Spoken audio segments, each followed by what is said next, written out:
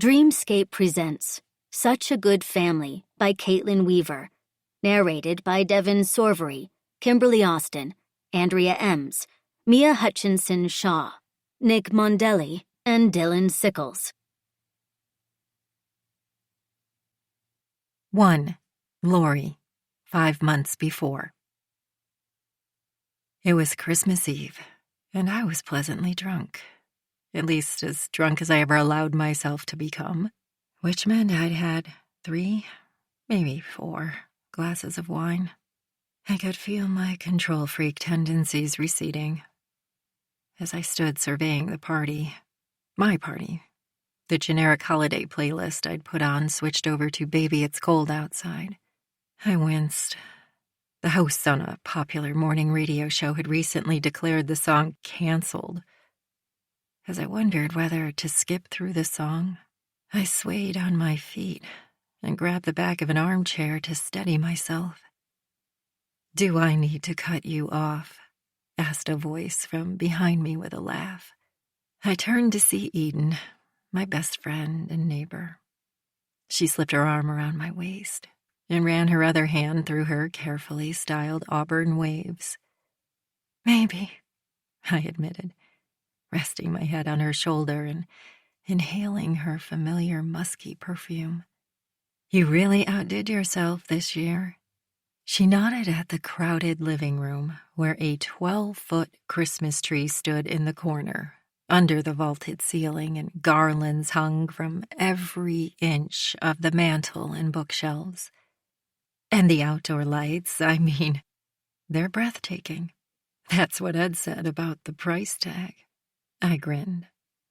I'd splurged to have our exterior Christmas lights professionally installed this year, much to my husband's chagrin. I was determined to make everything extra special this last year before my oldest, Knox, went off to college and everything changed.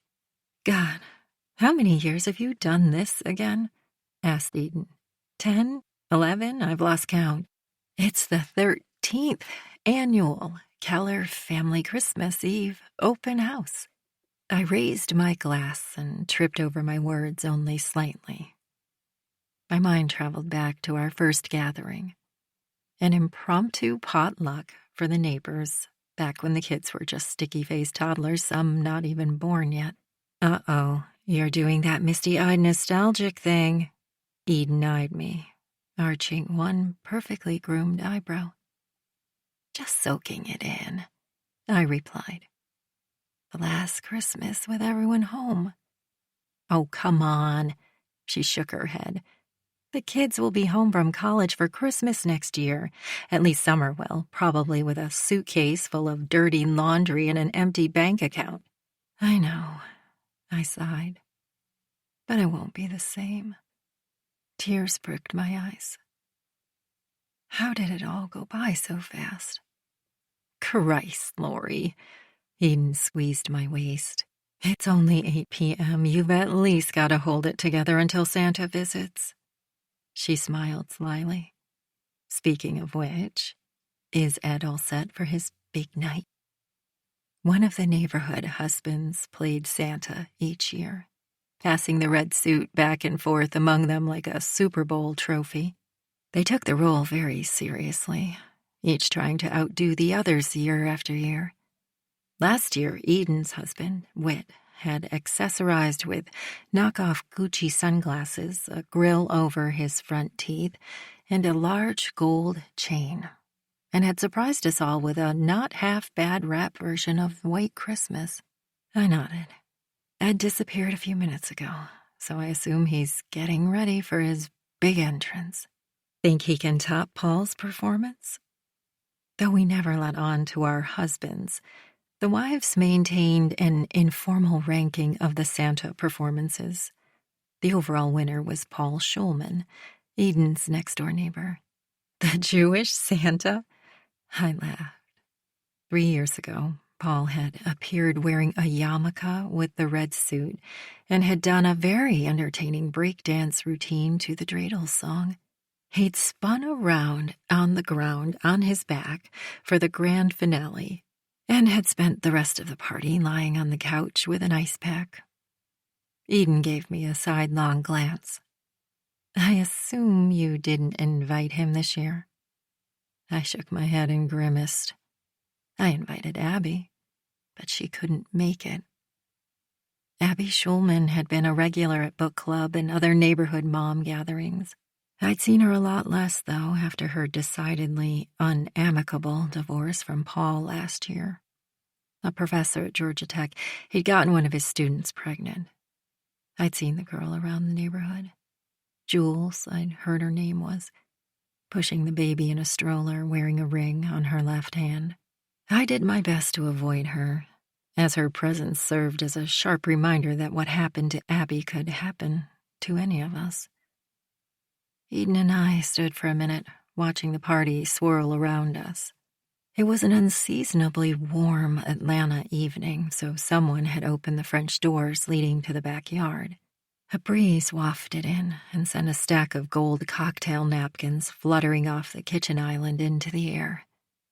The music, which had switched over to a jazzy version of Deck the Halls, blended with the sound of laughter and ice clinking in glasses. The mulled wine I'd made infused the house with the smell of cloves and citrus. I closed my eyes, soaking in the feeling of being surrounded by my family and closest friends on my favorite night of the year. Have we lost Lori?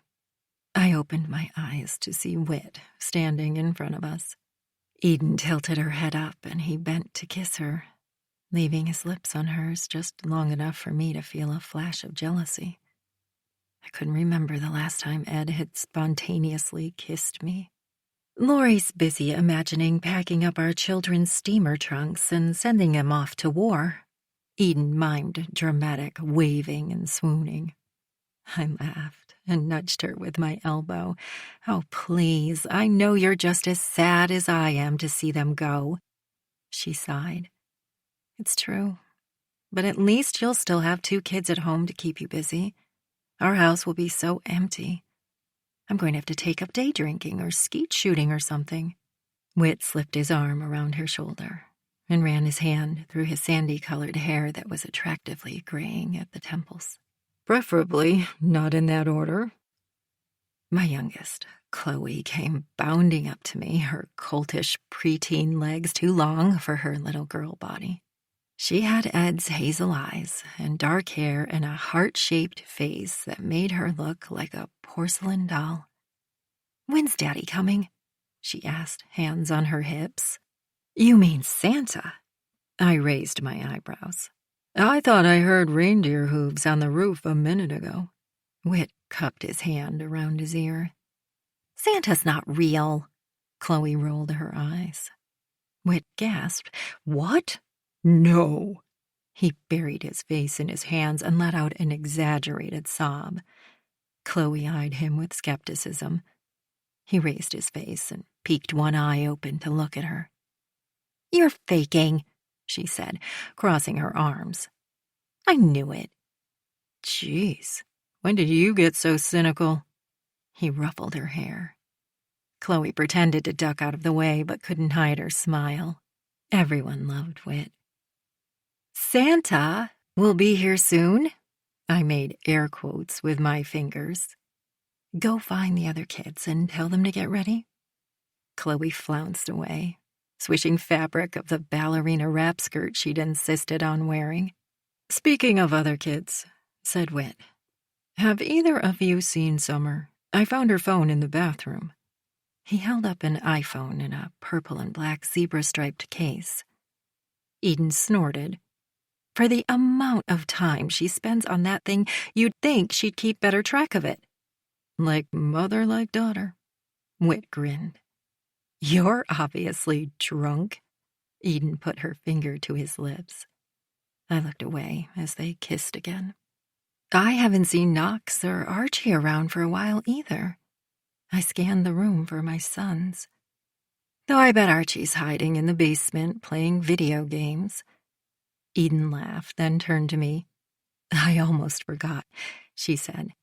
"I brought your Christmas present." "No, wait, I want to give you mine first." I clapped my hands. Eden had a knack for choosing the perfect gift, but this year I was especially excited about the one I'd gotten her. I pulled at her arm. "Come on." I stashed it in the guest room with all the other presents. "Don't worry about me. I'll be fine," Whit called after us in a loud voice. "I don't know why I bother hiding the gifts anymore," I said as we made our way down the hall. The kids just wanted to pick out their own stuff this year. It was so depressing. I opened the door to the guest room and froze at the sight of a figure writhing on the bed. I fumbled for the light, my eyes struggling to adjust in the dark. Squinting, I realized it was two people. A boy and a girl, their limbs wrapped around each other, faces pressed together. My hand found the switch, and as I flipped on the light, one of them gave a strangled cry. They disentangled themselves and scrambled off the bed to their feet. "Holy shit," Eden said. My mouth fell open.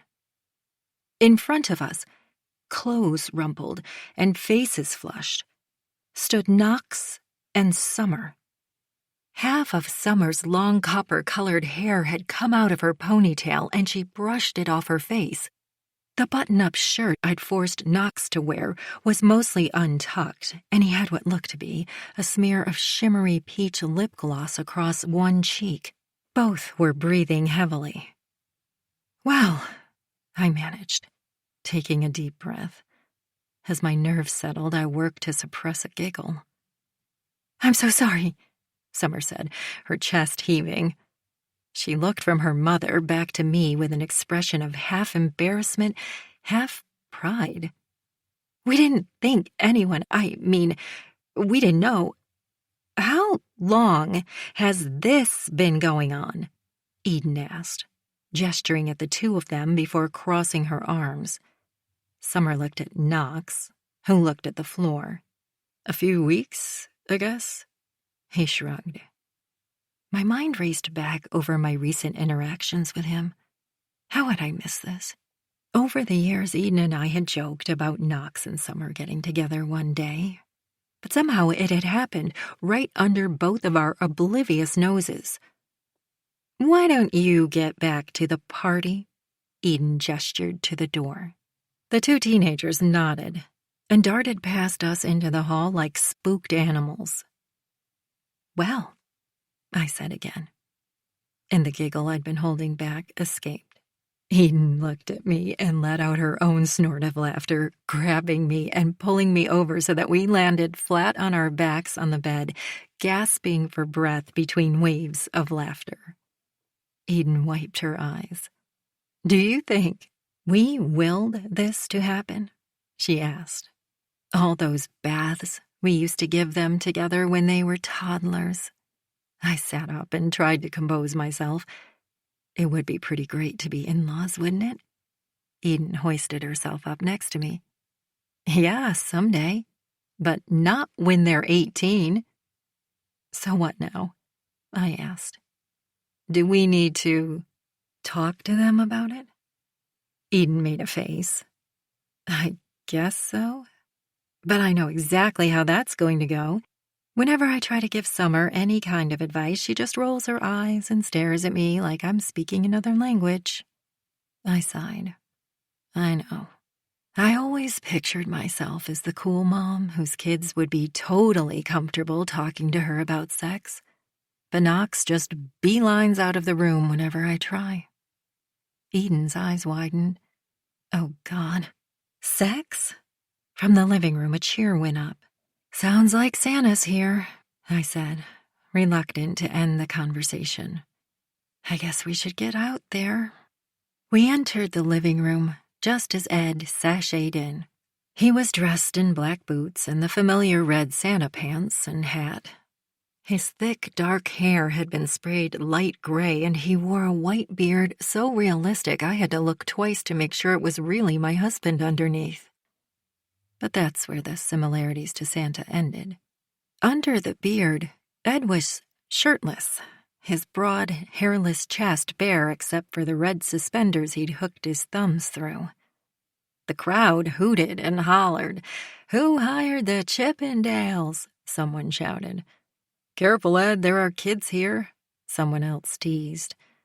The kids were mostly teenagers by now, though, and most of them were laughing along with their parents, with the exception of Knox and Chloe, who looked mortified.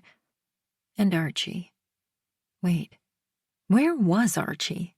I whirled around and got to the basement door just as it opened. "Santa's here?" Archie said, emerging. "Why didn't you come get me?" "I'm sorry, sweetheart, I forgot." "Thanks a lot."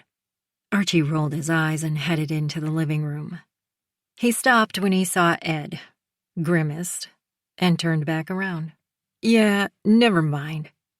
I started to call after him as he disappeared back down the stairs, but stopped. It was Christmas after all. The kid deserved a break. Ed was strutting around the room now, a large burlap sack slung over his shoulder. "Time to find out who's been naughty and who's been nice," he called, wiggling his thick eyebrows and pulling on his suspenders. He stopped in front of Whit, who fanned himself and pretended to fall backward in a faint. Laughter swept through the room. "And now, ladies and gentlemen," Ed said, dropping his voice an octave lower than usual, "the moment you've all been waiting for." He jumped on top of the ottoman and began gyrating his hips, swinging the burlap bag in a circle over his head. "I am not seeing this." Eden covered her eyes. "You and me both." I forced a laugh to cover my embarrassment. Once Ed had a few drinks in him, he could be a bit over the top, something I dreaded on nights like these. But I knew from experience that trying to rein him in would only backfire. Looking at him, standing there, though, I had to admit he looked good.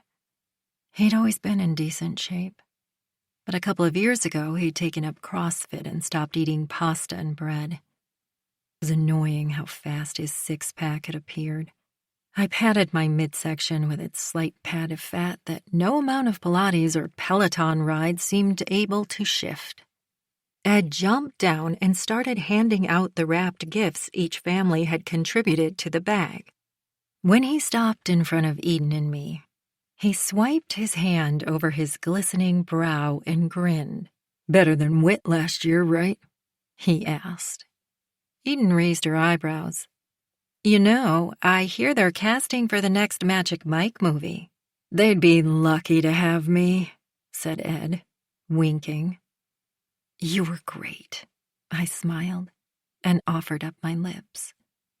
He bent to kiss me, but was already in motion toward the next cluster of people and instead grazed my ear with his mouth.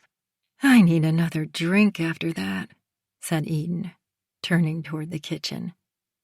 "I'll be right there," I promised. "I just have to do one thing." I returned to the guest room to retrieve Eden's gift and paused, eyeing the bed. While it was hard to think about Knox having a girlfriend at all, Summer was head and shoulders above any of the other perky cheerleader types who'd attached themselves to him in the past. To me, they all looked alike, and I was constantly mixing up their names. Kenzie, Michaela? I blinked away the movie that had already started in my head. Knox and Summer, smiling at each other as they walked back down the aisle after their wedding. Eden and me, pacing the hospital waiting room together while we waited to see the baby who would have Summer's red hair and Knox's blue eyes. Our families, together for Thanksgiving, Christmas, and summer vacations at the lake. Once I found Eden's gift, I wound my way back through the party and discovered her stretched out on the patio couch outside, her drink propped up on her chest. "Sorry," she waved her hand. The room was starting to spin. She turned her head toward me and caught sight of the gift bag. "Ooh, is that for me?" I nodded.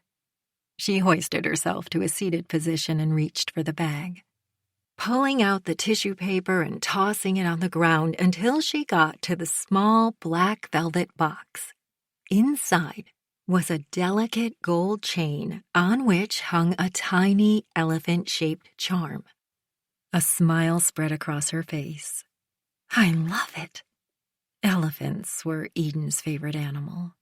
She said it was because, like her, they had excellent memories, especially when it came to holding petty grudges. And also because they were considered lucky. I have one too, I said, lifting my matching necklace out from under my blouse. So now we'll never forget each other, no matter what. It's perfect, she said, sweeping me into a hug. It's like those matching necklaces you got at the mall with your best friend when you were 12. Exactly, I laughed. Except ours are 18-karat gold. I raised what was left of the drink in my glass. To us, I said, and to luck. Eden smiled and clinked her glass against mine. May we never need it. 2. Eden, 4 months before. I'm heading out, I announced. Whit looked up from the couch where he was stretched out with his laptop, typing with one eye on the soccer match on TV. Whenever he poked fun at the reality shows I watched, calling them overdramatic, I liked to point out that half of soccer was just grown men writhing on the ground. Where are you going? His brow furrowed, and I thought for the millionth time how unfair it was that men over 40 were still considered attractive without Botox. Oh, you know, I thought I'd hit a strip club and then score some cocaine. I blew him a kiss and twirled a lock of hair around my finger. His face brightened. Can I come? I snorted. You wish. Sure you don't want to stay home? He patted the couch next to him. I swung my hips as I walked over and leaned in to kiss him, running my fingers over the stubble on his square jaw. Even after all these years, the feel of his lips against mine still caused a spark deep inside me. After a minute, though, I pushed back and stood up. That's it? His pale blue eyes flew open. Book club waits for no one. Did you read the book this time? Though Donna Tartt was awarded the Pulitzer Prize for her novel The Goldfinch, critics found it polarizing, I recited. So that's a no. Oh, come on. I'm known for not reading the book. I wouldn't want to disappoint. Off to your fans, then. Oh, remember I leave for New York tomorrow. Is it on the... It's on the calendar, he confirmed. An entertainment lawyer, Whit was always either packing or unpacking from a business trip. Okay. Love you. Love you more. I made my way across the street to Laurie's house and opened the front door without bothering to knock, something I must have done hundreds of times over the last 15 years. She and Ed had moved to our Mountaindale neighborhood only a month after Whit and me, and I could still picture seeing her at the playground for the first time. She had looked at me, sitting alone on a bench at one end of the playground, and at the group of moms gathered in a tight circle at the other end. Without hesitation, she walked in my direction and parked her stroller next to mine. I'll never forget that she chose me. Hello, hello, I called, pausing in the hallway to glance over the family pictures displayed on a narrow glass table. My stomach tightened to see one of Summer and Knox, taken at the winter formal dance they'd attended a week earlier. Laurie had shared it on social media, side by side with a picture of them playing in the sandbox together when they were little. The likes and comments had rained in. Aw, meant to be. Cutest arranged marriage ever. Taking childhood sweethearts to the next level. While I'd been wishing for most of high school that Summer would spend more time with boys than she did alone in her room with her guitar, what I hadn't wished for was Knox. I had a soft spot for him, of course. After all, growing up, he'd spent nearly as much time at my house as he had his own. But As Knox became tall and athletic, I'd watched his resemblance to the boys from my own high school days grow, the ones with cocky grins and cheerleader girlfriends, the ones who had no problem sneaking through my bedroom window for hand jobs, and sometimes more, and then ignoring me in school the next day. I told myself Knox was different, one of the good ones. Lori was his mom, after all, but my stomach still tightened every time I saw my daughter with him. "In here," Lori called from the living room. Caroline and some other neighborhood moms were already gathered on the couch, including our newest member, Natalie. I looked for a seat as far away from her as possible, remembering her monologue at the last meeting about the pressures of parenting young children. She was the only one of us who still worked. I gave her another year before the demands of the kids' activities and school events became unmanageable alongside her career. I, on the other hand, had quit working the minute Whit and I started trying to get pregnant. Convinced I'd get knocked up immediately, I was excited to settle in and eat whatever I wanted after years of watching the scale so I didn't get booted off the modeling jobs that barely paid my New York City rent. Except it turned out getting pregnant was more of a grueling marathon and less like the breezy sprint I'd anticipated. "What are we talking about?" I reached for one of the wine glasses set out on the coffee table. "Please tell me it's not the book." "I really do want to talk about the book at some point." Lori waved her copy at me, which had color-coded sticky notes attached to various pages. "Of course you do." I rolled my eyes and smiled. Lori laughed. "We were talking about how we can't believe we all have kids going off to college in a few months. Well, except for Natalie." I poured myself a healthy glass of Merlot. "I changed my mind. I'd rather talk about the book." Lori shot me a sympathetic look. She alone knew how truly bereft I felt at the thought of my only child leaving the nest. "Tom is obsessed with getting an RV once the kids are gone," said Caroline, "so we can drive to visit them and stop at national parks along the way." She had twins in Summer's grade, Violet and Jackson. Though Violet and Summer had been best friends since their Girl Scout days, I had little stomach for Caroline, who always seemed to be clutching her pearls about something. I wrinkled my nose. "Ugh, sorry to hear it." Caroline looked wounded. "I think it sounds fun." I stared at her over the top of my glass. "Caroline, you do realize you have to pump out your own shit in those things, right?" Lori laughed. "Ignore her, Caroline. Eden has PTSD when it comes to camping." "Yeah, thanks to you," I snorted. "I feel like there's a story there." Natalie raised an eyebrow. Lori and I exchanged a look. "Tent collapse," we cried in unison, dissolving into laughter at the memory of me swearing and flailing around under the deflated canvas structure while Lori tried valiantly to locate the zipped-up entrance to get me out. "That was the first and last time I went camping," I said, though it wasn't true. The first time had been with my mom the week we'd been evicted from our trailer for getting behind on the payments. But no one here could know about that. "You too." Caroline looked back and forth between Lori and me, trying to mask her annoyance that we'd derailed the conversation. Lori wiped her eyes and cleared her throat, shooting me a guilty look. "I think the RV idea is lovely, Caroline," she said. "And at least Tom's acknowledging that the kids are graduating in less than 5 months. Ed refuses to even talk about it. I'm totally on my own, getting all the housing forms in and nagging Knox to look at the fall course catalog." "Tell me about it." I swigged the last of my wine, and Lori automatically picked up the bottle to pour me more. "As far as Whit's concerned, he's already done his part getting Summer into Princeton by being an alumni. The rest of the boring details are up to me." "They have no idea how much we do," groused Natalie. "But then it's like Brian expects confetti every time he unloads the dishwasher." "Oh, Tom is very good about doing his part," Caroline said, folding her hands into a self-satisfied tent on her lap. "He really values everything I do for our family."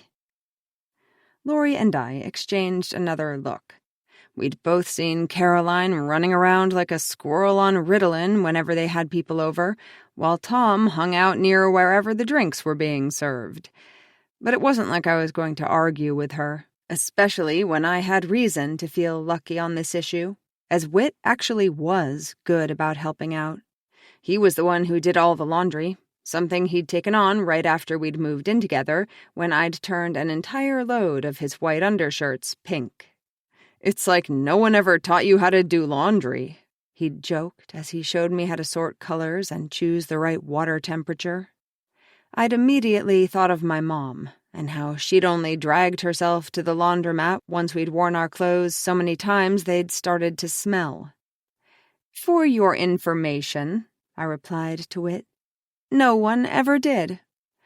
"Well, Caroline, you're lucky to have Tom," Laurie said, ignoring the private eye roll I sent her way. "I thought I might at least get help from Ed with some of the other stuff, like talking to Knox about, sex and stuff, but he's leaving that to me, too." Natalie's eyes widened with confusion. "But Knox already knows about sex, right?" Caroline smirked. "He's an 18-year-old boy, Natalie. He probably thinks he invented sex." "I think it's so important to talk to our kids about this stuff," Laurie said, "but I haven't had much luck getting the conversation started. I mean, it's college. I just want him to be smart, you know?" "Oh, I know," Natalie said, cringing. "God knows I had my fair share of vodka punch and questionable encounters." "We all did," I said, joining in, though the only college experience I had to speak of was one semester at Poughkeepsie Community College before I got scouted by a mid-tier modeling agency at my waitressing job and immediately dropped out. Most of my questionable history predated that anyway. Laurie glanced around and lowered her voice to a whisper. "Ed said we should buy Knox condoms for graduation." Caroline gasped. "But isn't that like giving him permission to—" "Oh, for God's sake, Caroline," Laurie said. "Surely you're not that naive. All anyone does in college is have sex. It's better that he uses protection. And dating is so complex these days. Maybe I should get the condom packs inscribed with legal agreements of consent for all parties to sign before they can be used." Everyone laughed at that, and Laurie continued.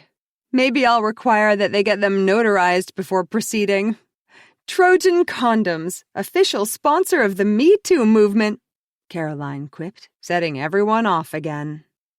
Everyone laughed but me. I'd spent far too many hours in therapy healing from my own past sexual encounters to find this funny. Laurie noticed my expressionless face and flashed me a look of concern and apology. "But don't you think Knox and Summer will stay together?" asked Caroline.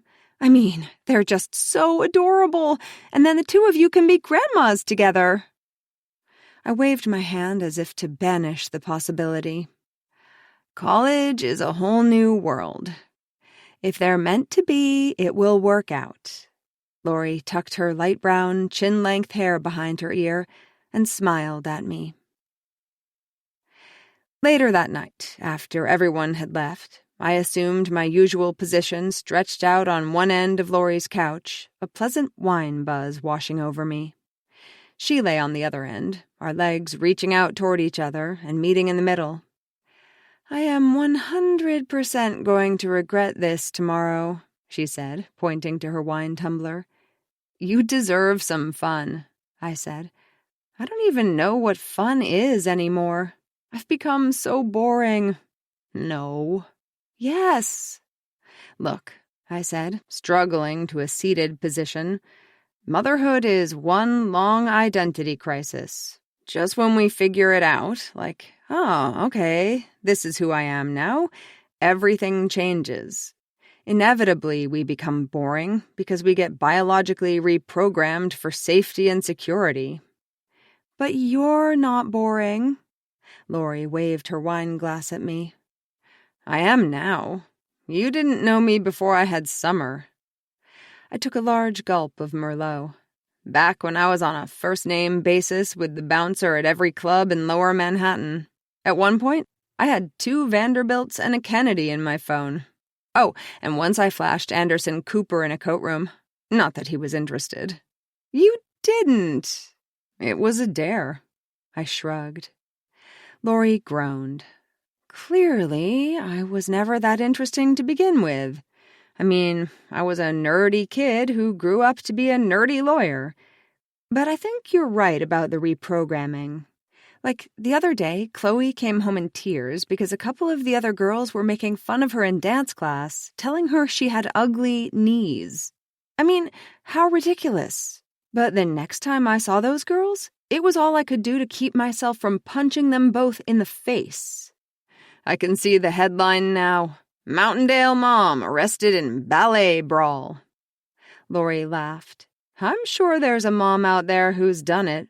Oh, absolutely, I said. If anyone ever touched Summer, I'd destroy them. 3. Jules. 3 months before.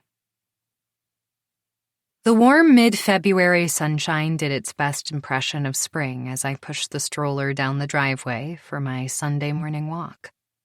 Mountaindale, the neighborhood where Paul and I lived, sprang up in the 1930s as a modest commuter suburb to Atlanta's newly booming downtown. Most of the original tidy brick homes had been knocked down to make way for newer houses like ours, large structures with clean lines and big windows. It was the kind of upscale neighborhood I couldn't even have imagined living in when I'd moved to Atlanta for college.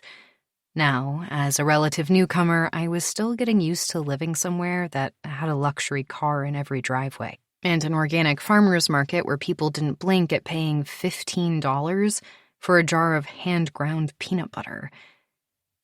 I'd already turned onto the street when I saw her, a tall, striking woman muttering to herself on the lawn next to mine. Though we'd never spoken, I knew it was Eden Van Doren. I saw her in the coffee shop up the street sometimes, sitting with the other moms fresh from school drop-off, all wearing some variation of high-end leggings and distressed t-shirts bearing slogans like Peace, Love, and Kale, and Namaste, y'all. They sipped skinny cappuccinos and flitted from table to table like birds during an insect swarm, doling out greetings and air kisses, all while pointedly ignoring me. She was frowning at the lawn, clearly displeased about something, but then she swiveled to look at me, as if she'd just registered I was there. I was suddenly self-conscious about my bedhead and the sweatpants I'd fished out of the laundry hamper. Eden, on the other hand, looked fresh from a Lululemon photo shoot in pristine white leggings and a figure-hugging t-shirt that read, Coffee Snob in pink looping script. Her hair spilled down over her shoulders, and I was hypnotized by the smoothness of her milky skin. Hi, I said. We haven't met yet. I'm Jules Schulman, Paul's wife. I let my tongue linger over the last word, still getting used to it even though we'd been married for 6 months. I held up my left hand before remembering I hadn't put my ring on yet today. Oh, I know who you are, Eden said. For a split second, the hint of a not unkind smile played around her lips. Then she rearranged her face into a blank expression. I realized she was staring at the ropey scars that crisscrossed the back of my hand. I shoved my hand in my pocket, wanting to avoid questions that were none of her business. Her gaze slid back to the lawn. Fucking Bermuda grass, she said. There was a dead patch of lawn, and I was very clear with the landscaper we wanted it replaced with zoysia. With an exasperated sigh, she pulled her phone out of her pocket and began to dial. Excuse me, she said as she pressed the phone to her ear. Then, loudly into the speaker, Roberto, "This is Eden Van Doren. We have a problem." She waved her arm, either expressing her displeasure with the lawn or dismissing me, I wasn't sure. Either way, the interaction was over. And while Eden hadn't turned the other way in the grocery store or crossed the street to avoid me as some of the other Mountaindale moms did, her indifference still added to the hot ball of loneliness growing in my chest. I don't know why I kept hoping things would be different, that I'd finally be accepted in Mountaindale. Paul's ex-wife, Abby, had been one of them, after all. Still, the sting of being an outcast never lessened. I'd worked up a sweat by the time I wound my way through the neighborhood and back to the house. I carried Audrey inside and was greeted by the smell of fresh brewed coffee and the sound of Paul whistling as he retrieved a piece of toast from the toaster and dropped it onto a plate. We'd picked out new dishes when I moved in. Although there had been a perfectly good set in the cupboard, Paul suggested it might be better for us to start fresh with certain things, dishes, towels, a new bed, that he hadn't shared with his ex-wife. He didn't say the last part out loud, but I knew he was thinking it. Neither of us wanted to deal with the daily guilt of sleeping on the mattress he'd shared with a woman who now hated us both. "There you are," he said, smiling and stretching his arms out to take Audrey from me. "I missed you both when I woke up." He kissed me lightly on the lips, then nuzzled his nose against Audrey's cheek, and she rewarded him with a giggle. "She just woke up, so she's probably ready for a snack," I said, making a beeline for the gurgling coffee maker. Paul nodded. "Let's get you fed, you butterball."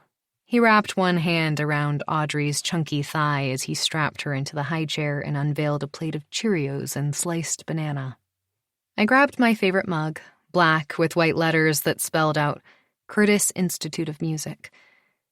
It was the one thing I'd kept from my time there, my daily reminder that I'd been good. Really good. At something before it all fell apart. I closed my eyes as I took my first sip, my brain ricocheting to the earlier scene with Eden, hearing her voice in my head. "Oh, I know who you are." I was surprised at the hot tears that stung my eyes and wiped them away with my sleeve, but not before Paul noticed. "Honey," he said, his thick eyebrows knitting together in concern. "What is it?" "I'll never be welcome here, will I?" My voice was thick. Then the tears spilled down, my loneliness pouring out despite my best attempt to keep it bottled up.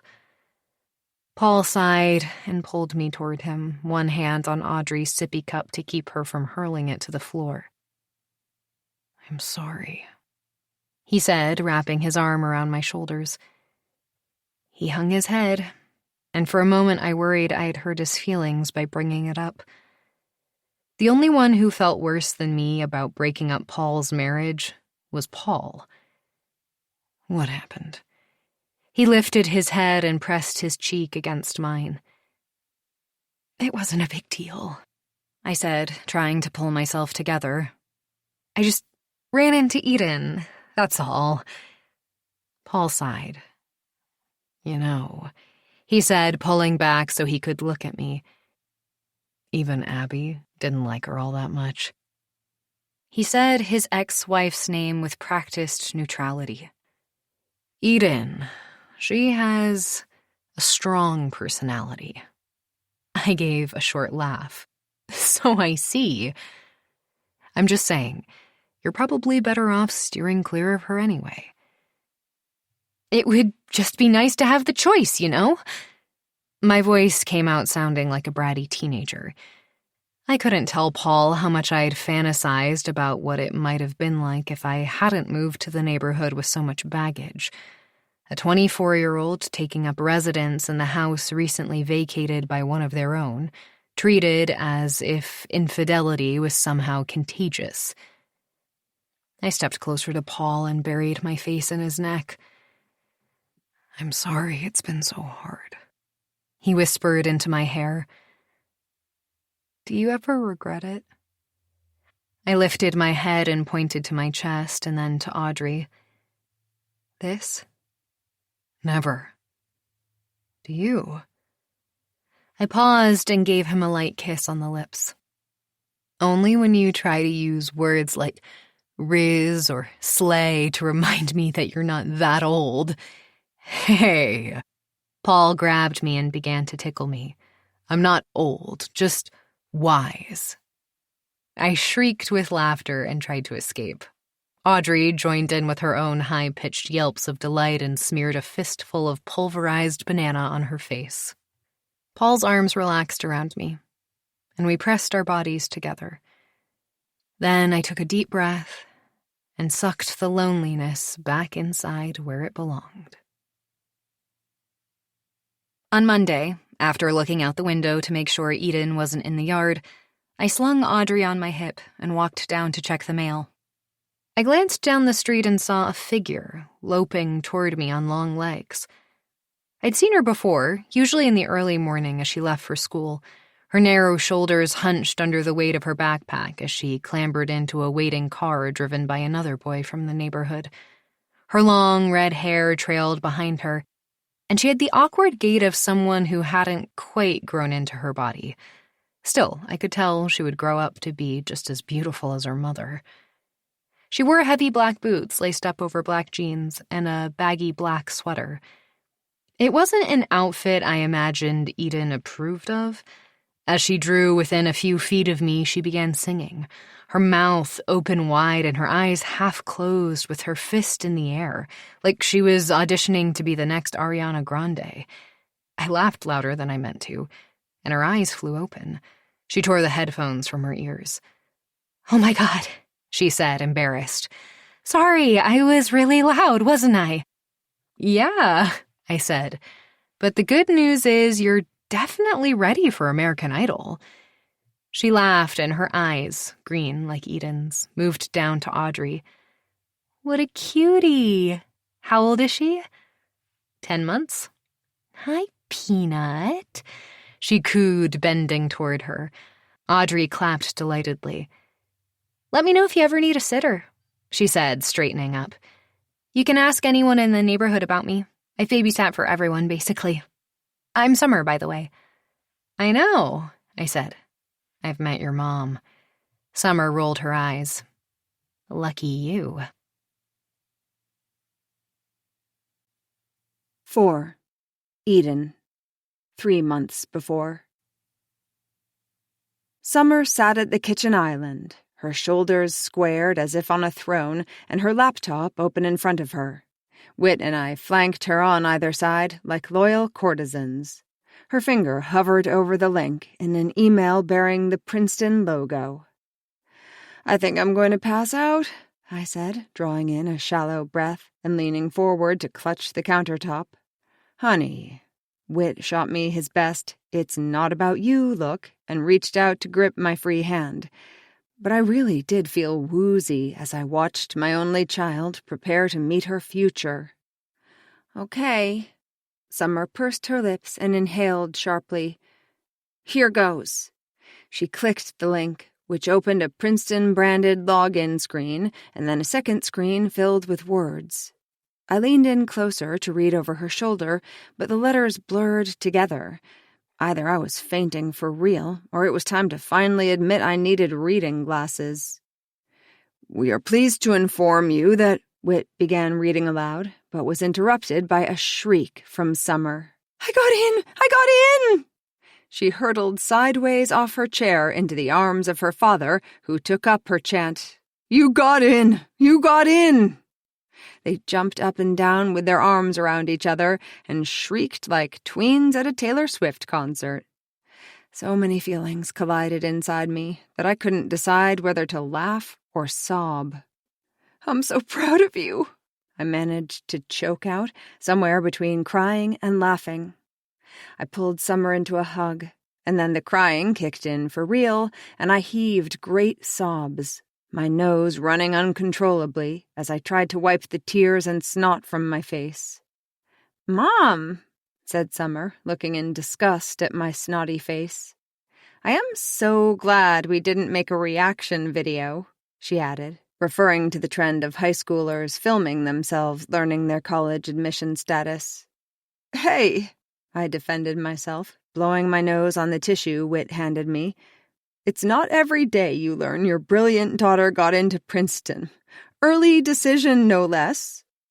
"I mean, we kinda knew I would, right?" Summer looked between Whit and me. "Because of Dad?" Whit reached out and ruffled her hair. "That helped for sure, kiddo. But they're not just going to accept any slouch whose dad went there. All your hard work in school was definitely the deciding factor." Bittersweet tears filled my eyes again, and I sent up a silent, impossible wish that nothing would ever change, and the three of us could just live in this moment forever. I'd harbored a secret hope Summer would choose somewhere closer to home. Princeton was a universe away, which was the point, of course. Princeton was part of her trajectory, a word Whit made fun of me for using. "She's not a rocket ship," he liked to tease. He didn't understand the power of momentum, because he'd never needed it, though he was easily wounded by the suggestion that privilege had played any role in his success, and quick to credit his hard work and intellect. I had no problem indulging his fantasy. While it was true that he was both smart and industrious, in the end, I didn't care how he'd gotten everything we had. I cared that we had it. Whereas I'd spent my childhood in thrift store clothing, the smell of which never completely washed off, Summer's closet featured only the latest brands. I edited her weekend sleepover invitation list to ensure they were girls from good families, most of whom lived in our same quiet, tree-lined neighborhood.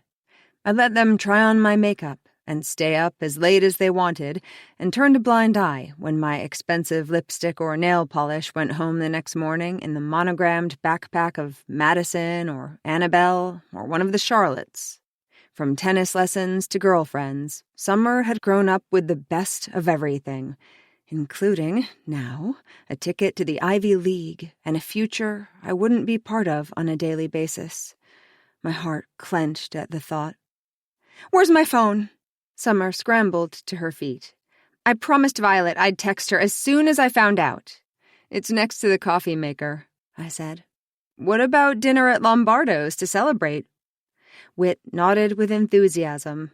Lombardo's was our neighborhood Italian spot, which both he and Summer loved for its homey red and white checked tablecloths and tradition of putting a candle in a giant meatball on your birthday.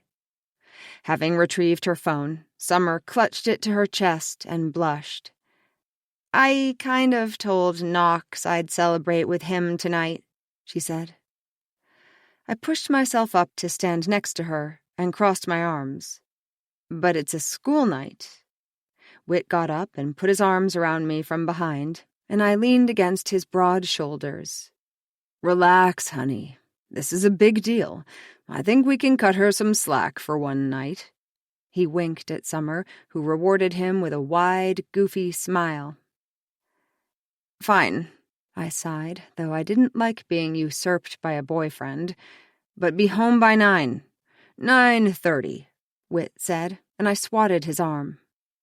As Summer bounded upstairs to get ready, he nuzzled his face into my neck. "But that doesn't mean we still can't celebrate," he said. I relaxed back against him. "I just need to send one work email. Meet you upstairs in 5? "Okay," I nodded, my body already responding to his touch. As he walked toward his office, I grabbed my phone and texted, "She got in." Lori replied immediately with confetti and champagne bottle emojis. "Ah, congratulations! How are you feeling?" "Ecstatic? Terrified?" "Huh, sounds about right. I mean, weren't we just potty training them yesterday?" "Exactly. What am I going to do with myself once she's gone?" "Hang out with me more." I laughed. Between driving Chloe around to her million activities, running the Westwood Parents Association, and now her new volunteer position on the board of a nonprofit, Lori was the busiest person I knew. Seriously, though, It's a whole new chapter for both you and Summer.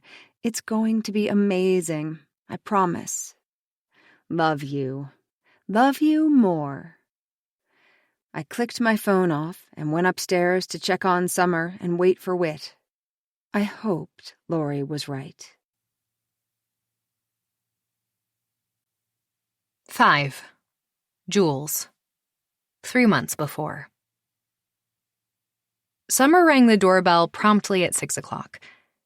She had a ring of angry black eyeliner around her eyes and wore a black t-shirt and cut-off jean shorts over a pair of ripped black tights. I felt an immediate kinship with her. It was exactly the kind of outfit I had dreamed about being able to wear to high school. Instead, I'd spent every school day in a navy blue skirt and white collared shirt for class at the Victory Baptist Academy, where my belief in the almighty creator was valued far more than my musical talent. "Hi," Summer said, her bubbly voice standing in stark contrast to her outfit. Audrey smiled and reached her arms out to Summer. "Oh, good," I said, relieved. "She's been having some separation anxiety, and she just got comfortable with our other sitter, so—" I shrugged. For the past 3 Tuesday nights, I'd left Audrey with Sonia, a grandmotherly woman who'd babysat years ago for Paul's now teenage son. Unfortunately, Sonia had badly sprained her ankle, leaving me without childcare for my night class since Paul had a class of his own to teach that night. I'd considered missing it, but it was my first return to college since pressing pause on my education when I got pregnant. And it had taken a considerable number of self-pep talks for me to register in the first place. "It's cool. Babies love me." Summer scooped Audrey into her arms and blew a raspberry on her cheek. Audrey shrieked with laughter. I gave Summer a quick rundown on the bedtime routine and started on a tour of the house. "Oh, I've been here before," she said. "My mom used to make me have playdates with Ari." She laughed. I'd get so mad because he never let me play with any of his action figures. He just kept them in boxes up on the shelf. "That sounds like Ari," I said dryly. Paul's son, Ari, was a senior in high school, like Summer, and had a genius IQ. His mother had had him tested and made sure to work that into every conversation. He stayed with us every other week, and he did his best not to talk to me or make eye contact. I hated those weeks, when I felt like I was walking on eggshells in my own home, which, in fairness, had been Ari's home first. Paul liked to remind me how hard the divorce had been on Ari, and that I should cut him some slack. I got it, but I also wondered when everyone was going to start cutting me some. "Anyway," I said, "let me at least show you the nursery." Summer followed me upstairs, and as we passed Ari's room, his door opened, and he nearly ran into us. "Whoa, sorry," I said, jumping back. I tried to give him a wide berth when we were both home, mostly because we had very little to say to each other. "Oh, hey, Summer," he said, looking past me and straightening up out of his usual slumped posture. "Hey, Ari," she waved. "What are you doing here?" He frowned at me like I might have lured Summer to the house for some kind of witchcraft. "Babysitting?" "Oh, right." Ari's eyes focused on Audrey in my arms, who smiled and blew a spit bubble for him. I thought I caught a glimmer of a smile. Then he turned back to Summer. I should get going." "Have fun at Mathletes," I chirped, my voice too high and bright. "It's robotics club tonight," he replied, his eyes still on Summer. "Bye, Summer." She gave another wave as he headed downstairs. "Whoa, are those, like, drones?"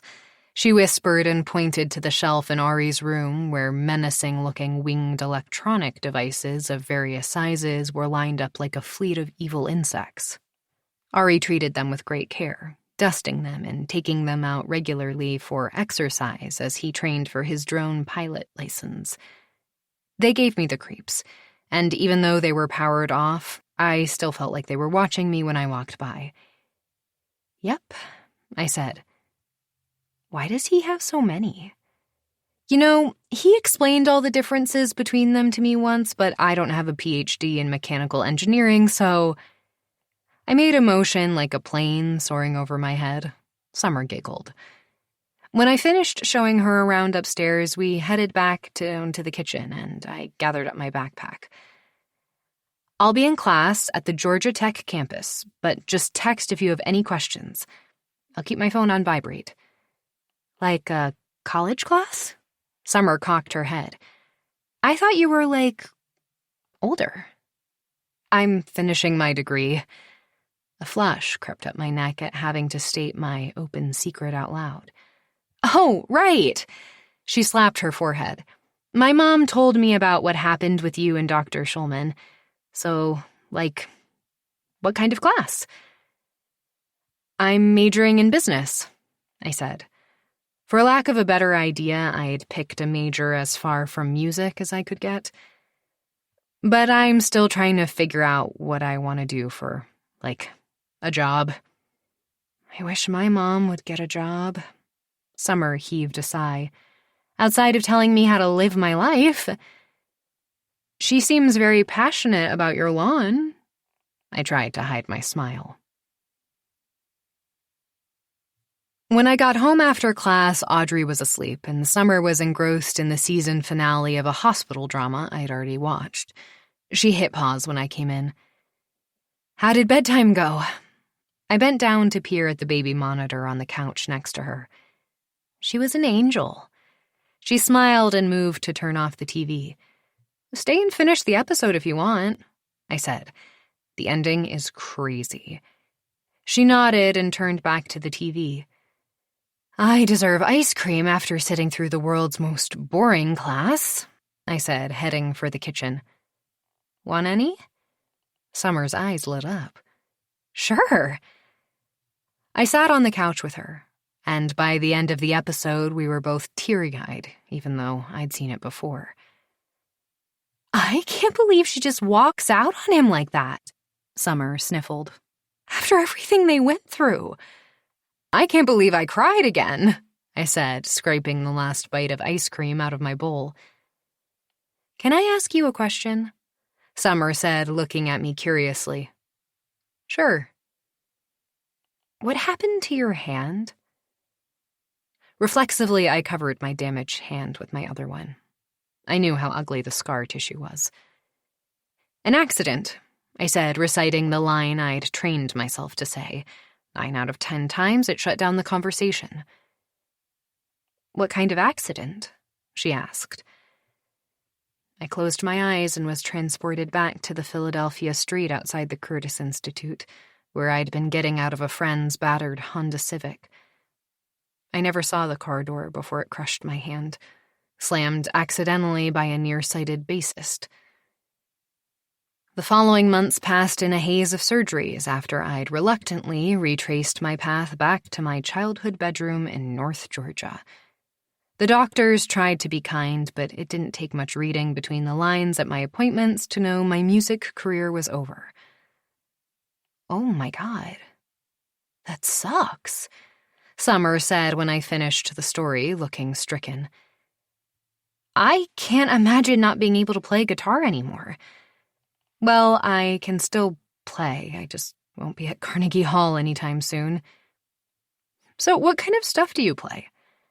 I groped for a change of subject, fighting back the tears that still came when I thought too long about what I had given up. Covers, mostly, like Olivia Rodrigo and Billie Eilish. But I also like old stuff, like Blondie and Joni Mitchell. She looked up at me shyly. I wanted to go to music school, but my parents told me I had to get a degree I could get a job with first. Let me be your cautionary tale. I'd meant to sound jokey, but it came out much darker. My mom said you were Paul's student. Summer hesitated. And that it's a total cliché for a professor to sleep with his student. Did she? I raised my eyebrows, caught off guard by her directness. But I think it's totally romantic how you met, she added. I suppressed an eye roll. Romantic was the last word I would have used to describe the messy university investigation Paul went through after we took our relationship public, or his even messier divorce. He'd been my assigned advisor when I transferred to tech after 3 years of music school. I shivered, remembering the bolt of lightning that had gone through both of us at that first meeting in his office. I'd registered for his class the next day, unaware I was about to destroy a marriage. "Do you have a boyfriend?" I asked Summer, changing the subject again. Her cheeks went pink and her lips stretched into a wide smile. "I'm going to take that as a yes," I laughed. "We've been hanging out together for 2 months," she said. "Wow, that's like an eternity in high school, right?" She laughed. "Kinda." "So? So what?" "So tell me about him." I poked her playfully. Her smile stretched even bigger. "He's like a big baseball star and super popular, unlike me." Her smile faltered. "What do you mean?" "I'm a music nerd, so we have totally different friend groups." "Oh, high school," I sighed. "You couldn't pay me enough to do that again." "I don't know." Summer's eyes were dreamy and unfocused. "Everything feels pretty perfect right now." 6. Lori. That night, Sunday, 3 a.m. Knox was late for his curfew for the 3rd time this week. It had been 30 minutes the first time, then 45 the next. Both times Ed refused to let me get out of bed when I heard my son's footsteps on the stairs. "Let it go, Lore," he'd said. "It's his last week of high school, for Christ's sake. He deserves to have some fun."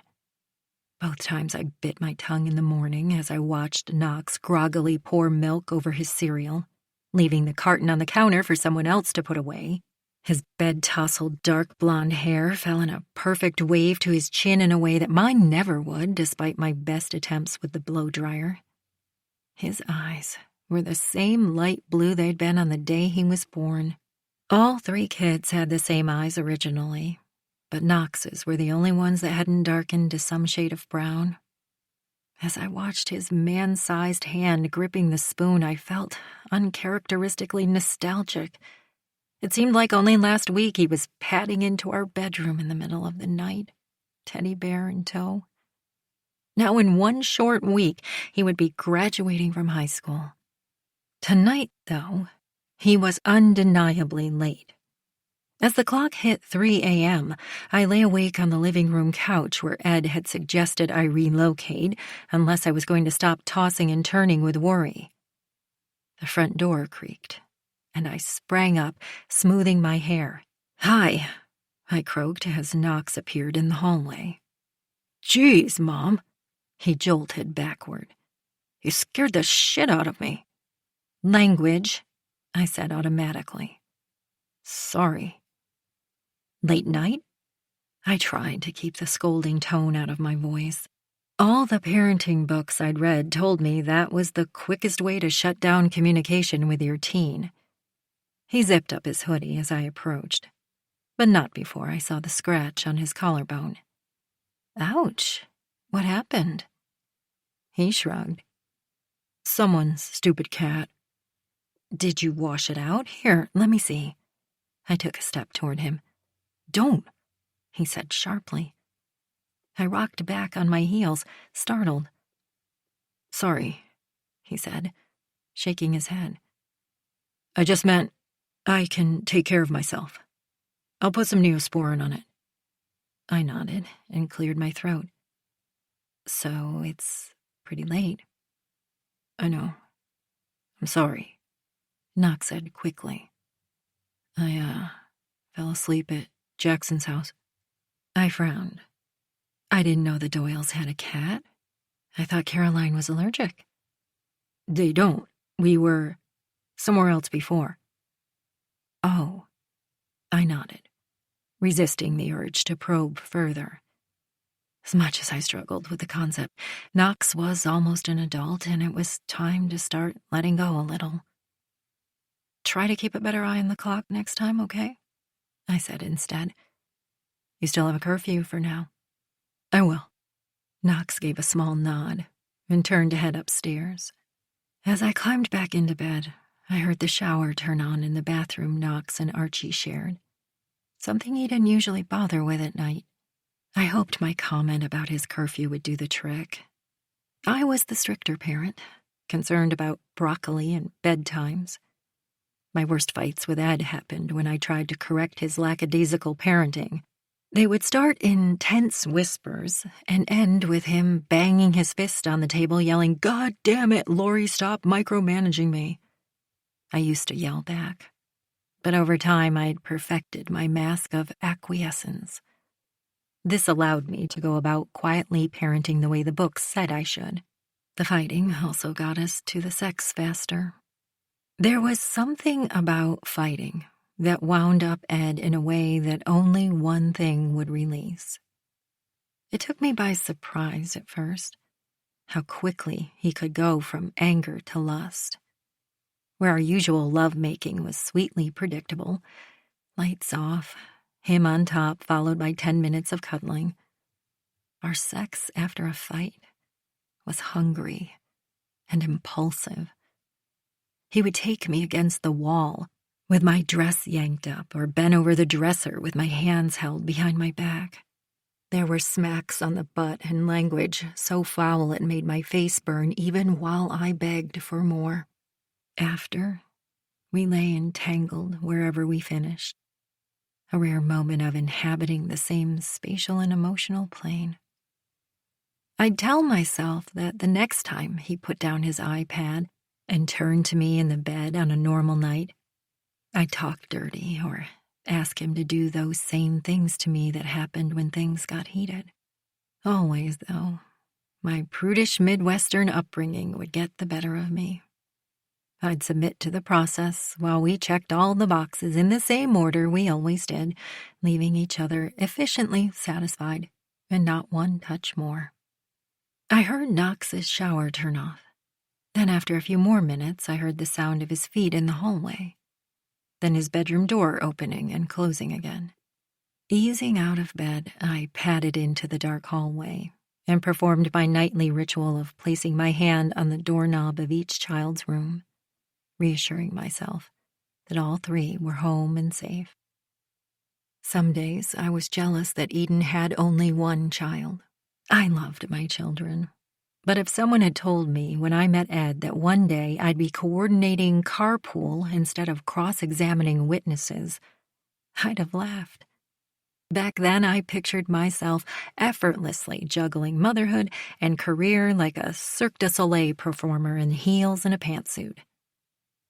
But I hadn't anticipated the disapproving stares of the partners I worked for as I left the office early at 7 p.m., to relieve the nanny, nor how little I would care about drafting courtroom briefs once there was a small person with my eyes and Ed's smile who depended on me. Now, though, my identity was wrapped up in being president of the Parent Boosters and the mother of Knox, Archie, and Chloe. And sure, I'd recently been asked to join the board of Free Motherhood, an organization that supported women who gave birth while in prison. But they'd wanted me for my connections to wealthy potential donors, not my law degree. As I stood in the quiet, dark house, I felt the familiar tug of war between gratitude for the life I'd built and longing for the one I never got to have. I glanced at Knox's door and wondered where he'd been that night, and with whom. I turned in the direction of Eden's house, as though I could see it through the walls. I wondered if Summer had also just gotten home. I remembered how Eden and Summer used to sleep over if both our husbands happened to be traveling for work at the same time. "This must be what living in a commune is like," she joked, after we worked together to feed, bathe, and read bedtime stories to all the kids. "Sign me up," I said. "It's nice to have some help for once." Back then, Knox was scared of the dark, so Summer slept in a sleeping bag on the floor next to his bed. In the morning, we'd always find him on the floor next to her, both of their heads squeezed together on one pillow. I shook myself out of the memory. How strange it was that Knox and Summer were nearly adults now, and that they'd been dating for over 5 months. As much as I didn't want to think about it, the realist in me knew they were probably having sex by now. Now that he was older, I wanted Knox to be able to talk to me about relationships, but I'd exhausted all my parenting strategies with no luck. I'd sent him articles and bought him books. I'd tried talking to him while in the car and while watching TV. They were all met by the same mortified silence and one-syllable answers. I told myself I'd done what I could. But as I padded back down the hallway to my bedroom, I couldn't shake the nagging feeling that I'd somehow failed to raise the kind of boy I intended to. 7. Eden. Sunday, 9 a.m. The spinning studio had a strict no electronic devices policy, which I almost always ignored. "This is your time to leave the outside world behind," the instructor intoned before every class, as if the outside world didn't assault my mind with every pedal stroke. Are Whit and I having enough sex? Stroke. I think I'm out of Ambien. Stroke. I wonder if the caterer could still add the sushi bar for Summer's graduation party. Stroke. Have I always had that weird mole? Stroke. Halfway through class, I wiped the sweat out of my eyes and snuck a glance at my phone. There was a kissy emoji text from Whit before he'd boarded his plane earlier, and a message from Lori confirming she'd stop by with a bottle of wine to keep me company later. There were also 3 missed calls and a text from an unknown number. I clicked to open the text. "At University Hospital ER with Summer. This is Jules." My hands shook as I tried to reply, my fingers fumbling over the tiny keyboard. "What's wrong? Is she okay? What happened?" I held my breath and waited for the 3 gray dots to appear, but nothing happened. I blew through 2 red lights on the way to the hospital, muscling cars out of the way with my Escalade. I had needed the 3rd row of seats to drive carpool when Summer was younger, and now I felt vulnerable in anything smaller, as if the need to ram through a police barricade or bump some entitled prick's Tesla out of the way could arise at any moment. I gripped the steering wheel with one hand and my phone with the other, waiting for Jules to respond. I pictured Summer bleeding and motionless on a hospital bed, surrounded by a team of doctors and nurses frantically pumping on her chest and yelling orders at each other. When had she come home last night? Why hadn't I waited up instead of falling asleep to bad TV? My heart felt like it would explode from beating so fast. At the hospital, I left the car in a tow zone with the hazards flashing and rushed through the wide bank of glass doors that led to the emergency department, my feet skidding across the slippery floor as I realized I was still wearing my spinning shoes. Yanking them off, I ran up to the desk in my sweaty socks. "My daughter, I need to know where she is." "Your daughter's name?" asked the expressionless woman behind the desk. "Summer Van Doren." "ID?" I pulled my driver's license from my wallet, spilling the contents in the process. She plucked the piece of plastic from my fingers with one hand and punched at her keyboard with the other. Squinting at the screen, she looked back up at me. "Okay, she's expecting you. Exam room 3, through those double doors, make a left." I swept my credit cards and cash off the counter into my purse and sprinted for the doors. The floor seemed to drop out from beneath me as I saw Summer sitting on a metal exam table in the small, chilly room, a paper gown hanging loosely off her narrow shoulders. She looked small and frail, with her long legs dangling above the floor and her elbow wrapped in gauze. Jules had pulled a chair up next to the table, exactly as I would have. She was squeezing my daughter's hand with one hand and cradling her baby with the other. With her dark hair pulled back into a ponytail and her face bare of makeup, Jules looked more like an organic shampoo ad than the husband-stealing siren the other neighborhood moms made her out to be. "Mom?" Summer's voice was hoarse. Her pale face had purple smudges under her heavily lashed eyes. The effect made her look as if she hadn't slept in years, which I knew wasn't true because I'd been personally prying her out of bed every morning for her last month of high school. Her long coppery curls were tangled and matted down on one side, like when she was a little girl and refused to let me comb out the snarls. That struggle seemed like just yesterday. How was it possible that her high school graduation was only a week away? "Sweetheart," I staggered across the room, stepping between my daughter and Jules and wrapping my baby in my arms. She smelled like alcohol, stale vomit, and the expensive shampoo she regularly swiped from my bathroom. With Summer pressed against me, the thudding of my heart inched upward until it felt like it was in my throat. My relief at seeing her in one piece mixed with anger at myself for ever letting her out of my sight. I no longer cared about college. I'd sooner keep her tethered to me for the rest of our lives. Summer buried her face in my shoulder. "I'm sorry, Mom," she whispered, her voice catching. I felt the wetness of her tears mingling with my sweat. "Shh, it's okay." I rubbed her back, refusing to allow any space between us. "I'm here now." Summer's shoulders heaved as she kept her face pressed against me. I shot a pointed, questioning look toward Jules, who was jiggling and shushing the baby. "What happened?" "I found her passed out in your bathroom this morning," Jules said in a low tone. "In my house?" I asked, louder than I'd intended to. My head was buzzing with confusion. "She was checking on me," Summer said, her shoulders caving in on themselves. "I was supposed to babysit this morning." Her voice was small and sounded younger than her usual exasperated teenage tone. "I tried texting and calling when she didn't show up."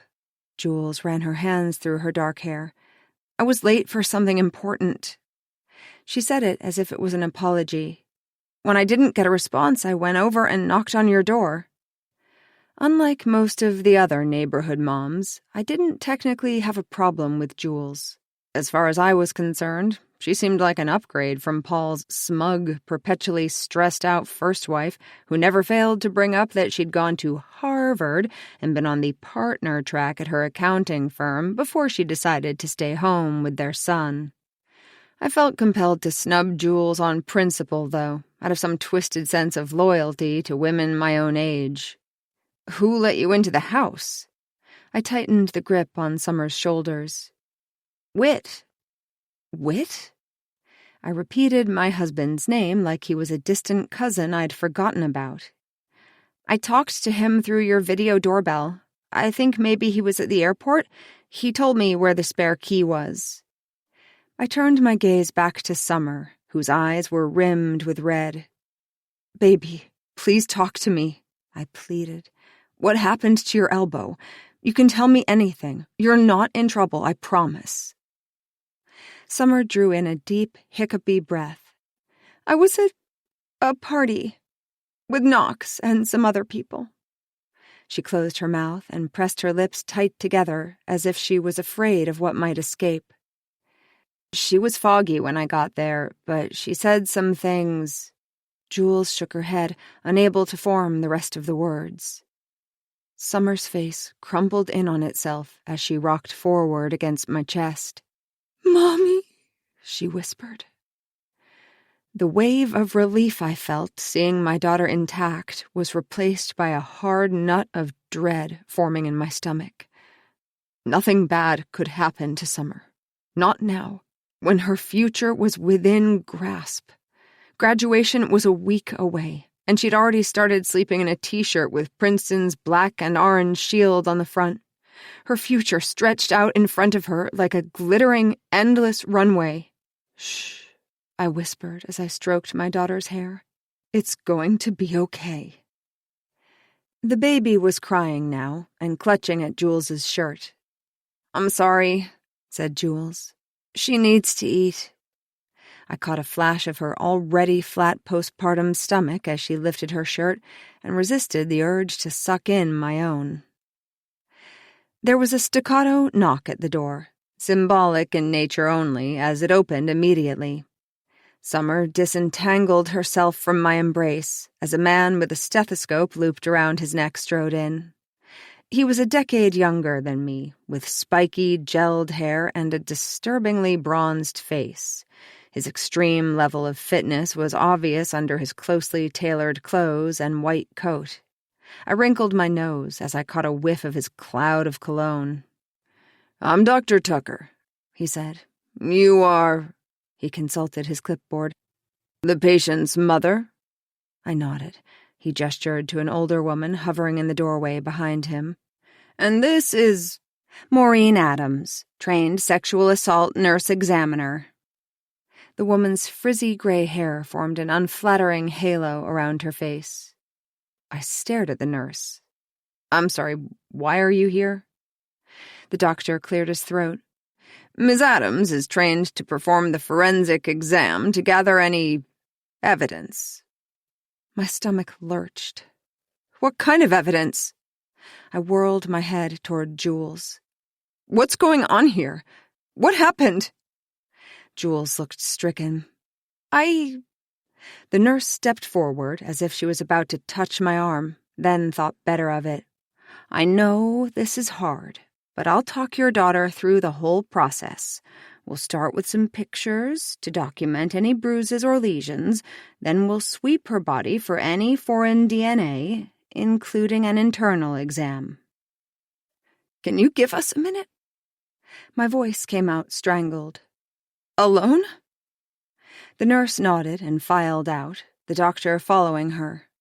Jules hesitated as she lifted the baby to her shoulder, looking at Summer. "I'm here if you need anything," she said, getting up and heading for the door, which she pulled shut behind her. I turned to my daughter, my heart pounding. "Summer." Her eyes were filled with tears. "What? Who?" She hung her head, and her voice came out in a whisper. "Knox." My vision narrowed into a tunnel, blackness closing in. I grabbed the exam table to steady myself. "Knox?" I croaked. I couldn't say the word. Summer nodded. Adrenaline surged in me, and my survival instincts roared to life. I gathered Summer into a tight hug, squeezing her fiercely.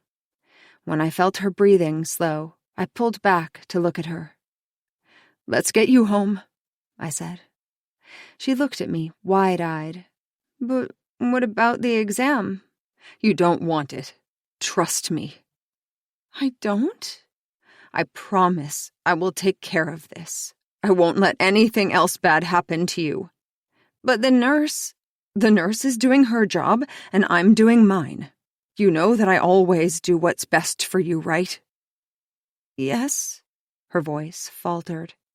"Then, baby, it's time to go home."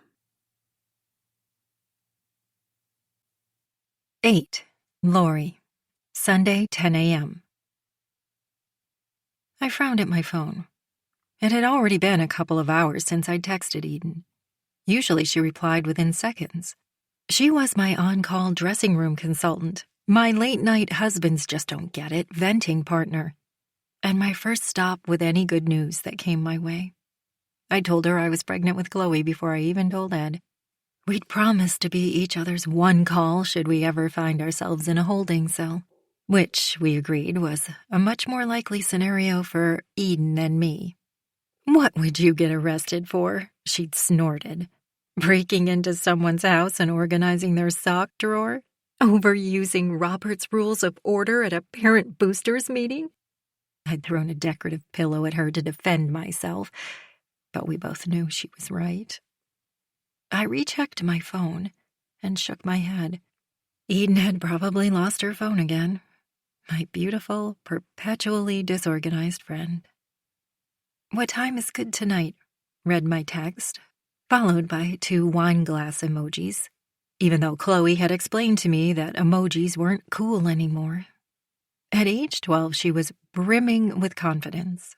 I wished I could bottle it up for her and dole it out over the next few years when she would need it most.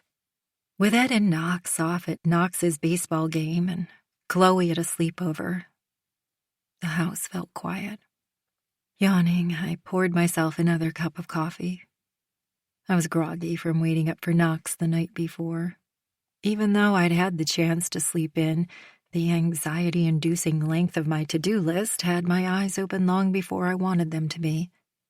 Today's priorities: get the last invitations out for Knox's graduation party, finalize the catering order, label all of Chloe's dance camp gear with her name, and take Archie shopping for something other than a black t-shirt to wear to his brother's graduation. "Archie!" I called up the stairs for the 3rd time. "Last call for breakfast, honey." I wanted to get to the mall before it got crowded with Sunday shoppers. After a few minutes, he shuffled into the kitchen, wearing pajama bottoms with one of the hems ripped and trailing on the ground, and a wrinkled black t-shirt with Einstein's face on it. Rubbing the crusts of sleep from his eyes, he pulled out one of the kitchen bar stools and sat down. "Pancakes?" I asked. He shook his head. "Just cereal. I can get it." "I don't mind," I said. Pleased he'd even offered. I poured him a bowl, along with a glass of orange juice, and leaned against the opposite side of the kitchen island. "I'd like to leave for the mall by noon." "The mall?" He slurped a bite of cereal, a trickle of milk escaping from the corner of his mouth. Teenage boys were hard to love sometimes. "We're getting you something nice to wear to Knox's graduation, remember?" His shoulders slumped. "I really have to go to that?" "Archie, it's your brother's graduation. Of course you have to go." I clucked my tongue. "It'll be so long," he groaned, "and boring." "Knox would be crushed if you weren't there." I reached for my most frequent weapon: guilt. Archie made a scoffing sound in the back of his throat. "Yeah, right." I crossed my arms. "What's that supposed to mean?" He shrugged. "Nothing," he mumbled, slurping more cereal. I uncrossed my arms and softened my voice. "The two of you don't really hang out anymore, do you?" I tried to remember the last time I'd seen both my sons in the same room, other than for our required family dinners.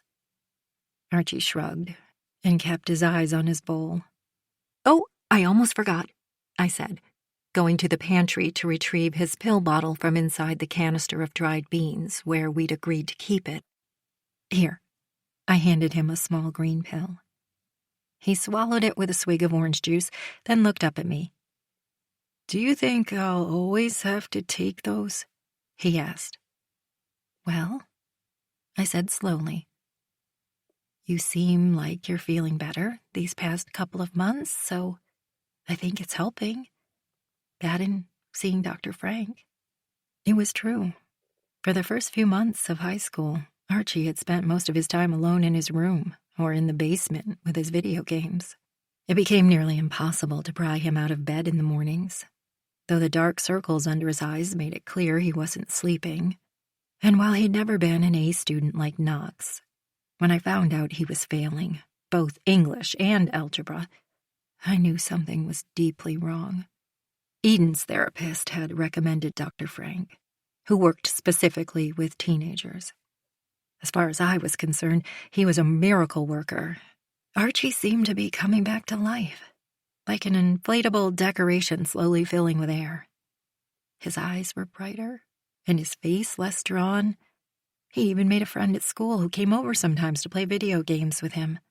"Are you seeing Tadpole this weekend?" I tried to keep a straight face as I said the girl's nickname. I'd asked Archie repeatedly what her real name was, but he claimed not to know. Her older brother was on the baseball team with Knox, and neither sibling was gifted with height. He shook his head. Nah, her family went to the lake. He took another bite of cereal and was quiet for a minute. So, will I, need those pills forever? He asked again. I don't know, honey, I said, careful to keep my face neutral. Some people's brains are just wired differently. Yours might be, but it also might just be current circumstances. What do you mean? That high school sucks. His eyes widened, and then he laughed. I was pleased I'd been able to shock him with as close to a curse word as I'd ever uttered in front of him. His eyes flickered over to a large circular refrigerator magnet made from a photo of Knox in his baseball uniform. Not for everyone. Your brother has his challenges too, I said, though I couldn't name any off the top of my head. Everything seemed to come easily to my outgoing oldest child. Archie slurped up the last bite of his cereal and gazed down at the counter. Dr. Frank said it's weird Dad doesn't know I see him, he murmured. I tensed. Well, your father has strong feelings about what Dr. Frank does. I know, said Archie. Dad doesn't think they're real doctors like he is. I hesitated. Over the years, Ed had worked his way up to being the top physician for the Atlanta Braves baseball team. It was a huge accomplishment, but sometimes I worried about all the time he spent in such a testosterone-fueled environment. We can tell Dad if you want to, I said. I held back a grimace, picturing Ed's reaction and the argument that would follow. Archie considered this, then shook his head. Not right now, anyway. I nodded, relieved. Your dad loves you very much, kiddo. My phone buzzed with an incoming call. I looked down to see if it was Eden, but saw the caterer's name displayed on my screen. I need to take this, I said. We're leaving at noon, okay? With the phone to my ear, I stepped outside to grab the prior day's mail. Let's do 200 sliders instead of 150, I said, walking to the end of the driveway. And more steak kebabs than chicken. The caterer read through the rest of the order. I nodded along, catching sight of Eden's Escalade pulling into her driveway. Summer got out first and vanished into the house. I said, trying to wrap up the call. Yes, perfect. Thanks. Bye. Eden walked around the car toward the door, carrying her gym bag. Eden, I called, waving. Hey, Eden! She looked up and raised her arm as if to wave, then jerked it back down to her side. Her eyes met mine for a split second, and goosebumps rose on my arms despite the warm day. Then, without a word, Eden turned and walked inside. 9. Eden. Sunday, 10:30 a.m. Summer was silent as we drove home from the hospital, her face turned away, forehead leaning on the passenger side window. It's going to be okay, I said. The words seemed ridiculously small as they came out of my mouth, like an army of toy soldiers facing down a real-life battlefield. Whatever. Summer's voice sounded small and far away. I concentrated on the road in front of me, on my speed gauge, on making full stops at all the intersections. Anything to keep my brain from returning to the scene at the hospital. Anything to keep from thinking about the questions I needed to ask my daughter.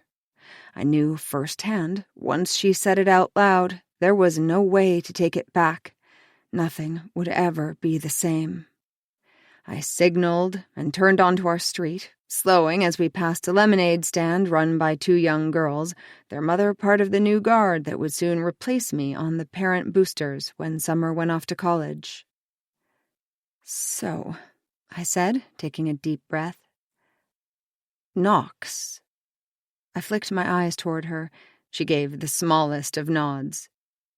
I gripped the steering wheel and tried to keep my voice level. "When? Last night? Where?" "The park." "The park? You told me you were going over to the Doyles." "We left." Her voice was flat. "And you went to the park? After dark? Do you have any idea how dangerous that is?" The words spilled out of my mouth before I realized the irony of them. Shaking my head, I tried to backtrack. "So, you went to the park? With Knox?" "Yes." Her tone rose in annoyance. She continued to stare out the window. "And we had sex." I flinched and exhaled sharply. "Did you want to?" She gave the tiniest shake of her head. "But he did it anyway," I confirmed. She nodded. As I pulled into our driveway, I weighed my words carefully. "Did you say no?" There was a long pause. "I think so." Her voice was muffled against the window, and I strained to make out each word, afraid I would miss the critical one that would tell me what I should do. "What do you mean, you think so?" "We had a fight." "Summer, I don't want to talk about this anymore." She sat up and turned toward me. Her eyes were swollen, and her face was blank. "Summer, did you say no?" "I said I don't want to talk about it." She wrenched open the car door and slammed it behind her. I let her go. I sank forward and rested my head on the steering wheel for a moment. My heart hammered like the techno music from spin class. Steeling myself, I pushed the car door open. A familiar voice called my name as my feet hit the driveway. Turning, I saw Lori waving to me from across the street. My arm rose instinctively to wave back. Then I froze and dropped it back to my side. Until that moment, I had been thinking solely about Knox and how much I wanted to snap his neck with my bare hands. I hadn't considered what this meant for my friendship with Lori, for our intricately intertwined lives. Judging by the smile on Lori's face, she hadn't heard the news. I lowered my gaze and hurried into the house. Inside, I was greeted by a small pile of dog poop on the kitchen floor. "Damn it, Bailey," I cursed. Our 10-year-old miniature dachshund was paralyzed from the waist down after an unfortunate jump off the couch. It happened only a year after we got her, so I'd spent the better part of the last decade changing her diapers, which she wriggled out of with Houdini-like regularity. I cleaned up the floor and grabbed last night's bottle of Chardonnay out of the refrigerator, my body still buzzing with panicked adrenaline. There was 1 glass left, if filling a tumbler to the rim and then slugging the remaining swallows counted as 1. I walked into the living room, feeling the relief of the cold wine hitting my stomach. My shoulders were bunched up around my ears from tension, and my head felt in danger of exploding from the sheer volume of thoughts spinning around in it. My eyes landed on the row of silver-framed photographs lining the mantel. Most were of Summer. She'd been a cherub-like baby who'd grown into a beautiful child.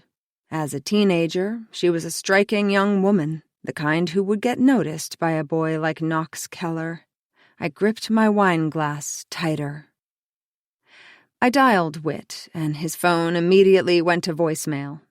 "Damn it!" I cursed again, hurling my phone onto the couch in frustration.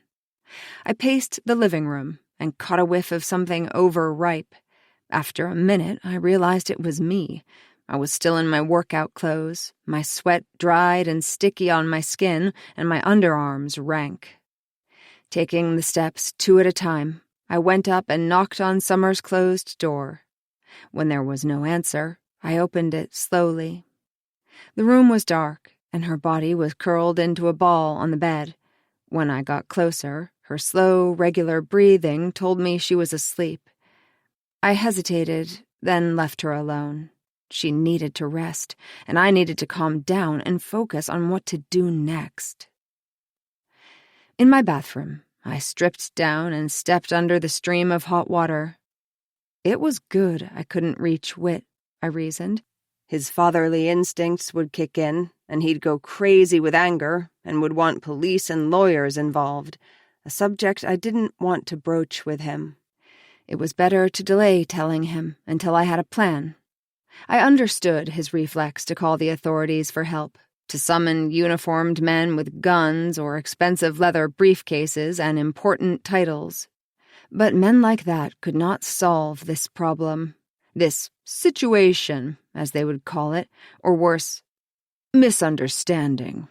No, they would only make it worse by asking the same calculated questions many times over, re-traumatizing my daughter by forcing her to repeat which body part was put where and when, subtly searching for inconsistencies in her story, seeking anything that would reveal this was just another case of a nice boy from a good family victimized by an overwrought teenage girl. The whispers would start, the crowds parting around her as she walked through the halls at school, invitations to parties rescinded, lunch tables closed off. That was the best-case scenario. She might also arrive at school one day to find unspeakable things scrawled across her locker in permanent marker, to feel a million invisible hands reach out to grab her breasts, her ass, and between her legs as she passed through a group of boys on her way to the bathroom, to be summoned to the principal's office and told she had become a distraction and that she'd be better off finishing the school year elsewhere. Or, worst of all, she might come to believe the whispers and words on her locker and lean into her new identity, doing things that would ignite a burning shame inside her that she'd spend the rest of her life trying to extinguish. I knew how these things went, and now that the worst had happened, there was no way I was going to put my daughter through more trauma. No one was going to shame my daughter. It wasn't my fault, I whispered to myself as the shampoo swirled into the drain at my feet, practicing the mantra my therapist had given me. She leaves for college soon, I thought. I can protect her until then. We'll get her a great therapist. She'll start fresh at Princeton. I toweled off and pulled on a pair of leggings and a recently worn Atlanta United t-shirt of Whit's that smelled like him. Pausing at Summer's door, I cracked it open. She'd rolled over onto her side and was making small, snuffling sounds in her sleep like Bailey did. Back downstairs, I paced some more, starting and then deleting text after text to Whit. Finally, I gave up. I couldn't bear to see the words I had to tell him typed in black and white on the screen. I threw myself on the couch and pulled Bailey up next to me. She curled up against my leg and was soon snoring. I picked up my phone again and instinctively started to text Lori before I realized what I was doing.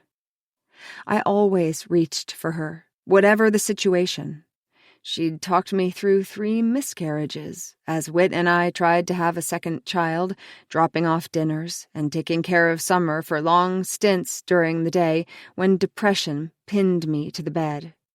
When my mother died of lung cancer, it was Lori who'd flown home with me to help me clean out and sell her trailer, emptying an endless number of ashtrays and defrosting a freezer full of Stouffer's boxed meals. Now, though, when I needed her most, she was the last person I could speak to. Overwhelmed, I dropped the phone back on the couch and closed my eyes as a wave of exhaustion swept over me. I startled awake to the sound of the doorbell. Bailey gave a loud bark beside me. "Fucking Jehovah's Witnesses," I muttered, scrambling for the door. If they woke Summer, then they were about to meet the devil. I wrenched open the door to find 2 men standing on my welcome mat. One was a head taller than the other and wore an off-the-rack suit jacket several sizes too big. The other wore a neatly pressed police uniform, and his broad shoulders nearly took up the whole doorway. "Mrs. Van Doren," the tall one said, "we're here to talk about your daughter."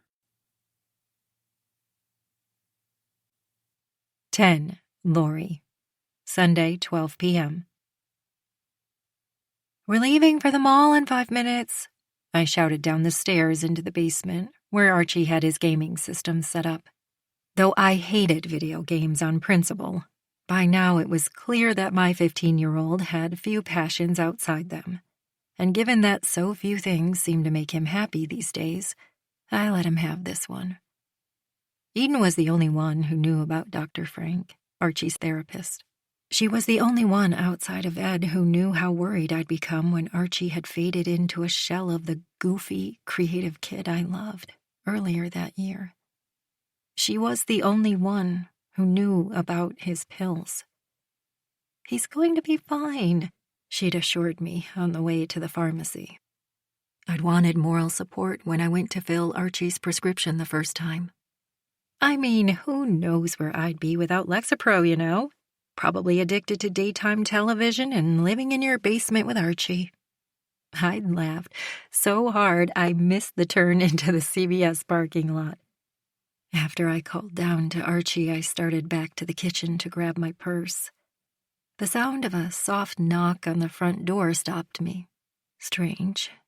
The UPS driver usually rang the doorbell, as did the young, hopeful canvassers for the Sierra Club who came by regularly to follow up on a donation I'd made 5 years earlier.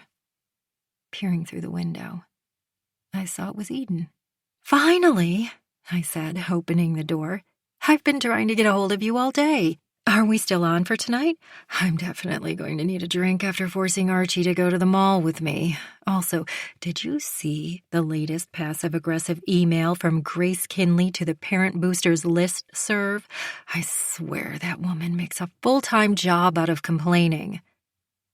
Eden's hair was damp and pulled back from her face, her skin uncharacteristically free of makeup. I marveled at the marble-like smoothness of her face as I thought of the deep creases between my eyebrows and the tiny lines that feathered out around my eyes. At 47, I'd only recently begun dyeing my light brown hair to cover the growing colony of grays. I felt vain sitting in the stylish chair, concerned I was on a slippery slope to extreme plastic surgery. "Hi." Eden shifted on her feet on the welcome mat. I caught sight of the gold elephant necklace I'd given her, the twin of the one around my own neck. "Come in already," I said, gesturing to her. "I'm just trying to pry Archie out of the basement, but I've got a few minutes." Eden hovered in the doorway for a moment, then stepped inside and shut the door behind her. "What can I get you?" I asked. "Coffee, LaCroix? Is it too early for a shot of tequila? God help me. There's no way I'm going to be able to get through the kids' graduation week without copious amounts of alcohol." I turned toward the kitchen, but Eden remained rooted in the entryway. She was staring at the photo of Knox and Summer at winter formal, while Eden continued to dismiss their romance as a passing high school fad. Almost 5 months had passed since we'd walked in on them on Christmas Eve. They seemed to be going strong. Knox drove Summer to school every morning that he didn't have early baseball practice, and I often saw her in the stands at his games, sitting alone or sometimes with Violet Doyle from next door. Her red hair and black clothing were easy to spot in a sea of blonde highlights and baseball caps. Personally, I thought she'd be much prettier without her black eyeliner and combat boots, but at least she wore shirts that didn't look like sports bras, which seemed to be all the rage these days. "I need to tell you something." Something in Eden's tone caused the hair on my arms to prickle. "The police are going to call you." "What? Why?" I wheeled to face her. "It's Knox." "What happened?" Adrenaline surged through my body, and I reached for the wall to steady myself. Eden put her face in her hands as she drew a long breath. When she lifted her head, every muscle in her body seemed to tighten. Knox took advantage of Summer last night. I don't understand. I tried to process her words. Separately, they all made sense, but strung together in the sentence she'd uttered, I couldn't grasp their meaning. Her face, so familiar to me, was unreadable. It was as if it belonged to someone else. She sighed heavily and looked behind her at the door. Look, the police asked me not to talk to you, to anyone, but I wanted you to know. You called the police about my son? My voice rose. It wasn't my choice to involve them, Eden said flatly. I know how this goes, but I guess the hospital was obligated to report. Hospital? Wait, what? Report? What are you talking about? Please don't make me say it again. Her voice wavered. Eden, if someone hurt Summer, she says it was Knox. That's impossible. Did she tell you that? Did you see it? I mean, come on, you know Knox. And I know my daughter. I furrowed my brow in confusion. We'll figure this out. I'd be happy to talk to the police, explain that there's been some sort of mistake. Clearly, there's no way Knox could have done something like this. To his girlfriend, no less. Are you accusing Summer of lying? There was a weight to her tone that made my stomach lurch. I'm saying there must be another explanation you haven't considered. I stepped toward her, my hands open at my sides. She backed away.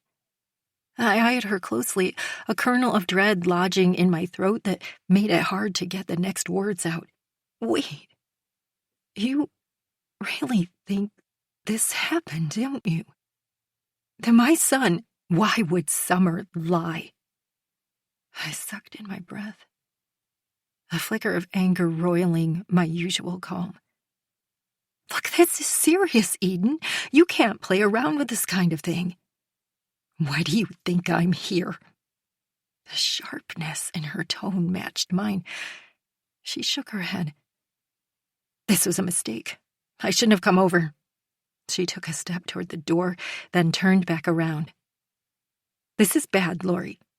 For everyone involved, I'd like to keep it private. For everyone's sake. Of course, I said. It would make no sense to spread such a ludicrous rumor around. I squeezed my hands together to quell the tremor that had suddenly appeared in them. Eden slammed the door behind her, and it echoed through the house. 11. Archie. 3 months before. Dr. Frank and I have an agreement. He lets me win at rummy, and I don't tell my mom that all we're doing in our weekly sessions is playing cards. And really, he doesn't have to let me win because he's terrible. You'd think someone with a PhD wouldn't suck so much at card games, especially the ones that involve strategy. I asked him once if all child psychiatrists played cards, like if it was a get kids to open up tactic they learned in school. He'd looked at me through his wire-rimmed glasses and raised an eyebrow. Don't you think I'd be better at it if it was? He asked. When Mom took me to my first appointment with him, she said it was because my brain didn't work like everyone else's, that most people didn't have a nonstop scrolling ticker in their head, like the kind you see on the bottom of the screen in all caps when you're watching the news. Mine lists things like climate change, my geometry quiz, and why my parents fight so much lately. When high school started, it was like someone turned up the volume on all my worries. Trying to hear anything else going on in my brain was exhausting, so Mom brought me to see Dr. Frank. Some weeks I don't have much to say, so we just play cards. Other times, like today, I surprise myself with how many words spill out of my mouth. I have, a friend coming over after school tomorrow, I said, clearing my throat. I tried not to sound as excited as I felt. Dr. Frank nodded. He'd already figured out that, with my wardrobe of all black and my tendency to eat lunch by myself in my history teacher's classroom, I wasn't exactly the most popular kid in school. "Nice," he said. "How did you meet him?" "Her," I corrected. "She came to eat in Mr. Avery's classroom last week. I guess they kicked her out of the cafeteria for having a peanut butter sandwich. She liked my drawing, so she started eating in there with me." I carried around a notebook full of sketches of dragons and intergalactic street fighters and worked on them while I ate lunch. "Anyway, we're going to play Mortal Kombat. It's her favorite game, too. By the way, thanks again for that." I'd spent months trying to convince my mom to buy the game for me, but she said it was too violent, which I get, but the reason I wanted it didn't have anything to do with that. It's because the graphics are so good, you feel like you're right there in the game, which made it impossible for me to think about anything else, like nuclear war or whether I'll get into a good college. It's hard to explain, but to me, blowing up buildings and mowing down bad guys is relaxing because I'm not worrying about anything else. I told Dr. Frank all that one week, and he wrote something down on his little notepad. The next week, I came home from school and the game was sitting on my bed. Before I was allowed to play it, though, Mom gave me a lecture about how sexist and violent toward women video games are, and how that's not how she was raising me. Blah, blah. I nodded along, not wanting to tell her I wasn't the kid she should be worried about. "You're welcome," Dr. Frank said. "So tell me more about your friend." "Well," I said, thinking about Tadpole's dark blonde hair buzzed close to her head, and her backpack covered with ironed-on patches bearing the names of heavy metal bands. "She just, seems cool. But I think my mom thinks she's my girlfriend." I made a face. Mom had been way too excited when I'd asked if Tadpole could come over. "Do you want her to be your girlfriend?" Dr. Frank asked. He laid down a pair of threes. "Nah, and anyway, she likes girls." "Ah," he said. "What about you?" "What do you mean?" "Do you know if you like girls or boys?" "Oh, girls, but I'm not, obsessed with them like my brother and his friends." I thought of the loud, smelly baseball players that piled into our kitchen a few times a week after practice, eating all our good snacks and sticking me with the boring, healthy trail mix Mom always bought. "What makes you say they're obsessed?" Dr. Frank looked up at me. "Well, for one, they're always, talking about girls. What they look like, what they're wearing, who did what with which girl." I frowned, remembering a conversation I'd overheard Knox's friends having about whether tits or asses were more important. "How do you feel when they talk that way?" "Just, kinda gross inside, I guess.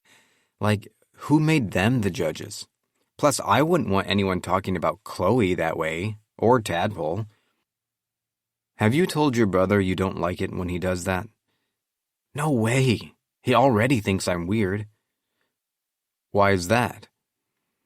I paused and gripped my cards. I wasn't sure I wanted to tell Dr. Frank why. I felt sick every time I thought about it, so I mostly tried not to. But now that he'd brought it up, the memory came zooming back into my mind. A couple of months ago, my iPad had died while I was doing an assignment and I couldn't find my charger, so I'd grabbed Knox's tablet off the coffee table to finish. His passcode was easy. He was the idiot who used his birthday. When the screen fired up, though, a video started playing where he'd left off. A woman was naked and blindfolded, down on her hands and knees. A man with his pants down had his thing shoved in her mouth and it looked like she was choking on it. Another man was rocking back and forth behind her, slapping her backside and calling her names that would get me grounded for eternity if they ever came out of my mouth. "What the hell?" A voice startled me so bad I dropped the iPad on the floor. I turned to see Knox standing behind me. "I didn't mean to," I stammered. "Don't touch my shit," he said, swiping his arm down to retrieve the device. His face was flushed, and he looked like he wanted to punch me. "I'm sorry." I scooted to the opposite end of the couch. "Spencer sent that to me," he said, unclenching his fists. I didn't know what it was. Spencer was Knox's best friend, a blonde version of the Hulk who roamed the halls at school in a cloud of body spray. Okay, I muttered. Knox turned on his heel and left the room. In Dr. Frank's office, I ran my fingers over the smoothness of my cards and avoided meeting his eyes. Knox and I just, aren't super close anymore, I said. I didn't want Dr. Frank to think Knox was a bad person if I told him about the video. I'd seen porn before, but mostly the kind with cheesy music and a half-naked housewife answering the door for the delivery guy. Plus, my dad had a collection of old Playboys he didn't exactly keep hidden. But in those pictures, the women frolicked in fields or rode horses and generally looked pretty happy. The video on Knox's iPad, though, was different. The woman hadn't looked like she was enjoying herself, and the men didn't seem to care. Somehow I knew that video would cause real trouble if I ratted him out, so I kept my mouth shut, and so did Knox. If we passed each other at school, we didn't make eye contact. If he was doing homework or watching TV in the family room, I stayed in the basement with my games. If we were ever in the car together, we stared out the windows or at our phones, avoiding conversation. All of a sudden, my brother felt like a stranger. Were you and Knox close when you were younger? Asked Dr. Frank. Yeah, we were like best friends. I tried to swallow the lump that had suddenly grown in my throat. At least he was mine. I thought of our blanket forts and bike rides. But things change, I guess. I tried to sound nonchalant. I'm sorry, said Dr. Frank.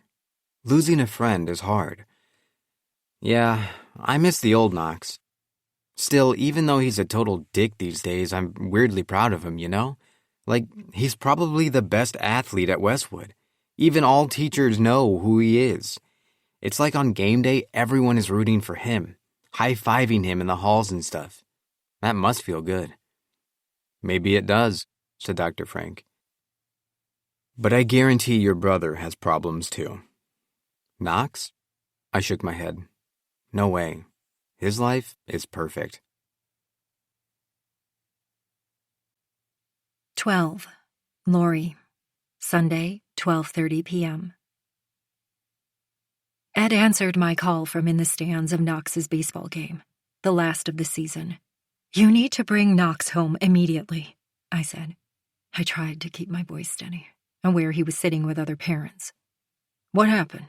Are the kids okay? They're fine. I'll explain when you get home. Lore, Knox is pitching right now. I don't know what's so important that it's an emergency, I said. I think. What Eden had said made no sense, but I'd also never seen that haunted look in her eyes before. It's either an emergency or it's not. Eden was here saying some crazy things, and so far that sounds like Eden being Eden, not an emergency. In the background, I heard the crack of the bat and the roar of the crowd. Shit, there goes Knox's no-hitter, muttered Ed. Would have been a nice way to close out the season. I took a deep breath and tried to sound calm and rational. I really need you both to come home right away. Lore, I'm not pulling him out of the last game of his high school career. He'll remember this forever. Besides, there's only a couple of innings left. I sighed, rubbing the back of my neck to soothe away the goosebumps that had arisen. Fine. Just don't let him talk to anyone.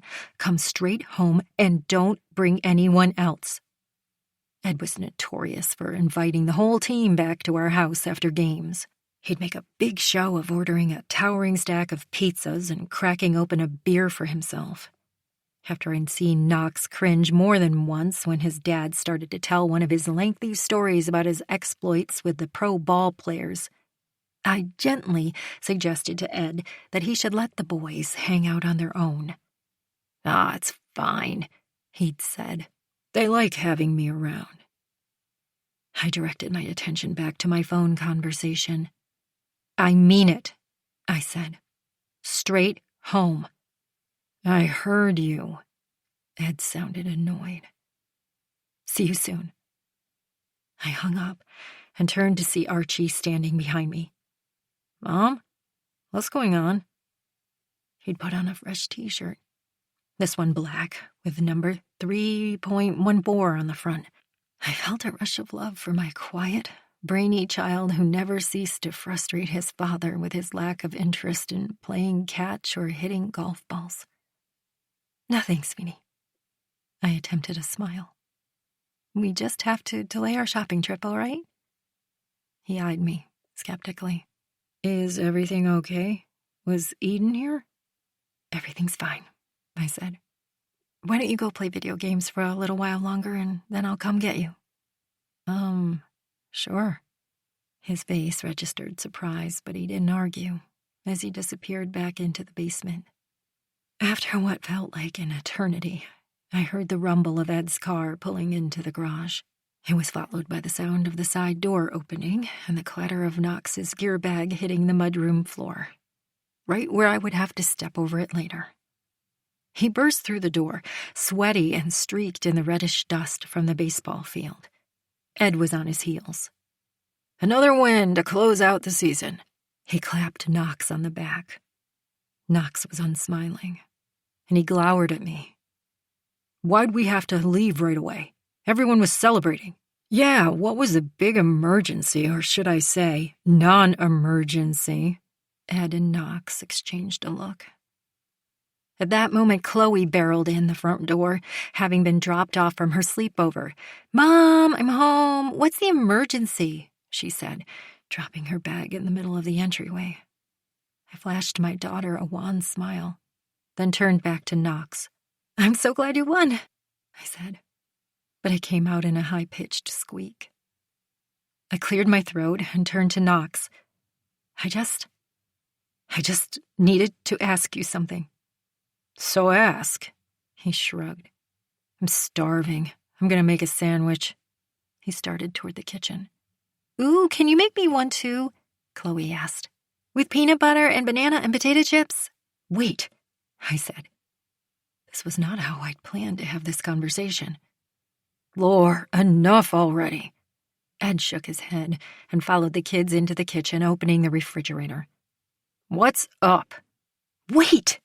I said again, the force of the word echoing through the room. Everyone turned to look at me. I inhaled deeply. "Chloe, you can have a sandwich later. Right now, I need to talk to your brother. So go upstairs, please." She crossed her arms and frowned. "But upstairs," I said sharply. She stamped her foot and made a scoffing sound, but turned to go. "Fine," she huffed. Turning to face Knox, I tried to swallow the lump that had formed in my throat. "What happened with Summer last night?" He blinked, then crossed the room and flopped down on the couch, his face turned away from me. "No dirty uniforms on the couch," I said. "Is that what this is about?" Ignoring me, he grabbed a pillow and stuck it behind his head. "Up," I said through gritted teeth. Ed closed the refrigerator and started to speak, but I waved him off. "How do you know about it anyway?" mumbled Knox, sitting up. My body turned to lead. "So, it's true?" "Wait, what's true? What are we talking about?" Ed demanded. "Eden was here." I felt my calm facade slip. "Eden was here to talk about this?" Knox's face wrinkled in confusion. My voice began to waver. "Knox, it's very important that you tell us about last night. About the fight we had?" "The fight?" "Yeah, me and Summer, we had a fight. That's what you're talking about, right?" "That's it?" "I think so. Yeah. Why? What did Eden say?" Knox furrowed his eyebrows as if trying hard to remember something. "Someone want to fill me in here?" Ed frowned. What did you fight about? I pressed, ignoring my husband. Knox shrugged. I don't know. Relationship stuff. I need you to be more specific. He rolled his eyes. Mom, it's none of your business. While you're under my roof, everything is my business. It was no big deal. Are you sure? Where were you last night? I told you. At Jackson's. And then where? He looked at the ground. With Summer.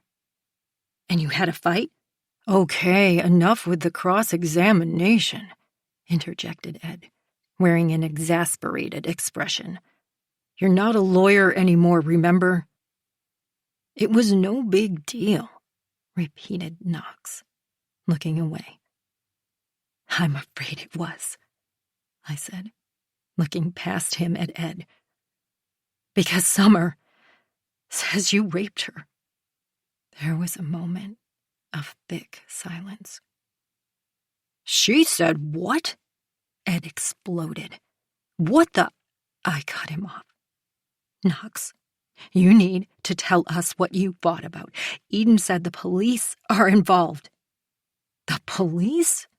Knox's head snapped toward mine. I nodded. It's possible they'll want to talk to you, so we need to understand your story. My story? I didn't... What happened? I corrected myself. Please. It's important. The police?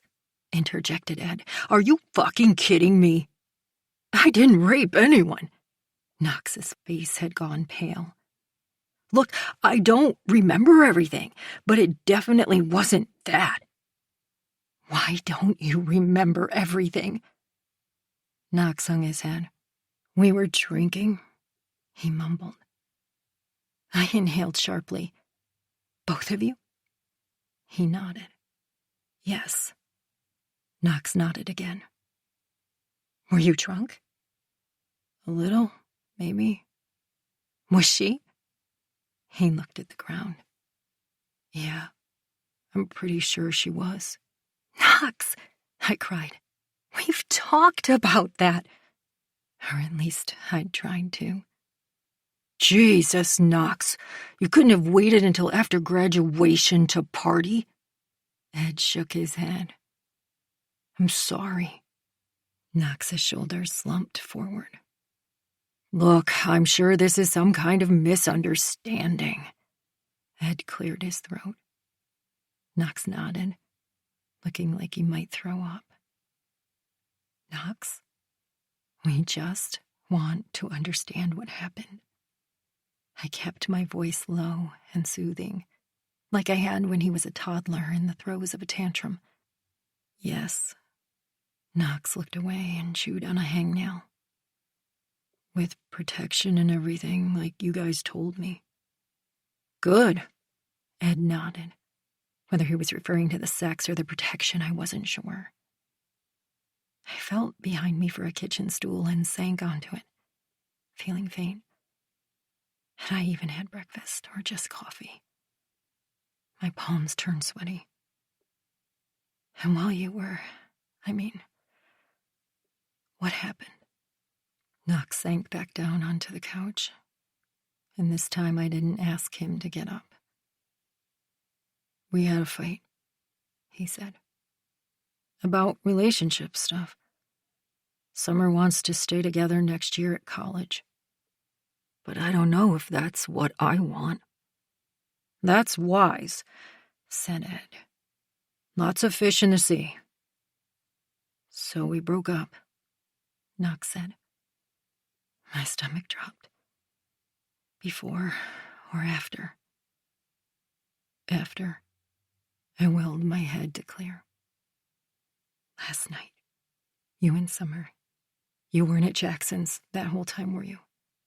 Until 3 a.m. No. After a while, we left the party and went to the park. What did you do at the park? What is this, like the third degree? Just answer your mom's questions. said Ed. I looked up, surprised and grateful he wasn't going to force me to play the bad cop role all on my own. We talked and, Knox averted his eyes. I swallowed hard. Knox, did Summer want to have sex last night? How drunk was she? Is there any chance you misunderstood her? He looked up, startled. What? No. I mean, yeah, of course she wanted to. We'd done it a bunch of times before. Then why would she? Look, they broke up, she got pissed and made up a story.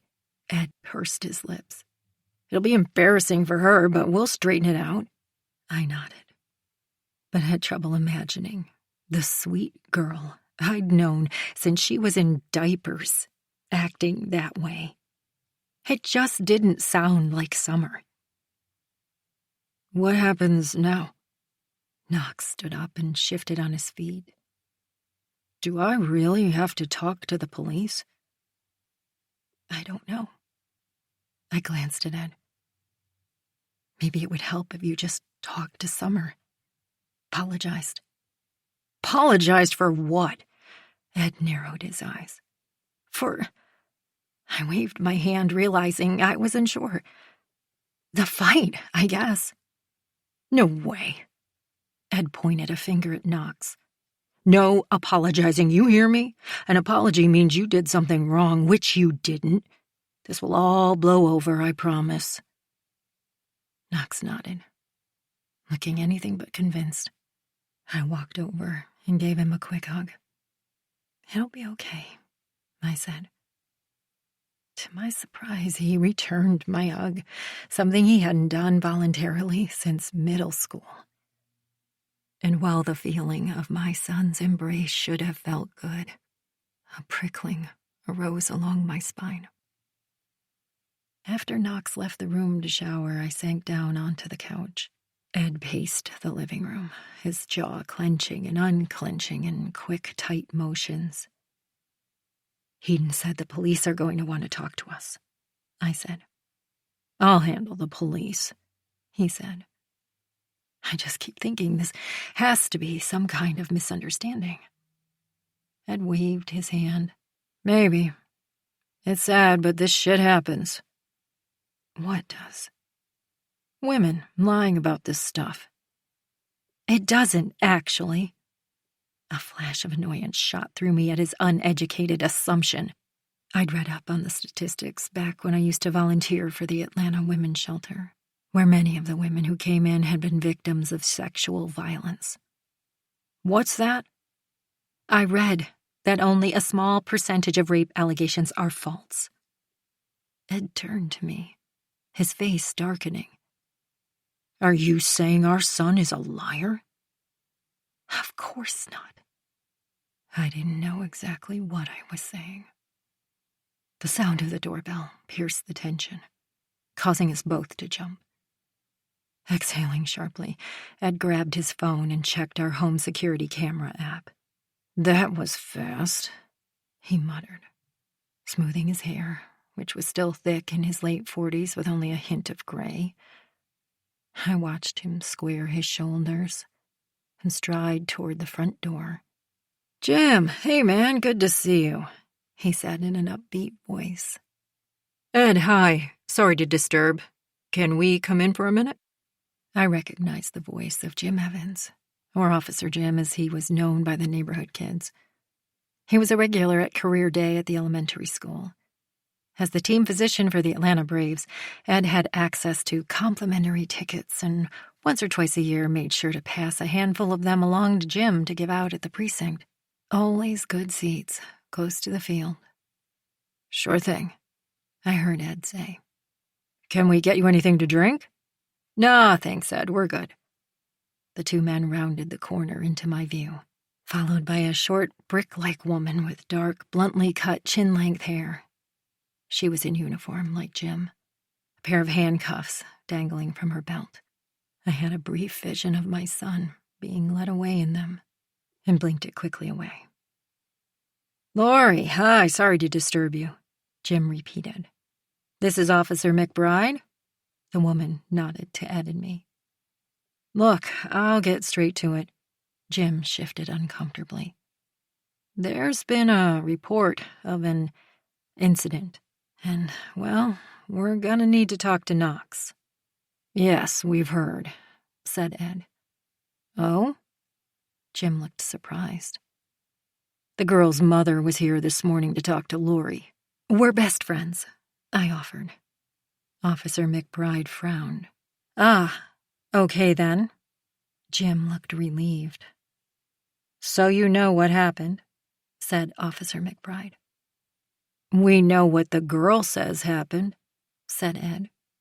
Summer, I said, adding her name. Right, yeah, nodded Jim. My understanding is that they had a run-of-the-mill argument and the girl got upset, continued Ed. Classic teenage girl drama. Sir, how old is your son? Asked Officer McBride. He turned 18 in January, I said. Then we're going to need to talk to him directly, take a statement, she said, turning to me. At the precinct?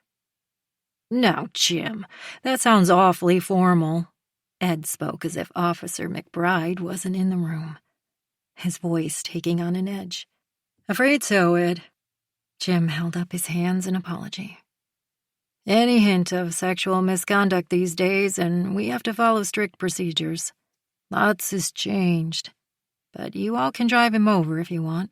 Jim, while I'm sure this is a misunderstanding we can clear up quickly, I'm thinking we should have our lawyer there. Ed spoke slowly, his tone friendly. Can you give us an hour or so? We'll need, began Officer McBride. That'll be fine. Jim cut her off, and she shot him a look. We'll see you at the station soon. 13. Eden. Sunday, 3 p.m. I heard the click-clack of Whit's rolling suitcase on the front walkway, then his key in the lock. I met him at the door, falling into his arms before he was even inside. My tears surprised me.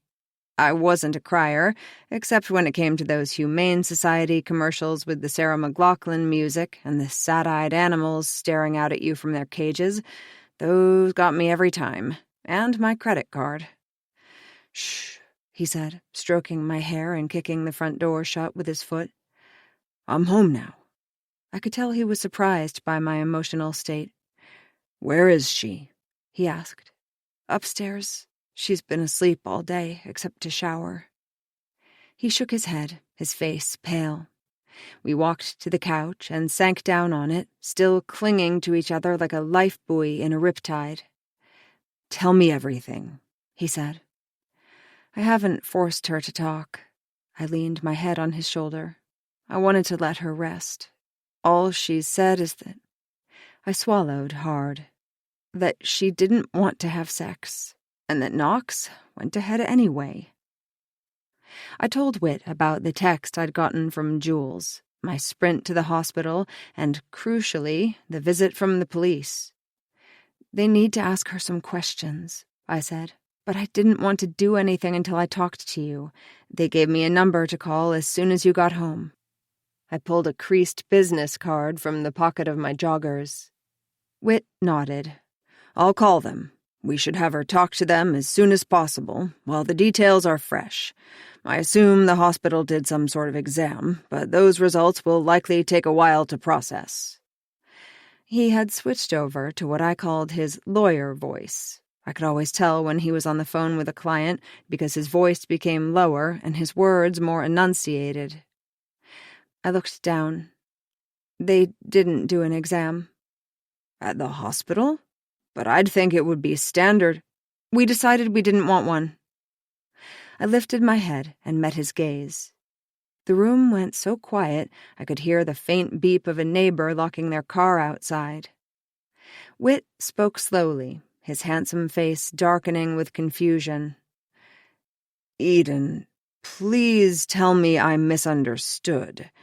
Please tell me you made her do the exam." I gave a small shake of my head.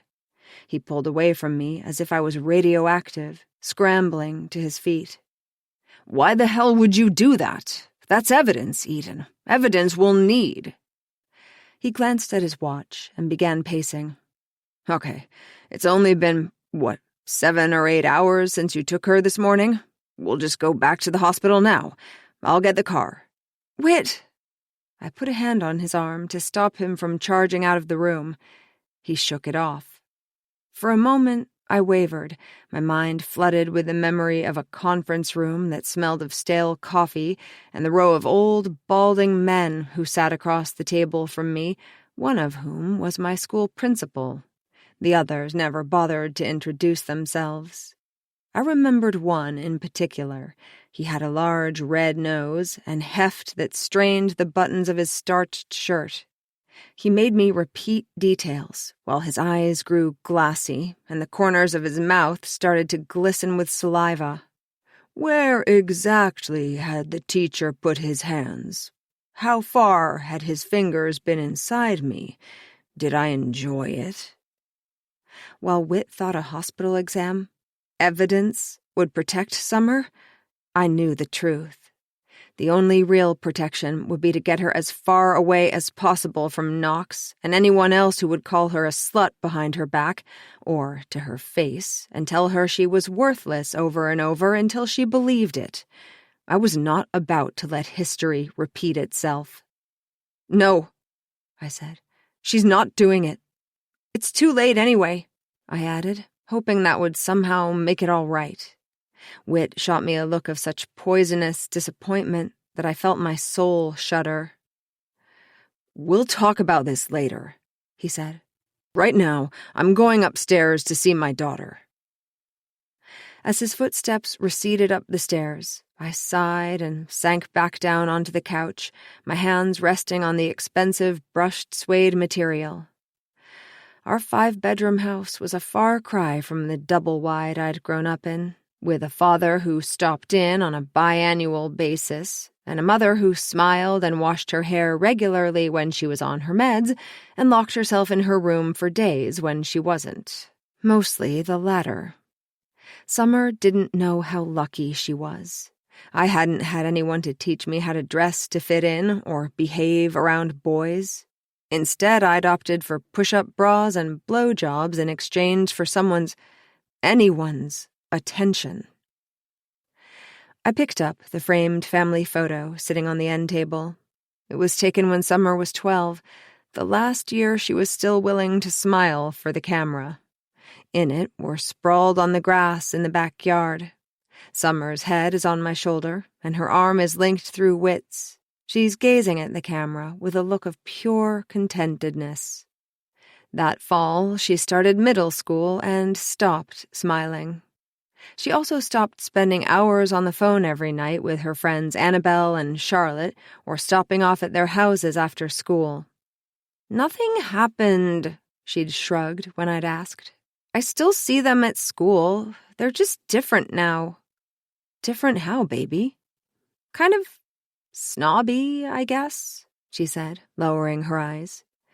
"They sit with this other girl at lunch. Ella. It's like Ella's table. All they do there is talk about people behind their backs." "Baby, that's power," I'd wanted to say. "That's what you want. To be the owner of the lunch table, the talker and not the talked about." I ached to give her the guidebook to teenage girl politics, the one I hadn't had at her age. I wanted to sit her down and to hand over the secret formula to being loved and a little bit feared. "Just listen to me," I wanted to beg. "I can make it easy for you. I could make you queen of them all." Setting down the photo, I pushed myself up off the couch and went to the window, pulling back the curtain. Across the street, the white brick of Laurie's house caught the late afternoon sunlight. The flower beds in the front yard were bright with freshly planted pansies, and the hedges neatly trimmed. Everything appeared in order. I smiled, remembering how Laurie's flower beds had suffered the year she potty-trained Knox. "He'll only go outside, and only on the flowers." She'd thrown up her hands. "In the front yard, for anyone to see." "At least he'll go," I said. Summer had refused to part with her pull-ups. Then one day she'd seen Knox pull down his pants and aim into the flower bed. She'd charged over next to him and pulled down her own pants, releasing a stream of pee down her legs into her shoes, then looking up at me with wide, dismayed eyes. Laurie and I had howled. As I stared across the street, the garage door cranked suddenly upward. I darted back from the window, even though I doubted they could see me. The three of them entered the garage, Ed striding with purpose, Laurie behind him with her fists clenched at her sides, and Knox with his head down and his hands shoved in his pockets. Knox got into the back seat of their Mercedes SUV, but Ed and Laurie stood behind the vehicle for a minute, framed under the open garage door. Their lips moved rapidly, and Laurie pointed an accusing finger at Ed. He crossed his arms and jerked his head in the direction of the street. Laurie dropped her arm and glanced around, her eyes lingering on my house. I let the curtain fall closed and forced myself to take 3 deep breaths before I looked again. They were gone. 14. Laurie, Sunday, 3 p.m. We made the drive to the police station in silence after Ed and I argued about what Knox should wear. I'd wanted him to swap his t-shirt for a button-up shirt. "No way," said Ed. "He can't look like he's trying too hard to make a good impression. He needs to look like a normal kid whose Sunday was interrupted." "But he is trying to make a good impression," I said, exasperated. Ed sighed and gripped the steering wheel tighter. "Can you just trust me for once? I know how this works." "And so do I snapped. "I was the lawyer in the family, remember?" "Are they going to arrest me?" asked Knox from the back seat, his voice shaky. "They don't arrest people for bullshit like this," said Ed. I glanced back at Knox, who didn't look comforted. "Of course not." I tried for a more soothing tone. "They just want to talk to you." "But if I need a lawyer, then this is, serious, right?" "It's just a technical thing. It's going to be fine." I reached back and squeezed his knee. He didn't move away. "How will I know what to say?" he asked. "Bo will tell you what to say," said Ed. I shot him a glare, then tried to soften my face as I looked back to Knox. "You just tell the truth, okay, sweetheart?" Knox met my eyes, then looked away and nodded. In the parking lot, Ed shut off the car and nodded at a tall, broad-shouldered man with a thick head of white hair and a dark suit leaning against his Lexus. "There he is." "How do you know him again?" I asked. But Ed was already climbing out of the car and waving the man over. "This is Bo Sykes," he said. Bo wore dark glasses, despite the overcast day, which he didn't remove as he looked past me to shake hands with Knox. "All right, then," he said, in a heavy southern drawl. "Here's how this'll work. Be yourself. Be natural. Be specific when you answer their questions, but don't offer additional information. Tell the truth when you can, and I'll take care of the rest." "Meaning what?" I asked, hands on my hips.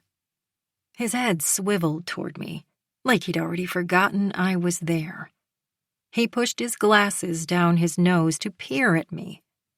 His face was just shy of handsome, like someone had taken a movie star and slightly blurred all the edges, weakened the chin, and pushed the eyes too far apart.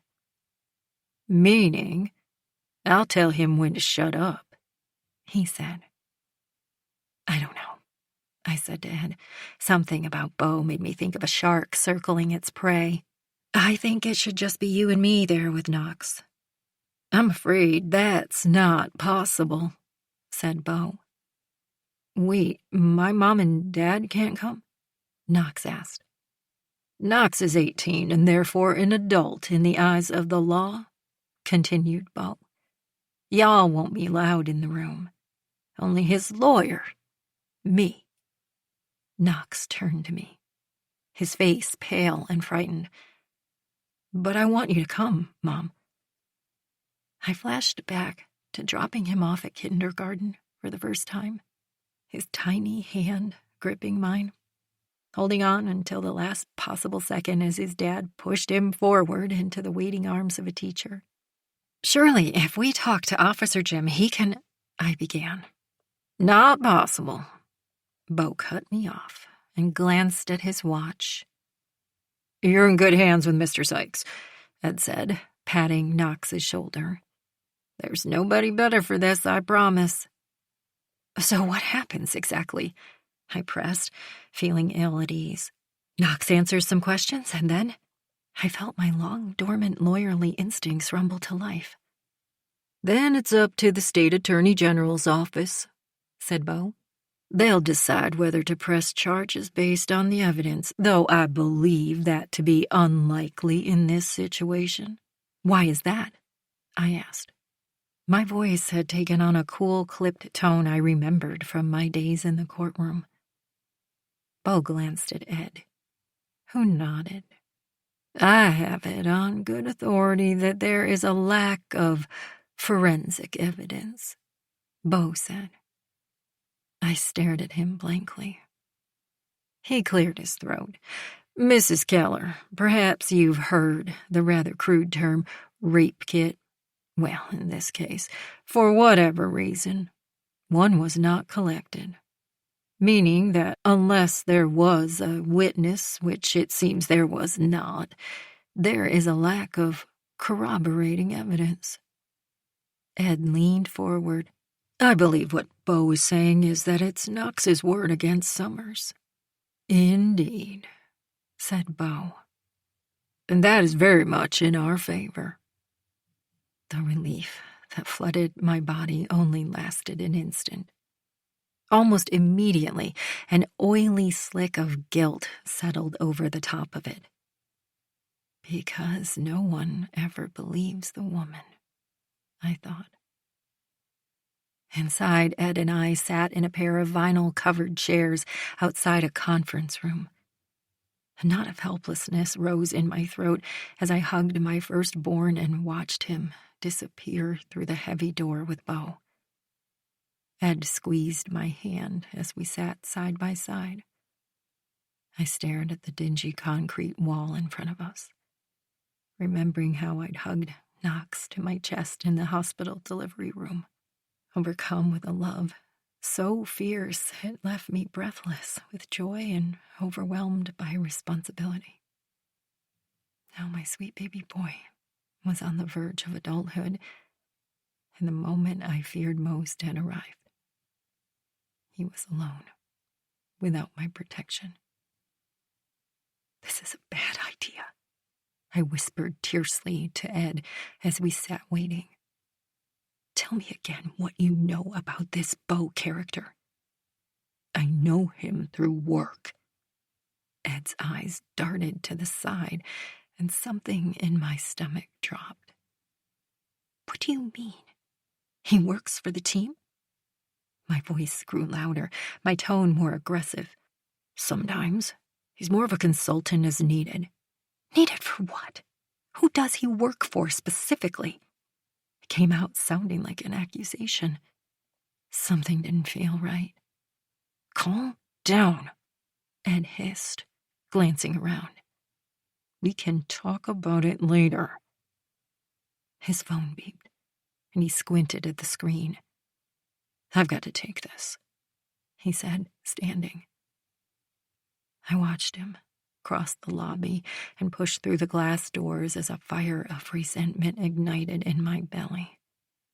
I'd had enough of Ed's self-important way of excusing himself for emergency work calls at all hours of the day and night.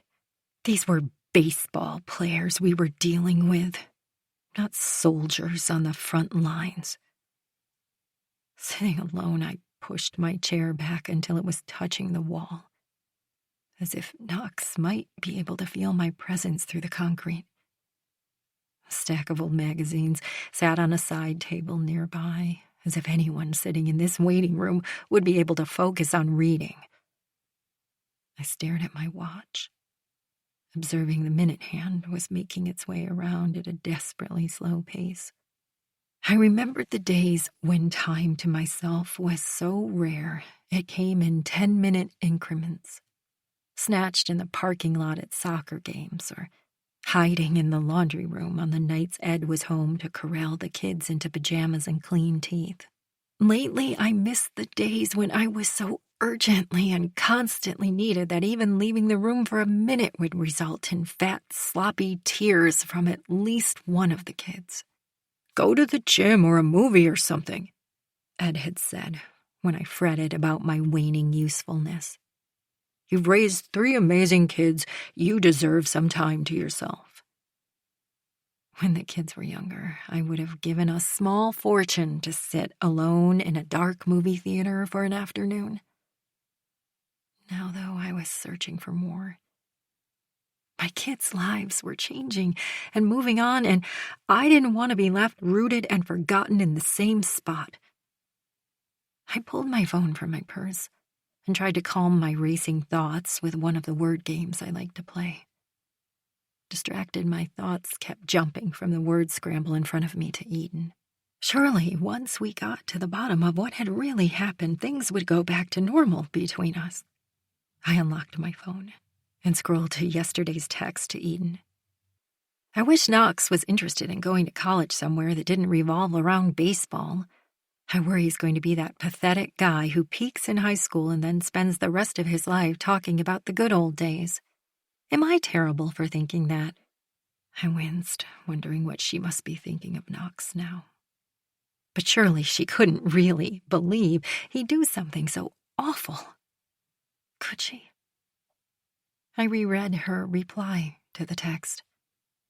"You couldn't be terrible if you tried. XOXOXO." Ed's phone call outside the police station seemed to last forever. He had just stepped back inside when the conference room door heaved open. Knox walked out, followed by Beau and 2 uniformed officers. "Hi, sweetheart." I went to hug him, and he slumped against me, his arms hanging at his sides. "Outside," Beau muttered, motioning for us to move forward and out the door. In the parking lot, he led us away from the building. Glancing around, he clapped a hand on Knox's shoulder. "All things considered, I'd say it went well." "What does that mean?" I asked, narrowing my eyes. I wanted facts, not slippery, vague reassurances. "It means we are asserting the sexual contact in question that night was consensual. I believe the Attorney General's office will find no evidence to the contrary and thus will choose not to pursue this further." I turned to Knox. "What was it like? What did they ask you? What did they ask Beau?" began Knox. "Who else is giving statements?" interrupted Ed. "Well, the girl, clearly, and there's apparently a neighbor who took her to the hospital in the first place. A young woman she babysits for." "Jules Schulman," I said. "But given that there were no actual witnesses on the night in question, I predict they will quickly close the books on this one." "What happens next?" I asked. "What do we need to do?" "Hopefully, nothing." Beau shrugged, looking past me at Ed. "Right now, go about your usual business. Don't discuss these proceedings outside of your family." He eyed Knox. "Especially you, young man. No locker room talk with friends or anything that could be a setback." Knox nodded. He looked pale and tired. "Thanks again, Bo." Ed held out his hand. "We really appreciate you coming on such short notice." Bo shook his hand. "I'll let you know what I hear." We drove home in silence, with Knox slumped against the window in the back seat. Resentment buzzed around my chest, looking for a place to land. Like on the way Ed had abandoned me for his phone call, how he'd accepted the way Bo talked past me, or the casually confident way he drove with only one hand on the wheel. The house was exactly as we'd left it, with baseball equipment littering the entryway, the loaf of bread on the counter, and my sections of the New York Times weekend edition an empty coffee cup on the kitchen island.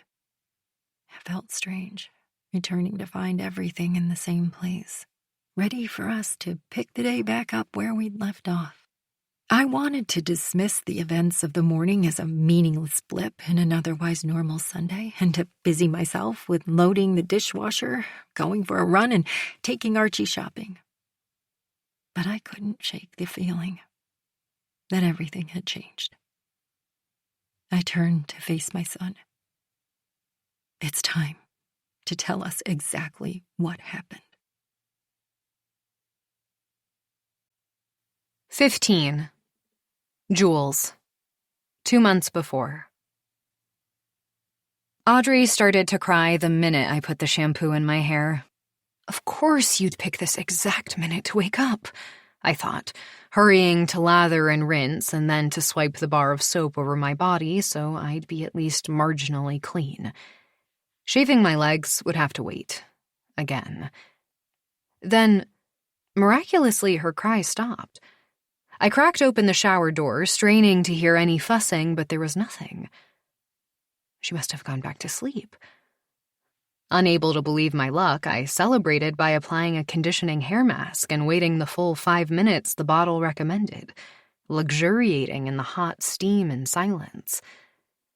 When I got out of the shower and dressed, Audrey was still quiet. I pressed the button on the baby monitor to get a view of her crib, which was empty. Panic shot through me as I dropped my lotion back onto the counter and sprinted to her room. Flinging her door open, I found Ari sitting in the rocker, a sleeping Audrey in his arms. She was crying. He said, "I didn't think you could hear her in the shower." "I heard her," I said, my tone defensive. "I just thought—" I trailed off and tried to backtrack. "I mean, thanks." He nodded and stood up slowly, transferring the still slumbering Audrey into my arms with surprising gentleness. "I better get going," he said without making eye contact as he left the room. When Summer arrived to babysit a half-hour later, I was surprised to see her wearing a light gray t-shirt, cut-off jean shorts, and Converse sneakers instead of her usual all-black ensemble. The t-shirt, which had "Property of Westwood Baseball" printed on the front, was baggy on her slight frame, and she'd knotted it at the waist. "Hi," I said. "New shirt?" She blushed. "It's Knox's. I just came from his game." "Oh." I raised my eyebrows and smiled. Her blush deepened. Inside, Audrey crawled over to her and held out her arms to be picked up. Summer buckled her into her high chair while I packed my backpack. We had a routine down now. I looked forward to Tuesday nights, not because of my economics class, where it took me copious amounts of caffeine to stay awake, but because I got to see Summer. What's on the menu tonight?" Summer held up a spoonful of a chunky brownish substance from Audrey's bowl. "Kale and turkey puree," I said, searching under the couch for my shoes. Audrey's newest game was pushing them under different pieces of furniture. But I think maybe I didn't blend it long enough. Oh, and before I forget, Ari's staying with us this week, but he's at a friend studying. I have no idea when he'll be back, though. Summer shrugged. "No problem." She sniffed the puree and made a face. You know you can buy baby food at the store, right? I folded my arms across my chest. Are you negging my homemade baby food? Summer eyed the brown slop on the spoon, then looked back at me. Definitely. I groaned. Okay, fine. I admit it's a little brown, but doing it myself makes me feel like a good mom. You are a good mom. The compliment sent a wave of warmth through my body. Ah, thanks. I smiled. So, what's new with you? Ugh, Summer sighed as she wiggled the spoon in front of Audrey's mouth. It's promposal season. Prom what? I fished one shoe out from under the couch and located the other under the coffee table. You know, like filling someone's locker with balloons or getting the band on the football field to hold up a sign for you to ask them to prom. That seems like a lot of trouble. Summer rolled her eyes. You sound like someone's crabby old grandma. Well, I do feel like one most days. I slipped my shoes on and stuck my tongue out at her. Here. Summer pulled her phone out of her pocket. Someone just sent me this. She clicked on a video and handed me the phone just as Audrey sneezed, spraying kale and turkey all over Summer. I tried to keep from laughing. Knox, doesn't want his shirt back, right? Summer rolled her eyes at me and pinched Audrey's round cheek. It's a good thing you're so cute, she said to her. I set the phone on the counter and watched it with one eye while I balanced on one leg to tie my shoes. A shaky video of what looked like the high school gym played. There was upbeat music in the background and a woman's voice yelling, 2, 3, 4, and kick! Here they come, breathed whoever was holding the phone. The music cut out and a line of high school boys trotted into view, all with the same shaggy hair and plaid button-up shirt. That's Knox on the far right, Summer pointed. I zoomed in on the screen. Knox was the tallest of the group, with broad shoulders and dark blonde hair. When he flashed the camera a quick smile and tossed his hair out of his eyes, he looked like he belonged in a boy band or on the cover of an Abercrombie catalog. Wow, hottie, I clucked my tongue. But what's he doing? Helping his friend Spencer. Just keep watching. My watch dinged, telling me it was time to leave. Wait for it, narrated the phone holder. On cue, the boys quickly unbuttoned their shirts, one struggling with the buttons for a few seconds, momentarily causing the sentence spelled out on their hairless chests to be, "Will you prom me, Amelia?"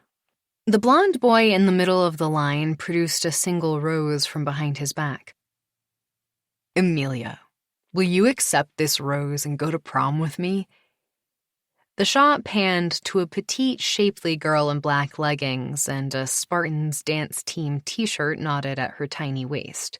She squealed and ran to the boy, letting herself be scooped up and spun around. I mean, can you believe it? Asked Summer as I handed the phone back to her. Despite her best efforts at pretending the spoon was an airplane, Audrey kept her mouth clamped shut. Yeah, it did kind of look like a casting call for an early 2000s boy band, I said. Summer rolled her eyes. I know, it's so fake. Knox told me Amelia basically, told Spencer they were breaking up if he didn't do a promposal. Did Knox do a promposal? I glanced at the kitchen clock. I was already late, but was in no hurry to leave.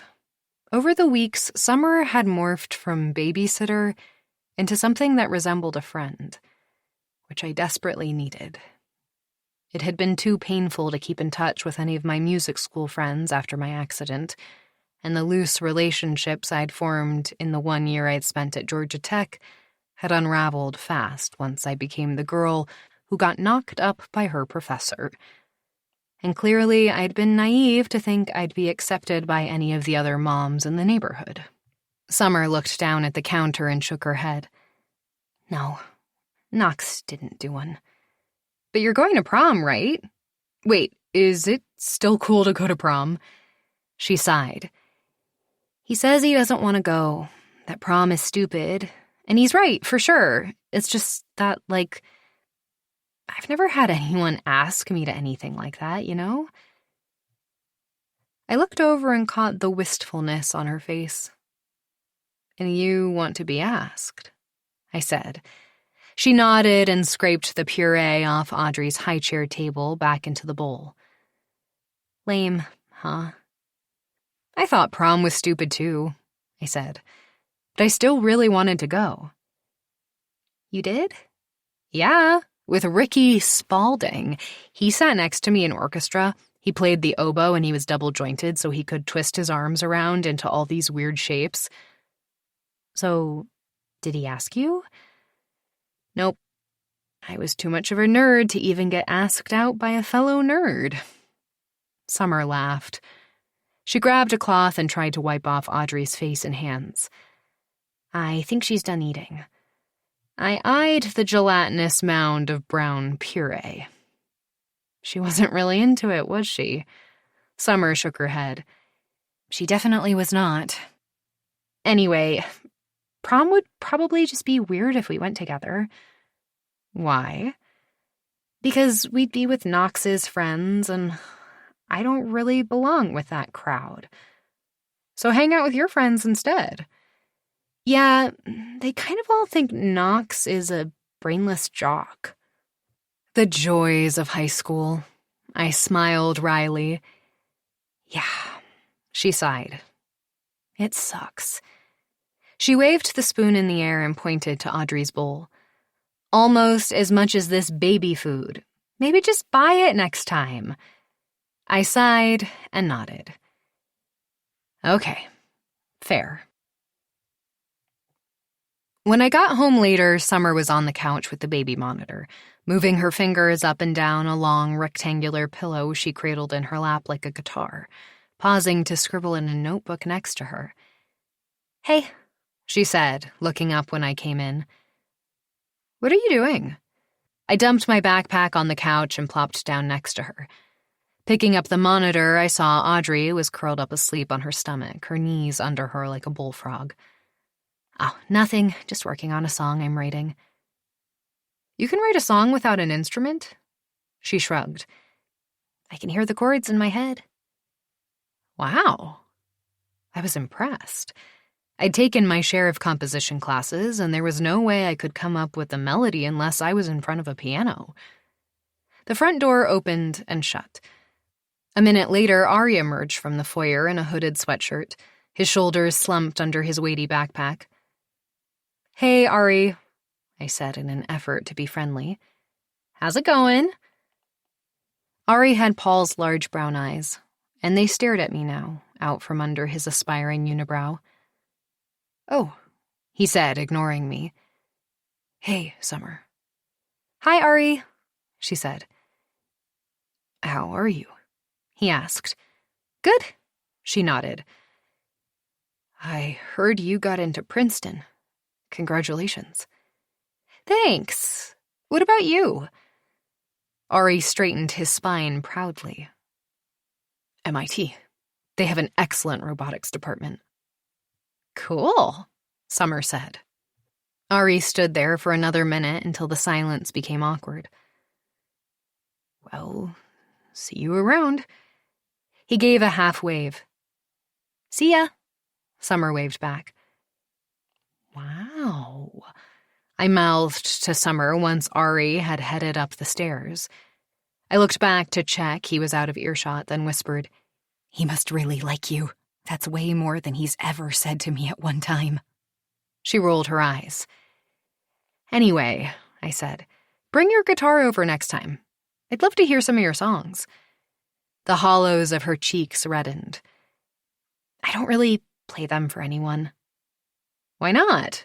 Writing music is hard. If I wrote a song, I'd be belting it out in, the middle of Target. Summer considered this. I'm not sure I'd want anyone to hear mine. They're kind of personal, you know. Do I at least get to hear what it's about? She looked back down at the pillow and continued to move her fingers around on it.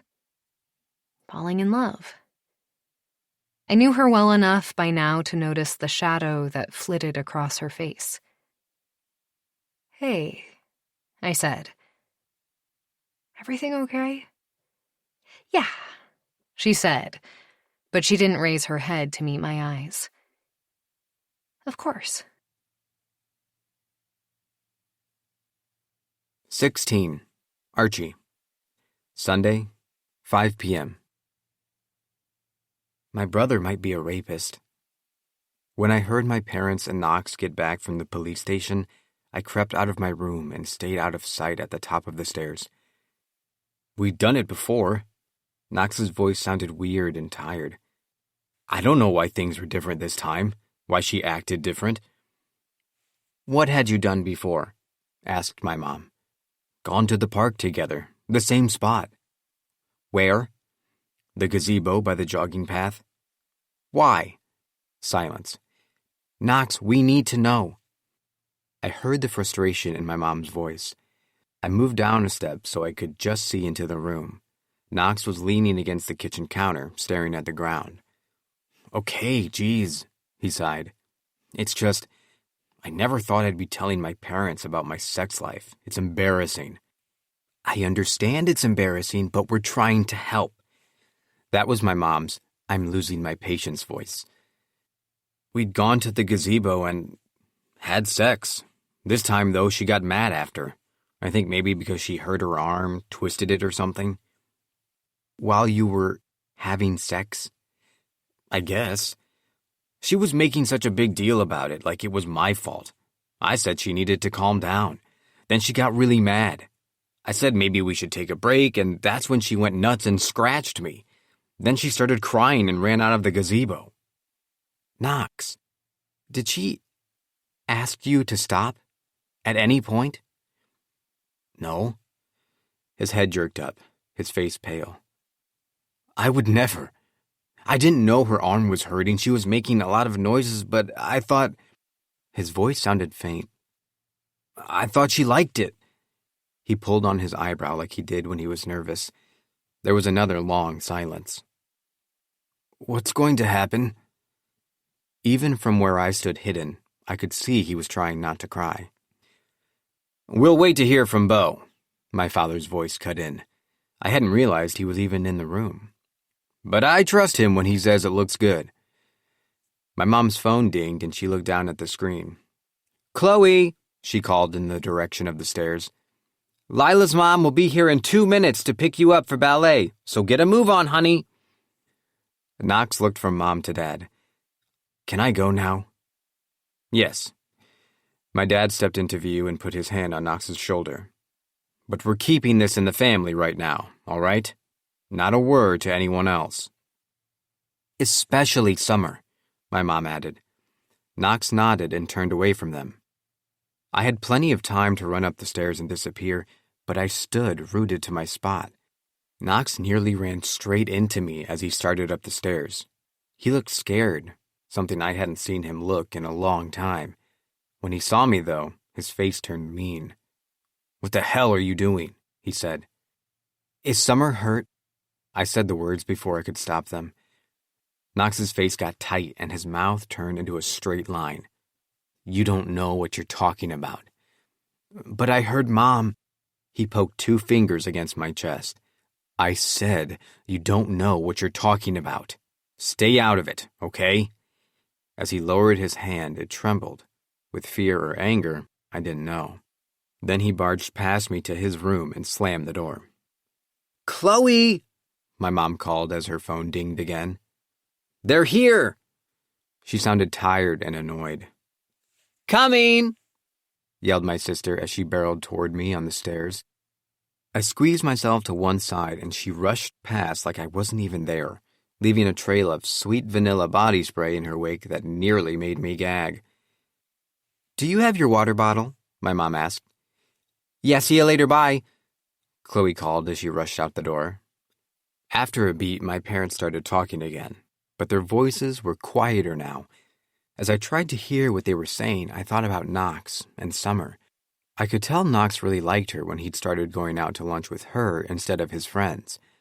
Seniors were allowed to leave the school grounds for lunch, and they left together almost every day. Though that was probably easier than trying to figure out where to sit together in the cafeteria.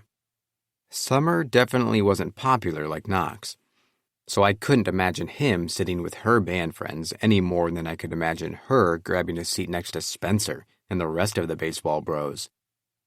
I also saw the way Knox looked at her, like he'd been handed the winning lottery ticket and couldn't believe his luck. I'd seen him with other girls, looking past them while they talked and giggled into his face. With Summer, his eyes followed her every move. I wondered if Knox and Summer were in love and what that felt like. I knew they were having sex because I'd found the box of condoms hidden in the back of his drawer in the bathroom we shared. I wondered what it was like.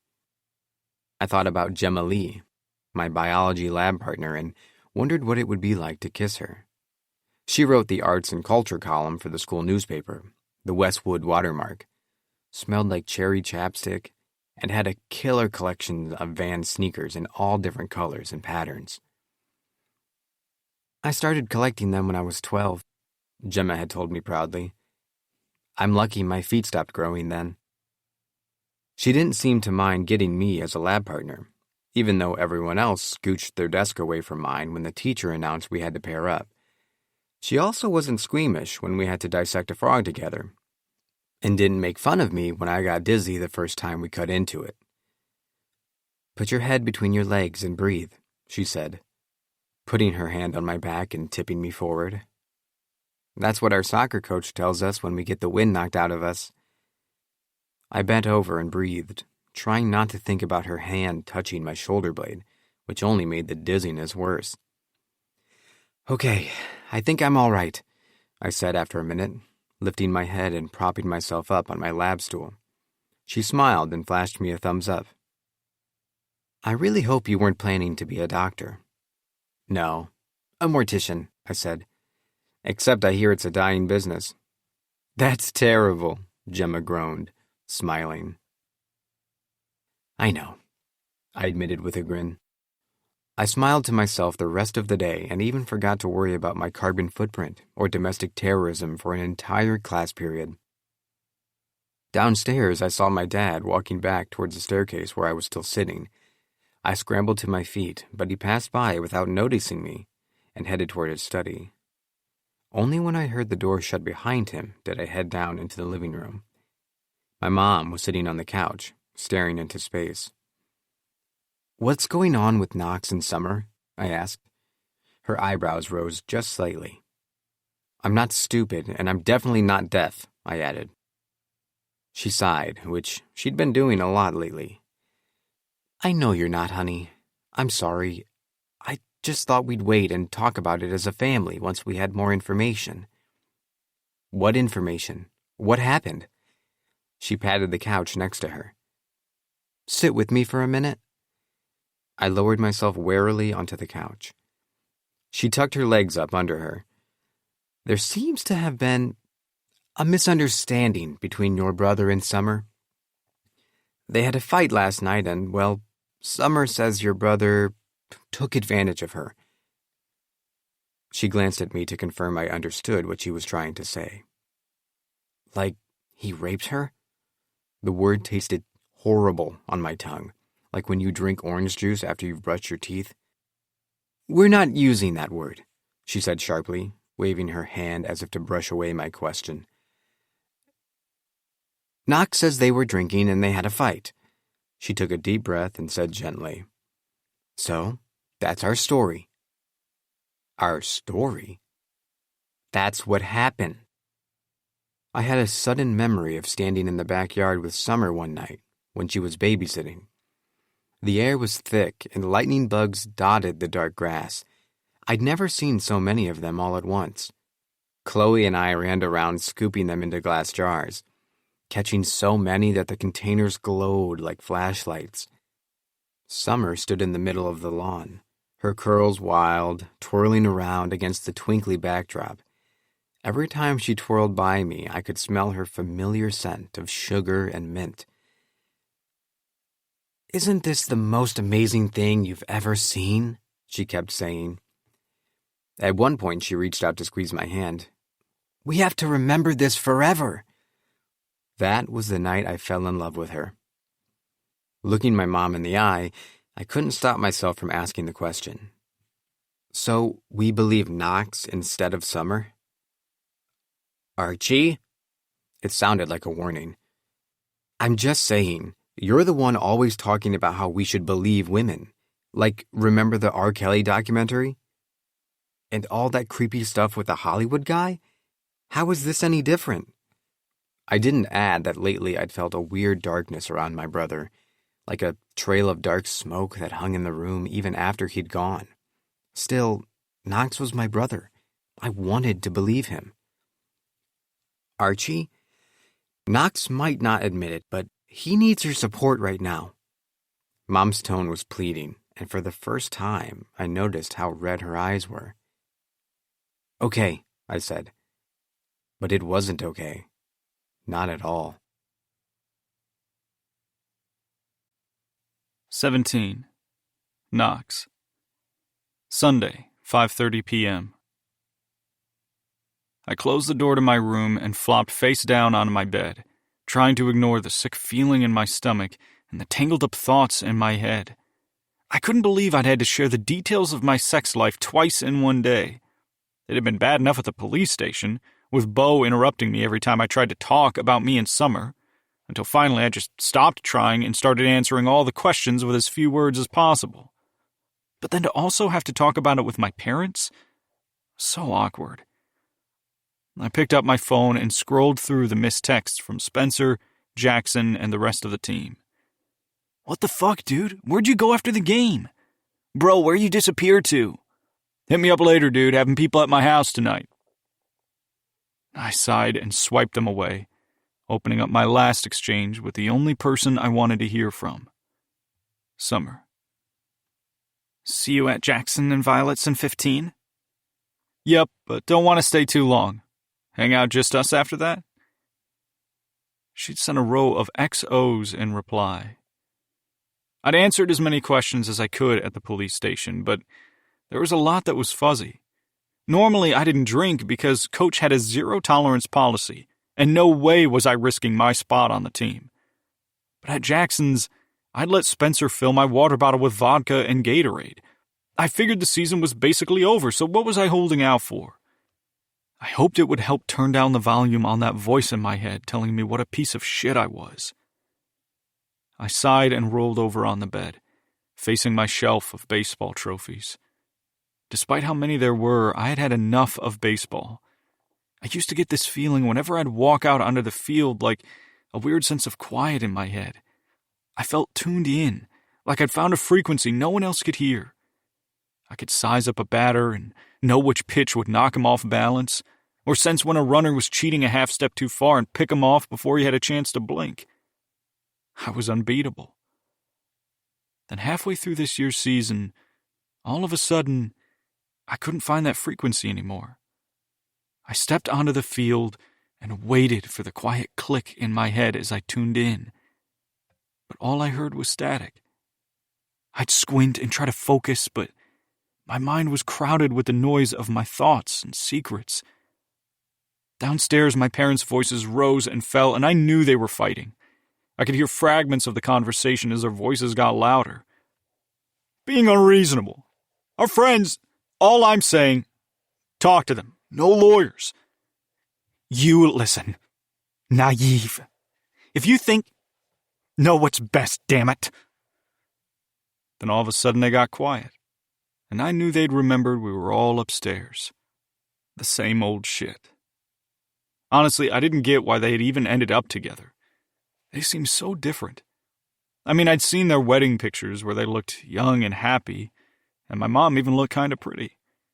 But these days she always seemed tired and stressed, and even when she was asking me about school or baseball, it only ever seemed like she was half listening, while the other part of her brain ran through some kind of checklist.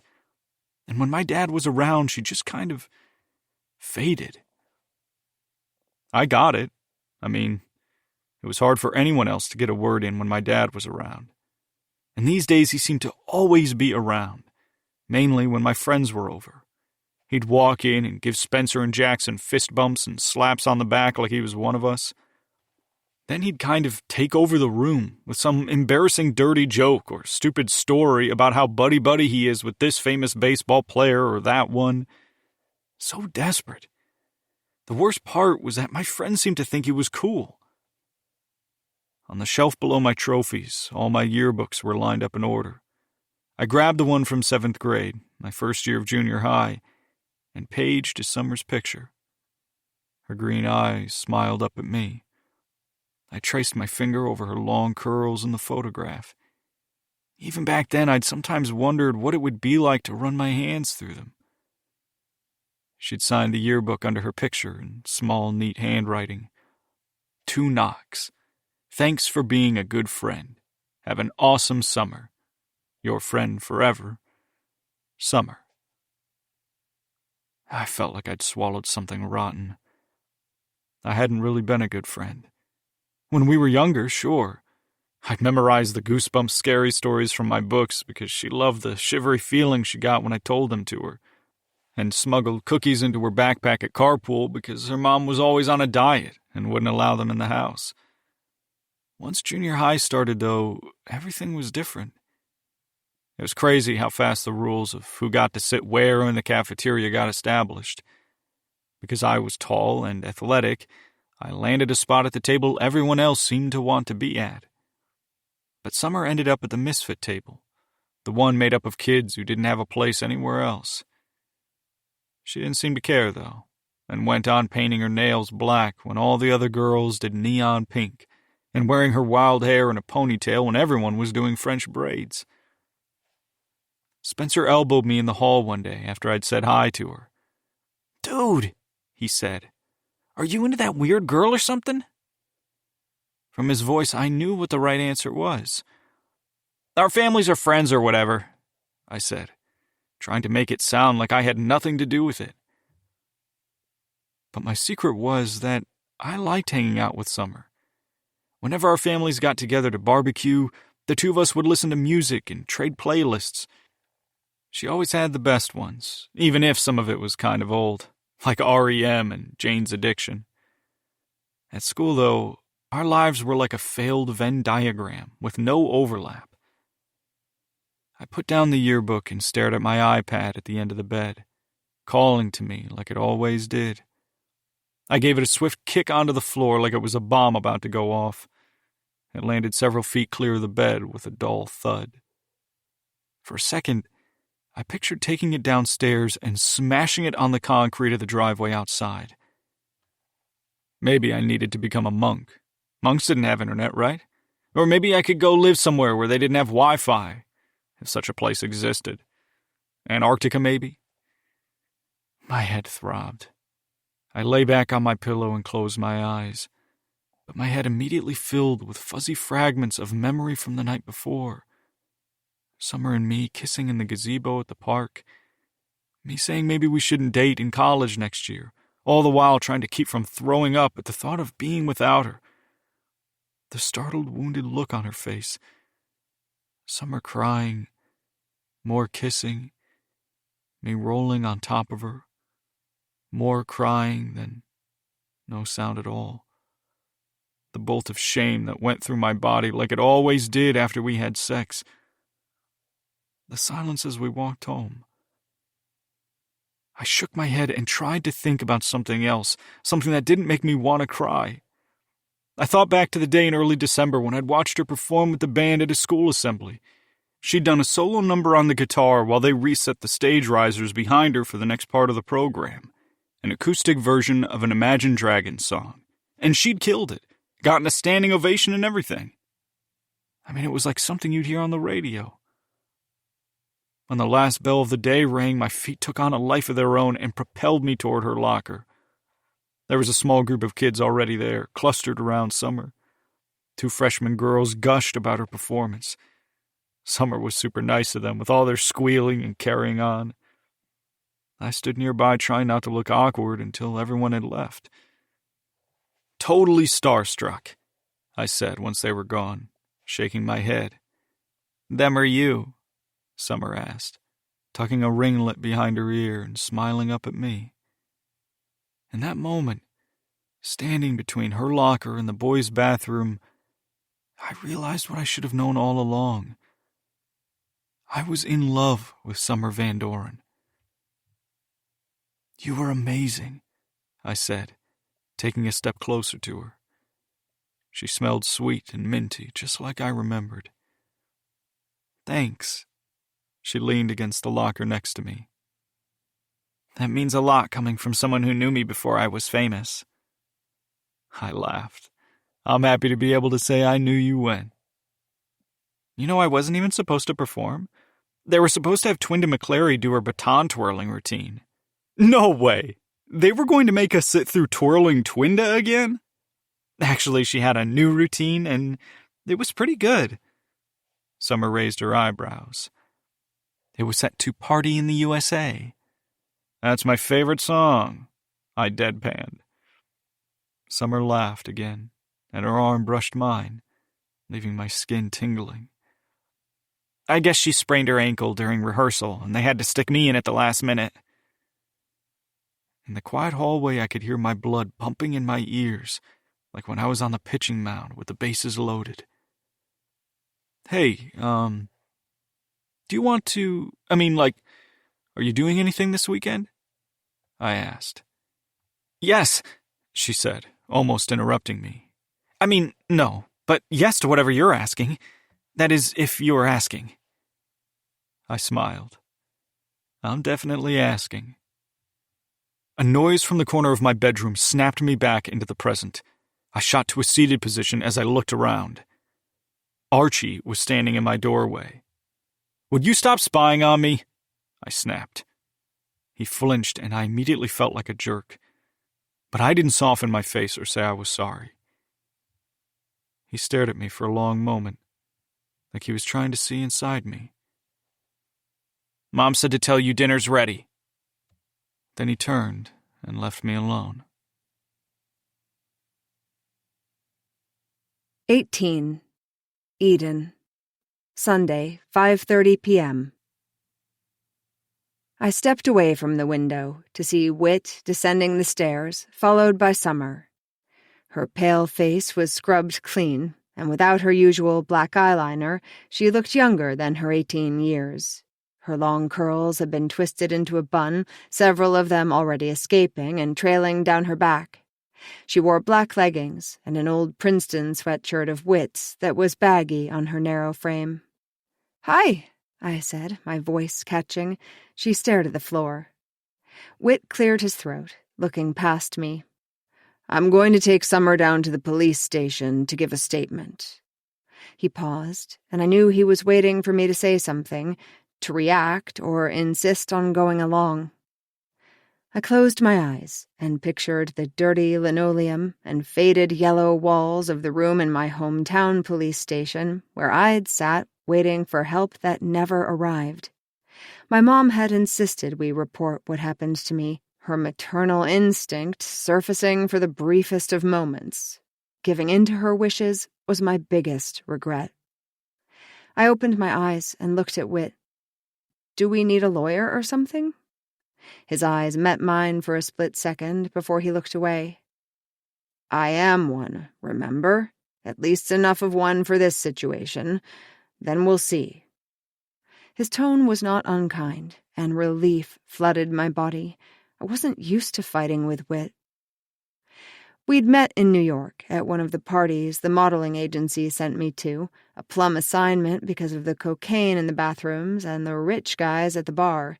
And though I was used to pretending I had a more sophisticated pedigree than community college dropout, with Whit, I never pretended to be anyone other than who I was. I'd freely shared the details of my colorful childhood with him, from the cans of Vienna sausage I'd eaten cold when our utilities were turned off, to the time I'd gotten detention for setting off the school fire alarm while smoking in the janitor's closet. Though, through all my storytelling, I'd alluded only in broad strokes to what happened with my teacher. And even though I'd often thought about telling him, somehow I could never get the words out. As much as Whit loved me, there were certain pictures I wasn't ready to paint for him. "You're really not coming?" he asked, his gaze evaluating me in a way I hadn't felt before, like it was some kind of test. I looked at the ground as the familiar mix of guilt and self-loathing began to swirl in my chest. I'll wait here." Whit made a terse sound in his throat, and he and Summer turned to leave.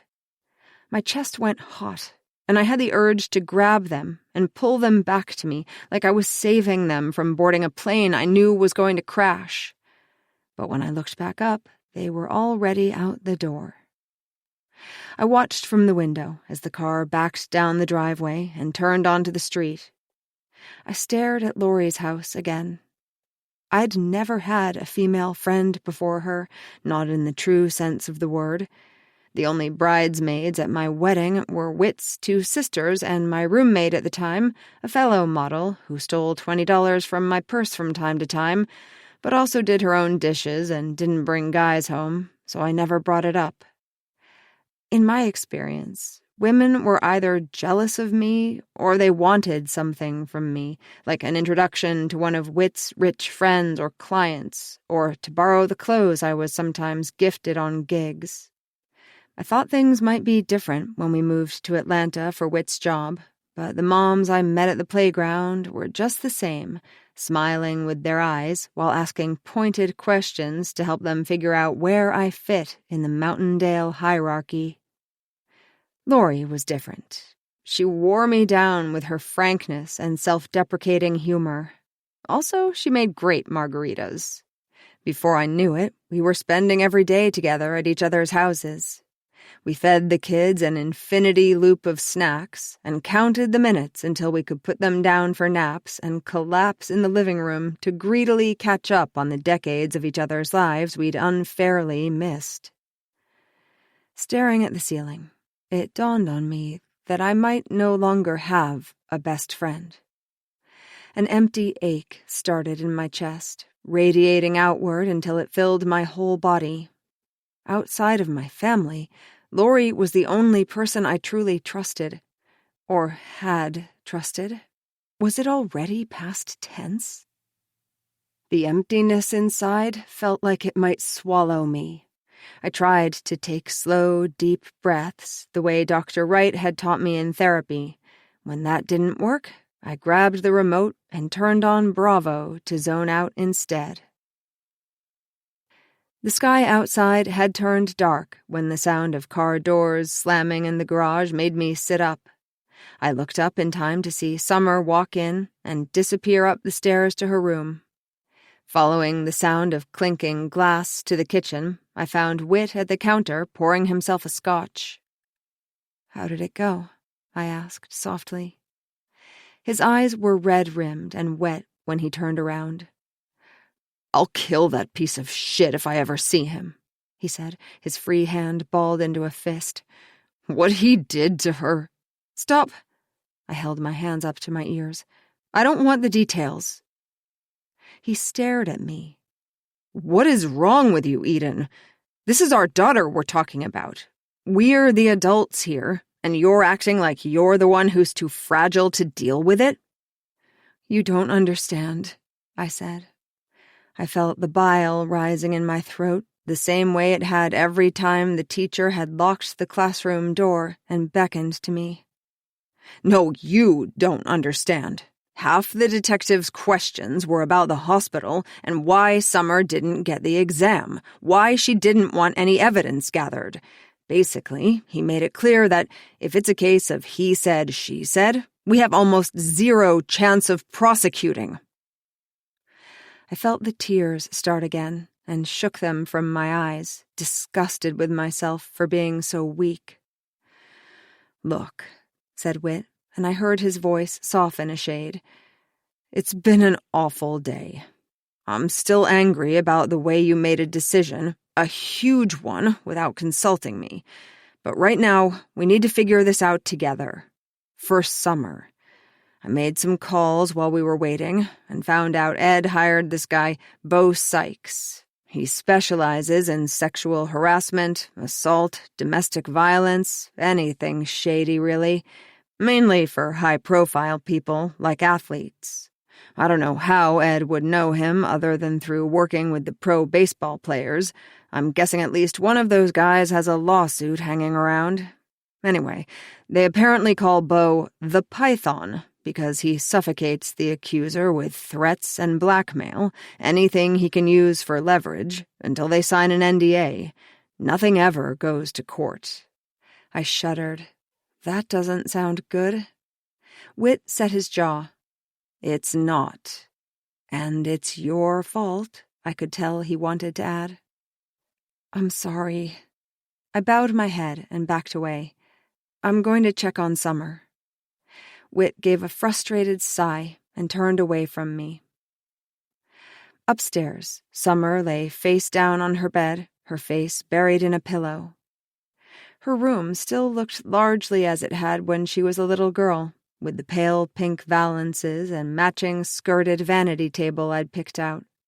The posters on the wall had changed over time, most recently a picture of Lin-Manuel Miranda and the rest of the cast from Hamilton. She lay facing away from me. I told the police everything, she said before I could even ask. How we went to a party and then walked to the park. Her tone was flat. And that we were drinking. At the Doyles? Where was Caroline, Mrs. Doyle? She was there, but they were upstairs like usual. We were in the rec room downstairs like always, and they never come down. So this wasn't the first time you were drinking at Violet's house, unchaperoned. She turned her head briefly to look at me. I don't want to get anyone in trouble. No one's getting in trouble, I promise. I tried a calmer tone. I would deal with Caroline later. How much did you drink, sweetheart? She gave a sharp laugh. You sound like the police. They only asked me that like 10 times.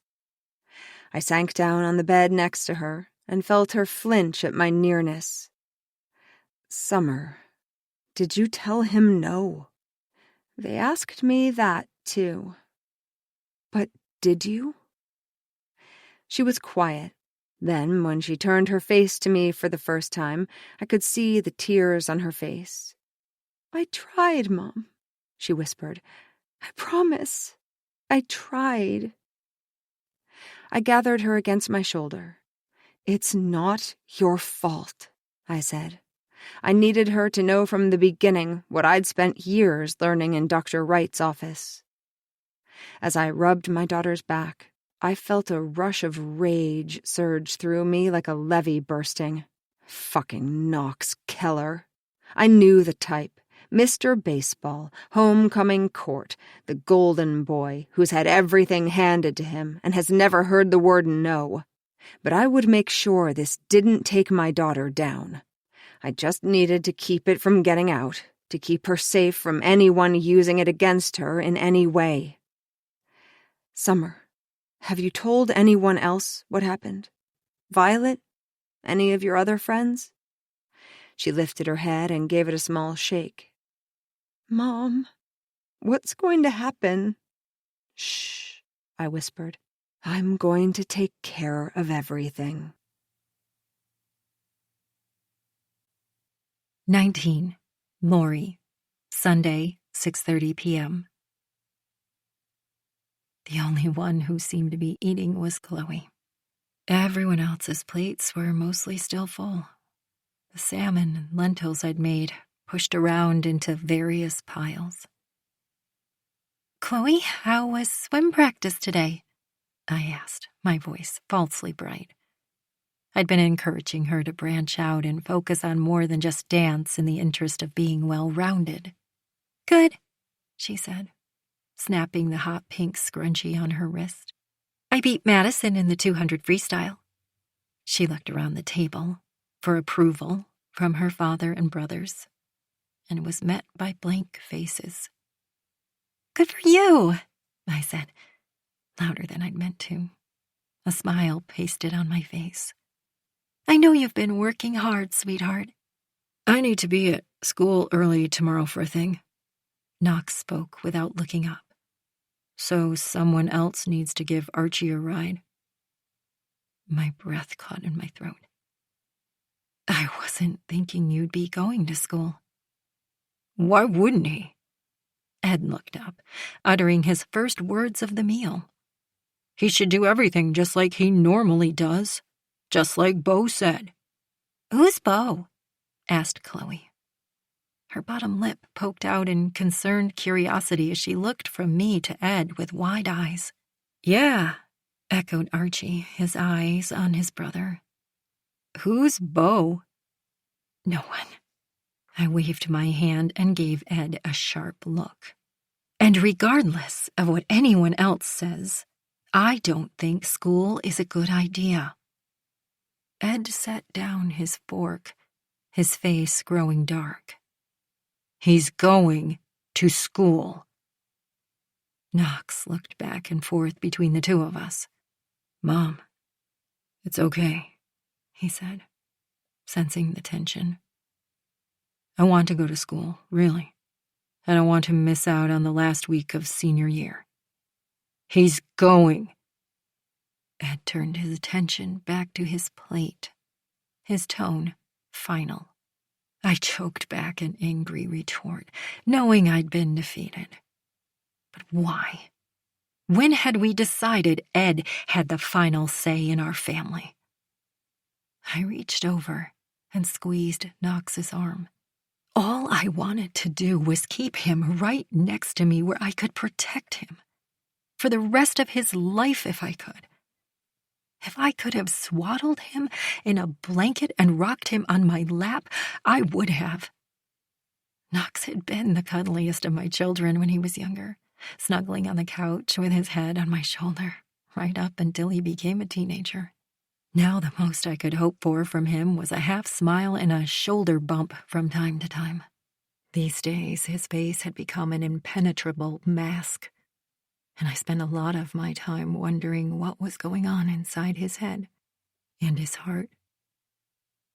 I'm volunteering at Chloe's school tomorrow morning, so you'll have to drive, Archie, I said to Ed, more aggressively than I needed to. I set my napkin down and waited for him to protest. Our eyes met for a split second, and he pressed his lips together. Fine, he said, his voice curt. I need 2 big pieces of poster board for tomorrow, announced Chloe, for science class. Chloe, it's almost 7 p.m. on Sunday night, I said, unable to hide the irritation in my voice. Why didn't you tell me earlier? I forgot, she shrugged, snapping her scrunchie again. Can you take her? I asked Ed. The last thing I wanted to do was get in the car and leave the warmth and safety of my house. That suddenly felt akin to poking my head out of my cave into the dangerous jungle.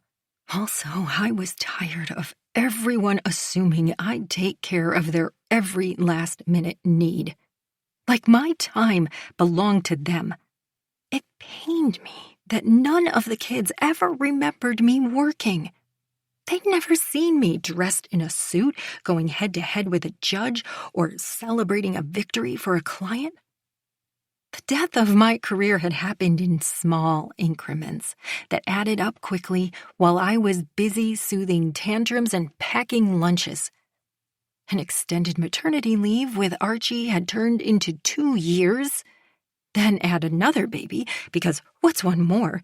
And in the blink of an eye, I had found myself with a 15-year stint as a stay-at-home mom. I promised I'd check in on one of the guys who had his ACL done last week, said Ed, pushing back his chair. In fact, I'm late. Wiping his mouth, he dropped his napkin on his chair and headed for his study. My fingers tensed like they wanted something to strangle. And I started to call after him. Can we go to Target? Chloe interrupted me. Isabella just got these cool tights there. They have glitter on them. She bounced in her chair with excitement. I've got homework. Knox said. He stood and pulled his phone out of his pocket. Remember, no texting anyone about anything from today, okay? I said, rubbing my temples where a headache had begun. You too. I nodded at Archie. Like he has any friends to text, Knox muttered. At least I'm not wanted by the police, Archie retorted. Who's wanted by the police? Chloe asked, looking from one brother to the other. Only in your lame video games, Knox shot back at Archie. Oh, like you're so enough, I shouted, banging my hand on the table hard enough to make the silverware rattle. 3 sets of eyes widened and turned in my direction. Enough, I said again. Standing, I surveyed my children, all in various states of shock at my outburst. A wave of fatigue crashed over me, and I felt a sudden urge to be somewhere very far away where no one needed anything from me. I pointed to the table. Tonight, I said, you can wash your own damn dishes. I grabbed my phone off the kitchen island and stomped into the living room. I'd silenced the ringer during dinner, and a glance at the text notification on my screen made me freeze. Eden. I swiped open the text. Hey, it read. Have you told anyone? My hands trembled as I responded, feeling every emotion at once. Angry at her for believing Knox could do something so terrible. Overjoyed to hear from my friend. Unsure what to say to her. Scared to think about the future. The police talked to Knox, but otherwise no. 3 dots appeared. They talked to Summer too, but we're still trying to keep it private for her sake. Of course. Can we talk? Despite the trip to the police station, I still held out hope that if Eden and I just sat down together, somehow we'd figure out how to make this all go away. 3 gray dots appeared and remained on the screen for a long time. I held my breath. I'll be outside in 5. A dizzying relief fizzed through my body. Everything would be okay. 5 minutes later, I pushed open my front door and walked across the street. There was no sign of Eden. Then her garage door rumbled open. In here, a low voice called. I walked toward the garage, but still didn't see her. In here, she said again. And I saw she was in her Escalade, motioning for me to join her. Are we going somewhere? I said, climbing up into the passenger seat. She sighed. No, I just don't want anyone to see us together. You know how people talk. Do we need code names or secret hand signs? I said, trying for a lame joke. She didn't smile. I cleared my throat and tried again. How are you? She looked at me. Disbelief and anger on her face. How am I? My daughter was just subjected to 90 minutes of police questioning about what she was wearing on Saturday night. How many times she'd had sex before with how many people. And how much she'd had to drink that night and whether that could have confused her. And you want to know how I am? My shoulders slumped forward and I shook my head. I'm sorry. I just meant, you know what? This was a bad idea. She cut me off and reached for the door handle. You should go. No. I reached my hand toward her arm but stopped just short of touching her. Please, I mean it. I'm sorry Summer had to go through that. It's awful. It truly is. But I asked how you are. Because I'm your friend, and I care. I will always care. She let out a short, bitter laugh. I'm really fucking shitty, she said, turning to look at me. That's how I am. I sighed and tipped my head back against the seat. Yeah, me too. We sat in silence for a minute. A torrent of words swirled through my head, but I couldn't form any of them into a sentence. At least not the right sentence. You should go, Aiden said again. She leaned her head back against the headrest and closed her eyes, her face tired. The last thing I wanted to do was leave her. But I nodded and reached for the door handle. My body was most of the way out of the car when I turned back. Wait, I said. What happens now? I don't know, she said. She didn't turn her head, and her eyes remained shut. I hesitated, then closed the door behind me. 20. Summer. Sunday, 7 p.m. I stared up at the dark ceiling in my room, barely able to make out the crack I'd always thought looked like a rabbit with one ear flopped over. I rolled over to check my phone again. 2 more texts from Violet. Up for a run tonight? Then an hour later, hello, did you lose your phone again? There were also a slew of messages from Jules, all pleading for me to let her know how I was doing, but I couldn't bring myself to reply, mostly because I didn't know what to say. There were no texts from him. I didn't expect any, but it still made my heart ache for some reason. Though I'd been in love with Knox as long as I could remember, I never thought I'd actually be his girlfriend. We were close as kids, whispering scary stories to each other on the floor of his room late at night when I slept over, and holding lemonade stands together whenever we wanted money for new stuff, Pokemon cards for him, rainbow loom supplies for me. Knox always did our sales pitch while I took care of the money. But then we got to junior high and everything changed. My phone dinged with an incoming text. Do you need anything? I'm right downstairs if you need me. I sighed and tossed the phone aside. My mom had literally just checked on me 15 minutes ago when Dad and I got home from the police station. It had been beyond awful to have him in the conference room with me, while I recounted as many of the humiliating details as I could remember from last night. I'd wanted to ask him to leave, but he had that look on his face. His Papa Bear look, I called it. I saw it a lot when I was younger, and someone would foul me on the soccer field, and once when a guy whistled at me on our family beach trip, not realizing my dad was 2 feet away. It was a look that said he would do anything to protect me. I didn't have the energy to take that away from him at the police station. I pulled my guitar up off the floor. I always slept with it next to my bed, in case I got a song idea in the middle of the night. I was first violin in the school orchestra, but guitar was what I really loved. I started strumming the song I'd been working on, then stopped. Was it weird that I was just sitting here in my room with my guitar like I'd be doing on a normal Sunday night?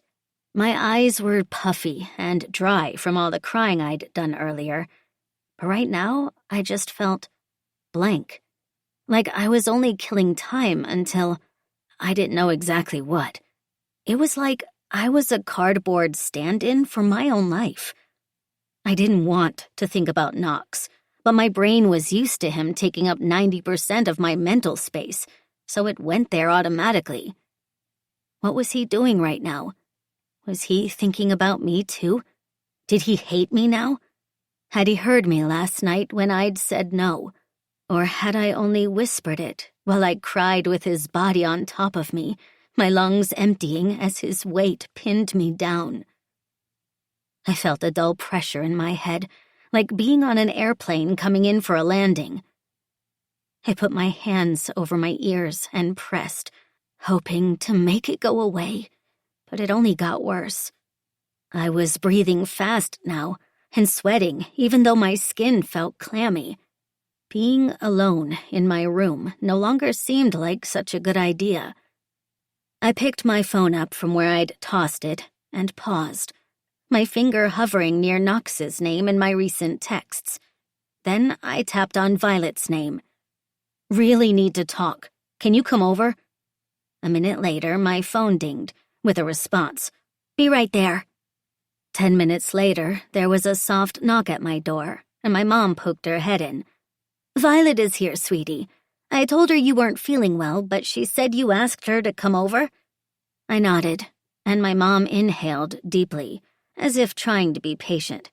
"Sweetie, your father and I agreed it would be best to keep things, private for now, so I don't think I need to talk to someone who isn't you."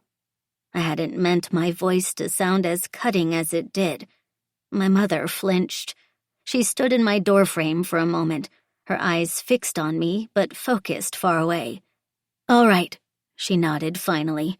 "That makes sense. Please ask Violet not to share anything you tell her. It's a legal issue." I nodded and pulled my knees into my chest, wrapping my arms around them. A minute later, I heard Violet's feet on the stairs and the door opening. "Whoa," she said, taking in the darkness of my room. "Are you, holding a seance in here or something?" I laughed in spite of myself and reached over to turn on the bedside lamp. Violet definitely wasn't the best friend my mom would have chosen for me. She would have preferred someone who was more focused on being elected to homecoming court and less concerned with dismantling the patriarchy and getting into law school. But we'd been friends since junior high, and despite our different friend groups, I hung out with the orchestra nerds, and she ran with the kids who wore statement glasses and spent her time running the Westwood Watermark school paper. We'd slept over at each other's houses at least once a week for years. Or we used to, until I got so busy with Knox. I felt a pang of guilt. "Thanks for coming over," I said. I'm sorry, I've been such a bad friend." Tears stung the corners of my eyes, where the skin was now raw. Violet looked mystified by my sudden attack of emotion. "What in the world are you talking about, Van Doren?" she said in her no-nonsense way. I sucked in a shuddering breath. "Knox and I broke up last night." Violet's eyes went wide. "What? Why? What happened?" I shook my head, unsure where to start. "We also... he..." The words caught in my throat, and my breath sped up again until I was panting the way Bailey did after she hauled herself across the living room floor. "Summer, are you okay?" I shook my head. "At the park, he didn't stop when I didn't want to, but..." Understanding swept across Violet's face. "He raped you?" She whispered the word. I blinked and forced myself to nod. "The police said it's a serious accusation to make." "The police? Oh my God, Summer, why didn't you call me?" I didn't really know what to do. I felt like I was shrinking, becoming so small I might vanish into the tangle of my bedclothes. Violet reached over and hugged me so fiercely I ended up with a chunk of her long, dark hair in my mouth. My arms felt limp around her, though. The tears had stopped, and I slipped back into being my blank self, empty and exhausted from my revelation. Knox and I had gotten friendlier again once junior high was over, and the dust had settled from the scramble for popularity that felt like a game of musical chairs. I'd catch a ride to school with him once in a while if Violet couldn't drive me, and sometimes we'd talk if we found ourselves in line together in the cafeteria or at a school assembly. Those interactions always left me flushed and with a fizzy feeling inside, but I assumed he just saw me as his childhood friend, until the day he'd asked me out. It had happened just like I always imagined it would. Him coming toward me in the hall, and everything else fading away. At first, I wondered if it was another one of my daydreams, but I could smell the faint odor of leftover fish sticks wafting up from the cafeteria, and feel the pimple forming on my chin, so I knew it was real. Violet was pacing my room now, her fingers fluffing her blunt bangs like she always did when she was thinking. 2 scarlet circles had formed on her cheeks. "Have you talked to the police?" "My dad took me to the police station earlier," I said. "And you're pressing charges, right?" "I'm not sure that's how it works." A small pit had formed in my stomach. Talking to Violet about it made everything feel so real. I guess it's the Attorney General who decides whether to press charges, like if there's enough evidence or something like that. I felt hazy on the details. Toward the end of the police interview, I hadn't felt like I was even present in the room anymore, like it was just my body sitting there in the hard plastic chair, but my mind was somewhere else. "Got it," she continued her pacing. "So we need to focus on other things in the meantime. Immediate action.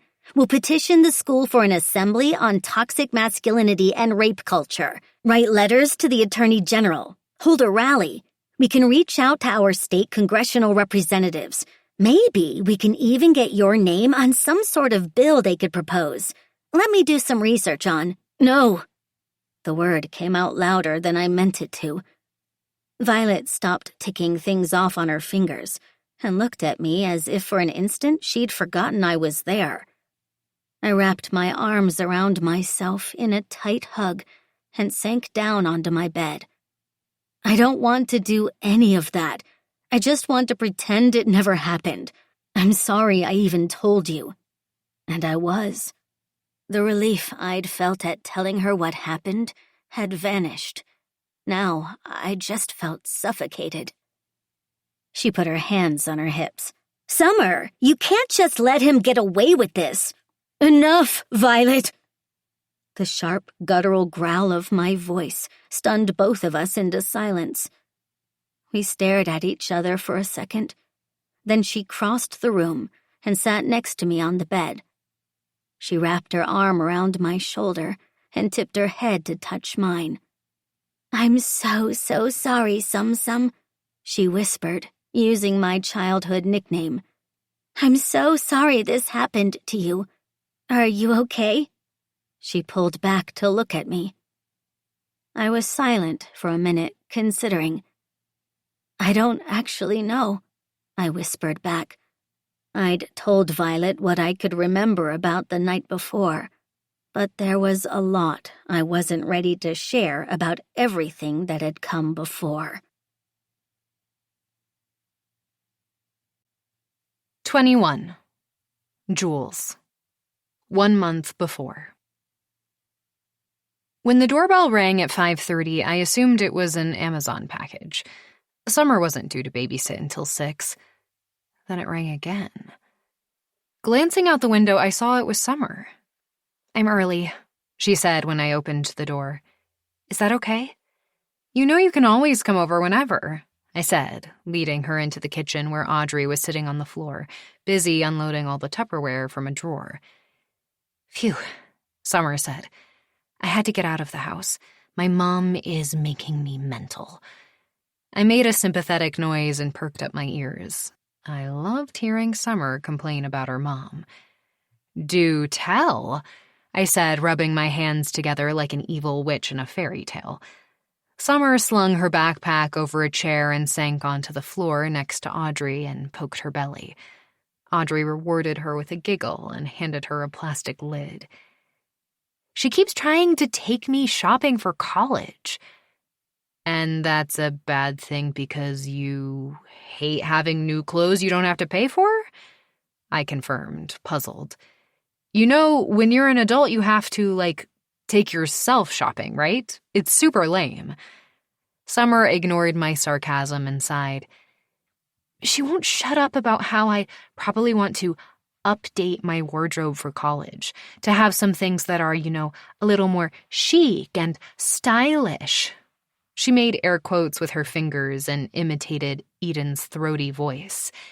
It's Princeton, after all, and you never get a second chance to make a first impression. She made a face and gestured to her black shirt and black cut-off jean shorts. She's basically positive I'll never make any friends looking like this. Oh, and she also told me she'd pay for one of those Brazilian hair straightening treatments and a makeup tutorial. Her shoulders slumped, and I thought I saw tears in her eyes as she looked down. Hey, I said, patting her shoulder. I'm sure your mom thinks you're beautiful just the way you are. I mean, I think Audrey is perfect even when she has boogers smeared on her face, which is basically like all the time. Summer rolled her eyes. My mom was a model. Did you know that? Before she met my dad, there's a box under their bed of all the magazines and stuff she was in. Oh, wow, I didn't know. She must be so disappointed to have gotten me for a daughter.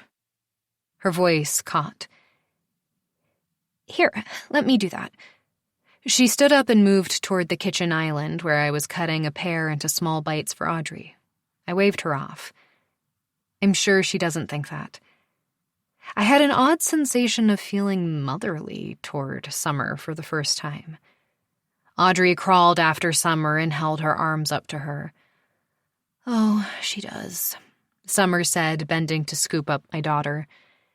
Like, when will she accept that I'm never going to fit into some homecoming queen Barbie mold? There's no way your mom is disappointed in you. I couldn't believe I was defending Eden. But like me, she was a mom, and I knew how deep that love ran. Summer sighed as she held Audrey close. I know she thinks I'm wasting my time with the violin and the guitar. Like, I should be trying out for cheer squad instead. So, really, cheerleader Barbie, not homecoming queen Barbie, I said. Summer managed a weak smile. Same thing, right? I cocked my head. Does your mom go to your orchestra concerts? Yeah, she never misses that stuff. I raised my eyebrows. Then maybe she isn't so disappointed after all. It was the first time I'd felt closer in experience to Eden than I had to Summer. Summer allowed another small smile. She picked up a piece of pear and Audrey opened her mouth to be fed like a baby bird. She giggled, and her face brightened. Summer focused on feeding Audrey while I packed up my textbook and laptop. After a couple of minutes, she cleared her throat. Hey, when did you lose your virginity? She asked. I choked on the sip of water I'd just taken. Summer and I had covered a lot of ground hanging out the past few weeks, but this was definitely new territory. I'll take extremely personal questions for $400, Alex, I said, but Summer didn't laugh. I cleared my throat and turned to face her. I was 19, I said. Why? Because sex is like the thing this year. People have been doing it forever, but no one talked about it because then you'd get called a slut. But all of a sudden, it's like you're lame if you're not doing it. And you're doing it, not doing it? Blink once for yes, twice for no? Summer looked down as if she was studying the bite-sized pieces of cheese and avocado in Audrey's bowl. No, but I'm thinking about doing it. I breathed a sigh of relief. You have lots of time, I said. You don't have to rush into anything. Summer rolled her eyes. I swear my mom has said that exact same thing to me. She wiped a smear of avocado off Audrey's cheek. Were you in love your first time? I snorted, thinking of the fumbled encounter with my music school roommate's friend. Not even close. But I guess I kind of wish I had been. Why? I paused, thinking about how being with Paul had changed my whole definition of what good sex was. I think it would have been more fun that way. Oh. She twisted the earring in her right ear, a tiny skull and crossbones. So, how do you know when you're in love? I chewed my lip and considered the question. I think if you have to ask the question, you're not. When I got home from class later, I saw the TV on through the window, but I didn't see Summer's head leaning back onto the cushion. I hoped she hadn't had to go upstairs to soothe Audrey. She was in the middle of a particularly exhausting sleep regression. When I entered the house, I heard a faint grunting noise. Turning the corner into the living room, the couch came into view. On it lay a boy with his pants around his ankles, his eyes closed and face contorted. Above him, on all fours, was Summer, wearing only her underwear, her head moving up and down over the boy's crotch. His fingers were buried in her hair, pressing her face to his body. The boy grunted. That's how you do it. You know you like being my little slut. My keys slipped from my hand and clattered onto the wood floor, and my hand flew up to half cover my eyes. Summer's head shot up, her body following. Ow! Cried the boy. What the...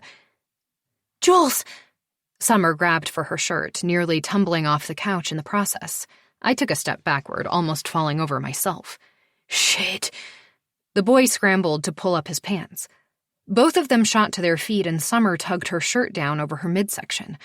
The boy stood silent and motionless as she thrust one leg into her pants, then hopped on one foot while struggling with the other. This is, Knox. Finally getting her second leg through her pants, she yanked them up and gestured to the boy.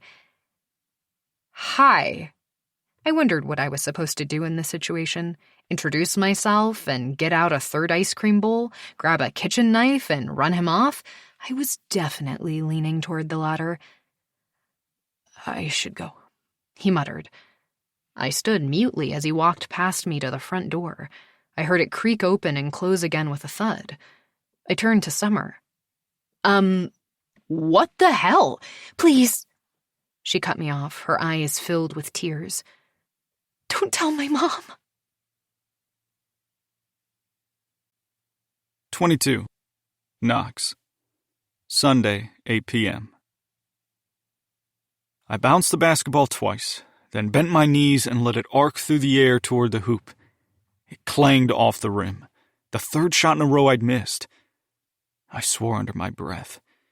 Get it together, Keller, I muttered, feeling a surge of anger. About what I wasn't exactly sure. Maybe the fact that my mom had forced us to sit down and have dinner like nothing was wrong, like we were still the perfect family she wanted us to be. Maybe about the look Archie had given me on the stairs earlier, when he'd asked me if Summer was okay, like he already thought I was some kind of criminal. Maybe that I'd fucked everything up last night with the only person who really mattered to me. Maybe all of it. I tried so hard to get my head straight. What the hell had happened between me and Summer? I knew she'd be hurt when I brought up seeing other people in college, which is why I've been putting it off. I couldn't tell her it had nothing to do with her. That sounded so lame, but it was true. I was the problem. I didn't even want to see other people. I just wanted to figure out how to stop being so fucked up. Now, though, I wanted to tell her everything. I needed her to know the truth. I had to see her. I set the basketball down and glanced through the large picture window at the living room. It was empty. I made my way down our driveway, hoping I looked like I was going out for a casual stroll. Summer's house was across the street, but her bedroom was around the back. I glanced behind me as I crept up the dark driveway. A motion light went on, and I bolted for the shadows, my heart thudding like a machine gun. Keeping my footsteps light, I walked through the open gate and into the backyard. Flattening myself against a big tree at the side of the yard, I looked up at her bedroom window. It was dark. My heart deflated. I pulled out my phone. I wanted to text her, but it felt like a wall had gone up between us, and I didn't know how to break it back down. The screen glowed for a second, showing a red battery icon, and then went dark. Shit. I tried to power it back on. It sat lifeless in my hand. I stared back up at her window. "Summer!" I whispered hoarsely. "Summer!" It sounds cheesy, but once we started hanging out for real, it felt like we had always been meant for each other. Spending time with her was like finding a release valve on the pressure cooker of my life. I realized for the first time how exhausting it was to be the Knox Keller everyone else knew. But with Summer, I could relax and let down my guard. The problem was that she thought I was a good person, which meant there were certain things I could never tell her. For starters, that I was jealous my brother got to see a shrink and talk about whatever was bothering him. I wasn't supposed to know about that, or the pills. But my parents' late-night fights about Archie weren't exactly quiet. Hearing them trade insults through the wall sealed it for me. There was only room in our family for one damaged child. No matter how bad things got, no matter how much I tossed and turned at night or felt sick with shame about my secret, I knew I had to keep pretending everything was fine. "Summer!" I called more loudly in the direction of her window. I looked around me for something I could throw at it. I grabbed a stick that was by my feet. Drawing my arm back behind me like I was going to throw a pitch, I released it in a perfect arc upward. It bounced off her window and fell back to the ground. The creak of a door opening startled me. I jumped back, hugging the tree. Mrs. Schulman walked out of her back door holding a bag of trash. She headed for the garbage bin, which was only feet from where I stood on the other side of the low fence, crouched behind the tree. I held my breath. No doubt she already thought I was a total creep after catching me on her couch with my dick out. I could feel my face burn with shame even thinking about it now. Summer had started kissing me the minute I got to the Schulman's house that night. She pulled me down onto the couch, pulling her shirt over her head and unhooking her bra. Warning bells went off in my head, and I scooted away from her. "What is it?" she asked, crossing her arms in front of her bare chest. I tried not to stare at her perfect boobs. "What don't you like about me?" "That's not it," I said. "Then why don't you want me? Am I bad at this?" "What? Oh my God, no, just no." I groaned and put my face in my hands. "I mean, I know you have a lot more experience than me, but if you could just tell me what you want me to do, I just want to do it right." "Hey," I grabbed her hand.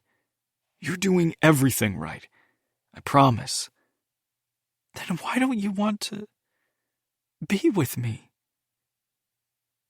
I stared at the creamy skin of her naked shoulder and her bright green eyes, now full of tears. I knew I didn't deserve her. I also knew that if she knew about the dark things I did, the way watching naked women on their knees and backs be told what to do by men who called them sluts and other names turned me on, she'd think so too. "It's complicated," I said, squeezing her hand.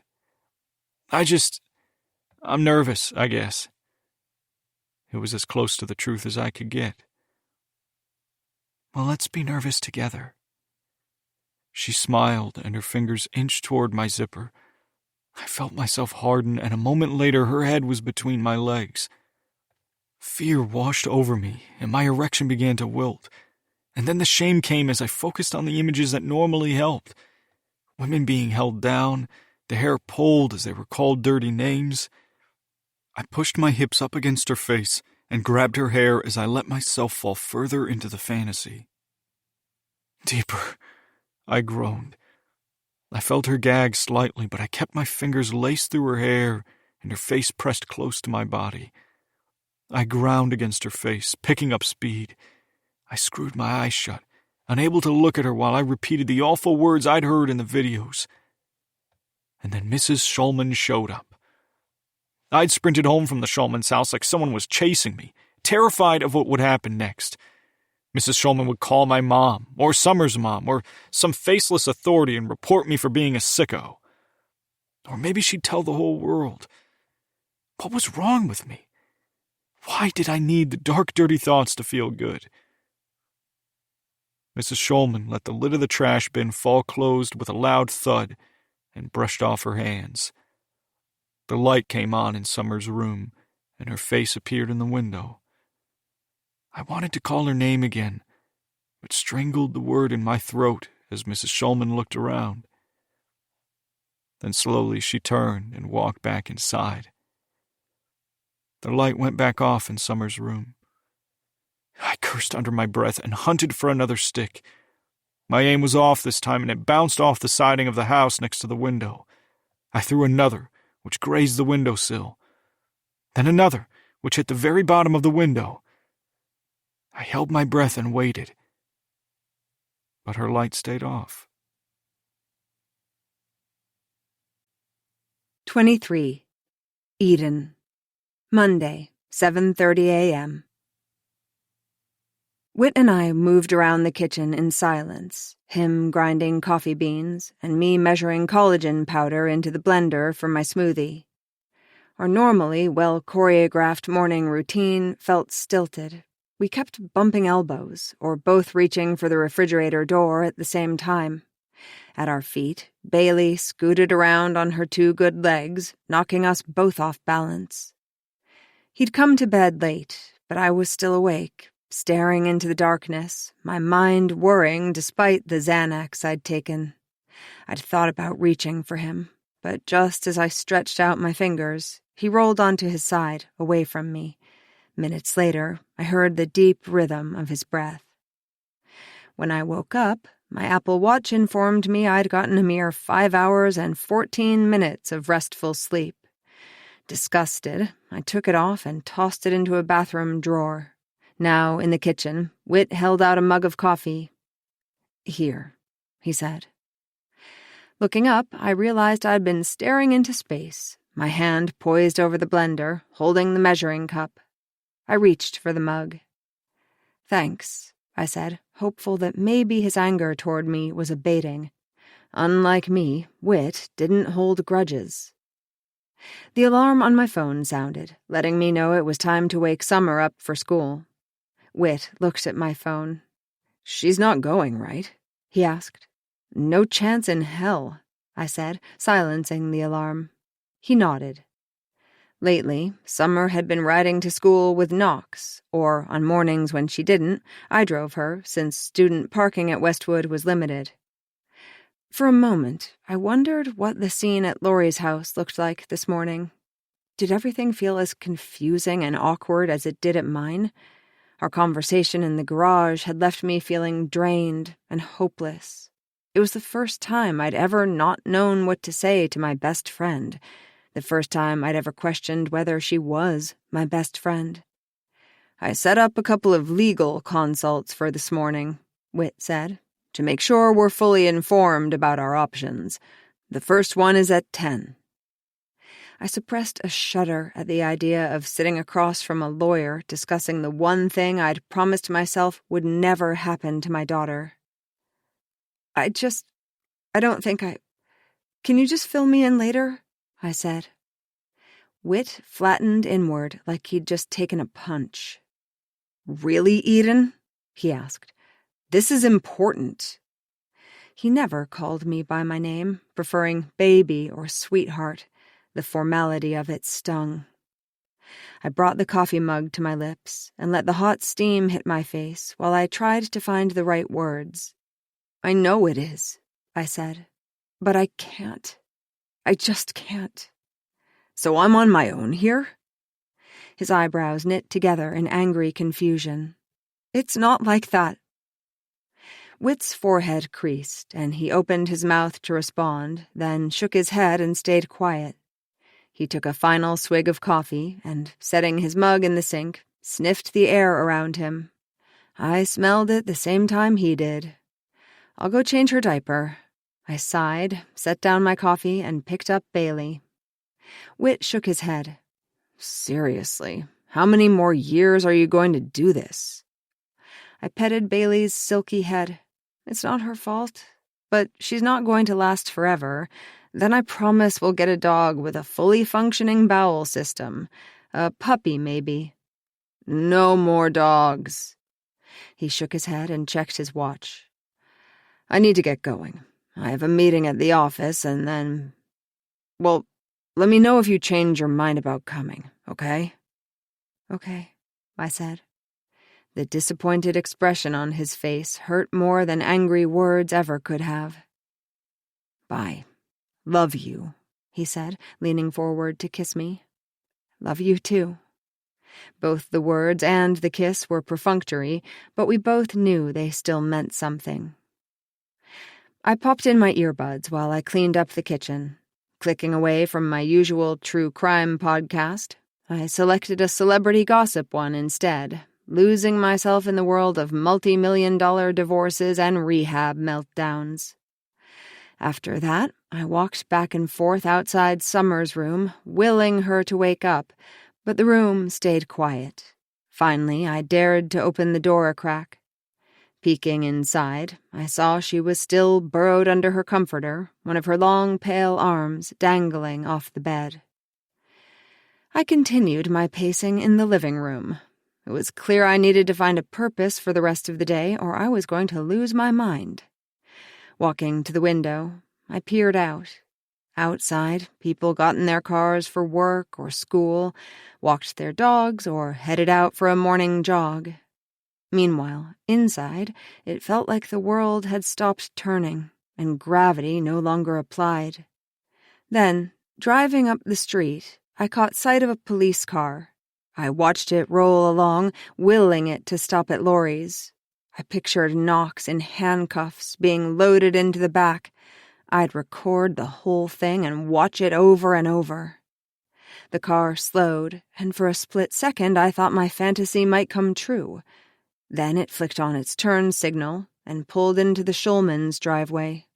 It parked there, and for a long minute no one got out. Then both front doors swung open at the same moment, and two men emerged. I drew in a sharp breath as I realized what was happening. 24. Jules. Monday, 8 a.m. The doorbell sounded as I was searching for my keys. It was probably Amazon delivering the baby gate I'd ordered. I'd have Paul bring it in when he got home later. I checked my phone. If I didn't leave in the next 10 minutes, I was going to be late for the baby move and groove class at Gymboree. The description said I would boogie down with my baby and meet new friends. I wondered if Eden had taken Summer to things like that when she was little, if we would have been friends if we'd met while boogieing down with our babies. I knew we probably didn't have a lot in common, but I was starting to realize maybe I didn't exactly have a lot in common with Summer either. I located my keys on the coffee table under the pile of laundry I'd meant to fold the day before. Audrey giggled as I jingled them triumphantly. "Come on, dance partner," I said to her. "Time to go." The doorbell sounded again. Sighing and glancing at the time again, I carried Audrey to the front door. On the other side stood a squat, broad-shouldered man in a police uniform, and a tall, thin one in a dark suit coat that looked like it might have fit him 100 pounds ago. "Can I help you?" I said, opening the door. "Mrs. Schulman." "It's Jules," I said. "I'm not 80. His eyebrows twitched, but his face remained blank. "I'm Officer Acosta, and this is Detective Keenan." They flipped their badges open like they do in the movies. "We're hoping to ask you a few questions concerning Summer Van Doren." "Summer?" My stomach lurched. "Have you talked to her? Is she okay?" The men exchanged a look. "Ma'am, could we come in for a minute?" asked the uniformed officer. Sitting in the living room with them, I did my best to recount what had happened when I'd found Summer doubled over in her bathroom. I didn't want to make her look bad, so I didn't mention that she'd smelled like a bar at closing time, just that she didn't seem to be feeling well. "Had she been drinking?" asked the officer. I'd watched every single season of CSI while I was recovering from hand surgery and tried to remember what the tip-offs were that someone was lying. Looking down, or was it looking up? Too much eye contact, or not enough? I couldn't really say. I shrugged. Have you spoken with her since? No, I said, my jaw tightening. It had been over 24 hours since I'd brought Summer to the hospital, and she hadn't returned any of my texts or voicemails checking on her since then. What's your relationship to her? We're friends? I hesitated over the word. Detective Keenan consulted his notepad and spoke for the first time. It says here she was your babysitter. Yes, that too. She ever talked to you about boys? The detective raised his eyes from his notepad to meet mine. Sometimes? I shifted uncomfortably as Audrey squirmed in my arms. Anyone in particular? Mostly her boyfriend. And who was that? I glanced out the window where I could see Laurie's house across the street. Knox Keller. Did she ever say anything about him? Asked the detective. Any strange behaviors on his part? Did she ever indicate she was scared of him? Scared? No, nothing like that. The blowjob scene flashed through my mind. Every time I thought about it, I got a sick feeling. And for a second I considered telling the police about it.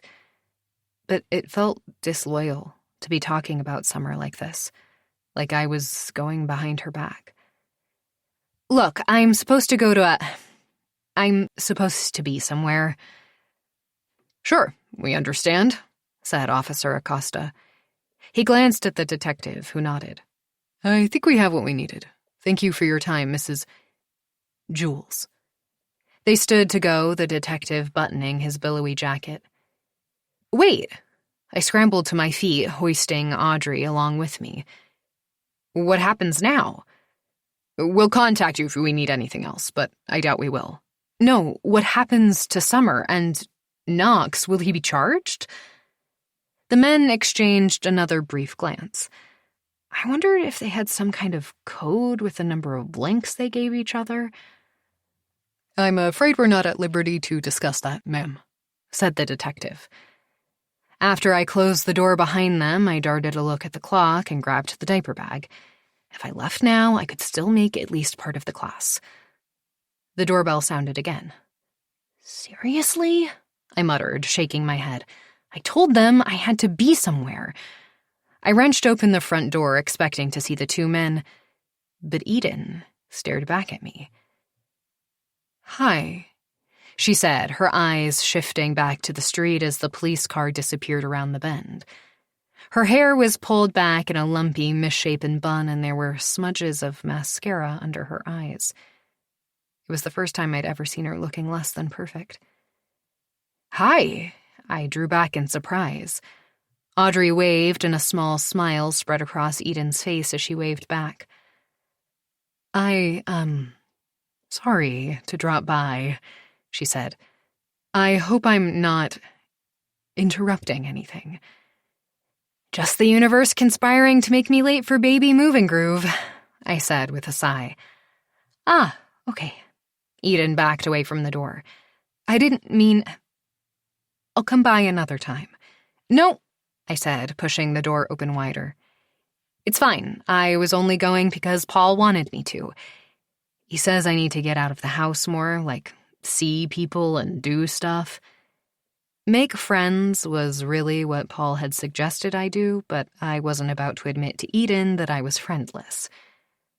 Eden nodded and stepped through the door, casting another look over her shoulder. Jamboree, right? She asked. I nodded. I always hated those classes. She shrugged. I mean, for starters, the music is usually enough to give you a migraine. Right, I said. And you may have noticed I'm not the greatest at, small talk. Eden blew out a dismissive puff of air. It's overrated anyway. For an instant, she surprised me by smiling. Then her face shifted back into blankness. "What did the police want?" she asked, catching me off guard. Geez, did anything in this neighborhood go unnoticed? Just, for me to answer some questions about that morning. Yesterday morning.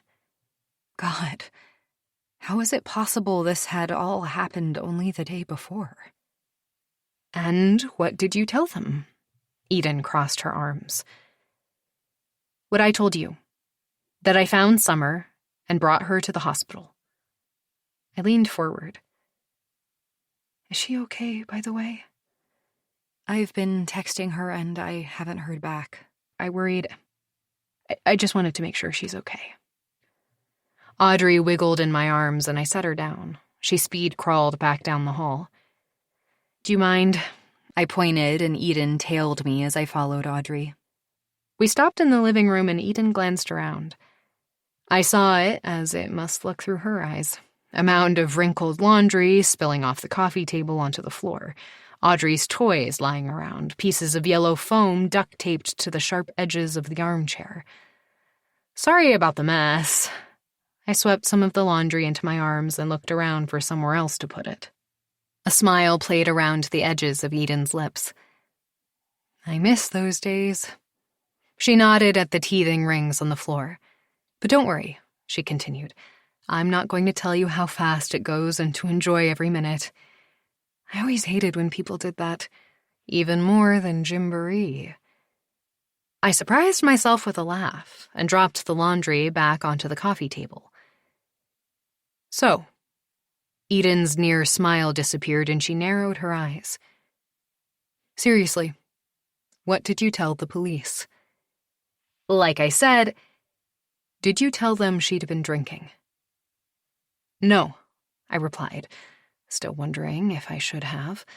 Audrey squealed with delight as she discovered a Cheez-It under the couch and popped it in her mouth. I sighed, defeated, and sank onto the couch. Then a bolt went through me.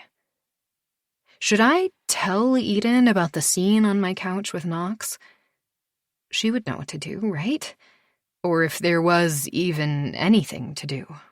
Eden paced in front of me, her fingers buried in her hair, massaging her scalp and further destroying her bun.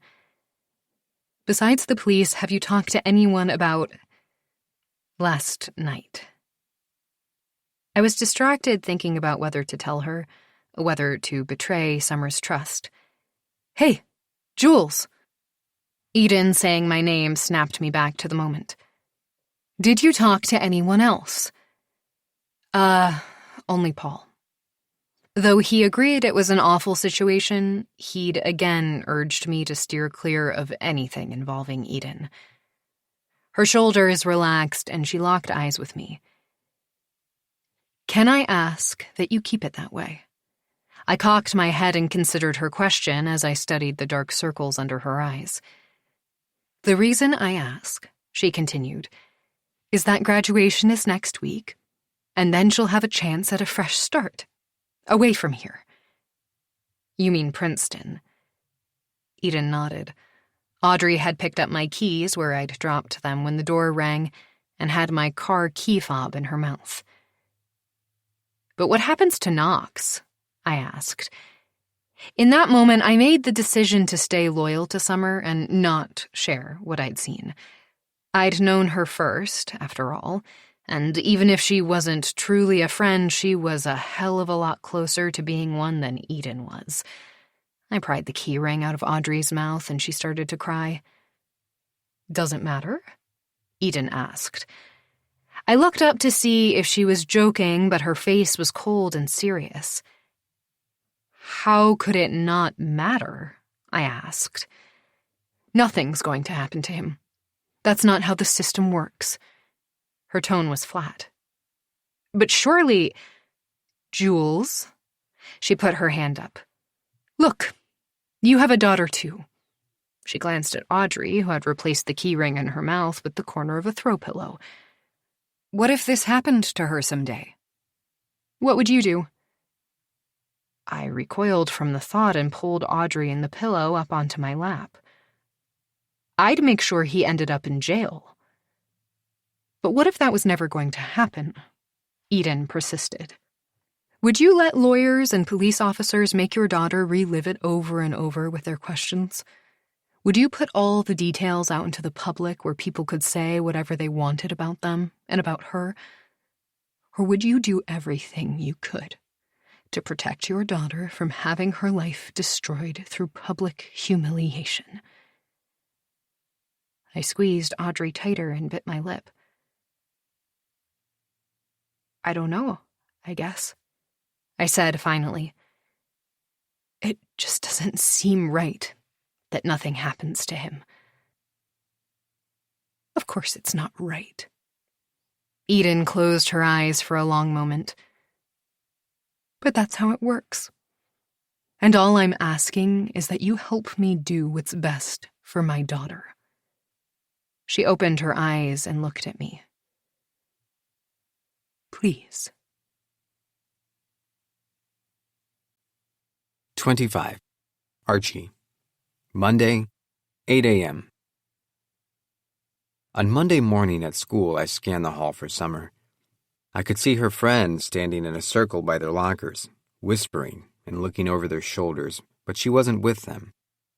Down the hall, Knox's friends were weirdly quiet, standing around with their chests all kind of puffed out and their arms crossed. I hadn't seen my brother that morning. I'd heard his alarm sound multiple times, but he hadn't come out of his bedroom by the time my mom honked the car horn for me to get outside so we could leave for school. It's like a funeral in here, Tadpole said, looking around as we walked through the hall to get to the freshman lockers. What's going on? I think I might know, I said. I knew I wasn't supposed to tell her, but it wasn't fair to keep me from talking to my only friend. Then I saw Knox cutting through the crowded hallway toward his crowd. He wore his AirPods and stared at the ground. He walked fast, but Violet Doyle was faster, separating herself from her friends and planting herself in his path. Knox stopped in front of her and looked up at her. "How could you?" she said, narrowing her eyes. Tadpole gripped my arm. People were looking their way, and it had gotten weirdly quiet in the hallway. "It's not his fault your friend's a slut." The voice came from the direction of Knox's friends, though I couldn't see who'd said it. There was a collective gasp in the hallway, and Violet's eyes got big. The bell rang, and Knox's mouth twisted as he brushed past her. By late morning, the rumor had spread. Everyone in my classes was staring at me and talking in hushed tones. My stomach hurt, and I wished I could pull my hoodie down over my face and disappear. "Holy shit," said Tadpole as she burst into the class we shared. "Miss Fisher, watch your language," the teacher said, frowning at her. "Sorry, Mr. Tolbert," she called, scurrying to her desk, which was next to mine. "Is it true?" she whispered, scooting her chair closer to mine. "I don't know," I muttered, sinking lower in my seat. "We're waiting on some kind of police report, I think. Like Law and Order SVU or something?" Tadpole was a television freak. She wanted to be a TV critic one day, so she watched everything. Between that and video games, I don't know how she ever got her homework done, but somehow she still made honor roll. I honestly don't know. My stomach lurched, and I stared down at the doodles in my notebook. "Okay, I get it. You can't talk about it. It's cool." "I can't because I don't know anything. No one's telling me anything." I almost yelled the last word, and Tadpole jumped. "Is everything all right, Mr. Keller?" Mr. Tolbert looked over at me. "Yeah, everything's great," I mumbled. Tadpole flashed me a look of concern. "Sorry," she mouthed. I got to biology class right as the bell rang. Heads snapped in my direction as I walked through the door, and the whisper started. I slid into my seat next to Gemma, who had already taken our half-dissected frog out of the industrial refrigerator and set it up for today's operation. "Hey," she said as our teacher, Miss Anderson, launched into a detailed description of the kidneys and liver. Hey, I said. Out of the corner of my eye, I saw Miranda Canley hand a note to the girl behind her. Miranda's older sister, Mackenzie, hung out at our house a lot. I watched the girl read the note and glance my way. She made a mark on the paper and handed it to the boy sitting behind her. After hesitating a minute, he also made a mark, then folded the paper back up into a tight square. I watched it make the rounds of the classroom until someone handed it to Gemma. She smoothed the note open on her desk, and her expression immediately changed as she looked over at me. I raised my eyebrows. Biting the inside of her cheek, Gemma moved the paper to where I could see it. 2 headers were spelled out in big block letters: Team Knox and Team Summer. Someone had drawn a heart around Knox's name, and there were check marks in each column, several for Summer, but way more for Knox. Gemma shot a death glare at Miranda as she crumpled the paper. A gurgling noise escaped my mouth, and my breakfast rose up into my throat. I took a deep breath, but the smell of formaldehyde hit me, and I knew it was too late. I tipped my chair backward as I stumbled toward the classroom door. "Archie!" I heard Miss Anderson calling to me as I burst into the hallway and doubled over, spewing the contents of my stomach onto the concrete floor. In the nurse's office, I was handed a Dixie cup of water and told to lie down on a cot with a thermometer in my mouth. "Normal," the nurse said after it beeped. "How long have you been feeling sick?" "Since I found out my brother might be a rapist," I wanted to say. "Since this morning," I said. She nodded. "I'll call someone to pick you up. Drink lots of fluids when you get home and only eat bland foods if you feel up to it. Toast, bananas, those sorts of things." At home, Mom fluffed my pillows, set Gatorade and saltines on my nightstand, and asked me about 1,000,000 times if I was sure I was okay on my own. "I have a meeting with the Free Motherhood founder, but I can cancel," she offered, smoothing the hair off my forehead. "It's fine," I mumbled, climbing into bed. "I just want to sleep." "Okay. I'll be home in a couple of hours. Call me if you need anything," she said, squeezing my hand. I nodded and pulled the covers up over my head.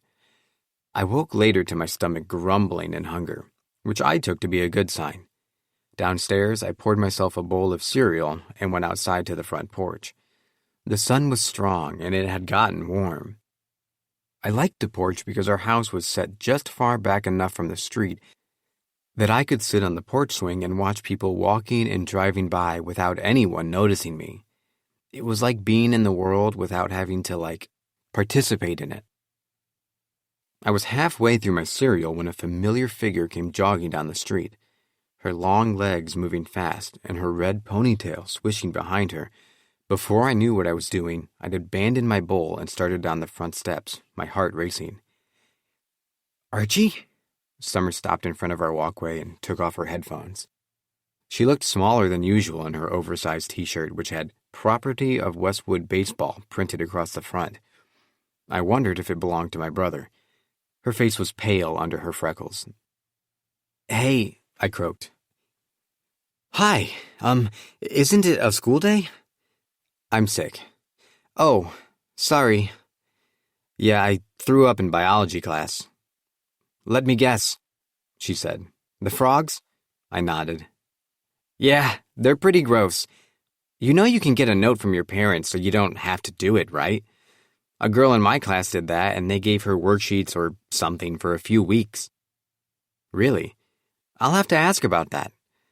What I didn't say was that as much as I hated slicing up that frog, I wasn't sure I wanted to give up the time I got to spend with Gemma. We stared at each other for a minute, and then I coughed and said, "So, you're home too. How, are you?" She lowered her eyes. When she looked back up at me, they were filled with tears. "I don't think I'm really supposed to be talking to you, Archie," she said softly. I scrunched up my forehead and nodded. "I get it. Anyway, I'll see you at school tomorrow. You're coming back? I thought about Miranda's note and all the check marks under Knox's name. I wanted to tell Summer about it, but I didn't know how. I have to come back eventually, she shrugged. And it's only a few days until graduation. How bad can it be? She gave me a small, sad smile and put her earbuds back in. I felt like my heart physically ached as I watched her jog away. Bad, I thought. It can be very bad. 26. Lori. Monday, 12 p.m. My meeting with Keisha Tyson, one of the Free Motherhood founders, was ostensibly for her to prep me for my first official board meeting the next day.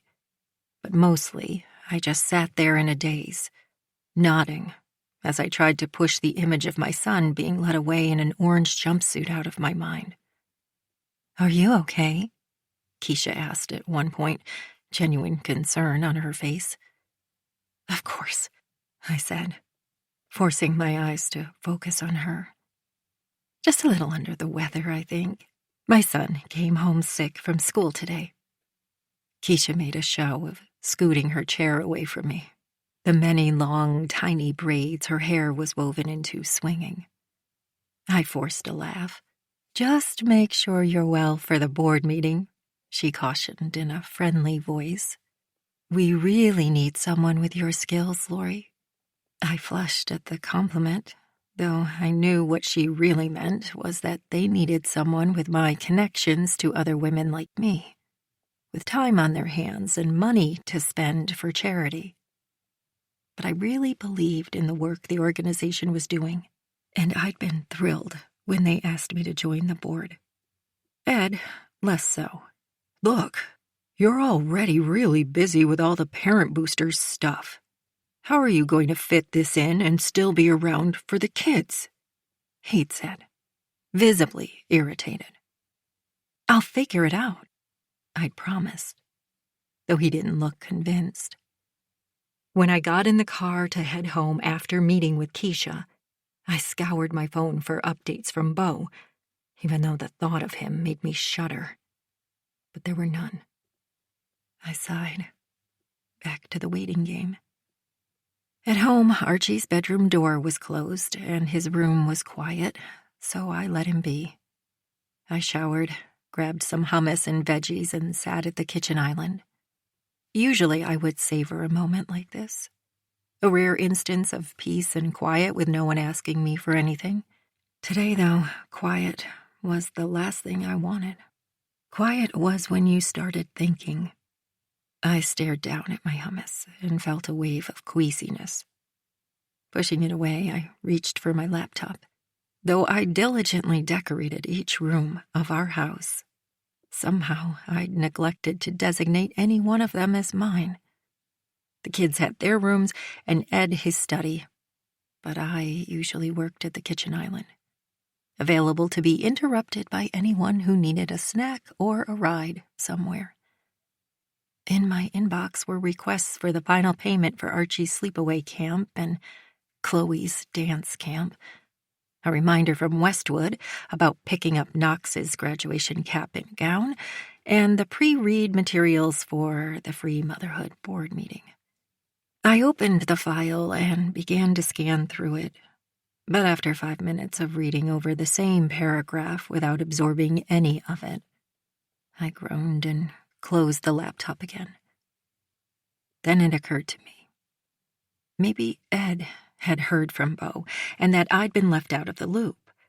The familiarity I'd witnessed between them had given me a sour feeling in my stomach.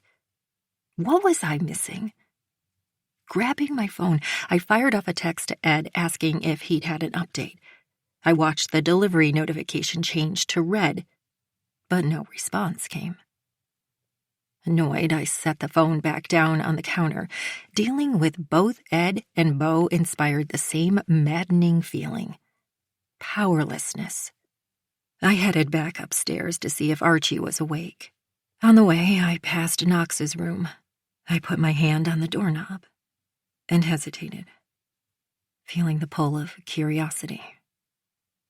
We'd always respected the kids' privacy. Then again, I'd never had any reason not to trust them. The need to go in became unbearable, like an itch I couldn't reach. If I couldn't get information out of Beau or my husband, I could at least do this. I pushed open the door. His bed was unmade, the sheet and comforter flung back. The pile of clean folded clothes I'd handed him days ago was spread across the surface of his dresser. A hoodie was draped over the bedpost, and the smell of his body spray lingered in the air. Crossing the room, I sat down at his desk, and my pulse sped up. "It's no big deal," I told myself. "It's your house. You have every right to be in here." I pulled open desk drawers, unsure of what I was looking for. They were filled with old-school notebooks and worksheets, a jumble of medals from various youth sports, and a dusty calculator. Nothing that would indicate my son had done anything wrong, but also nothing that would indicate he hadn't.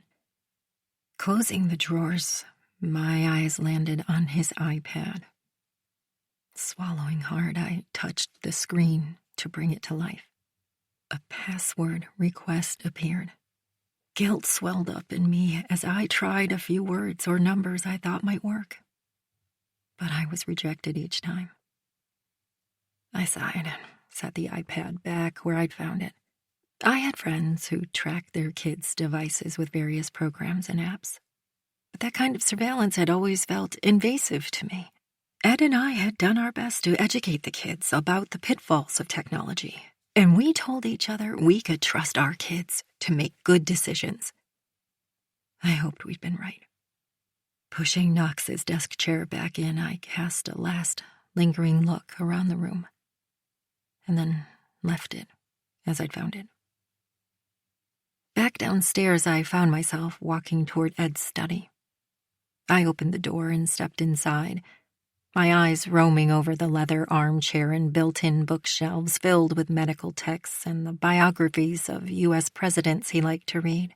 While I'd helped him plan it all out with our interior designer, the dark wood and leather now struck me as cliché, like the set of a movie about robber barons and titans of industry.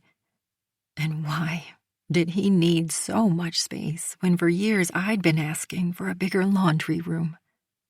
For God's sake, he had a full-size couch in here. I thought of myself perched on a kitchen stool with my laptop and felt a hot bubble of resentment in my core. Surveying the room, I realized it would be easy to cross the room to his desk, to open drawers and see what secrets they contained. Maybe I'd finally find an explanation for the layers that seemed to exist in Beau and Ed's relationship. I shook my head. Ridiculous. Ed and I may not always see eye to eye, but we didn't hide things from each other. Or at least, we never used to. He seemed so unreachable to me lately, even before the nightmare of this weekend. I felt a wave of shame at the snooping I'd done in Knox's room, and what I was standing there in Ed's study considering. Turning on my heel, I closed the study door behind me. 27. Summer. Monday, 3 p.m. My mom wouldn't stop hovering. I could hear her outside my door every time I took out my earbuds, pacing the hall like she was keeping guard, or sometimes just standing there breathing. She's a loud breather. She knocked every 15 minutes, offering snacks or to talk about it, as if we hadn't talked about anything since I was 13, and my best friends ditched me to sit at Amelia the Queen Bee's lunch table. My mom's response had been to offer to take me shopping and get a haircut, like some stupid teen makeover movie, where the nerdy girl suddenly becomes gorgeous and gets noticed by the hot guy and becomes popular. That was not my movie. I waited until I couldn't hear my mom pacing anymore, then picked up my guitar. I ran my fingers along the smooth wood and hugged it to my body, inhaling its special smell of sawdust and something metallic. My fingers hovered above the frets, but I couldn't bring myself to touch the strings. Usually I reached for it first thing in the morning to try out the chords that had been rolling around in my head all night. Last night, though, my mind had been full of the events of yesterday, replaying in my mind like I was stuck in some kind of sick torture chamber. The hospital, the drive home with my mom, the humiliating trip to the police station with my dad. When I woke up after finally getting a couple of hours' sleep, I felt both wired and exhausted. I kept thinking about what Violet said when she'd come over, about the word she'd used to describe what happened to me. I rolled it around on my tongue, but didn't say it out loud. If I did, I felt like I'd be breaking the last fragile thread that tied me to Knox. And despite everything, I wasn't ready for that. "Summer," came my mom's voice. "Back already?" I gritted my teeth and closed my eyes. "Can I come in?" I had no more strength to send her away, so I set the guitar back on my bed and braced myself. "Sure." The entire contents of our refrigerator and pantry looked to be stacked on the tray she carried. "I wasn't sure what you'd be in the mood for," she said. "You should really try to eat something." She set the tray on my bed and perched next to it. "I know how hard this is, and how devastated you must be." Devastated. An emotion I hadn't considered. Humiliated, yes. Furious? Sure. Feeling totally pathetic for going along with Knox the whole time and believing he loved me? Abso-freaking-lutely. But devastated. I looked over at my lonely guitar. Maybe. How could he? I looked around to see who'd said the words and realized it was me. How could he do this to me?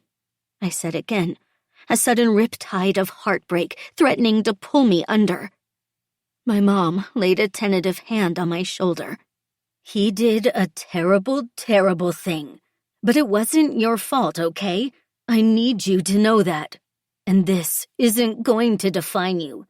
Dad and I are going to get you the best help to move forward. And you will move forward, even if it doesn't feel that way right now. You're stronger than you know, Summer. I laughed, and it came out as a high-pitched cackle, like a soap opera actress playing a crazy person. "Strong?" I said. My body went rigid with an anger that came out of nowhere. My vision blurred until all I could see was a sea of black dots. Why do I have to be strong? What if I don't want to be? I never asked to be strong. What if I want to just dig a hole and bury myself in it for the rest of my life? And Knox, why doesn't he have to be strong? Why does his life just get to keep going like normal? My mom had tears in her eyes, and I realized I was yelling, my throat raw with the effort. The helpless look in my mom's face made me want to pitch myself forward into her arms and sob. But instead, I collapsed backward onto the bed. I just want everything to go back to normal, I whispered. I closed my eyes and tried to erase the images of the last 48 hours from my mind. I pictured walking into school the next day like nothing had happened, savoring the feeling of my last week of senior year. I pictured throwing my hat up into the air at graduation. My graduation party. The summer road trip out west that Violet and I had promised each other we'd take before we each left for college. Why should I sacrifice any of that? And Knox, was he worried about any of this? Probably not. The unfairness of it made me want to claw the walls, except I was way, way too tired to do anything but just lie there. The old normal is gone, my mom said, her tone resolute. She reached out and took my hand with a firm grip, as if to keep me from floating away.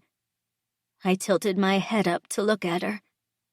The tears in her eyes were gone, replaced with an unflinching steeliness. But you get to choose what the new normal looks like, she continued. You get to chart your own path, and it's going to be fucking amazing. I'm not going to let anyone take that away from you, I promise. Her words stirred something in me that felt like it could be hope, and I squeezed her hand back. For a minute, I almost believed what she was saying. 28. Eden. Tuesday, 7:30 a.m. I woke bleary-eyed after a night of tossing and turning. Even my usual combination of Ambien and a glass of wine hadn't been enough to result in any restful sleep. The nightmares had returned. It had been 2 years since my last one. Progress, Dr. Frank had said. But last night I'd had both of them. First, the one about Aaron Pratt, the second-string football player who, although he wouldn't make eye contact with me at school, would regularly give me rides home from school in exchange for hand jobs. In the dream, I realize I'm naked in his car. I try to get out, but the doors are locked. I slam my shoulder into the door until it finally opens, and I tumble out, only to realize I'm standing in the middle of the football field, the stands filled with students screaming all the names they usually only called me under their breath when I passed them in the halls. I woke up from that one, gasping for breath. The next one was about my teacher, his heft pinning me down, the sour smell of his breath in my ear as he whispers, "You know you like it." That one left me drenched in sweat and shaking when I jerked awake. I heard voices as I pulled on my bathrobe and made my way downstairs, surprised to see Summer already awake. "Good morning." I smoothed my hair as I entered the kitchen.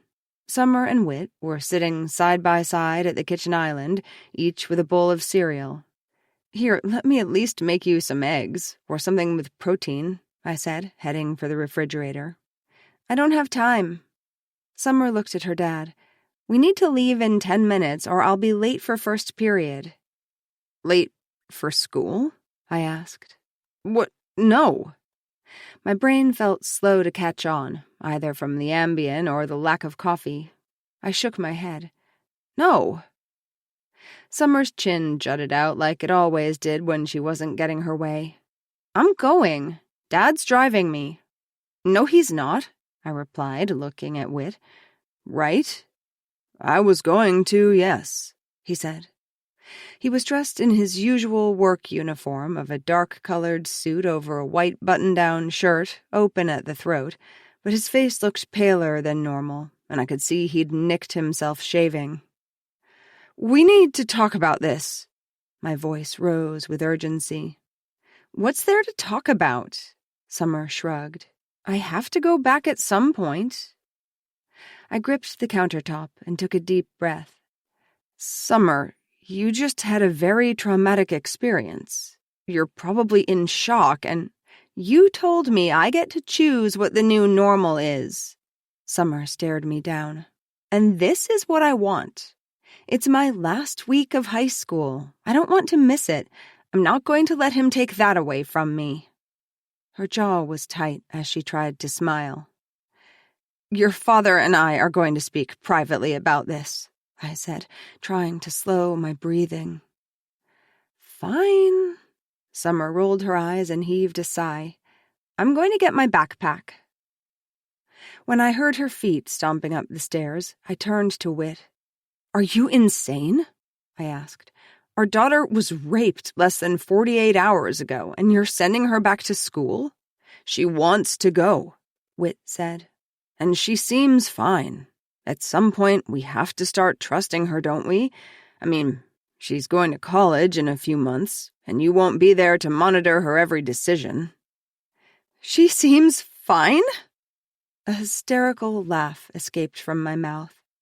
Her life has been irreparably damaged, and she will spend the rest of her life trying to piece it back together. I can assure you, she is not fucking fine. I meant she seems fine right now, said Whit in a low voice, as in this very minute when she is asking to go to school so she doesn't miss out on the memories of her last days of high school. The memories that will be forever tainted by having been raped. I practically spat the words. Eden, if she wants to come home, I'll go get her, he said, inhaling deeply like my spinning teacher always did at the end of class before she shared her daily inspirational quote. But right now, she wants to go to school, so I'm taking her. Like hell you are. Whit narrowed his eyes and set his jaw. You know, at some point, you're going to have to start showing up for our daughter. I feel like I've been flying solo on this. Excuse me? A shock of anger radiated through me. That's all I've been doing. But you have no idea how she's feeling. Whit threw his arms up in the air in anger. And neither do you. My ears began to ring, like a bomb had just exploded in front of me, and I stepped back to prop myself up against the wall. Summer, Whit called up the stairs. It's time to go, sweetheart. This time, he didn't kiss me goodbye. 29. Archie. Tuesday, 8 a.m. As much as I wanted to stay home again the next day, after I had 2 helpings of spaghetti for dinner, Mom said clearly I was feeling fine and that I could ride to school with Knox because she had a meeting in the morning. I glanced across the table at my brother, who was pushing his pasta around on his plate. He didn't even bother to complain. Other than Chloe, who was talking non-stop about her summer dance camp, it was deadly quiet. They said I need 7 leotards, but I only have 5 I really like, and Lily said she's bringing 10, so Mom, can we go shopping this weekend? Also, I still want those glitter tights.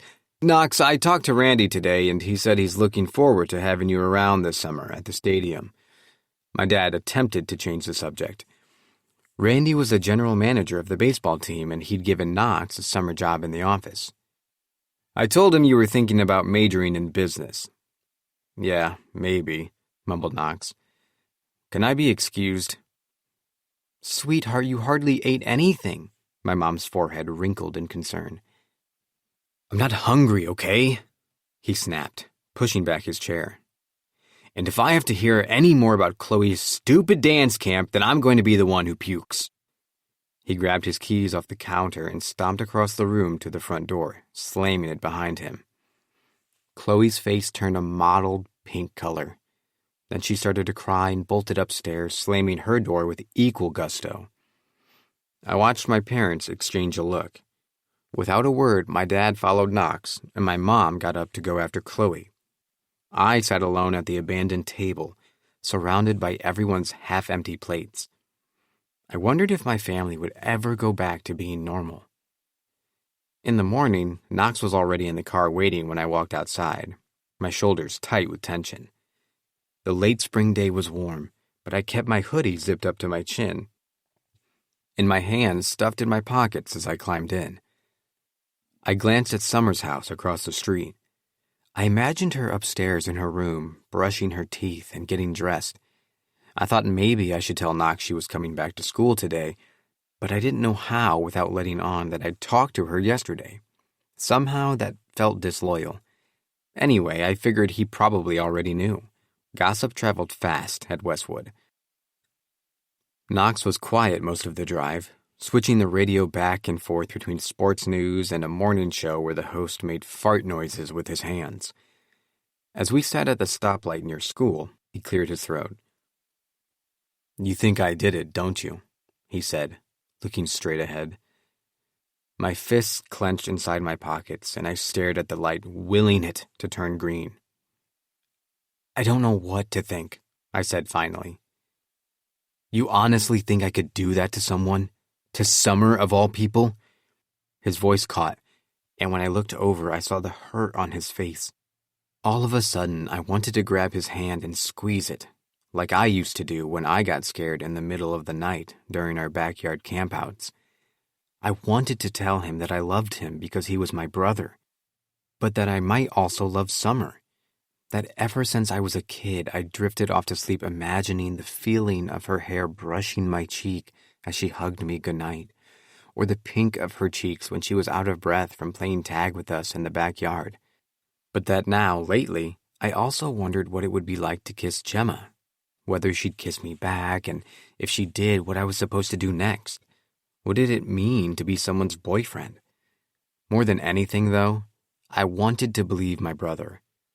The light turned green and the car rolled forward. I stayed quiet.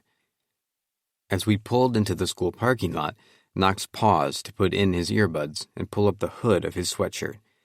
He got out of the car without looking at me and disappeared into the stream of kids headed up the stairs into the building. The main hallway was louder than usual, as everyone bubbled over with end-of-the-school-year energy. I fought my way to my locker and found Tadpole leaning against it.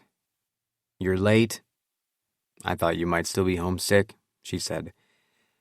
"Yeah, I had to ride with Knox." I opened my locker and grabbed my biology textbook. Tadpole widened her eyes. "Did you talk to him about—" "Hey, Archie." I turned to see Gemma heading toward me.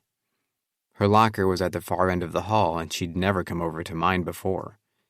"Hey, Gemma. Are you feeling better?" She bit her lip like she did when Miss Anderson announced one of her famous pop quizzes. I nodded. "Yeah, lots." I felt a goofy grin spread across my face. "I'm glad," she grinned back. Tadpole raised her eyebrows at me. "Well, aren't you two adorable?" she said. Her voice echoed as we realized the hallway had gone quiet. I looked up to see everyone's head had turned in the same direction. At the far end of the hall stood Summer. Alone, she took a step forward, and the crowd parted around her. I scanned the corner where Knox usually stood with the other baseball players. I didn't see him, but I watched his friends standing shoulder to shoulder in a kind of wall of bodies. Summer would have to walk right by them to get to her locker. My knees wobbled, and I braced myself. Why was she by herself? Where were her friends? She was like a wounded animal on one of those nature shows, and the hyenas were about to rip her apart. I tried to will my feet to unfreeze and move toward her, but they stayed stuck to the ground. Suddenly, Violet appeared next to Summer and linked arms with her. Behind her was another girl, and a boy I recognized from Summer's orchestra friends. They bunched around her and started down the hall together. I tried to catch Summer's eye, but she kept her gaze on the ground. They had almost passed Knox's friends when I heard it. "Slut." The whisper whizzed through the air. Summer's head snapped up. Then there it was again, louder. "Slut." It was impossible to tell who said it, but it had definitely come from Spencer's direction. "Slut." This time a girl's voice. Violet stepped toward Mackenzie Canley, who was standing next to the boys with her hands on her hips. "You want to say that again, Mackenzie?" Violet raised her chin. Mackenzie uncrossed her arms, and the two girls stared each other down. "Slut," Mackenzie said again, sliding her tongue across her perfect white teeth as she drew the word out long. Gemma grabbed my arm as Violet lunged for Mackenzie, knocking her to the floor. One of the baseball players tried to pull them apart, but fell to the floor with a thud as a boy from Summer's group tackled him at the knees. "Fight!" someone yelled, and suddenly the hallway was a mass of bodies pummeling each other.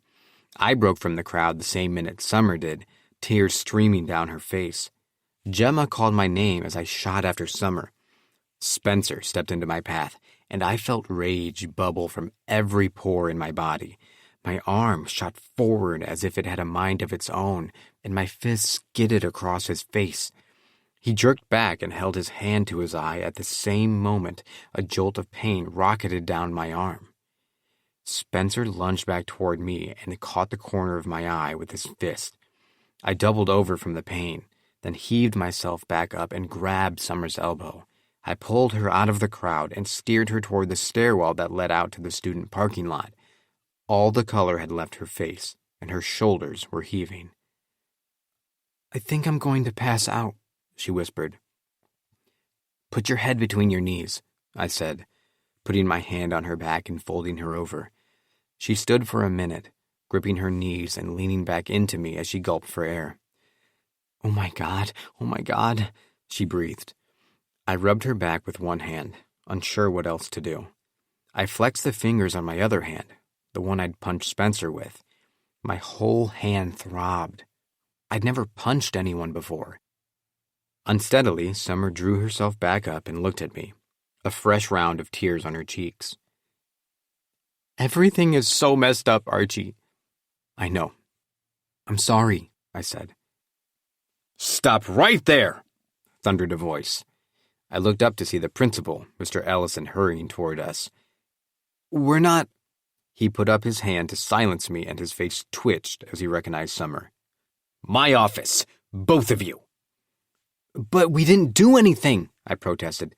"That's enough," he said curtly. "Move it."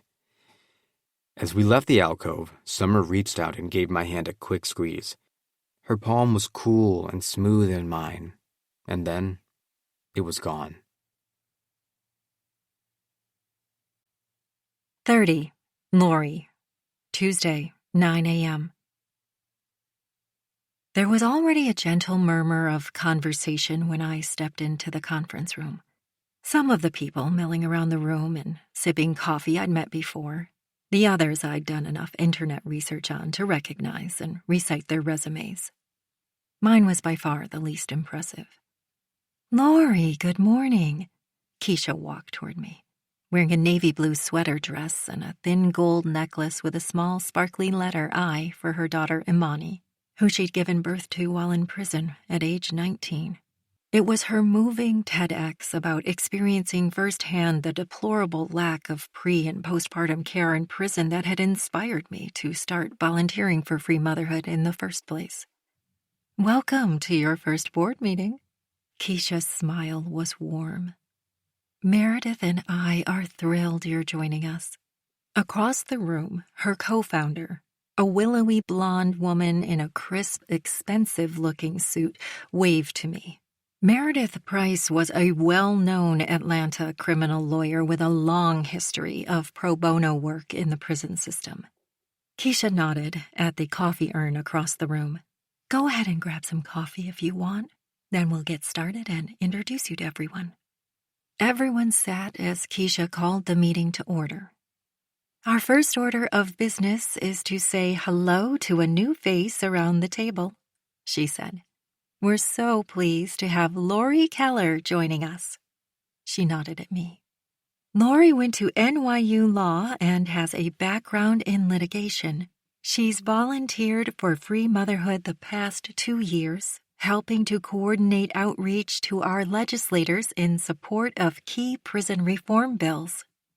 I smiled at Keisha's generous description of my now decade-old litigation experience. "Lori will be helping us with fundraising," added Meredith. "To that end, she's agreed to head up our first annual fall fundraising event." Everyone else around the table introduced themselves. Hearing about their impressive backgrounds was a welcome distraction from the mess happening in the rest of my life. There was only one man on the board, another lawyer from Meredith's firm. And among the women, there was a pediatrician, a political science professor from Emory, the pastor of a large area church, the communications director of a nonprofit, and a high school teacher. I was the only one without a real job. After a review of the prior month's meeting, we turned to the topic of fundraising. We'd been thinking along the lines of an email appeal with a link to participate in an online raffle, said Keisha. She nodded at the board member who was a communications director. Sheila offered to help us put together some testimonial videos from women who've participated in our programs. A raffle could be a good idea, I said tentatively. Keisha had brought me up to speed on this idea before the meeting, and I'd come prepared with my own thoughts. But I'm thinking we should go bigger. Bigger? Meredith cocked her head. I nodded. I was thinking of an auction, a live, in-person event. We'd get local businesses to donate things, spa treatments, golf lessons, restaurant gift certificates, that kind of thing. People could buy a ticket to come bid on them. Of course, we'd need to make it worth their while, have drinks, food, a nice venue, something to get excited about attending. We could play the testimonial video, or, better yet, have a speaker. Your story is very powerful, Keisha. I turned to her. Or maybe one of the women out on probation who's been reunited with her baby. No offense, Lori, cut in Meredith. But our supporters aren't exactly a spa treatment and golf lessons kind of crowd. No, I said, but they could be. I looked around the table.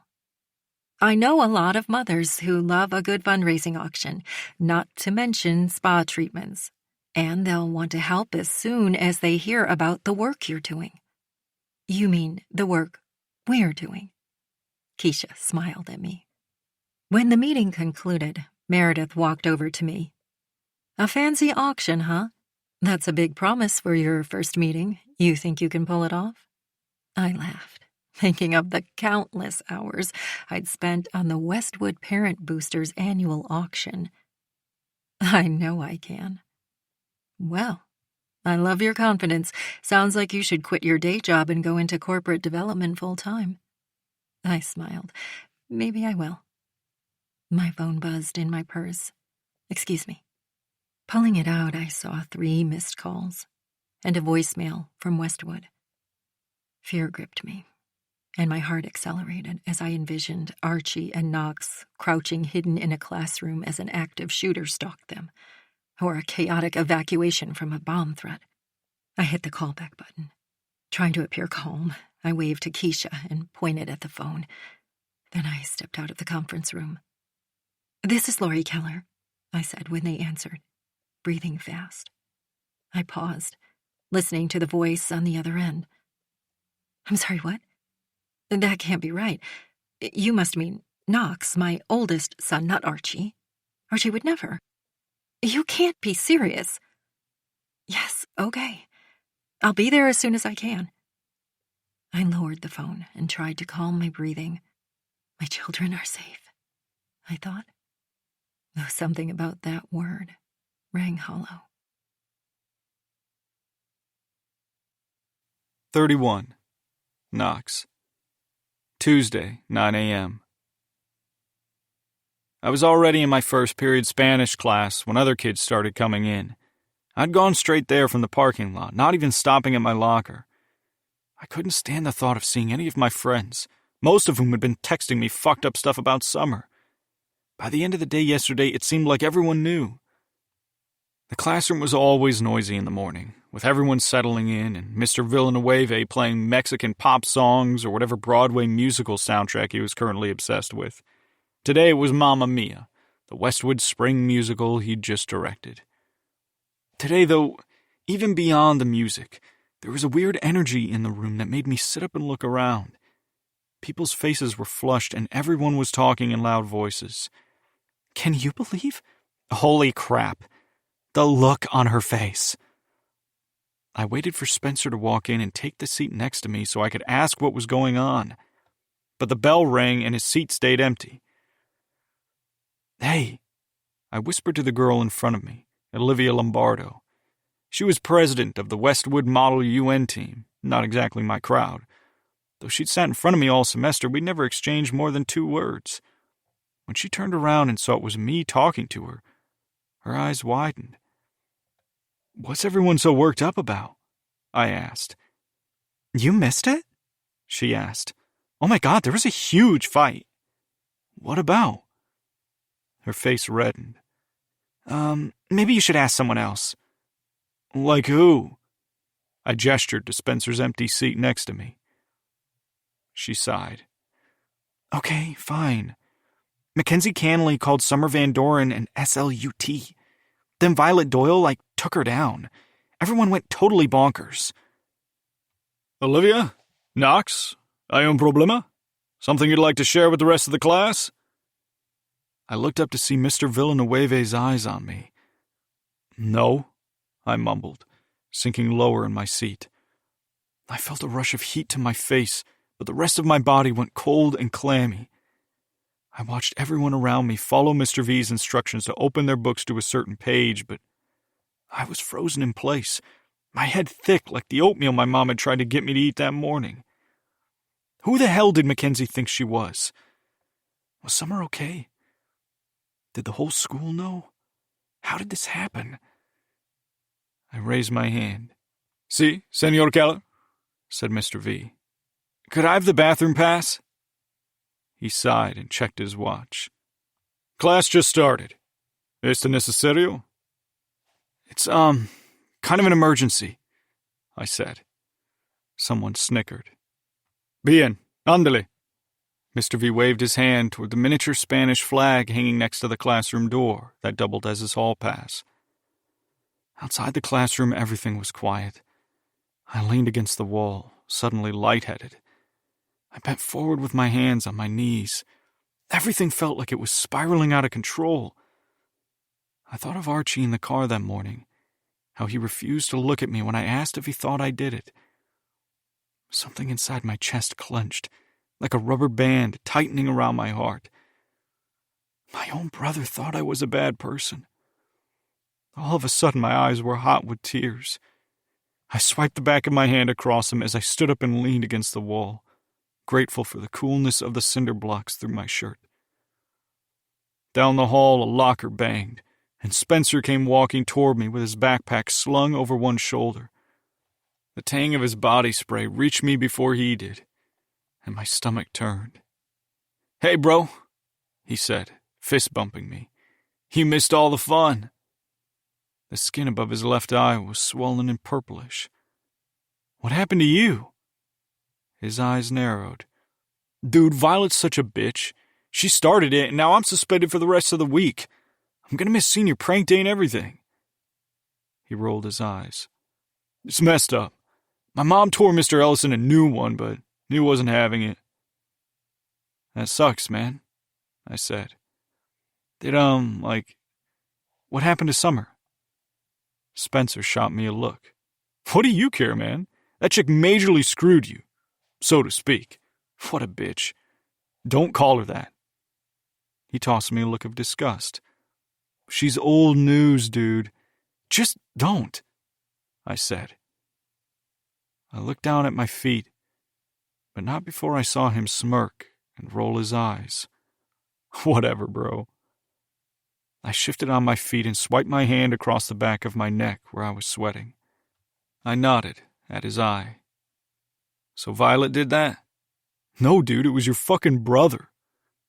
Archie? I couldn't keep the disbelief out of my voice. Yeah, Spencer said. But don't worry, he got his. Anyway, I gotta go. They gave me 5 minutes to get my shit and meet my mom in the parking lot. A bolt of anger shot through me. Are you saying you hit my brother? I took a step toward him. Hey, bro, he started it. Spencer held up his hands. You need to tell him to rein that shit in. I gritted my teeth and brought a finger up near Spencer's face, so close I was nearly touching him. My whole body vibrated with a rage I wasn't sure I could contain. A look of uneasiness rolled over Spencer's face. If you ever touch my brother again, I spat, I'll kill you. 32. Lori. Tuesday, 9:30 a.m. 20 minutes after leaving the board meeting, I pulled into the Westwood parking lot. As I stepped out of my car, I heard my name. I turned to see Caroline Doyle smiling and waving at me as she approached from the other side of the parking lot. I resisted the urge to leap back into my car and hide under the mountain of abandoned sweatshirts and empty seltzer cans the kids had left in the back seat. Instead, I forced my arm up to wave back. "Lori!" she trilled as she drew close, slightly breathless from her speed walk. "Hi, Caroline." I braced myself for what was surely to come.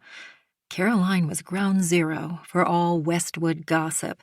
Surely she'd already have heard about Knox's situation. "Hi," she said. "I was just dropping Jackson off from a dentist appointment. How are you holding up?" I forced a smile. "Well, I've been better." She nodded. "I know, it's all so surreal, isn't it?" She gestured toward the sprawling 2-story brick building that housed Westwood High. "Freshman year feels like just yesterday, doesn't it?" I blinked, not understanding. "And now I have Jackson and Violet's graduation robes hanging in my closet." She sighed. "I mean, they say it all goes so fast, but this is ridiculous." "Right," I nodded, wondering when she was going to get around to probing for details about Knox and Summer. Or did she not know? Was that even possible? "Anyway," she continued, "at least you've still got Archie and Chloe coming up through Westwood, and God forbid Mr. Ellison would have to figure out how to raise money without you." She laughed. "Speaking of, what are you wearing for casino night tonight?" I blinked again. I'd forgotten all about casino night, Westwood's final Parent Boosters event of the year. It was a fundraiser open to all parents, but specifically designed to celebrate the parents of seniors. This year's theme was the Golden Years of Vegas.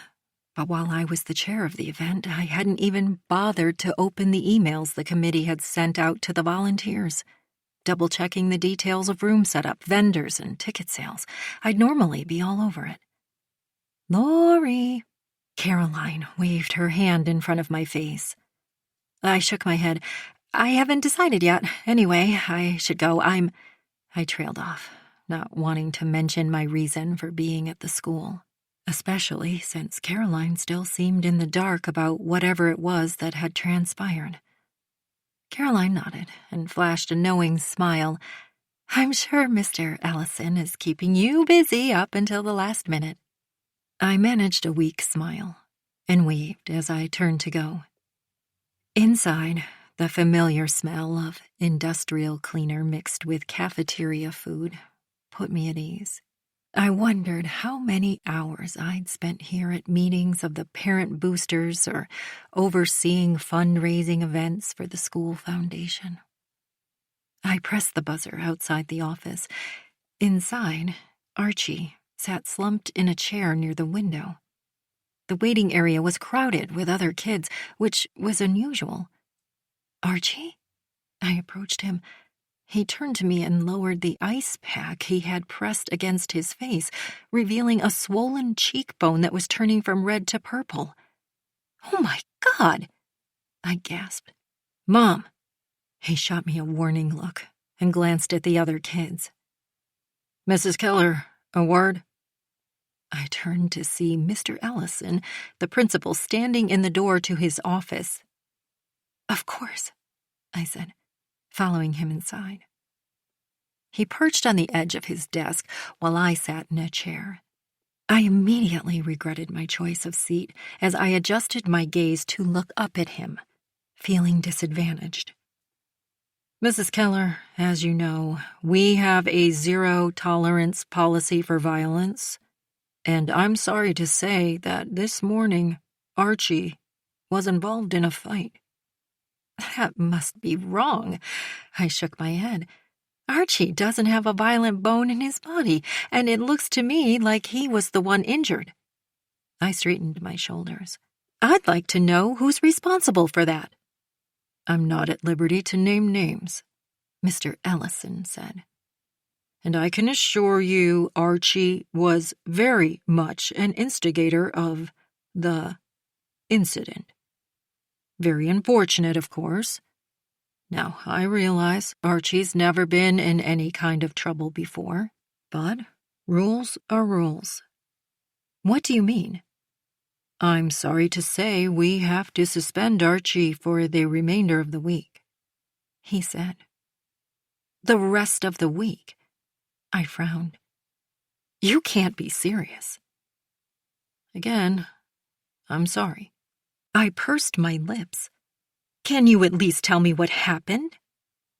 Mr. Ellison cleared his throat with discomfort. Mrs. Keller, I only share this with you given our long history of working together and your significant involvement in the Westwood community. He sighed. It seems word has traveled about something that took place between your son Knox and a girl. Red splotches appeared on his neck. Do you, know what I'm referring to? I nodded, unable to speak. Right, he said, relieved. Well, then, some of the students, as you can imagine, are upset about what they've heard. I believe that all came to a head this morning. Was Knox there? No. Mr. Ellison shook his head. He wasn't involved. I exhaled with relief. Mr. Ellison kept speaking, but his words faded into the background as my mind raced. I had to tell Ed. I had to talk to Archie. I needed to see Knox. Then suddenly, I snapped back to attention. Wait, I'm sorry. What? I asked. Mr. Ellison looked stricken. I hope you can understand why this is necessary, he said. Why, what is necessary? Why we need to ask you to step down from your position as president of the parent boosters, effective immediately. I sucked in a breath and dug my nails into my palms. Why would you do that? He cleared his throat again. In delicate matters such as these, it's important that the school appear neutral, so we need to distance ourselves a bit, for now. In fact, it might be better if you elected not to attend tonight's event at all. Not attend casino night? I blanched, thinking of the hours of work I'd put into planning an event I'd been looking forward to as a chance to celebrate getting my oldest child to the finish line of high school, or nearly to the finish line. Yes, he nodded, averting his eyes and picking at an imaginary piece of lint on his shirt. Given the circumstances, it could be a distraction to have you there. It's your decision, of course. The anger that had been on a low boil inside me threatened to explode. My fingers tingled, and I felt my face go splotchy. I did everything in my power to tamp the rage back down as I stood to meet Mr. Ellison's eyes. Of course, I said. Now if we're finished here, I'm going to take my son home. 33. Eden. Tuesday, 10 a.m. Mrs. Van Doren, thank you for coming, said Mr. Ellison, swinging open his office door on which hung a large brass plate that read, Principal. Summer rose in her chair, and he waved a hand in her direction. Summer, the adults are going to talk first, all right? He said. She'll come with me, I said flatly. She already called and told me what happened. I won't have her sitting here with the same animals who did this to her. I glared at the boys waiting their turn in the row of plastic chairs outside his office. Entitled little pricks. Mrs. Van Doren, please, protested Mr. Ellison. Inside his office, he motioned for me to sit. I stayed standing to remind him that I was taller than he was, that he was nothing more than a miserable little man with no real power. "Now, as I mentioned on the phone," he began, "there was an unpleasant incident this morning, a fight in which your daughter was involved." "She wasn't part of the fight," I said, my tone icy. "Get your facts straight." "Yes, of course. To clarify, when I say involved, I mean, well, that she instigated the fight." "Excuse me? In what way did she instigate this fight?" Mr. Ellison cleared his throat. Well, there were some words exchanged between her friends and another group of students, and things escalated from there." I pointed to Summer, who was staring out the window, tugging at one of her curls. "My daughter didn't exchange any of those words. In fact, if I understand correctly, those words were directed at her." Mr. Ellison glanced at Summer, looking like he'd rather be anywhere else. "Mrs. Van Doren, I'm aware that there was an incident between your daughter and another student. I'm aware that Summer has alleged some misconduct on the part of that student. I believe rape is the word you're looking for, Mr. Ellison." It was the first time I'd said the word out loud. As it left my tongue, I felt the weight of it. My body suddenly felt like it was encased in cement, and I struggled to remain standing. I glanced at Summer again, but her face was unchanged. "My daughter was raped," I continue. "We are dealing with the matter legally and privately." I raised my eyebrows in emphasis. "This is her first day back at school, and I would have hoped to have your full support." "Yes, of course," he said hastily. "Our primary objective is to support our students however we can. It's just, given the circumstances and her involvement in today's incident, well, we think it's best she spends the rest of the week keeping up with her studies at home." "At home? And miss the last days of her senior year?" A roaring began in my ears, like a train bearing down on me. "It's a policy, I'm afraid." He folded his hands on the desk in front of him. "What policy?" "Any involvement in physical violence on school grounds is a minimum 3-day suspension." "I'm suspended?" Summer sat up in her chair. A laugh escaped my mouth before I could stop it.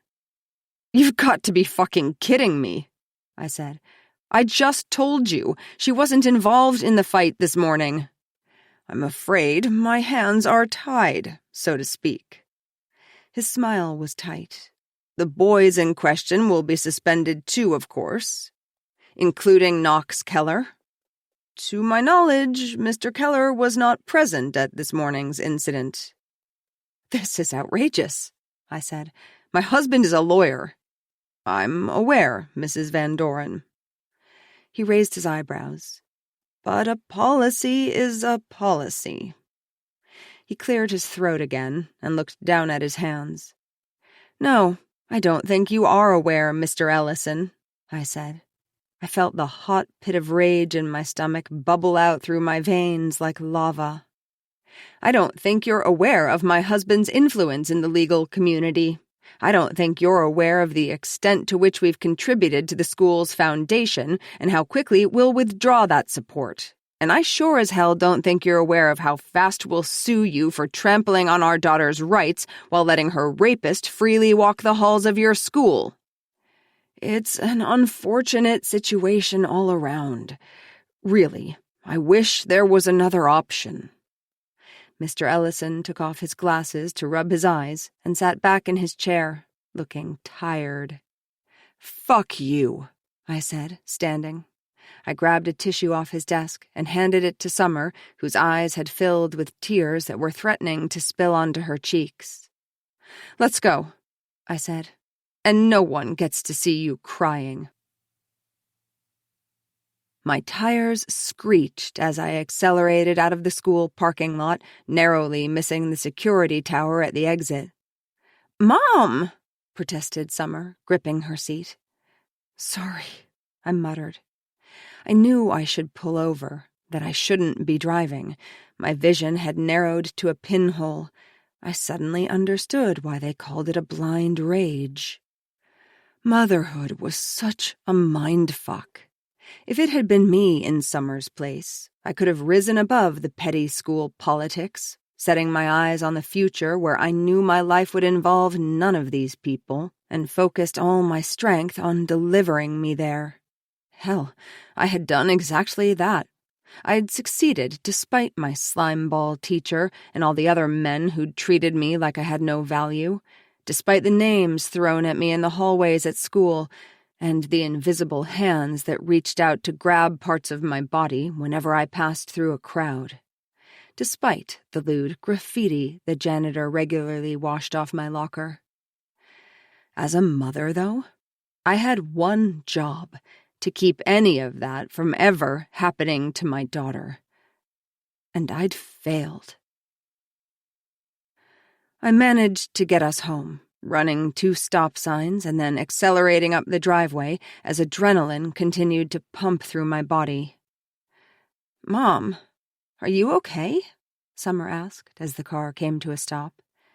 That she could be worried about me in this moment was the final tap of the hammer that shattered my heart. "I'm fine, sweetheart," I said, forcing a smile. "Just upset. About all of it." She nodded. "You go on inside," I said. "I'll be right there." I leaned back in the car and focused on the feel of the leather steering wheel between my hands, the sound of the birds outside, and the smell of fresh-cut grass. It was a technique Dr. Wright had taught me, grounding myself in the present moment through my 5 senses whenever anxiety began to overtake me. It helped a little, but I was still breathing fast. My plan to protect Summer by keeping things quiet and whisking her away after graduation was ruined. Everyone knew what had happened, and if what had taken place at school was any indication, their judgment of her would be swift and harsh. It was time for a new strategy. I got out of the car and paused, savoring the warmth of the sun on my face. "Eden, hi!" I looked up to see Natalie from book club pulling her car to a stop and waving through her open window. I painted on a smile and waved back. "Will you be at Laurie's on Wednesday?" Natalie asked. "I haven't finished the book yet, but I'm planning to stay up all night if I have to." Fucking book club, as if I had time for that right now. Yet, just then, another thought bloomed in my head, the seed of an idea. I walked down to the street as slowly as I could, giving it time to germinate. "Unfortunately, we've had a family emergency and I won't be there," I said when I got close to her car. "Oh, gosh, I'm so sorry. I hope everything is all right." "Thank you." I lowered my voice and looked around. Between you and me, I'm surprised Laurie's still hosting it at all. I mean, I'm sure you've heard. I leaned forward and told her the whole story. I felt a pit of dread in my stomach as I talked, but I told myself that really it was only a matter of time before the story spread through Mountaindale. Better that I controlled the narrative. If the neighborhood was going to choose sides, I was going to make damn sure they chose the right one. I'd felt so alone all those years ago, like no one was on my side. My daughter was not going to feel like that. When I finished talking, I was rewarded by the expression on Natalie's face, half horrified, half looking like the cat who'd swallowed the canary. "Oh, and please don't say anything to anyone," I added, all but ensuring she would. Your move, Knox Keller.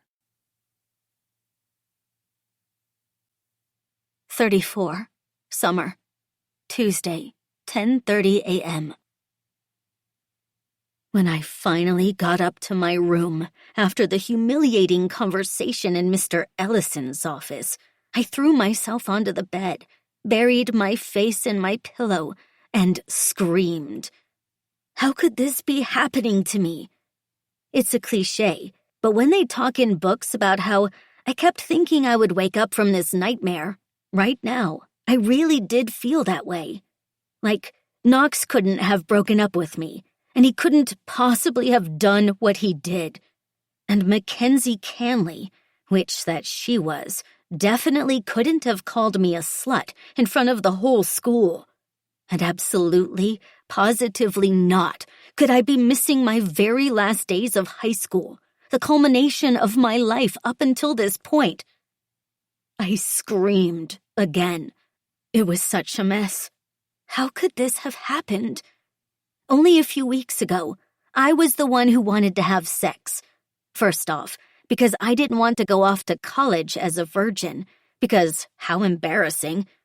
But also because it was Knox. I mean, what could be more perfect than having your first time be with a guy you've loved your whole life? The problem was that he didn't seem that interested. I knew he liked me. He was always touching me, playing with my hair or caressing my cheek. But we'd make out for a little while, and then he'd pull away and take me home, almost like he'd had a mini freakout or something.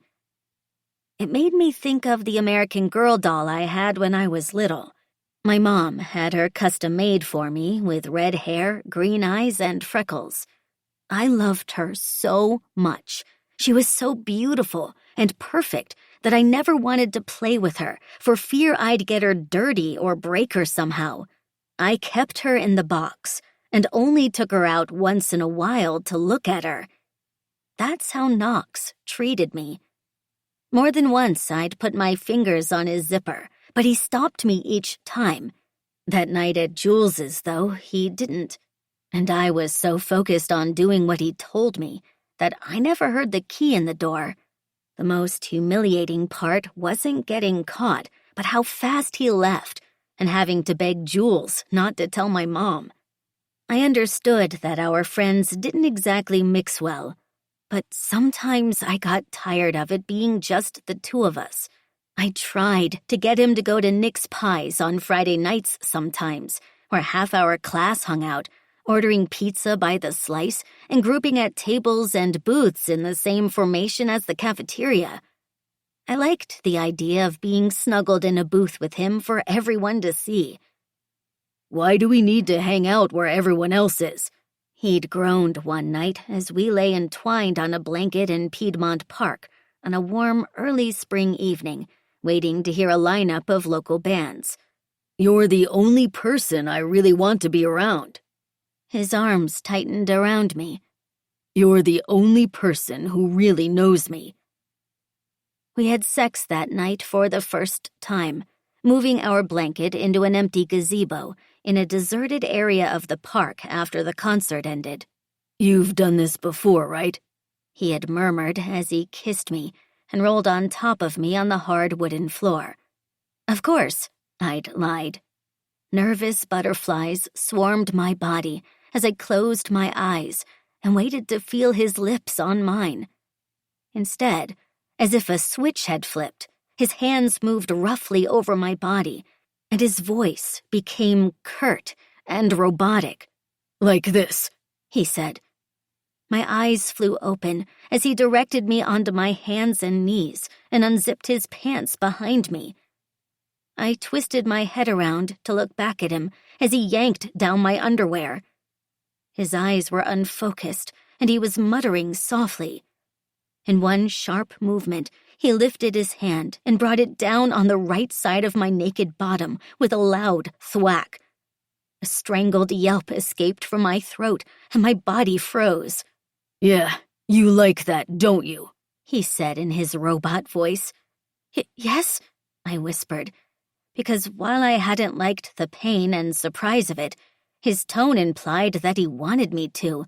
"Good girl," he said. Thwack! I flinched, but forced myself not to move away. After all, maybe I did like it. No one had ever done it to me before, so maybe it just took some getting used to. His muttering became louder, as I felt his nakedness press against me. There was the crinkling of a wrapper, and then a prodding between my legs that became more insistent, until in one sharp movement he was inside me. I ground my teeth and let out a gasp as I absorbed the pain, my head spinning with how fast everything was happening. As he moved against me, I could hear him repeating the same phrases over and over, almost like a prayer, except they were no words I'd ever heard in a church. They were dirty, and not in the vague, untargeted way that words scrawled in restaurant bathroom stalls or tossed at you from construction sites were. The names he called me flew at me with a speed and ferocity that left me unprepared to deflect their poison. They pierced my mind and settled in my body like lead, forming a hard lump of shame in my stomach. I stayed frozen as Knox's words and movements picked up speed, the muscles in my legs trembling as I worked to keep from collapsing under his thrusts. Then, with one final shudder, he slumped on top of me, pulling me close as small tremors ran through his body. Summer, Summer, Summer. In my haze of shock, it took me a minute to recognize my own name. It seemed impossible that it could come from the same lips that only moments earlier had voiced such unrepeatable things. He ran his fingers across my cheek and held my hand to his chest. "I love you," he whispered. I let my body relax into his. This part of the scene I had imagined, the way he'd hold me after. I let his caresses erase the rest of it. I was loved. That was all that mattered. The rest I could overlook, at least for now. My phone buzzed with a text from Violet, bringing me back to the present moment, the present nightmare. "I heard you got suspended too? WTF? Yeah, wait, you too? Yeah, my mom is so pissed. But I'm supposed to be suspended because I tackled Mackenzie. You didn't do anything. Wanna come over? Let me check with my mom." 10 minutes later, she knocked on my bedroom door, breezing through it and throwing herself dramatically down on the bed next to me. "This is insanity," she said. "And you know who's not suspended?" I asked. "Knox." Violet sat up. "What? Oh, no way." She shook her head and waved a finger in the air. "We can't let him get away with this." I stared at the ceiling. I'm pretty sure he already did. "No." She crossed her arms, her face stormy. "You can't just give up." Violet's response detonated another bomb of anger in the minefield of my brain, and I rolled over and pounded my fist into my pillow. Why was getting revenge, or justice, or whatever you want to call it, my responsibility? What was I supposed to do about it? Wasn't there a whole system that was supposed to take care of that? Hadn't that been the whole point of involving the police? Except when I thought about sitting in the overheated police conference room with my dad, across from the detective who had asked me the same questions over and over, worded slightly differently, like he was trying to trip me up, I didn't feel anything resembling hope or relief. Instead, the awful truth dawned on me. Knox really was going to get away with it. 35. Eden. Tuesday, 12 p.m. After talking to Natalie, I walked back up the driveway, noticing the landscaping in our front yard that Whit and I had done the year before. It had been a fun project.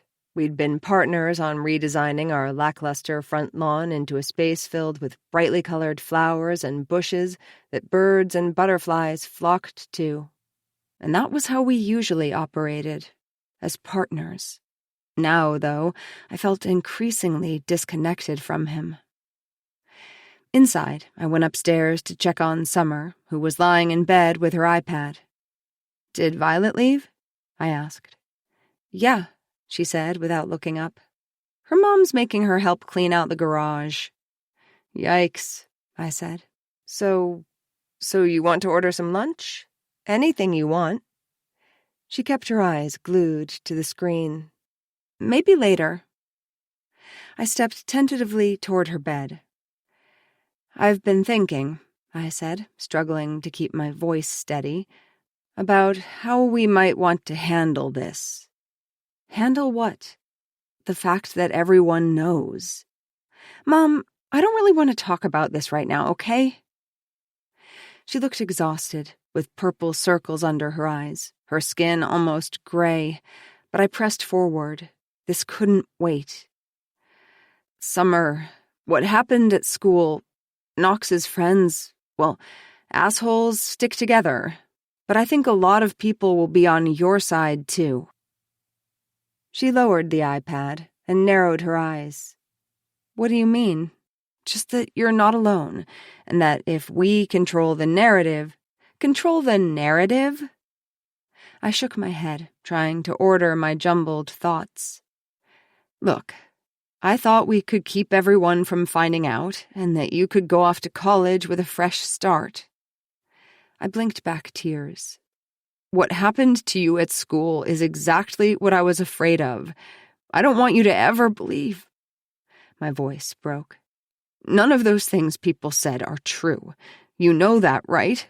I said hoarsely. Summer gazed up at me, expressionless. Once they know the truth, people will be on your side, I continued. And I want the world to see that. I want Knox to see that. Summer flinched at the mention of his name. I said I don't want to talk about it. Besides, he already got away with it. She turned back to her iPad. That's not true. She set down the iPad and met my eyes. Oh, really? Then tell me you believe the police are going to do something about it, that they're going to arrest Knox and he'll go to jail or something. There was a sharp twinge in my chest. Sweetheart, I sighed and shook my head. Summer rolled her eyes and went back to her screen. Yeah, I thought so. I fought the urge to scream and pound the mattress with my fists. How was it that I was at such a loss for what to say to her? I, of all people, should know how to help her. I left her alone again and paced the house. I could feel the beginning of a headache and finally flopped down on the couch while I waited for Whit to come home.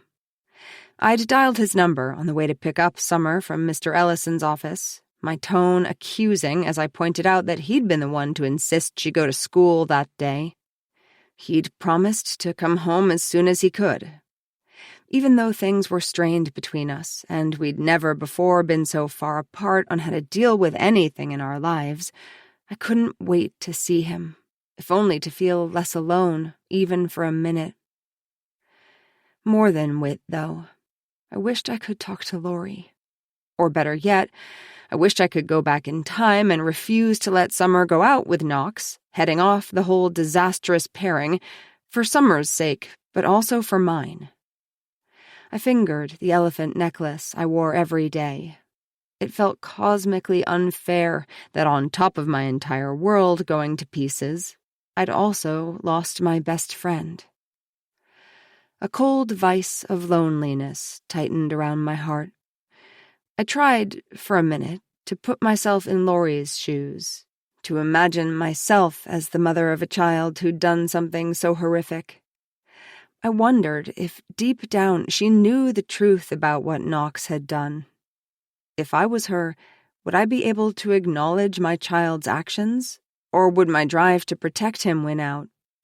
I shivered at the thought of being faced with that choice. Restless, I knocked on Summer's door again, determined to do a better job with my pep talk this time. She was glued to her phone now, scrolling as the light from the screen flickered against her face in the dark room. I cleared my throat. Is social media really the best idea right now? There's a hashtag, she said, bewilderment on her face. Hashtag Justice for Summer. Violet just sent it to me. I walked over and squinted at the screen. Really? I'd have to pass that along to Natalie, too. I'm not surprised people are on your side, I said. They're angry about what happened, just like you are. I don't know what I am. She tucked her body into a tight ball, arms wrapped around her knees, and her face buried between them. When she finally lifted her face again, her cheeks were shiny with tears. He's always gotten everything he wants, she said. Ever since we were kids, it was like the rules didn't apply to him.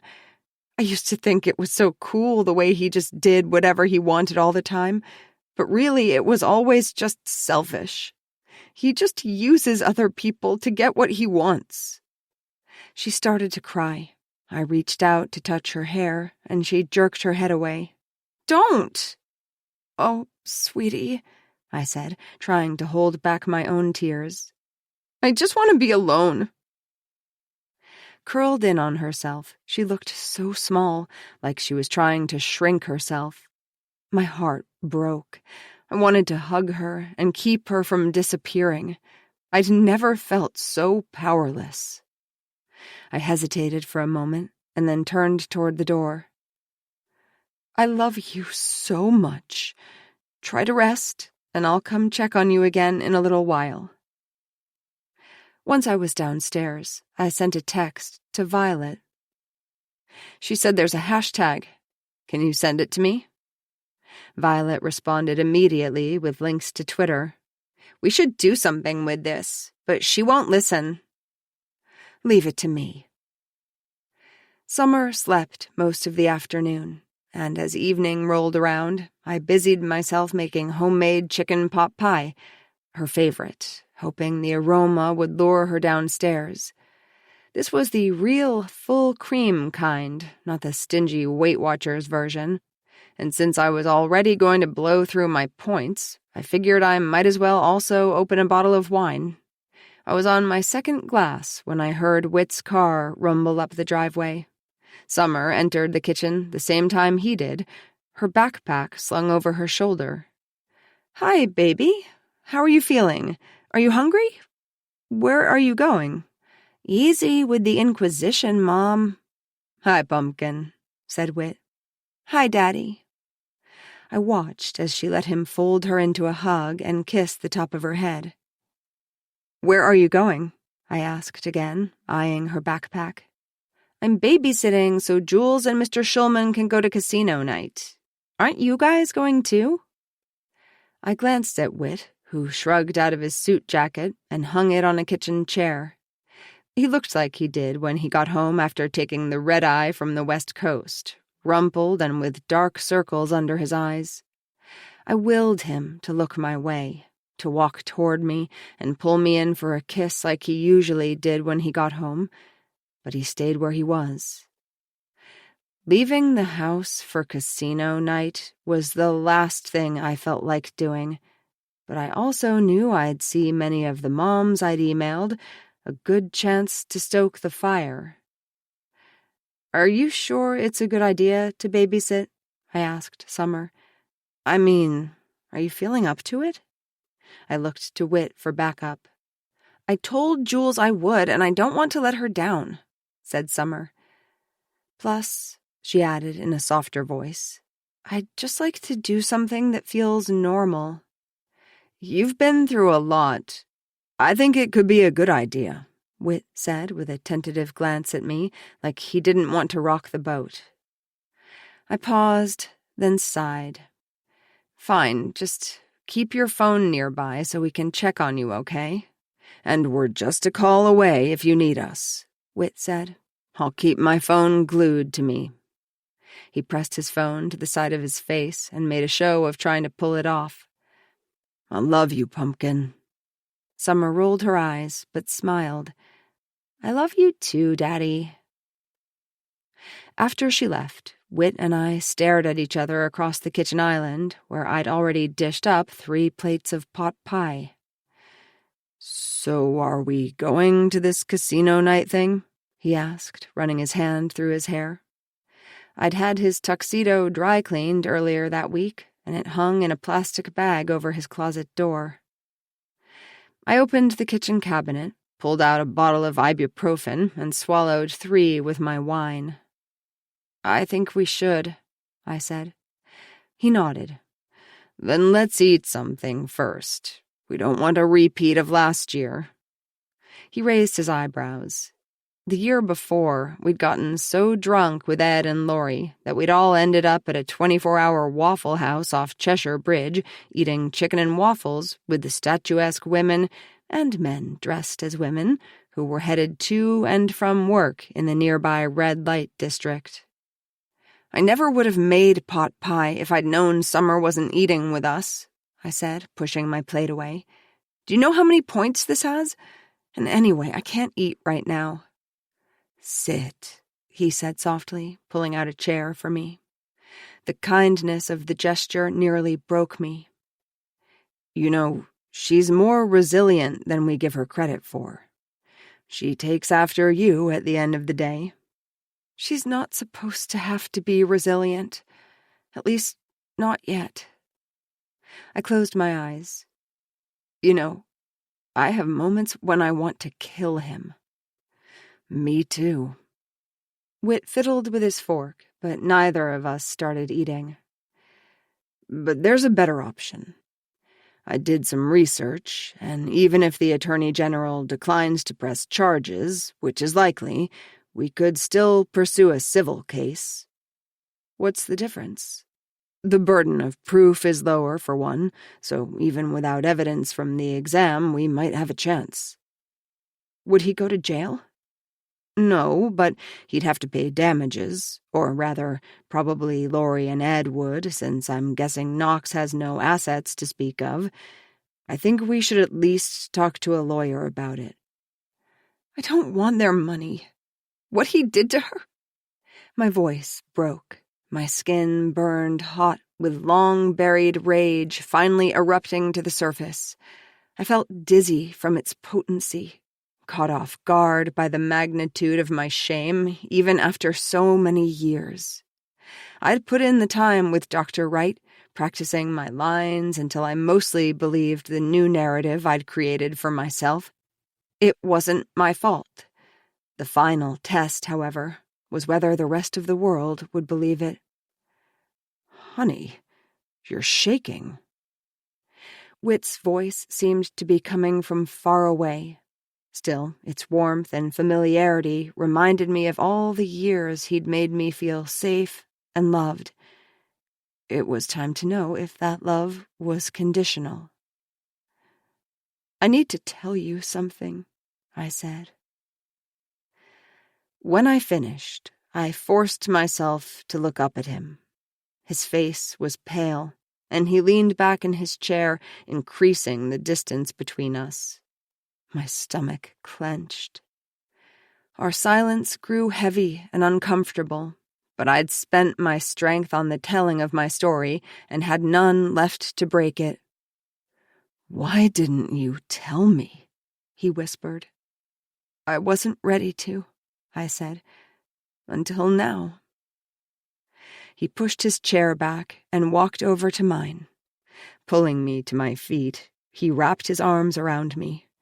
I felt the wetness on his cheeks as he pressed his face to mine.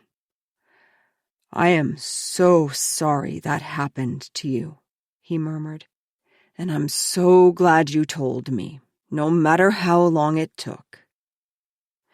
Burying my face in his chest, I thought of Lori. Though I was grateful to have Whit in my corner, she had always been my fiercest defender. Now, though, her win was my loss. Still, I missed her like you miss a lost limb, my brain still registering her presence, unable to accept she was gone. But the fact remained that Summer would wake tomorrow with the same shame and anger pressing down on her chest that I'd carried around for decades, while Knox would be free to go about his life as if nothing had happened.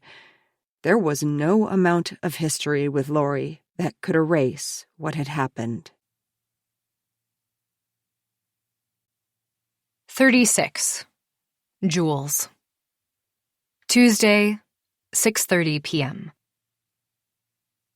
Slowly, I became aware of Paul's voice. I'm sorry. What did you say? I looked up from my phone to meet his gaze. I said, "Is she coming? We need to leave in 10 minutes." Despite my misgivings, Paul had convinced me to attend a Westwood High fundraising event with him. "I'm not excited about it either, but we should at least make an appearance," he'd said. "Abby will be all over me if we don't, accusing me of not being supportive of Ari's education. And you're a stepmom. You should be there with me."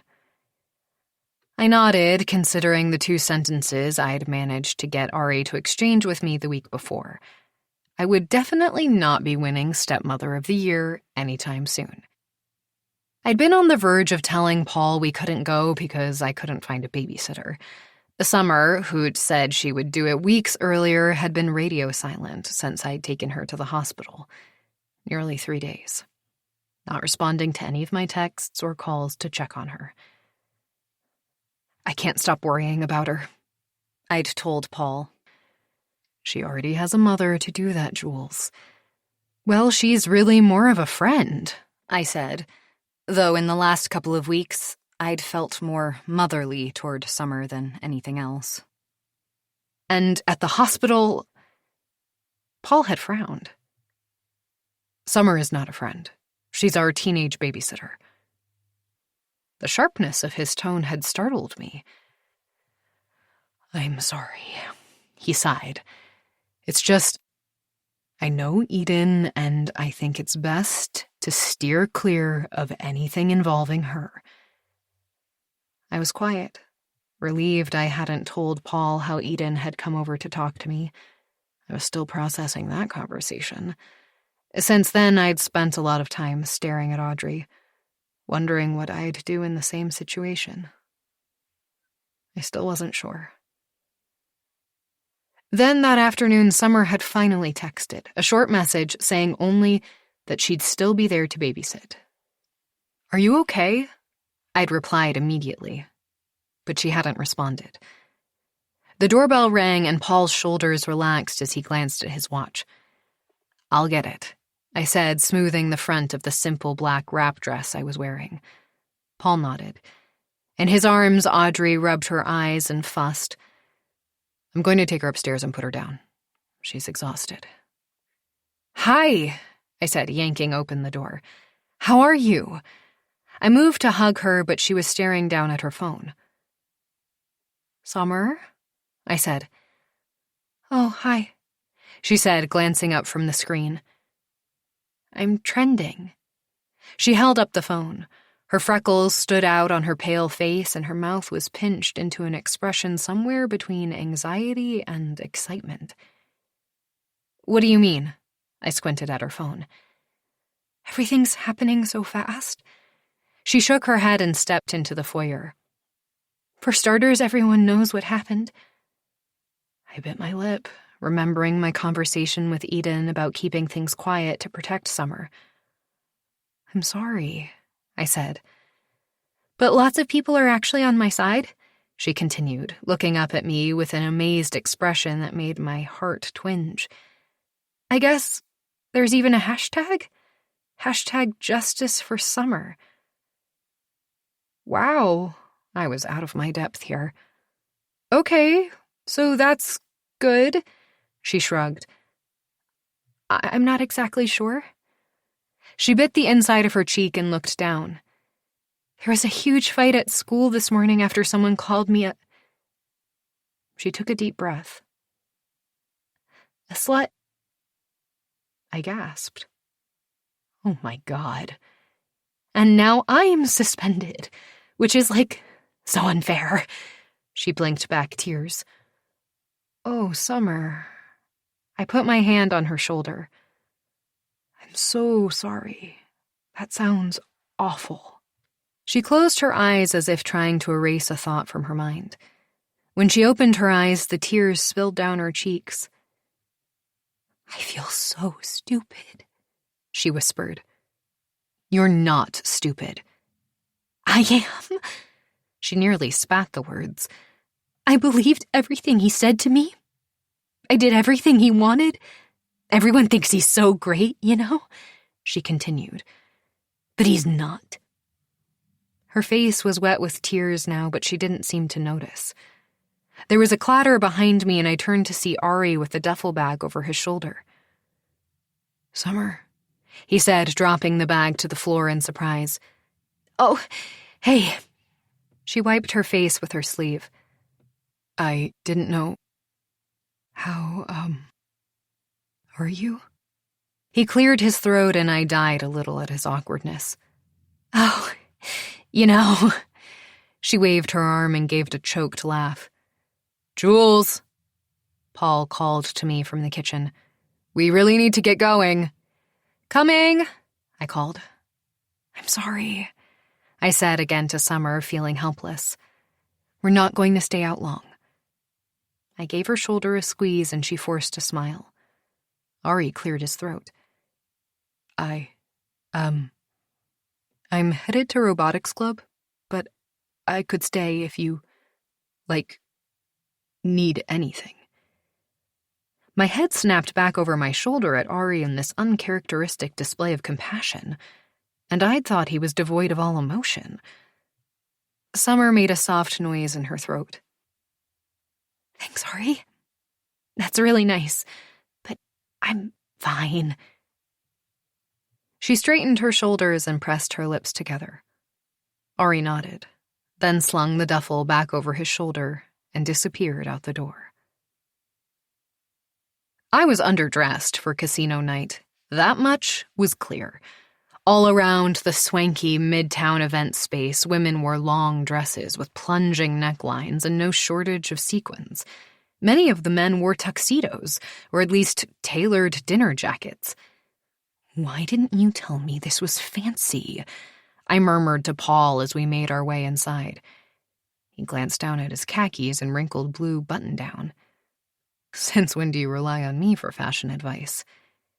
I sighed and tried to find it funny, to tell myself I was above such displays of Mountaindale excess and self-centeredness. I mean, there were wars and starving children in other parts of the world, and these people were focused on drinking champagne and dressing up like Marilyn Monroe. But the problem was it looked fun. All around us stood knots of well-dressed couples, their chatter and laughter swirling up into the air to create a sound bath of light-hearted enjoyment. The lighting was warm and low, and on one wall of the space hung a backdrop as large as a bedsheet, replicating the iconic "Welcome to Fabulous Las Vegas" sign. Perfect for photo ops. Around the room, there were what looked to be roulette and blackjack tables staffed by men and women in white shirts and black vests. On the far side of the room, a bartender with a full beard and a sleek ponytail was pouring champagne and mixing drinks behind a wooden bar, where people crowded several feet deep.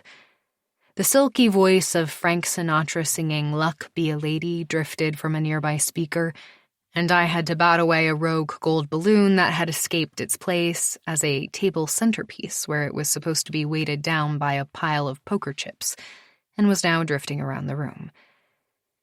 Wow, I turned to Paul. Is this like a normal Westwood parent event? He shrugged and gestured around the room. I mean, is any of this normal? I wish I could just write them a check and be done with it. But I thought we should show up.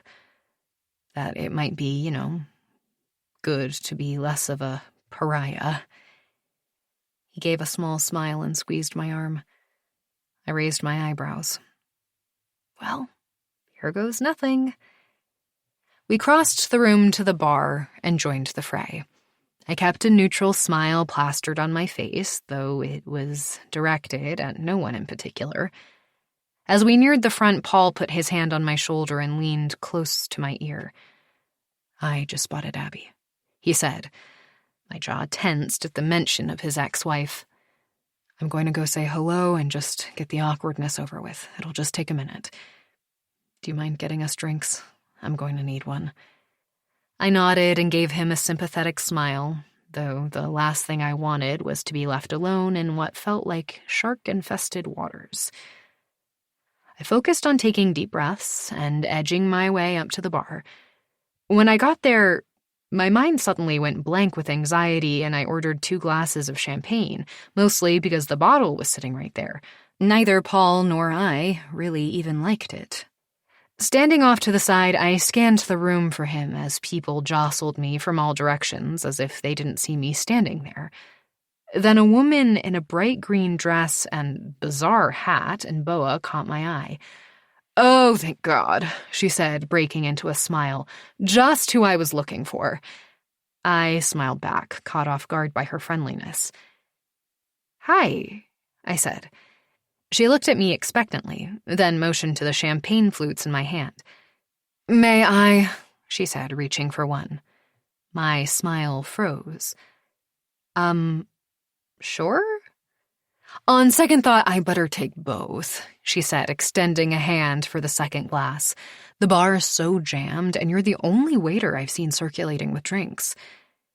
The flush began on my neck and spread over my body, heat radiating from my face like a glowing hot coal.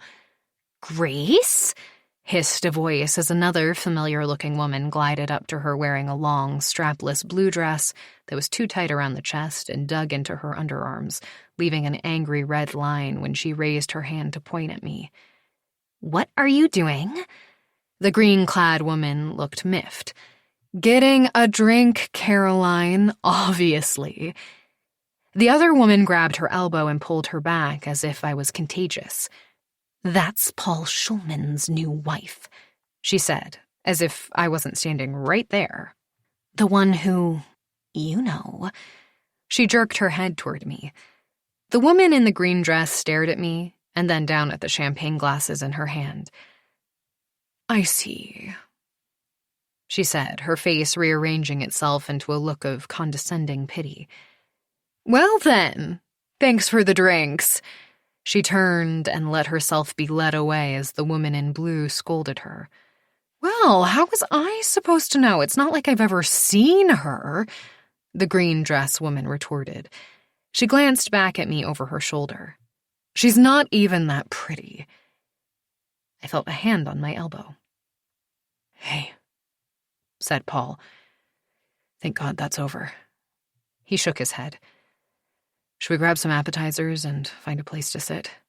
I heard they got an Elvis impersonator for later." I closed my eyes and drew in a deep breath. I had not asked to end up here in this neighborhood, in this life. But here I was. And it was time people knew I wasn't going anywhere. "Sure." I opened my eyes and looked at Paul. "Let's go find our place." 37. Lori. Tuesday, 7 p.m. Ed went ballistic when I told him about Mr. Ellison's request that we not attend casino night. "Who the hell does that troll think he is?" he'd asked, slamming his fist down on the counter. "We're damn sure not listening to him." By that point, I actually wanted to stay home. I wanted to be where my children were, albeit all in separate rooms, and pretend the minefield of the outside world didn't exist. But Ed wasn't having it. "It's not a good idea," I countered through gritted teeth. I pictured being escorted out of the event by armed security guards while everyone looked on. Besides, you weren't the one who had to deal with Ellison earlier. Scorn swept across Ed's face. "Well, if I had, we wouldn't be in this situation because I would have put him in his place." "Mom, can I help you get ready?" Chloe bounded in, her face lit with excitement. Enthralled by the idea of a grown-up party with costumes, she'd help me pick out a shimmery pink drop-waist gown for the occasion. "You said I could do your makeup, remember?" "Perfect timing, Chloe," Ed said, nodding in my direction. "Mom was just about to head upstairs." "Oh, goody!" She clapped her hands and bounded up ahead of me. With one last glare at Ed, I followed. On the way, I sat silently in the car next to Ed and reread the email Mr. Ellison had sent to the parent boosters, thanking me for my service and announcing that Caroline Doyle was taking over as president and chair of Casino Night. My stomach churned with anxiety. I considered feigning illness once we arrived so we could make a quick escape before anyone noticed we were there. Inside, it was already crowded. Ed made his way to the bar, leaving me hovering on the outskirts of the crowd. Was it my imagination? Or were people staring at me? I pulled my lavender silk scarf tighter around my shoulders and scanned the crowd for the one face I was simultaneously hoping to see and dreading the appearance of. But Eden, usually easy to spot with her mane of hair and long legs, was nowhere to be found. I stood by myself, certain everyone was taking note of my isolation. Usually by now, someone would have rushed up to me to compare notes on summer plans or humble brag about their child's choice of college. I was hoping he'd follow in my footsteps at Vanderbilt, but he just had to go to UPenn. Or, what's not to like about the UCLA weather? But she wanted the Columbia experience. Across the room, I spied a group of fellow parent boosters' moms and began making my way to them. When I got closer, one of them saw me and leaned into the group, her hand over her mouth. Several heads turned my way, but when I gave a friendly wave, those same heads snapped back away from me. I froze midway across the room, the heat of humiliation rising up in my face. I picked up one of the evening's programs from an empty table and pretended to be busy reading it. I'd designed them myself and had had them printed weeks ago. The program fell open to the acknowledgments page, which listed the event's sponsors and the parent boosters' volunteers. Except it was no longer a page, but a loose insert. A closer look told me that the original page had been removed. On the new insert, my name had been removed as chair of the parent boosters, replaced by Caroline's. Lifting my eyes from the program, I spied Mr. Ellison frowning at me from across the room. A jolt of anger ricocheted through my body like the recoil from a gun. How dare he erase all the work I'd put into Enjoy the stillness between chapters. Let the music cradle you gently until we resume. Thank you for being a listener.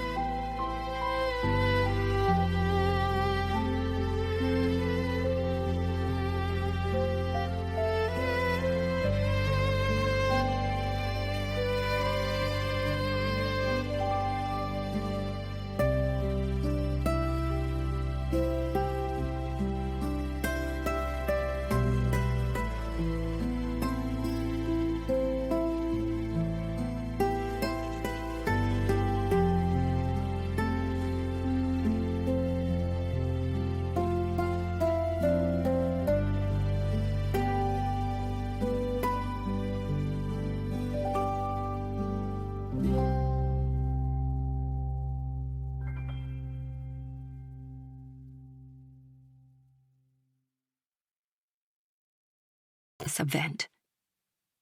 Someone jostled my elbow, and I turned, grateful for the attention. "My apologies, it's so crowded this evening." Mr. Villanueva, Knox's Spanish teacher, shook his head and smiled. He was my favorite of all the kids' teachers, and with his heavy brows and swoop of dark hair, he was also popular with many of the female Westwood students, despite the known fact that his husband was a math teacher at the middle school down the street. "Mr. Villanueva, how nice to see you," I said, hoping my relief at having someone, anyone, to talk to wasn't evident. "You are looking absolutely radiant tonight, Senora Keller," he smiled. "What a lovely dress." "Please, call me Lori." I waved his words away while I enjoyed the compliment. "Congratulations, I heard you outdid yourself with Mamma Mia this season." Directing the mostly mediocre musical talent who aspired to be Broadway performers in the school musical every spring was a thankless task. But Mr. Villanueva, who'd once trained as an opera singer in his native Mexico, seemed to enjoy it. He gave a warm, solicitous smile. "Yes, well, the kids deserve all the credit. They worked so hard." "Lori!" I looked over to see Caroline beelining toward me, her face pinched with anxiety. "Hi," I said. "You have to help me," she said, grabbing my elbow. "I'm so sorry. Please excuse me." I tossed over my shoulder to Mr. Villanueva as Caroline practically dragged me away from him. "What on earth?" I said to her. "It's a disaster, a complete disaster." She covered her face with her hands. "Caroline, you're in charge now, remember? I'm not supposed to be, please." She tightened her grip on my arm, her desperate eyes filling with tears. "I don't know what to do." Wordlessly, I let myself be led to a side room.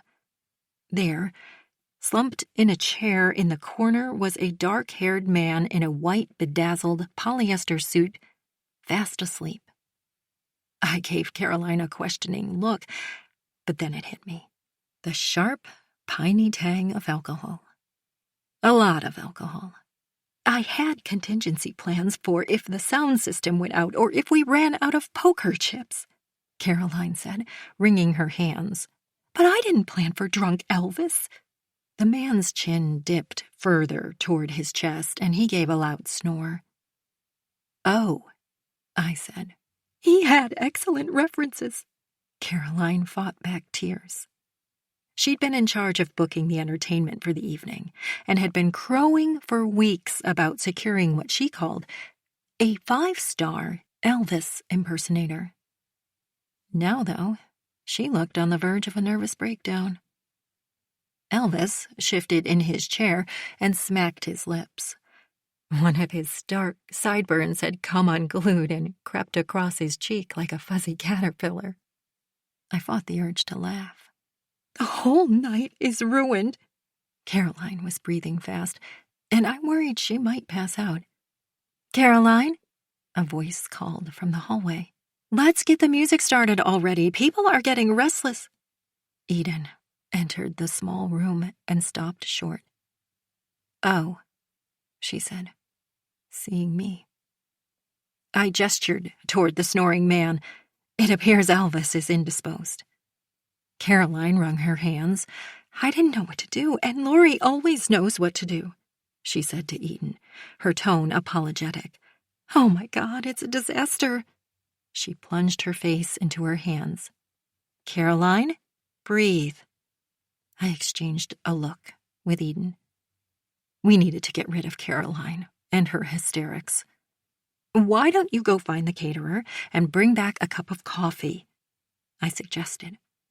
Caroline nodded and hurried out of the room.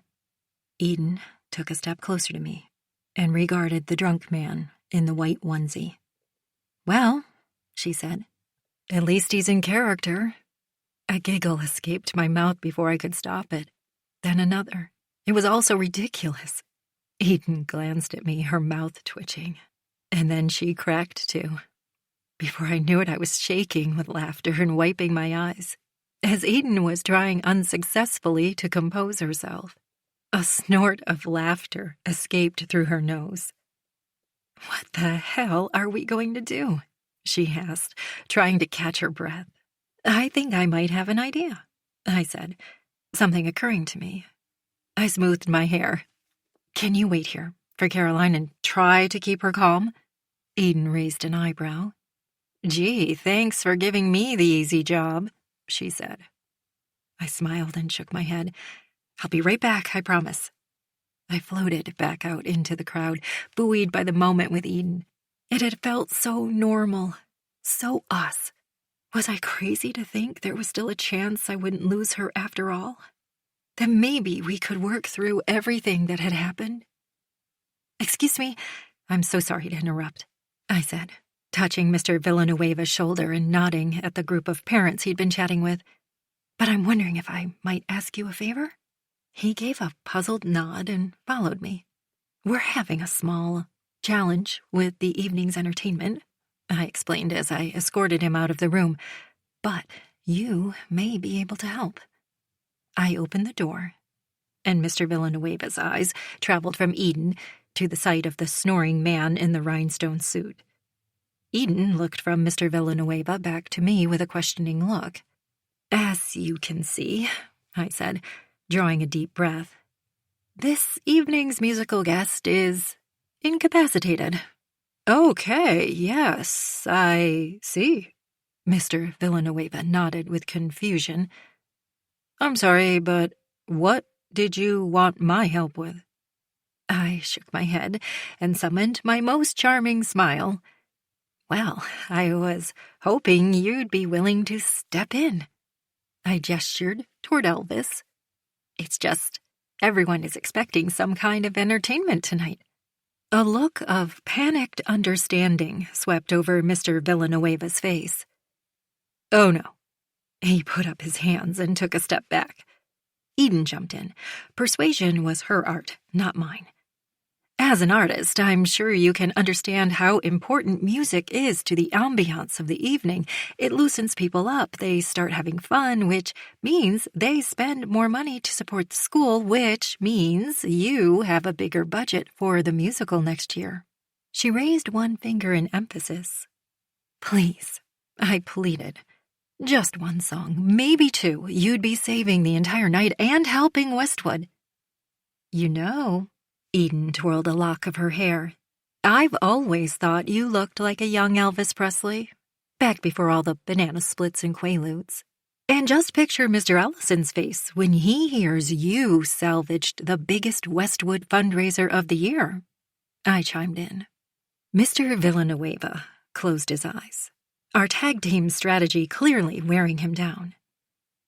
"Fine," he said, opening them. He pointed a long, graceful finger at the snoring man. "But I'm not wearing that ridiculous costume." "Of course not," Eden said, as I exhaled with relief. "We're going to make you look so much better than that. Here's the coffee." Caroline flew back into the room, clutching a mug, sloshing most of the liquid onto the floor. "Perfect timing," I said. "I think we found a solution." Mr. Villanueva groaned. Eden raided the coat check and found a long-forgotten denim jacket and coaxed Mr. Villanueva into undoing a couple of his top shirt buttons and draping the jacket over his shoulders.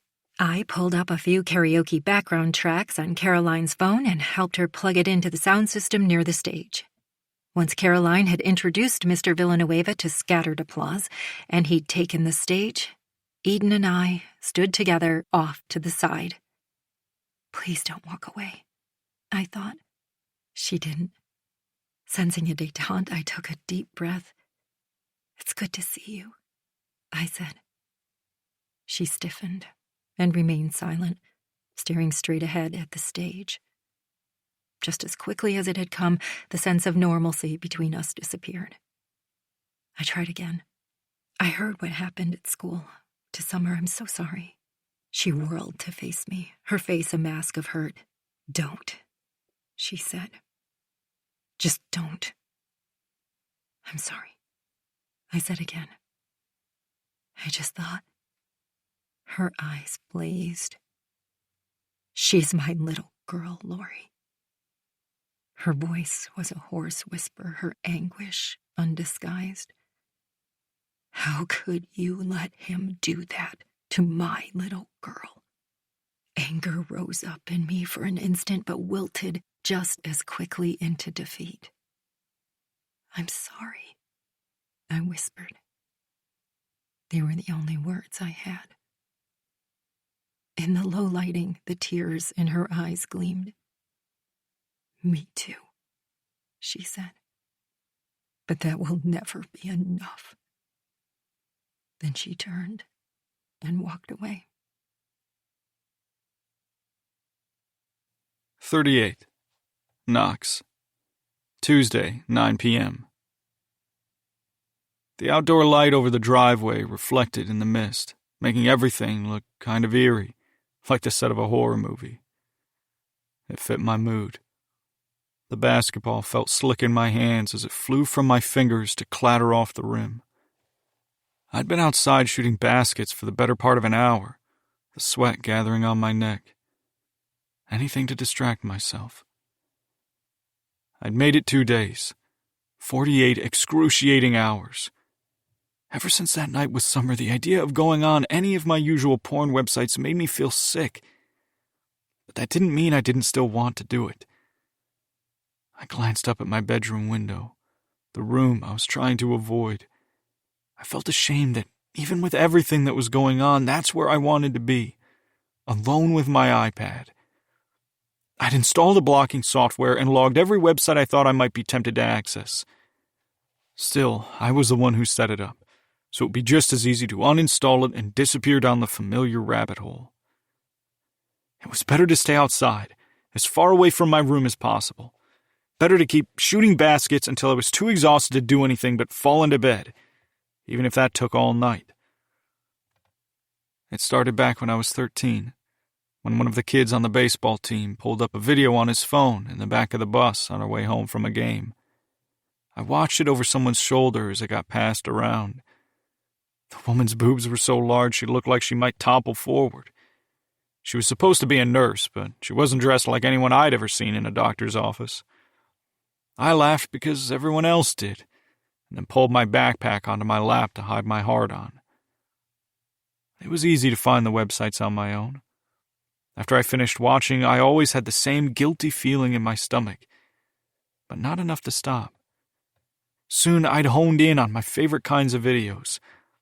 Girls who acted shy and needed to be convinced, sometimes forcefully, to take off their clothes. In the end, they always liked it. I kept my viewing sessions to 2 or 3 times a week until high school. Then everything got so stressful. School was hard for the first time, plus I landed a spot on the varsity baseball team as a freshman, which meant the only time I had to study was on the bus late at night on our way home from games, or after practice when I was so exhausted I could barely keep my eyes open during dinner. On the outside, everything looked great. Inside, though, I felt like I was pinned under a giant boulder that got a little heavier each day. The older guys on the team started inviting me to parties where I was the only freshman. I felt like such an imposter. I'd wander around, dipping in and out of conversations, trying to act cool. I could never think of much to say, especially around the older girls. They talked in a language I didn't speak yet, about Adderall and SAT scores. Everyone seemed like they had high school all figured out. Most of the kids drank beer, vodka, and Red Bull hidden in their water bottles. But I never did. Mostly because I was too afraid of getting busted and kicked off the team. And also because I didn't like the way it made people act. Usually I tried to go home before the girls grew loud and silly, laughing in an exaggerated way and letting their t-shirts slip off one shoulder. Then one night, I stayed too long. I was sitting on the couch when a girl dropped down next to me and leaned her head on my shoulder. "You have such strong arms." She wrapped her fingers around my bicep and giggled. Her name was Quinn, and while she was usually at the parties, I could tell she hovered on the outskirts of the group. She was always laughing and would stand too close to you while talking, tugging at some piece of her clothing that was too short or too tight. At school, I would see her standing off to the side while the other girls clumped together, passing around lip gloss and touching each other's hair like a circle of grooming monkeys. One of the boys leaned down close to my ear. "She's hitting on you, bro. You should get some action." I froze as Quinn smiled up at me and brushed her fingers across my chest. "Check it out," another voice behind me said. "Knox is about to get himself an older girl." I felt a hand clamp down on my shoulder. "Go for it, man. Hey, Quinn, Knox is cute, right?" "He sure is," she purred. "You should take him to the other room and, show him how much fun you are, you know?" There was a round of laughter as Quinn struggled to stand up. "Okay," she said, looking at me through half-closed eyes. "Let's go." She swayed slightly, and I felt the whole room watching as we crossed it and stepped into someone's guest bedroom. Pulling the door shut, she kissed me, and I tasted the sticky sweetness of Red Bull on her breath. Lying down on the bed, she lifted her shirt over her head and patted the mattress next to her. "You're so nice," she mumbled, her boobs spilling out of her push-up bra. She wriggled out of her jeans, which had left an angry red band around her midsection where they'd cut into the roll of flesh just above her hips. I lowered myself on top of her, and she moaned theatrically as we kissed. I thought I heard laughter outside the door as she tugged at my pants until they slid down over my knees. Holy shit, I thought. This is really happening. It wasn't at all how I thought it would go, or even how I wanted it to. But as I picked up speed, rubbing against her through my underwear, I also didn't exactly want to stop. She let me pull down her underwear, and I was surprised to see a tuft of hair. The women in my videos were usually bare down there. She moaned faintly, her eyes closed. I hoisted myself up to get a better angle, and her body went still, her jaw slack. As her breathing slowed and deepened, I realized she was passed out. I froze. Was this normal? Was I supposed to keep going? Wake her up? I flopped down hard next to her, hoping the bounce of the mattress would rouse her. Nothing. "Quinn," I whispered, but she remained motionless. My erection poked up stiffly through my boxers as the naked girl next to me let out a soft snore. I put a hand on one of her boobs and squeezed. She didn't move. It was warm and heavy in my palm. I slipped my other hand between my legs and frantically jerked off while I groped her. Terrified she'd wake up before I finished, I ran through the library of porn scenes I'd cataloged in my mind until I found one that worked to get me off fast. When I finished, I wiped myself off with her shirt. Shame bubbled in my stomach. Unsure what to do next, I pulled a blanket up over both of us and closed my eyes while I waited for her to wake up. I woke to the sound of voices. As my eyes opened, a group of guys came into focus. I realized they were looking down at the bed where I was still lying with Quinn.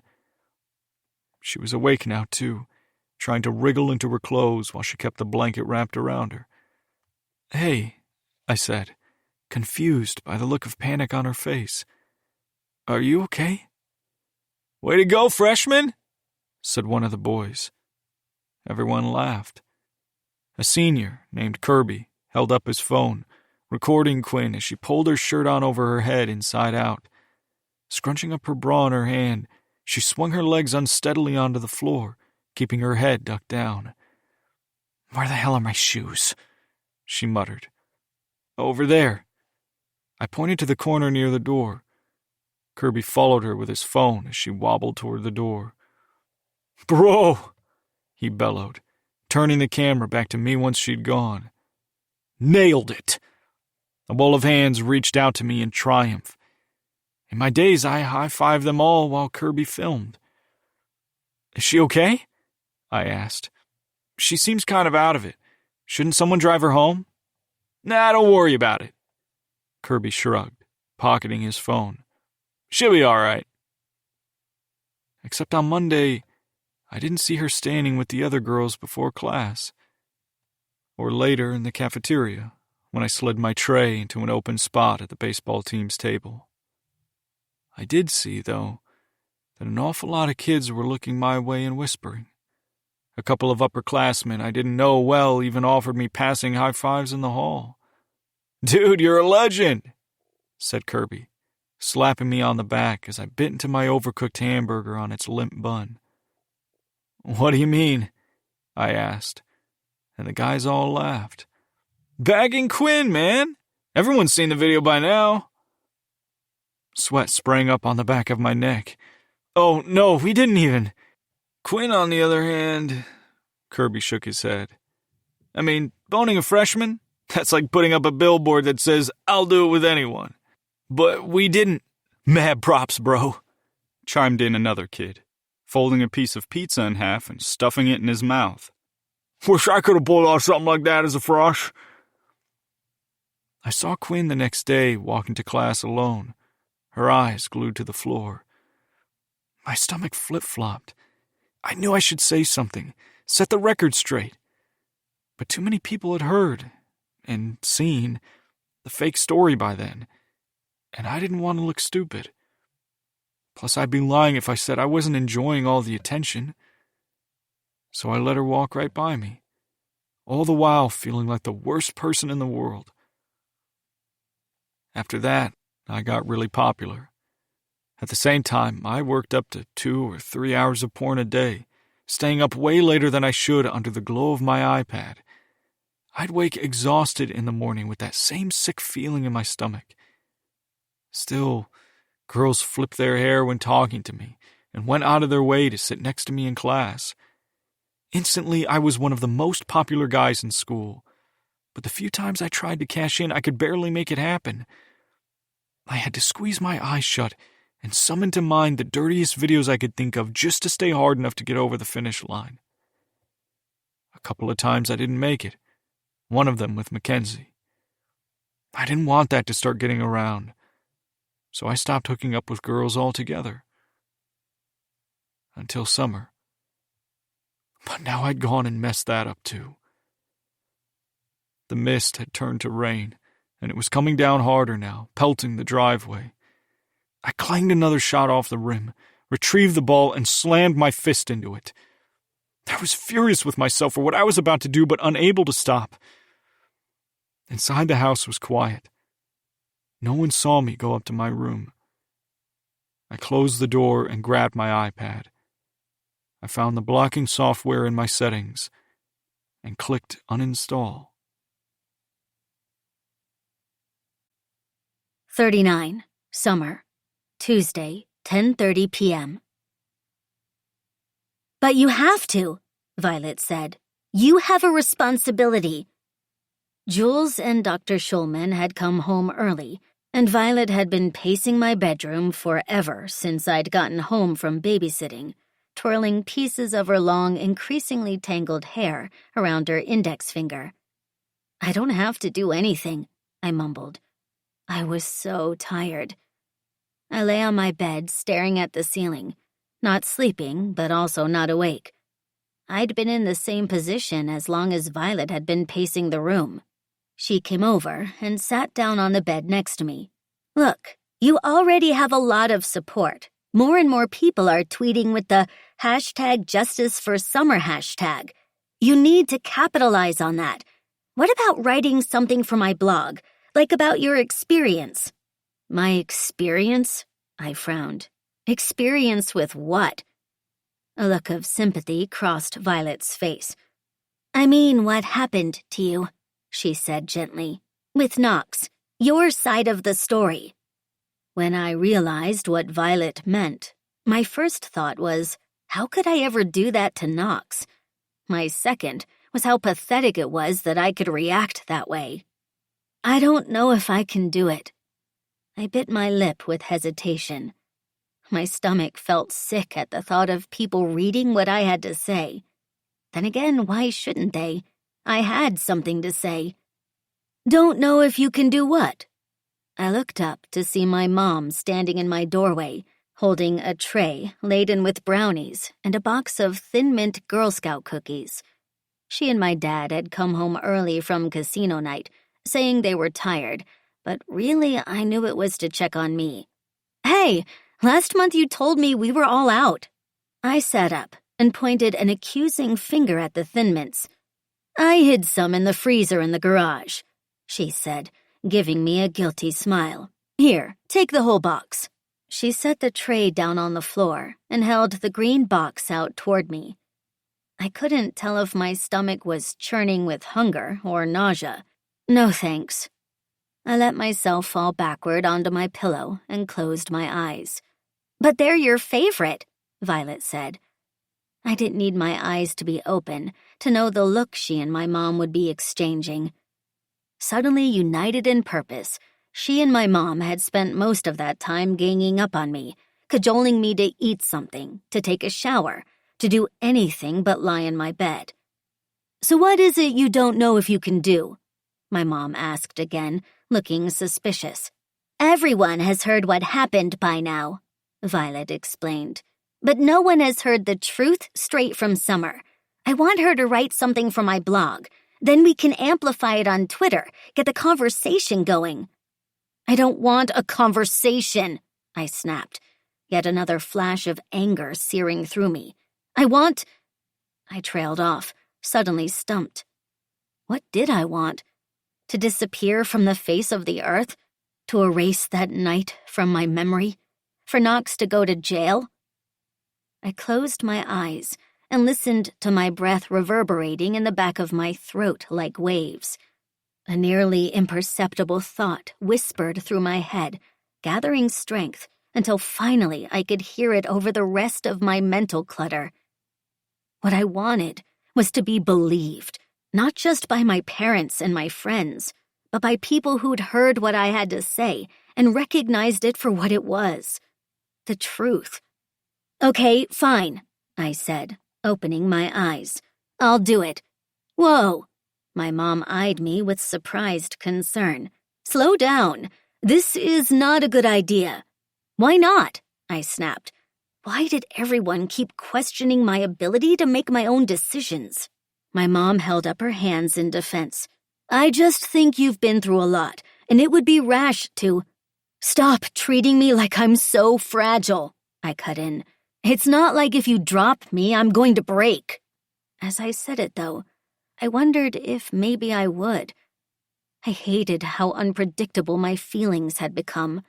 Was there such a thing as sudden onset bipolar disorder? The therapist my mom had made me an appointment with this afternoon probably could have told me, except that I'd refused to get out of bed to go see him. "Okay," Violet said. "So you'll write something. I'll put it on my blog, and we'll tweet it out." She snapped her fingers. "Or better yet, I'll publish it in the school paper. The last edition of Watermark goes out to all the students and teachers this week. I'll just, slip it in at the last minute, after all the other content has been approved." I said no. My mom turned to face Violet, ending their alliance with one sharp glance. Turning to me, she softened her tone. "If it's on the internet, it's there forever." She looked at me. "When people Google you, for job interviews, that's not what you want them to find." "But Summer didn't do anything wrong." Violet crossed her arms. "So who cares?" "She might," replied my mom, giving Violet a withering look. "And so do I." "But I don't care," I assured her. And saying it, I realized I really didn't. If no one else was going to come for Knox Keller, then maybe it was time I did. "No." My mom reached out and grabbed my hand in a kind of plea. "Sweetheart, this absolutely isn't happening. Your father and I won't let it." I stiffened and drew my hand back. I was tired of being told what to do. "Sure, Mom," I said, pasting on a smile. "I understand. You're right." Behind her, Violet gave me a look of disappointed confusion. "You can leave the cookies," I added, nodding toward the door. "I think I might be hungry after all." Once my mom had left the room, I turned to Violet. Okay then, I guess I better get writing. 40. Knox. Tuesday, 11 p.m. After the euphoria of the release came the crash. I'd never been surfing, but I imagine it must be like cresting the top of a megawave. The water, beach, and sky stretching out before you, on top of the world for one perfect instant, then toppling off your board and finding yourself submerged in the water with a mouthful of sand. I lay sweaty and guilt-stricken on my bed, my iPad propped up on my bare thighs, my boxers pulled down around my knees. Frozen on the screen was the last frame of the video I'd been watching. Someone's cum smeared on a woman's stomach, her head cut out of the frame. I wiped my own stickiness away with the hand towel I always kept nearby. I always rinsed it out before tossing it in my clothes hamper so that my mom wouldn't come across any evidence in my laundry. The digital clock on my nightstand told me it was 10:58 p.m. Realizing I'd been at this for nearly 2 hours, my body glowed with the hot guilt of my weakness, but not enough to keep me from navigating back to the video thumbnails on the main page of the website I was on. Just one more, I told myself, beginning to click around to find a video I liked. There was a knock on my door, and it cracked open. Shit, I'd forgotten to lock it. My heart leapt into my throat as I tossed my laptop to the side and yanked up my boxers. "Oh, geez, sorry," my dad said, averting his eyes as he stopped in the doorway. "I didn't realize you were, busy." "I forgot to lock the door," I mumbled, pulling a pillow over my lap. "Nothing we all haven't done?" He shrugged and leaned against the door jamb, grinning at me. "When I was a teenager, I used to borrow the copies of Penthouse my brother, your Uncle Ben, kept under his mattress." He made air quotes. "Man, I remember one time I made the mistake of dropping one in the toilet. I put it back all wrinkled and damp, trying to pretend nothing had happened, but he knew it was me. Boy, did he beat the shit out of me." He laughed like it was a good memory. "Anyway," he continued, his face growing serious, "I saw your light was still on, so I figured you should be the first to know. I just got an early heads up from a friend at the Attorney General's office. They're not planning to press charges." I frowned as I processed his statement. "So, I don't have to talk to any more lawyers? Or police?" "No." He shook his head. "That's all over." I waited for the relief to hit me, but nothing happened. "Anyway," my dad continued, "I know the last few days haven't been easy on you," he said. "On any of us." His face creased into an expression I hadn't seen before, something between sadness and remorse. "You know I love you, right? That I would never let anything bad happen to you." His voice broke slightly, and his eyes grew red. "I know I haven't been the most touchy-feely dad, but I'm always here for you, son. Whatever you need." His uncharacteristic display of emotion cracked something open inside me. "I think I might do it too much," I blurted, then covered my mouth with my hand like I could scoop the words back in. "Do what?" he asked, furrowing his brow. I pointed to the laptop and my father's eyebrows raised. Then he shook his head. "Nah, it's normal. You know that, right? I guess I should have talked to you more about it. Like I said, I'm not the greatest at that stuff." I almost laughed. The last conversation I'd had with my dad about any of this stuff was when he and my mom sat me down at age 8 to tell me how babies were made, which I already knew by then, of course. But, how much is normal? I asked. Now that I'd broached the topic, I couldn't stop the words from flowing out of my mouth. I felt something in my chest expand, as if I'd just been cut loose from a tight band wrapped around my ribs. He flushed, then shrugged. You're a teenage boy, Knox. You kind of grow out of that phase. I wouldn't worry about it. Plus, between you and me, once you get to college, you'll probably be doing it a lot more with actual girls. Safely, of course. He raised his eyebrows. I'm not ready for grandkids yet. He chuckled, then pursed his lips. But, you could come to me, right?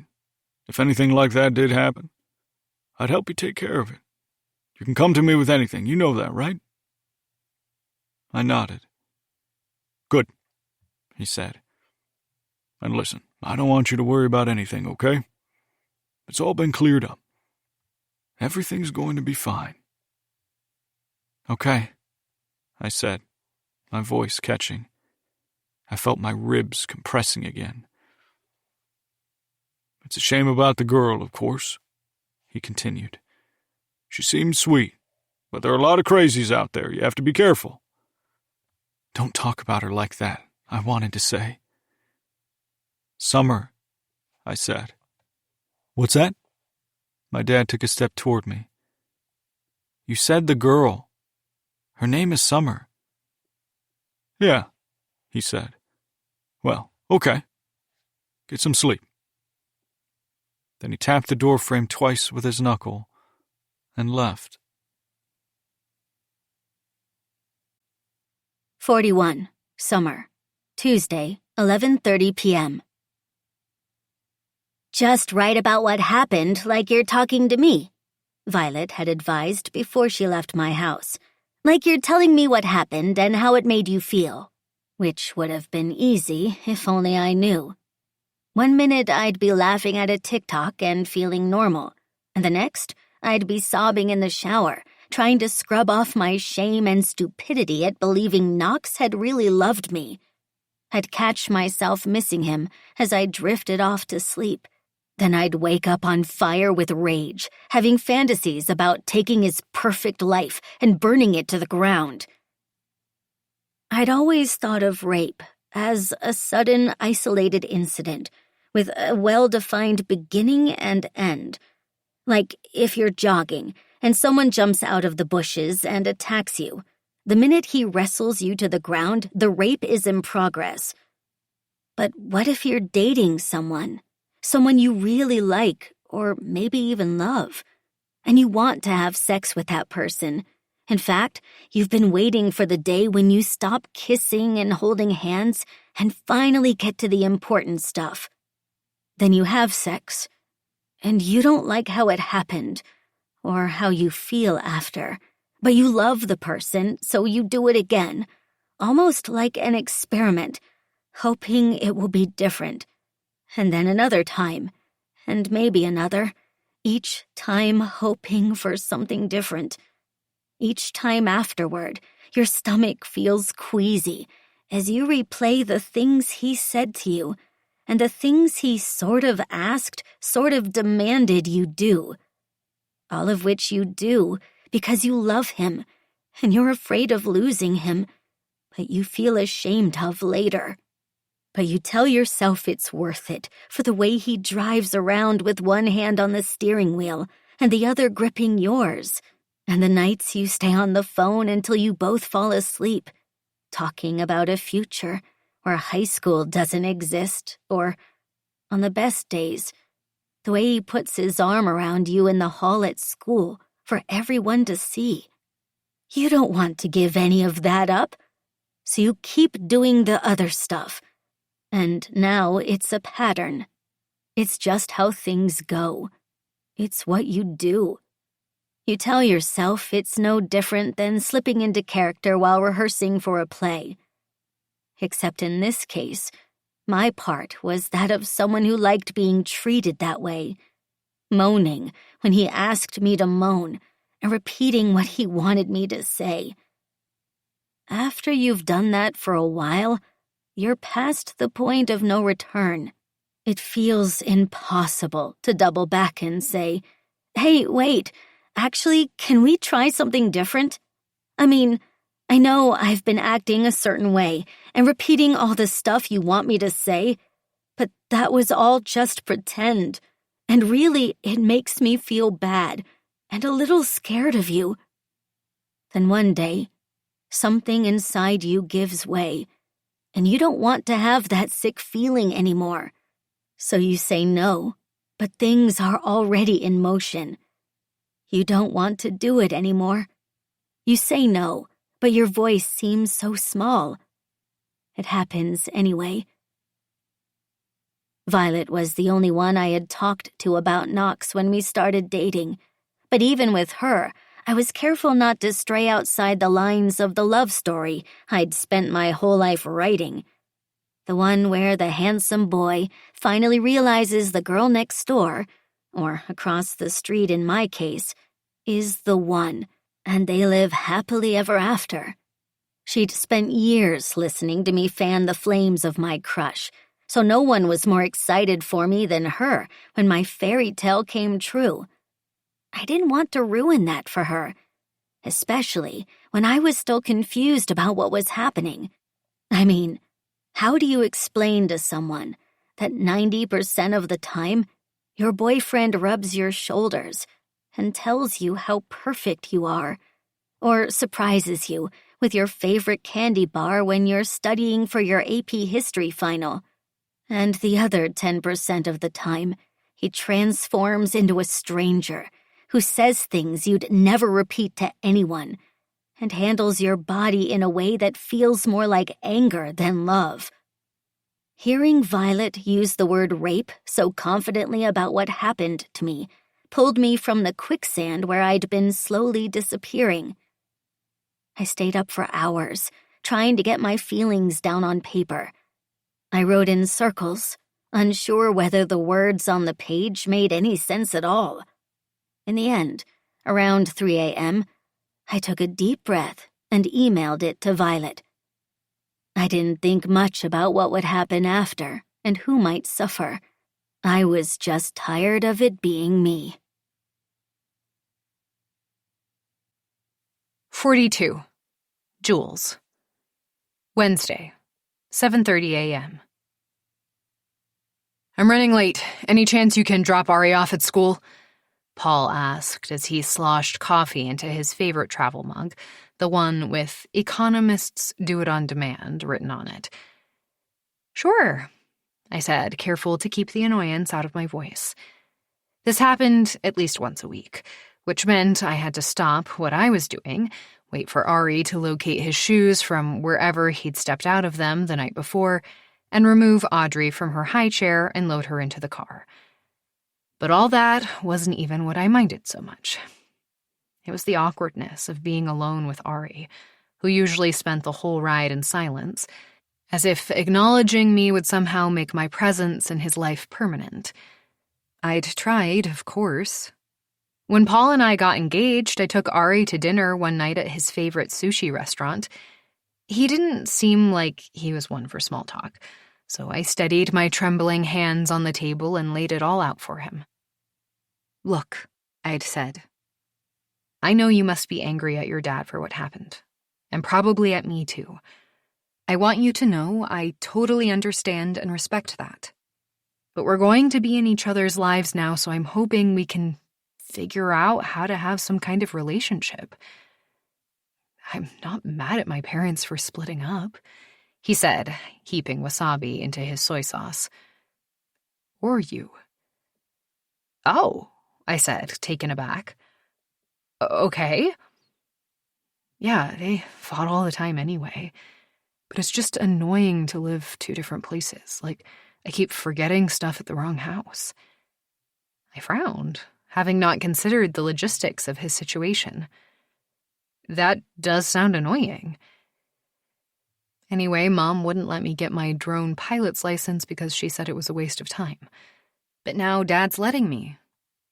So, he shrugged. Cool, I said with what I hoped sounded like great enthusiasm. Drones.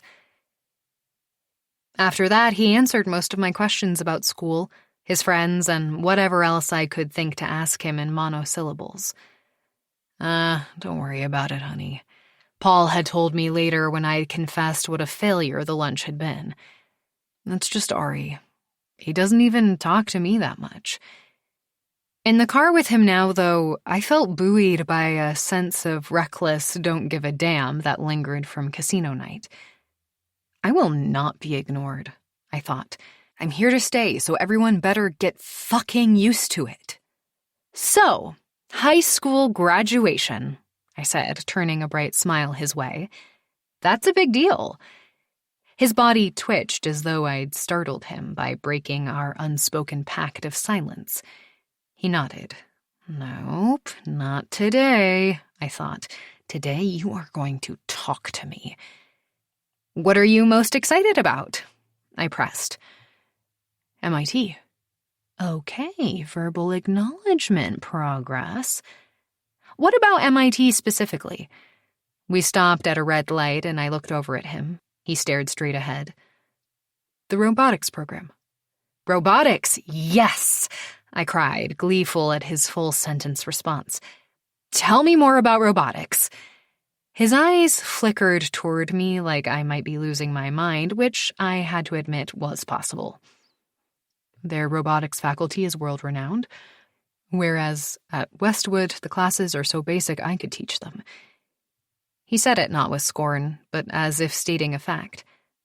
I'm sure you could, I said, and I didn't doubt it. Keep it going, I told myself. We're on a roll now. But I didn't have to. Is Summer okay? Ari asked suddenly, still staring straight ahead. Caught off guard, I pressed too hard on the gas as the light turned green. Our car shot forward through the intersection. Oops, sorry, I said, braking. What do you mean? I saw what happened to her at school, and I know you two are, friends. Right, I said, overwhelmed by the amount of words coming from his mouth. She's always been nice to me, he said. At least she doesn't totally ignore me at school like everyone else. The way he'd lingered in the foyer the other night suddenly made sense. A surprising ache formed in my heart for the awkward boy with the genius IQ sitting next to me. You know, I said, maybe you should ask her how she's doing. She could probably use some people on her side. The faintest flush crept over his face as he turned to look out the window. Maybe I will, he said. 43. Eden. Wednesday, 8:30 a.m. A ringing phone woke me from a deep sleep. I squinted at the incoming call from a number I didn't recognize. Hello? I mumbled. Mrs. Van Doren? Yes? This is Lorena Gomez calling from the Attorney General's office. The woman's voice was crisp and formal. My senses roared to life as I scrambled to a seated position. Yes? I breathed. I'm calling to inform you that in the matter of Summer Van Doren's alleged sexual assault, the Attorney General's office will not be pressing charges. I'm sorry, can you repeat that? I cleared my throat and rubbed my eyes. After a review of the evidence, we are unable to, in good faith, move forward with the case. I slumped back against the headboard. Of course you fucking can't, I muttered.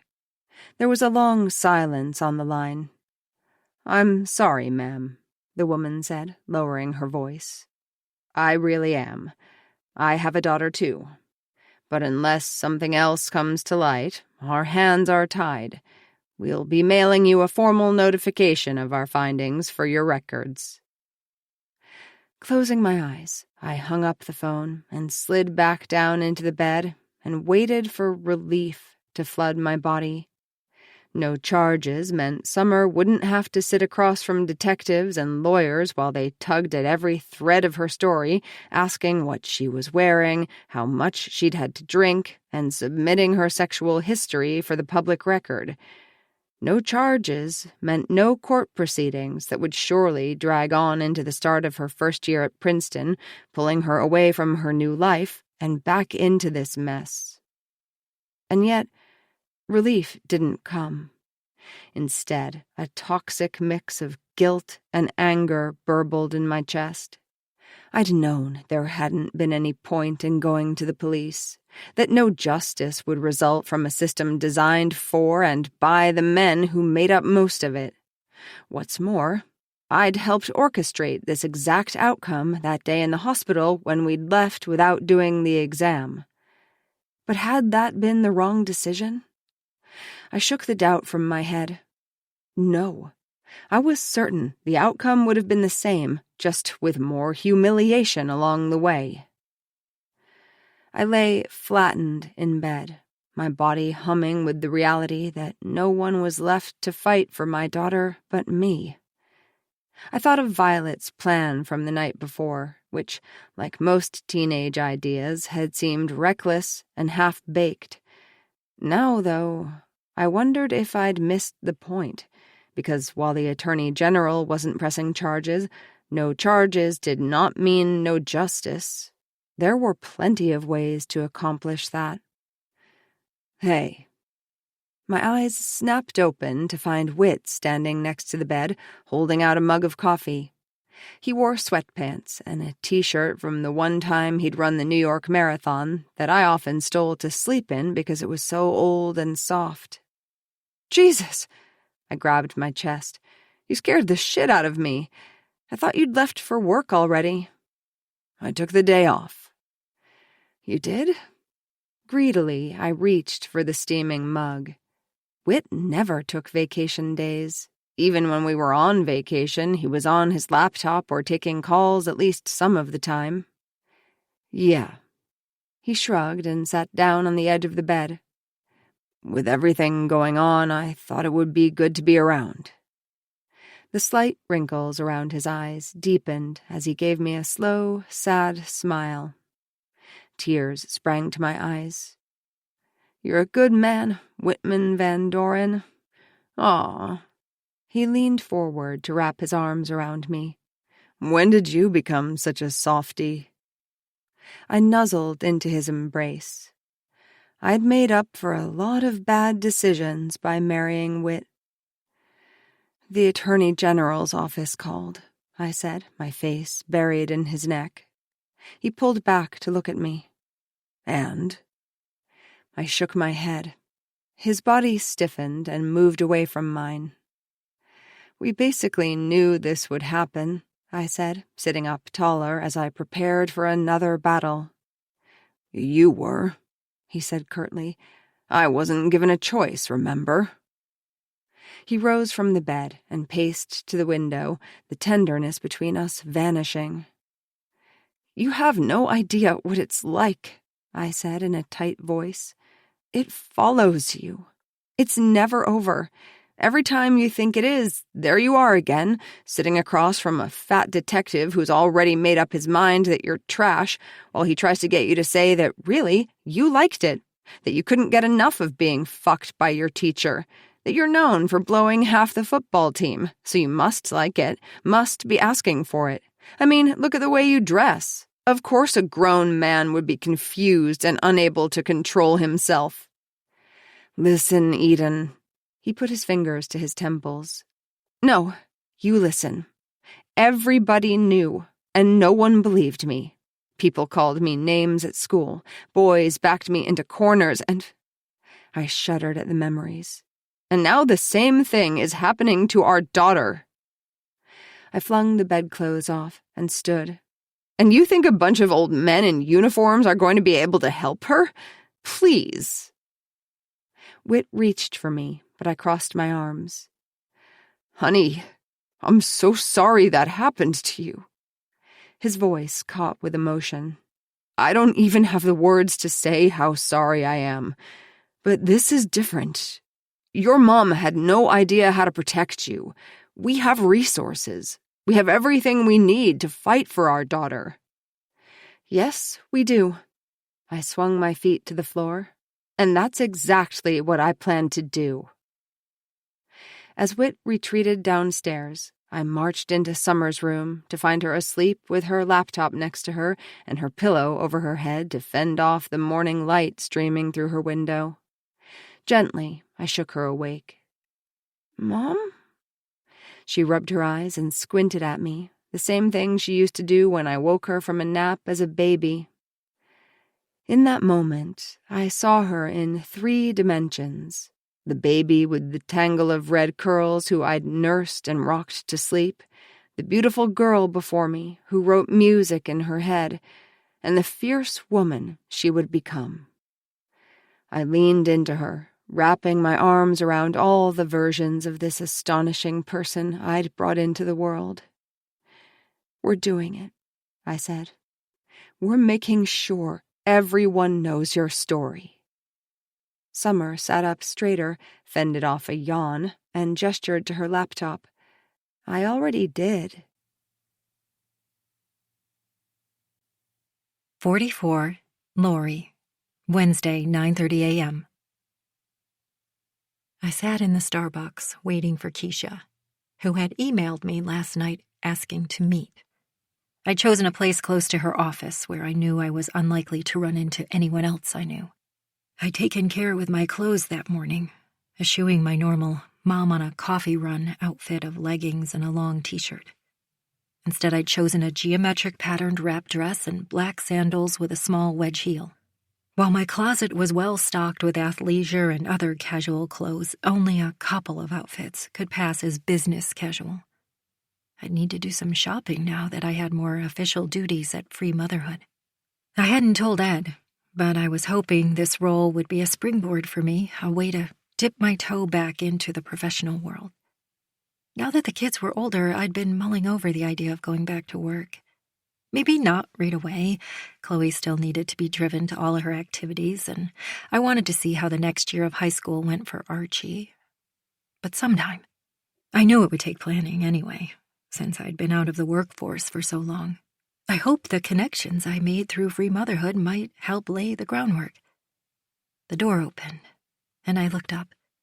Keisha walked in, a black laptop bag slung over her shoulder. I stood up and waved. She smiled when she saw me, but there was a tightness in her face. "Lori, hi," she said, approaching. "Thanks for meeting me." "No problem." I gestured to my coffee cup on the table. "I'm sorry, I would have gotten you something, but I didn't know what you'd want." She shook her head. "That's fine. I can't stay long anyway." We sat, and I pulled a printed list from my bag. "I've been calling around to possible auction venues. I know it seems early, but the good places book up. Fall is a popular time for events. Everyone's back from summer vacation. People want to get things on the calendar before the craziness of the holidays, that sort of thing." Keisha stared down at the list. "The ones highlighted in green are our best bets." I looked up at Keisha, but her eyes remained on the table. "This is great," she said. Then she shook her head and sighed. "Lori, I need to talk to you." "Sure." Something in her voice made me grip my coffee cup tighter. "We can't have you on the board. I'm sorry." I blinked. "What? Why?" "Look, you know I think the world of you, and I'm so grateful for the work you've already done for us. It's just, Meredith's niece goes to Westwood High." My stomach clenched. "And apparently she told Meredith there are some rumors about your son." I stiffened in my seat. "That's a private matter. It has nothing to do with my work for Free Motherhood." Keisha sighed again. "So it's true." "No, of course not." I felt a twinge as I thought of Summer's freckled face and wide smile. "It's a baseless allegation, that's all." I curled my hands into fists and dug my fingernails into my palms to keep from screaming with frustration and anger. One by one, everything I cared about outside my family was disappearing from my life. First my best friend, then the parent boosters, now this. "I understand, believe me." Keisha held up her hands. "But you have to understand our position. Free Motherhood is a justice-adjacent organization. It wouldn't look good to have one of our board members' family members under investigation for this. The Attorney General's office isn't pressing charges, I said quickly. Keisha shook her head. Regardless, it's too sensitive an issue. She gave a small shrug and smiled sadly. I'm sorry, Lori. I really am. I straightened my shoulders and forced a smile in return. Of course, I understand. After Keisha left, I dumped the rest of my latte in the trash and walked out to my car. Once I was inside, I made sure the windows were rolled up. I gripped the steering wheel and let out a scream, then another and another. 45. Archie.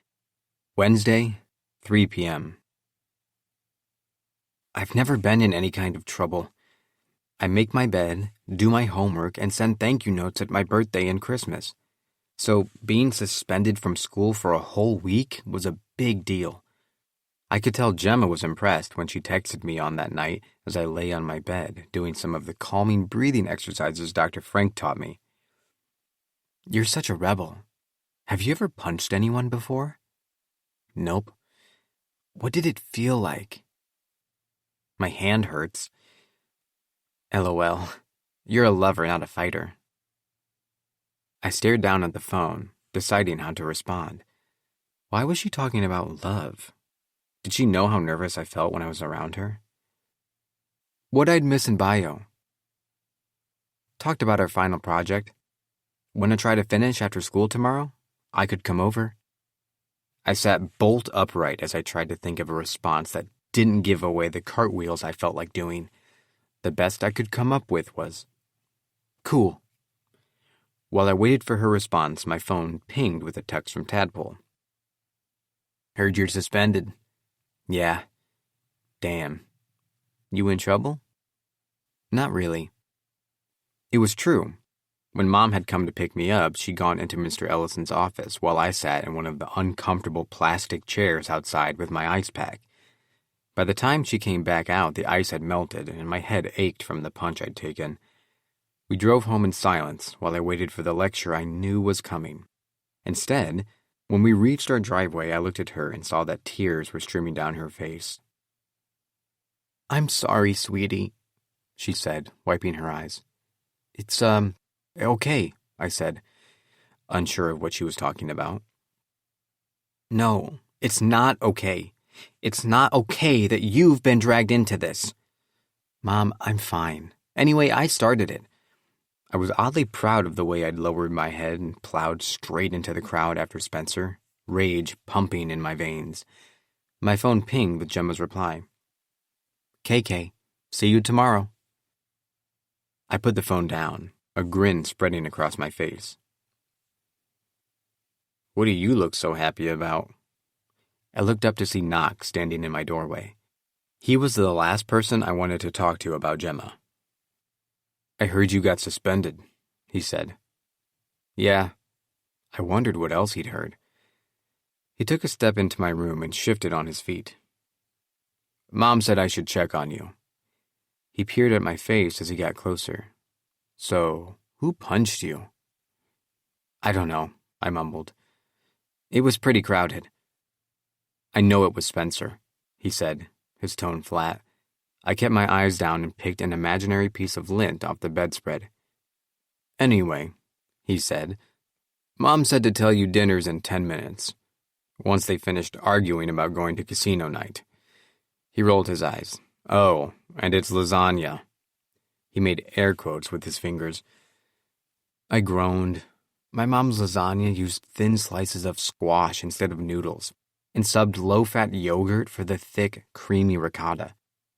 On the nights she made it, I usually ran into my dad and brother in the kitchen, later as we all quietly made peanut butter sandwiches and hustled them off to our rooms. Knox turned to leave and then looked back at me. By the way, he said, good for you. Spencer had it coming. I spent most of the next day staring wistfully at the basement door. Before Mom left to drop off Chloe that morning, she'd given me strict instructions not to play video games or watch TV. The hours crawled by. I did all my worksheets and even cleaned my room just in case Gemma saw it. I changed my shirt a couple of times, finally settling on a clean black t-shirt and my best black jeans. When the doorbell rang later that afternoon, I was waiting and yanked open the door. Gemma stood on the front porch next to a petite Asian woman who could have been her twin, except for a few lines around her eyes and a handful of gray strands in her dark hair. "Hi," I said, unable to stop a giant, goofy grin from spreading across my face. "Hi." Gemma crossed her arms and rolled her eyes at her mom. My mom wants to meet you. Mom, this is Archie." "Alice Lee." The woman extended her hand. "Pleased to meet you, Mrs. Lee." I said it the way I'd been taught at the etiquette classes my parents forced me to attend in junior high. I'd also learned the foxtrot and how to hold a plate of food and a drink in one hand while at a cocktail party, 2 skills which so far I'd had 0 use for. "So polite," Alice smiled at me, though her eyes lingered on my bruised cheek. Gemma turned a deep scarlet. "Is your mother home?" "My mother?" "She wants to make sure we're, supervised." Gemma rolled her eyes. Panic gripped me. I was the only one home, and I hadn't thought to tell my mom anyone was coming over. Would Gemma's mom make her leave? Luckily, at that moment, Mom's car rolled up the driveway. "Hello," she said, climbing out, looking confused to see us all on the front steps. "Mom, this is Gemma from my biology class," I said. "Remember she was coming over tonight to finish our project? And this is her mom, Mrs. Lee." "Please, call me Alice," Gemma's mom said to mine. "Hi," Gemma waved. "Lori Keller, nice to meet you," said my mom as she reached the steps. "I'm sorry, sweetie, I must have forgotten," she added with a puzzled glance at me. "Well, perfect timing that you're home," I said. "To, supervise." I raised my eyebrows in her direction, hoping she'd get the hint. "Why, yes, of course," Mom nodded, then smiled at Gemma. "All right, then," said Miss Lee to Alice. "I'll pick you up in an hour or so." Gemma nodded, still blushing. "Sorry I forgot to tell you," I whispered to Mom as we went inside. "She seems nice," she whispered back. Once we'd grabbed snacks and headed downstairs, Gemma looked around at the oversized screen and L-shaped couch where I sat to play my games. "Cool setup," she said. "Do you watch movies down here?" "Mostly video games," I shrugged. "It's kind of like my part of the house. No one else is ever down here." "That's awesome. It must be nice to have some privacy. I swear my mom follows me around from room to room at home, trying to feed me or ask about my day." She shook her head. "The curse of being an only child." "Ha," I said. "I have the opposite problem. My parents are so busy with Knox and my sister, they forget about me half the time. The curse of being the middle child." Gemma laughed, and I couldn't help grinning. "So, where should we start?" I asked, gesturing to the poster board and papers we'd spread out on the floor. Gemma stared at me. "Does it hurt?" she asked, reaching her hand toward the bruise on my face. She dropped her arm before her fingers could graze my cheek, and my heart began to race. "Not so much anymore," I said. "That was really brave, defending Summer like that?" I shrugged, my face suddenly hot. "Do you like her?" Gemma asked. The question shot through me and I hesitated. "No," I said. "At least not anymore. Not like that." She nodded. "Okay, good." "Why good?" A feeling of hope bloomed in my chest. She glanced up shyly. "Just, good to know you're not, taken." "Definitely not taken." I smiled back, a big, stupid grin, my face burning with pleasure. The idea that I would be unavailable to Gemma Lee with her shiny hair, cool shoes and pink cherry chapstick-flavored lips was so preposterous, I wanted to laugh. Instead, I cleared my throat and looked back down at my drawing. "That was awful what happened to her," Gemma said. "But weren't those your brother's friends you went after? Like, isn't Spencer his best friend?" "Yeah," I sighed. "So, does Knox know you were the one who punched Spencer?" "Yeah," I shrugged. She grimaced. "Awkward." I laughed. "I think it's okay, actually." We worked in silence for a few minutes, labeling pictures of frog organs and gluing them to the poster board. "Can I ask you something?" Gemma asked after a while. "Sure."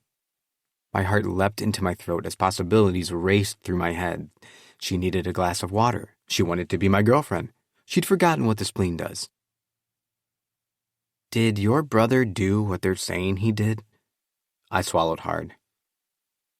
"I'm sorry," Gemma said quickly, seeing my expression.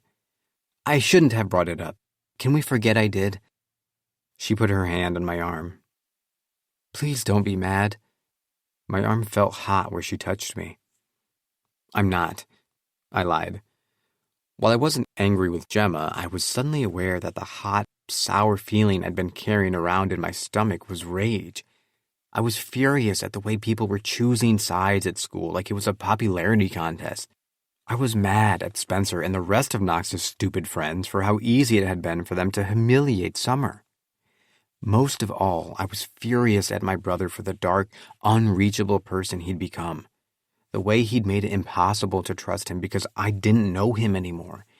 I felt sick about the doubt inside me that had turned into something bigger.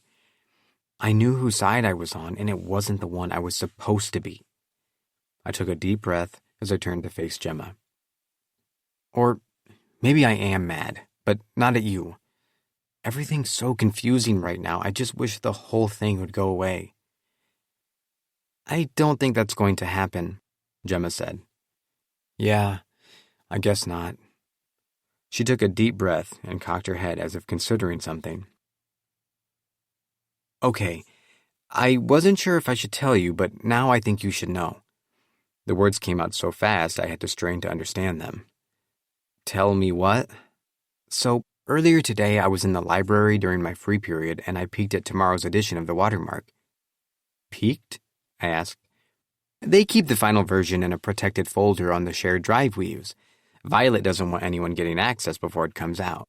She's the only one who can access the final version, like, even though I write for it, I don't get to see the final edition until it's in my inbox. No one does." She gave a guilty smile. "Except I do have access. I always have." She gave me a guilty smile.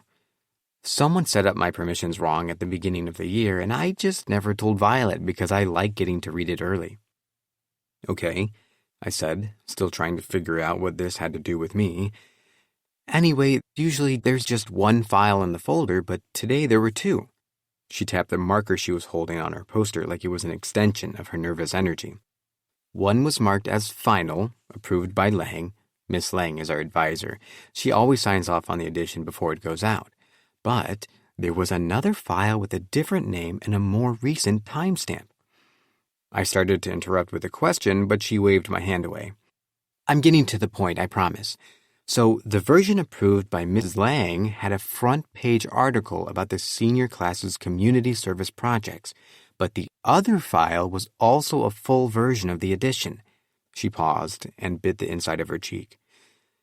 "Except the front page was an article about what happened between Knox and Summer, written by Summer." I stared at Gemma, still trying to make sense of her words. "What kind of article?"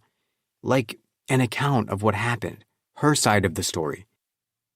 Not just about last weekend, but also of other times when she felt super uncomfortable and pressured by him." I sat back, my head spinning with possible scenarios. "But that's not the version Miss Lang signed off on, right?" She shook her head. "No, but I'm pretty sure it's the one being published tomorrow." I blinked, willing the thoughts swirling through my brain to settle into something that made sense. "Why are you telling me this?" I asked. She sighed. Because I like you, Archie. Her face was open, and her tone was frank. And you know I'm Team Summer, but, well, he's your brother, and I thought you'd want to know. Yeah, I nodded, the crank in my brain starting to turn again. Thanks. Can you show it to me? Like, can I read it? Her watch beeped. Ugh, that's my mom, she said. She's outside. Please, I said. I need to read it. She paused, uncertainty written on her face. She bit her lip again. I'd have to log on through the student activities portal, which takes forever because Westwood runs a software program from the Stone Age, but I could do it tonight and send it to you. Thank you, I said. Seriously. She nodded, then looked down at her project. So I think we're basically done, right? Yeah, I said, disappointed we'd finished so fast. Now I had no idea when I'd see her again. But how about I come by tomorrow to help with the finishing touches? Yes, I said, too quickly, my stupid grin making a reappearance. And thank you, I added, for telling me. Our knees bumped as we stood up. I wanted to hug her, but at the last minute I awkwardly thrust out my hand to shake. See you tomorrow, I said. Ignoring my hand, she leaned forward and wrapped her arms around me for a brief instant. Then she grabbed her backpack and darted up the stairs. 46. Lori, Wednesday, 7:30 p.m. On Wednesday night, I stared at the sad cheese plate I'd created from the scant leftovers in my refrigerator. Normally in the days leading up to book club, I went to the gourmet grocer up the street and took my time reading over the neatly lettered placards next to each cheese, texting the most ridiculous ones to Eden. Creamy and balanced with light notes of glacial air and Icelandic ponies. Silky and oozing, imparts a gentle aroma of cooked broccoli and decaying leather. All week, though, I'd avoided my usual neighborhood routines, worried about who I'd bump into.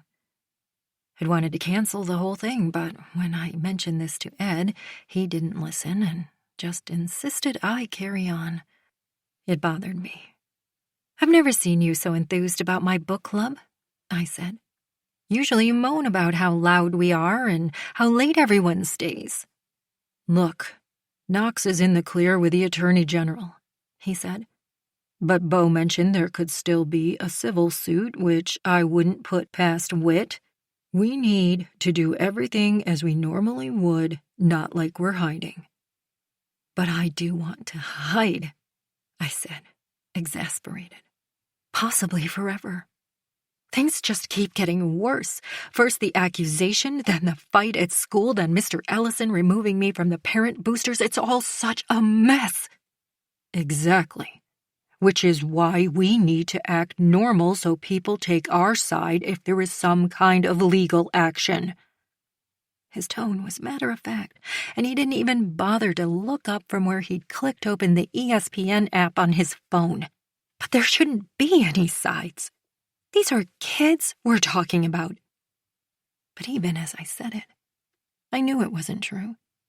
While Knox had yet to experience any of the traditional rites of passage of early adulthood, college, his first apartment, first job, the events of the last few days had forced him across the threshold prematurely. Please, Lore, trust me on this one. He put down his phone and flung his arms out in exasperation, like he couldn't believe I was so dense. Why should I? What makes you such an expert on the situation anyway? I felt a familiar prickling of suspicion on the back of my neck. I'm just taking my guidance from Beau. Ed held up his hands. You never did say how you know him. I lifted my chin in challenge as I held his gaze, refusing to look away first. Ed's eyes darted to the side. I told you, he's worked with some of the players who've gotten into uncomfortable situations. Yes, but how do you know him, Mom? I turned to see Archie standing at the bottom of the stairs. I finished my homework. Can I go play video games? Sweetie, you're suspended, I said, repressing a sigh. Besides, don't you have the whole week of schoolwork to do? It's mostly done, he shrugged. It's the end of the school year. There's not much going on. He's suspended for defending his brother, protested Ed. We're not punishing him for that. He nodded at Archie. Come here, kiddo. Archie approached him with a wary look on his face. You did a great thing. Ed wrapped an arm around his shoulder. You stuck up for your brother when he needed you. That's what family does. We stick together. Thanks, mumbled Archie. So I can go play? He looked at me. Absolutely. Ed clapped him on the back, and Archie stumbled forward toward the basement. Dinner in 10 minutes, I called after him, curling my fingers into fists as I glared at Ed. What? What was he supposed to do? Asked Ed.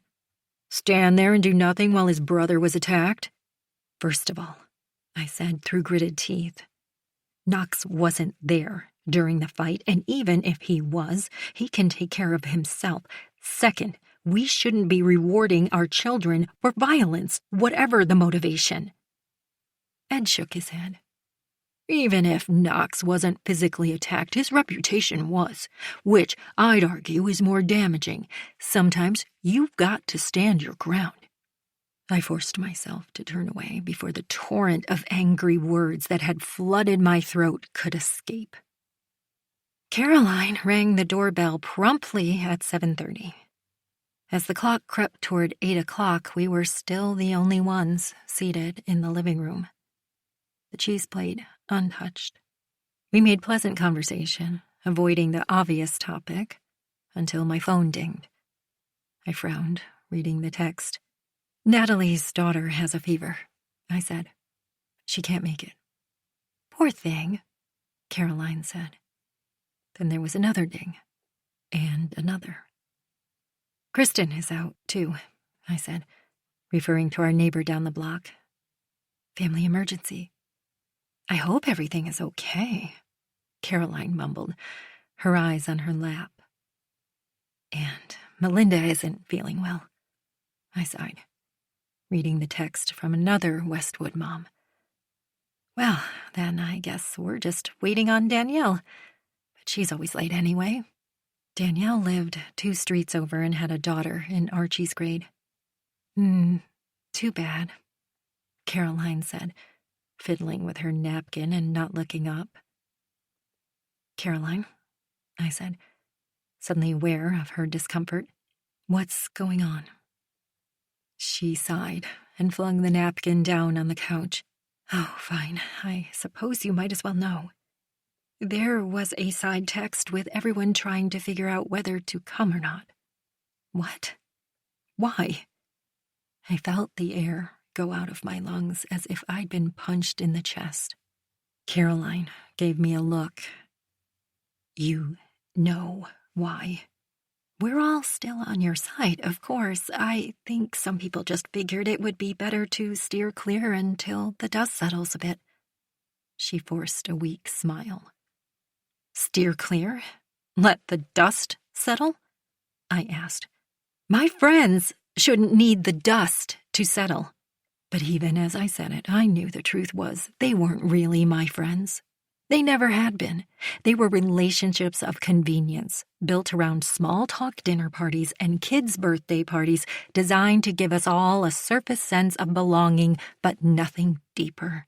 I'd only ever had one real friend.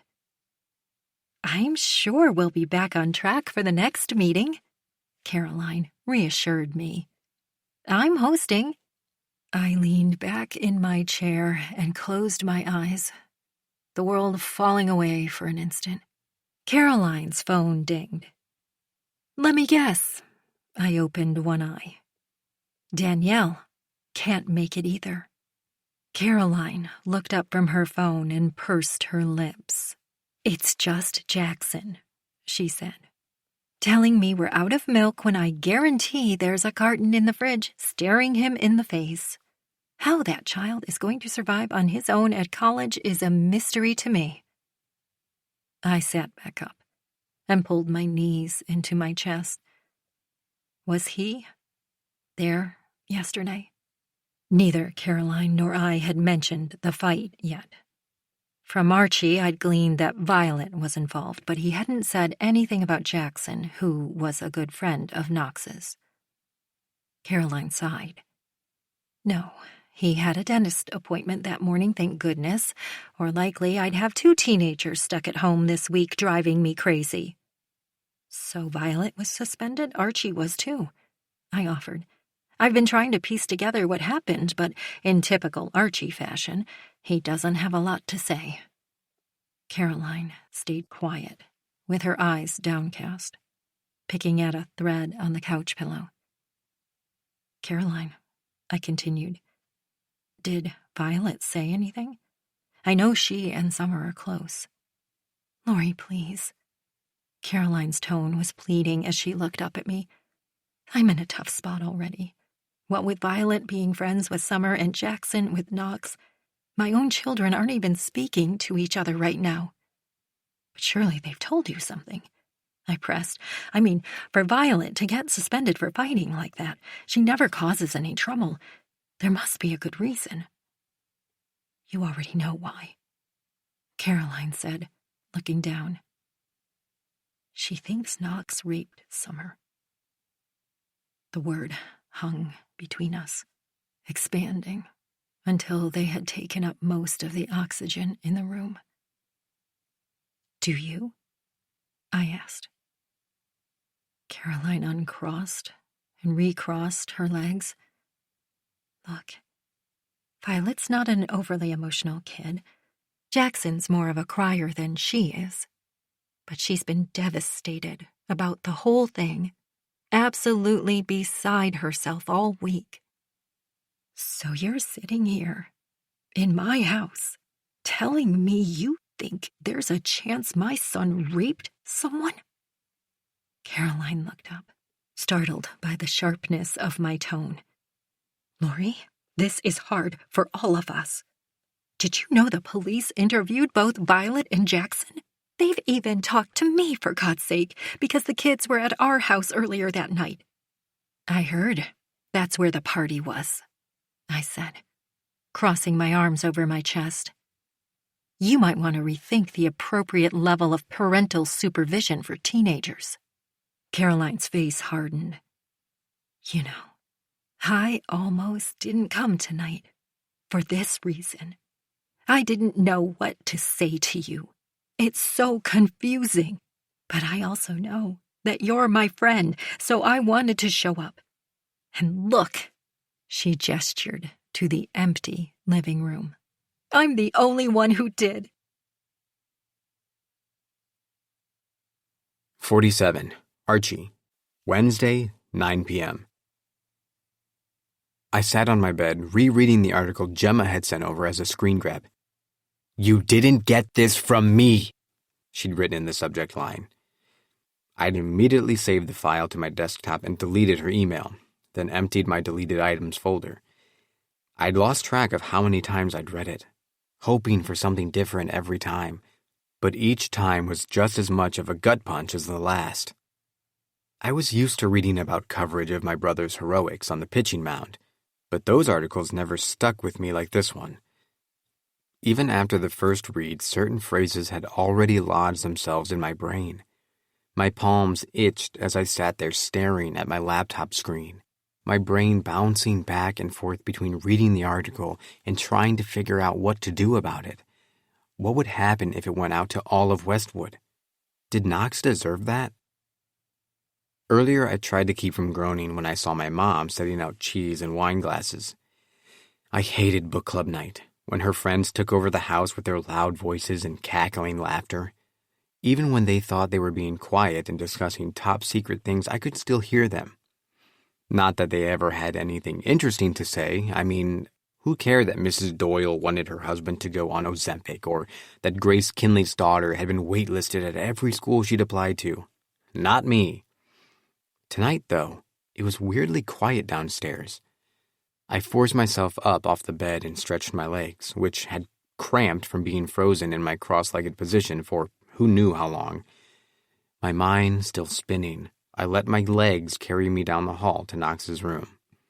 His door was open, and he was stretched out on his bed, his eyes open and directed at the ceiling. Shifting my weight in his doorway, I cleared my throat. "Hey," I said. He turned his head by a degree to register my presence. "Hey." All the things I wanted to say to him stuck in my throat. That I missed him, the old Knox. That I didn't want anything bad to happen to him. But that I hadn't wanted anything bad to happen to Summer either. I couldn't tell him about the article. I just couldn't. "Do you want ice cream?" It was all I could manage. He rolled over and propped his head up on his elbow.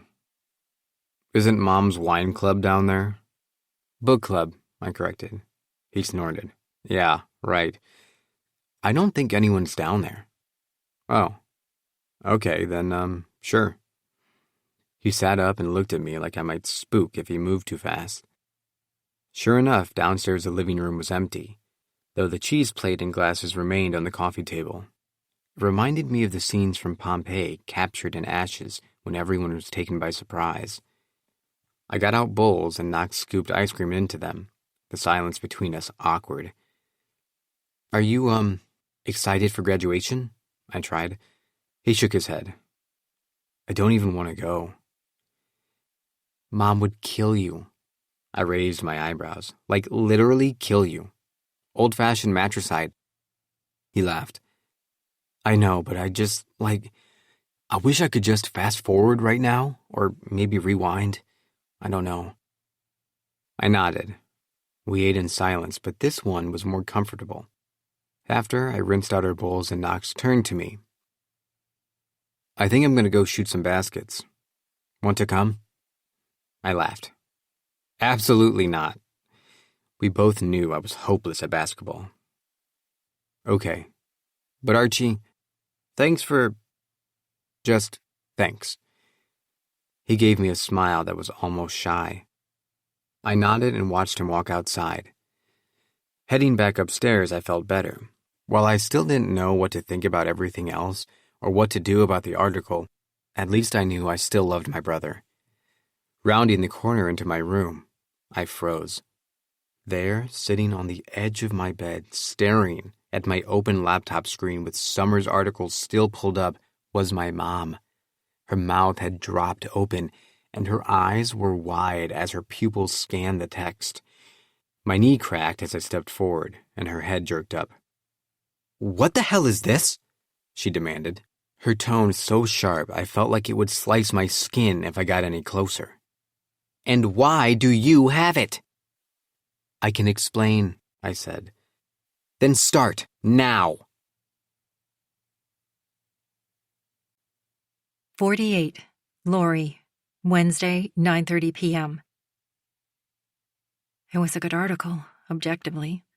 Well written and compelling. Weighty, yet succinct. Vivid without being gratuitous. I had to resist pointing this out when I showed it to Ed. "What is this shit?" he yelled, gripping Archie's laptop. "This shit filled with lies about my son. Where did you get this?" He whirled to face Archie, who cowered behind me. "I just found out about it, I swear," he said. "I'll repeat myself. Where did you get it?" Ed spoke every word separately like you would to a child, his voice laced with fury. "Someone sent it to me." Archie stared at the ground. "Who, goddammit, who sent it to you?" Ed gripped the laptop so hard I worried he might hurl it at the wall. "I don't know." Archie raised his chin now and met Ed's eyes. "It was an anonymous email." "Let me see the email." "I deleted it." "The hell you did," growled Ed. Taking a step forward, I shifted so that Archie was directly behind me. "It doesn't matter who sent it. It matters that we have it," I said. I was also upset about the article, but seeing Ed's rage had scared me into playing the role of the calm, reasonable adult. What's going on? Why is everyone being so loud? Chloe rounded the corner into the room, still in her dance leotard from practice. The innocence of her question made me want to weep. Nothing, sweetie, I said, trying to diffuse the tension. We're just talking to Archie about something. Ooh, is he in trouble? She executed a perfect pirouette and looked delighted at the prospect. No, I began. He's in so much trouble that he'll... snarled Ed. Let's all take a deep breath, I interrupted in my best tantrum-calming voice. Chloe, I looked at my daughter, who was now doing a series of jetés around the room. Can you give us some privacy? All everyone around here wants lately is privacy, she said, putting her hands on her hips. It's so boring. She stomped out of the room, but I didn't have it in me to go after her. We had bigger problems. Were you ever planning on telling us about it? Ed turned back to Archie. Archie looked to me for help. Go to your room, I instructed in a low tone. We'll talk about this more later. He nodded and scurried toward the door before Ed could say anything else. Goddamn lies, Ed muttered, one fist curling and uncurling as the other continued to grip Archie's laptop. Who else has seen this? He asked. Archie told me it hasn't gone out yet in the watermark, I said. But beyond that, I don't know anything. I'll call Mr. Ellison first thing in the morning. Call him tonight. I raised my eyebrows. He doesn't give out his cell number to parents, clearly. Then I'll call the police. Look, I said, biting back an annoyed sigh. As upset as I am about this, I'm not sure an article for the school paper warrants a call to the police. Then I'll call Bo, Ed said. See what he thinks. I paused. Why don't you let me call him? I tried to sound casual, like it wasn't a test. I can talk to him lawyer to lawyer. Ed shook his head. I deal with Bo. Why? I crossed my arms, ready to call his bluff. I have a right to know what's going on in this family. What's going on is that we're paying Bo a lot of money to handle this for us, money that I work my butt off for. So we're going to let him handle it. I narrowed my eyes. Are we playing the who works harder game? Because I guarantee you'll lose. Who do you think makes your entire life possible? You really want to do this? Ed's eyes narrowed. I really do, Ed. My heart was beating fast now, sending rushes of near boiling hot blood through my body. Because while you're off, palling around with a bunch of professional athletes, I'm doing everything else. You mean playing tennis and having lunch with your parent booster girlfriends? His face looked mean in a way I'd never seen before. I mean raising your children, doing their laundry, and yours for that matter. Volunteering at their schools, signing them up for summer camp, booking the math tutors, driving them around to dance and baseball and the million other activities they do, cooking dinner every night. When was the last time you did any of that? You're not even here half the time. Because I'm working, God damn it. He slammed his fist on the desk. Working to pay for all the things you just listed. The fucking tutor and dance classes and now a lawyer to keep our son's name clear. A lawyer I'm not allowed to talk to. My voice rose in anger. Control yourself, he spat. The kids will hear you. I don't care. Why are we being so secretive? They deserve to know what's going on just like I deserve to know. You have no idea how this works." His tone held a warning, but I pressed on. We hadn't had it out in a while. "And you two, remind me why you're such an expert." "Oh, right, because you work with a bunch of overpaid narcissists who can't keep it in their pants and need someone despicable like Bo to make all their problems go away." "Get the hell out." Ed pointed to the door. Gladly. Storming upstairs, I slammed our bedroom door so hard the house shook. Then I waited. It took him nearly an hour. But when he came in, he locked the bedroom door behind him.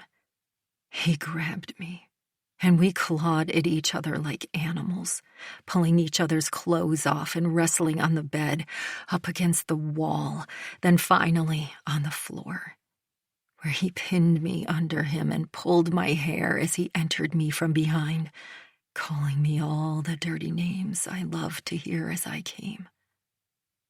After, we lay wrung out and panting. Usually this was the moment when we whispered apologies to each other, doing our best to erase the harsh words we'd released into the air. This time, though, Ed got up, pulled on his clothes, and left the room without a word.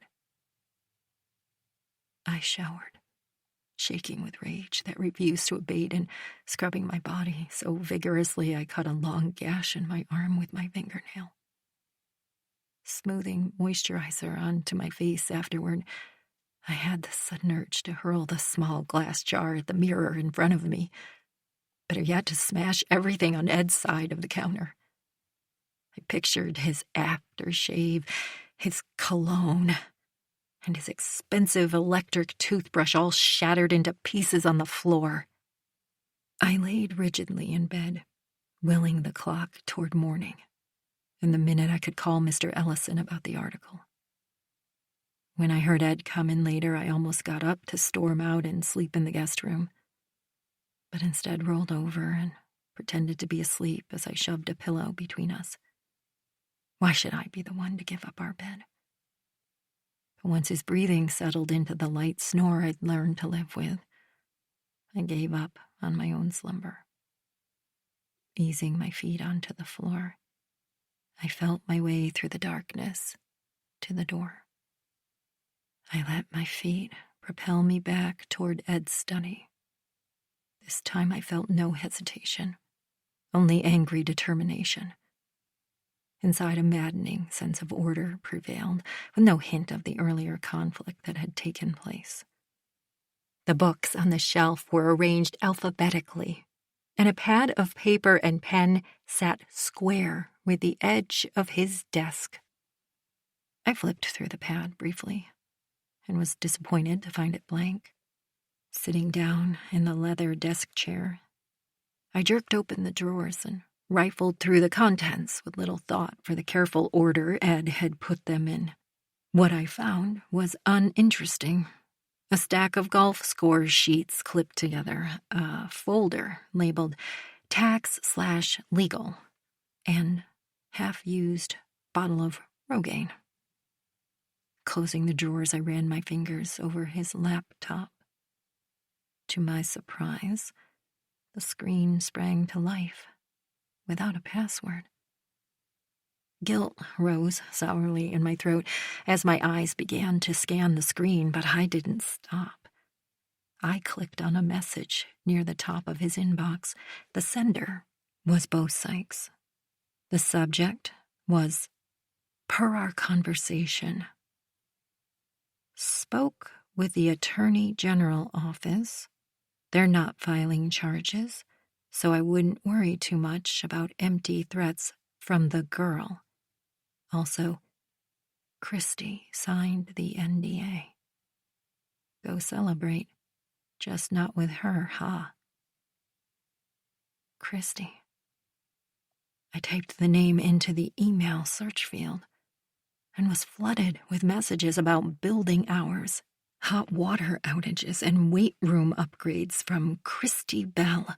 the baseball stadium's facilities manager. There was nothing unusual in any of them. Next, I typed in Beau's name and was rewarded by 2 emails, both with the subject time sensitive and an attachment. The first had been sent on Sunday and contained no text. The attachment was a legal form from Sykes and Associates outlining attorney services related to representing Mr. Knox Keller. It listed a retainer fee of $10,000. I swallowed hard. We had the money, but to spend that much on Beau's services felt like an unsavory trade. I clicked on the second email, which was from less than a month ago. The body contained only one sentence. Please remit payment immediately. It contained the same legal form attachment. Only this one read, attorney services related to representing Mr. Edward T. Keller. The fee listed was $20,000. I sucked in my breath. Had Ed spent that kind of money without telling me? What kind of legal services cost that much? I handled the family bills, so I'd seen the invoices from our family lawyer, and they were nowhere near that amount. Painful goosebumps rose on my arms as if someone had suddenly cranked on the air conditioning. I reopened the desk drawer and dumped the contents of the folder labeled tax/legal on the desk. There, near the bottom of the pile, were 2 pages clipped together. The first was a handwritten police report dated February of the current year. The filer was listed as Christine Francis. Sentence fragments jumped off the page as I scanned through it. Sexual intercourse, office party, intoxicated, unwanted sexual contact, multiple instances, coercion, accuser feared loss of employment upon reporting. The second document was a lengthy legal form titled Non-Disclosure Agreement. The signature at the bottom of the last page belonged to Christine Francis, witnessed by Beau Sykes III.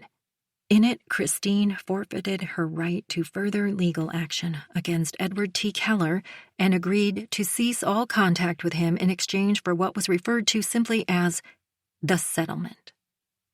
She agreed to delete all previous instances of contact with him from her electronic devices, including text, videos, sound recordings, and photographs.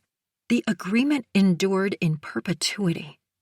If she was found in violation of it, she would be subject to repayment of the settlement and possible legal action. A chill spread throughout my body as I read the documents a second time, laboring to keep my brain focused on making sense of the words. I tried to order my thoughts, but they kept sliding every which way in my brain like they were covered in oil. I typed the name Christine Francis into Google. The third search result was a link to a bio and headshot of Christy Francis, an Atlanta-based physical therapist who listed the baseball team as one of her clients. Though young and blonde, she wasn't as pretty as I'd expected. Her hair looked bleached and damaged, and the cheekbones in her round face appeared to be mostly the work of heavy makeup contouring. Under the photo, her hobbies were listed as yoga and being a dog mama. I sat staring at the screen. My body weighted down like concrete. What was forgivable in a marriage? I'd always considered myself to have a strong moral compass, to be someone adept at judging right from wrong. After the events of the last week, though, I had increasingly less faith in that ability. 49. Eden, Thursday, 7 a.m. I stayed in the shower an extra long time, letting the hot water scald my skin pink. I'd just woken up, but I felt exhausted. I'd spent the last 24 hours in a frenzy. I'd texted Violet for assurances that, even though she was suspended, she'd still be able to switch out the addition of the Westwood watermark at the last minute. I'd also forced myself to read what Summer had written. As I did, I could feel the bile coming up in my throat, but I kept it at bay long enough to hug my daughter and tell her how proud I was of her for using her voice. Then I locked myself in the bathroom and retched into the toilet bowl, as if doing so could somehow keep the awful things I'd read from searing themselves into my memory. As I clutched the sides of the toilet, all I could think about was how thoroughly I'd failed my daughter. Now there was nothing left to do but wait until the watermark came out later in the day. When I finally got out of the shower and dressed, I headed down to the kitchen. Whit stood at the stovetop, whistling, spatula in hand. "Pancakes?" I said. "How can you do this to me? You know I'm trying to eat paleo." "That's the one where you only eat dinosaurs, right? Wait, watch this." He flipped a pancake high in the air and caught it on a plate with his other hand. Summer giggled from the stool she'd pulled up to the kitchen island. "Good morning," I said to her, trying to sound natural. "How are you feeling?" "Hungry." She smiled at her father, and when she turned toward me, for once the smile didn't fade. "Breakfast is served." Whit placed the plate in front of her with a flourish, and then looked at me. "Can I offer you a plate of nefarious carbohydrates?" "Fine," I sighed. If I was forced to eat pancakes so as not to ruin the strangely sunny mood everyone seemed to be in, so be it. When Summer was little, Whit was the one to get up with her on the weekends when she padded into our bedroom, carrying her increasingly ragged favorite blanket. He'd scoop her up and carry her downstairs while I rolled over and snuggled back into bed until the smell of coffee became irresistible. Those lazy mornings ended as soon as I realized other moms had their pre-verbal toddlers signed up for a battery of weekend activities designed to give them a head start on their resumes. Now it hit me in the gut that I hadn't savored those moments enough. I hadn't known those years would feel so short. "Honey, you okay?" Whit asked, and I became aware of the wetness in my eyes. "Fine," I said, looking up at the light fixture and blinking rapidly. "You sure?" Summer cocked her head and looked at me. "You look like you just saw that Humane Society PSA narrated by Sarah McLachlan." "I wouldn't bring that up if I were you," said Whit. "Mom will give them your whole college fund."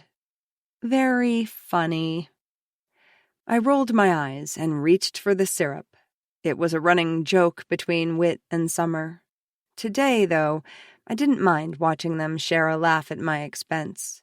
It felt for a minute like everything was normal. I sipped my coffee and cleared my throat, dreading the words that were about to come out of my mouth. Whit and I had agreed it was time to tell Summer that there would be no charges filed by the Attorney General's office. I'd asked him to hold off for a day, not telling him the reason, that I wanted to have everything in place for Summer's statement to come out first, in case the news hit her hard. "Summer," I said, "the Attorney General's office called." "I know. Dad told me." "He did?" I put my fork down and looked at Whit. He gave me a small, sad smile, and I knew he'd tried to protect me from the conversation. "Yeah," she said. "It's okay." She looked at me. "I mean, it's not okay, but I understand now. It's a broken system, and I think I'd feel a lot worse if we didn't have the other plan." She frowned, though I'm still kind of nervous. Whit frowned and set the spatula down. "Nervous about what? What are we talking about here?" "I wrote something," said Summer, "and Violet's going to publish it in the school paper." I watched Whit's face turn pale and then flush scarlet as she filled him in. "Absolutely not," he said before she'd even finished. "That's not happening.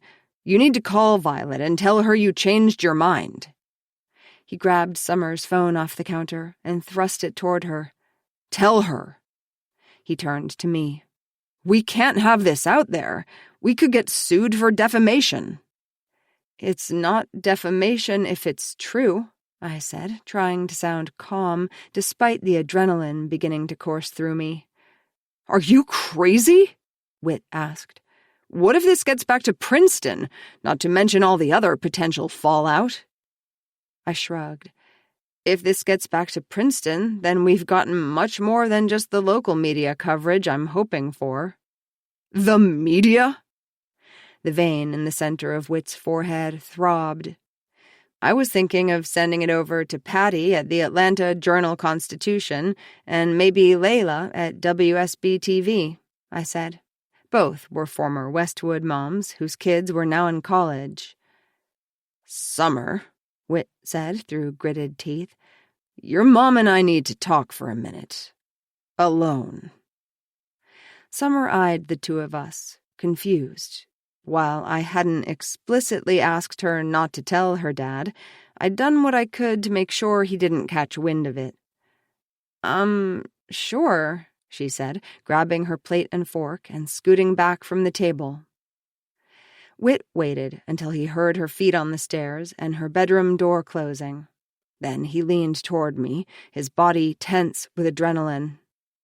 "This is insane. You have to pull the plug on it. It could blow up in our face, and it would definitely complicate filing a civil suit." I set my jaw and turned away from him. "I said no civil suit." "But why?" he pressed. "That's our best option for justice." "I don't want justice," I said. "Now that everyone knows everything anyway, I want revenge." "Revenge, Eden?" Whit winced and rubbed his forehead. "Don't you think that's a little dramatic?" "No, I don't." I turned to face him. "I don't think it's dramatic to want something better for my daughter than to be at the mercy of a legal system that's not set up to protect women and girls to begin with, waiting around for some judge to decide whether what happened to her was wrong. And if we don't win the case, which is likely, I don't want her to spend the rest of her life feeling alone, believing what happened to her is just how things go. I refuse to watch that happen, Whit. My baby girl is going to know the world is on her side for once." Whit was quiet for a minute as I gripped the counter to control the rage that had swelled inside me. "This isn't really about Summer, is it?" he asked. I didn't bother to brush away the tears rolling down my face. "It's about all of us," I whispered hoarsely. "It's about every goddamn woman who's felt how I feel right now." We stared at each other in silence for a long minute. "Have you thought about Lori?" he asked finally. "It's Knox's name you're putting out there, too." I felt a sharp tug in my chest at hearing her name, which constantly hovered just below the surface of my thoughts. In this moment, however, my rage was more powerful than my sadness. "Of course I've thought about it," I said, "but it's time Knox Keller got what he deserved." 50. Lori. Thursday, 7:30 a.m. It was the most curious feeling. No matter how hard I tried, I couldn't lift my head from the pillow. Trying again, I sent the command from my brain to the muscles and tendons of my neck. Ready? Lift. Nothing. My head remained weighed down as if someone had swapped it out for a small boulder. "Lori." Ed's hand was a gentle pressure on my shoulder. "Lor, your alarm went off a while ago. When are you going to call Ellison?" 5 more minutes, I mumbled, trying and failing to flutter my eyes open. "Are you sick or something?" That's it, I thought. I must be sick. "Yes," I said. "Okay," he said after a long pause. "I'll get the kids to school before I head to work. But can you still call him? Or do I need to do that too?" "I'll do it," I said, rolling away from him. The sound of his voice was sending a surprising rocket of rage through me. As the bedroom door clicked closed behind him, I struggled to make sense of why. Wrenching my head from the pillow, I sat up. A wave of dizziness followed as an explosion of words detonated in my brain. Affair. Coercion. Non-disclosure agreement. My stomach roiled, and I flung the covers off and stumbled to the bathroom. I retched into the toilet bowl, then rinsed my mouth and pulled my hair back in a headband, a look I normally reserved for the gym. Staring in the mirror, I examined my face, the lines on my forehead and around my mouth, the age spots dotting my cheekbones, and the newly sagging skin around my jawline. When had I gotten old? How had I failed to notice it happening? What else was I unaware of? That my husband had cheated on me with and possibly sexually assaulted a blonde physical therapist might only be the start. I waited until I heard the garage door rumble shut and quiet descend on the house. Wrapping myself in my favorite terry cloth bathrobe, the one I'd had since college, I went to sit at the kitchen island, grabbed my laptop, and dialed the number for Mr. Ellison's office. "Hi, Jane," I said. "It's Lori Keller. I'm wondering if he has a minute." "I'm sorry," said his assistant after a pause. "He's in a meeting."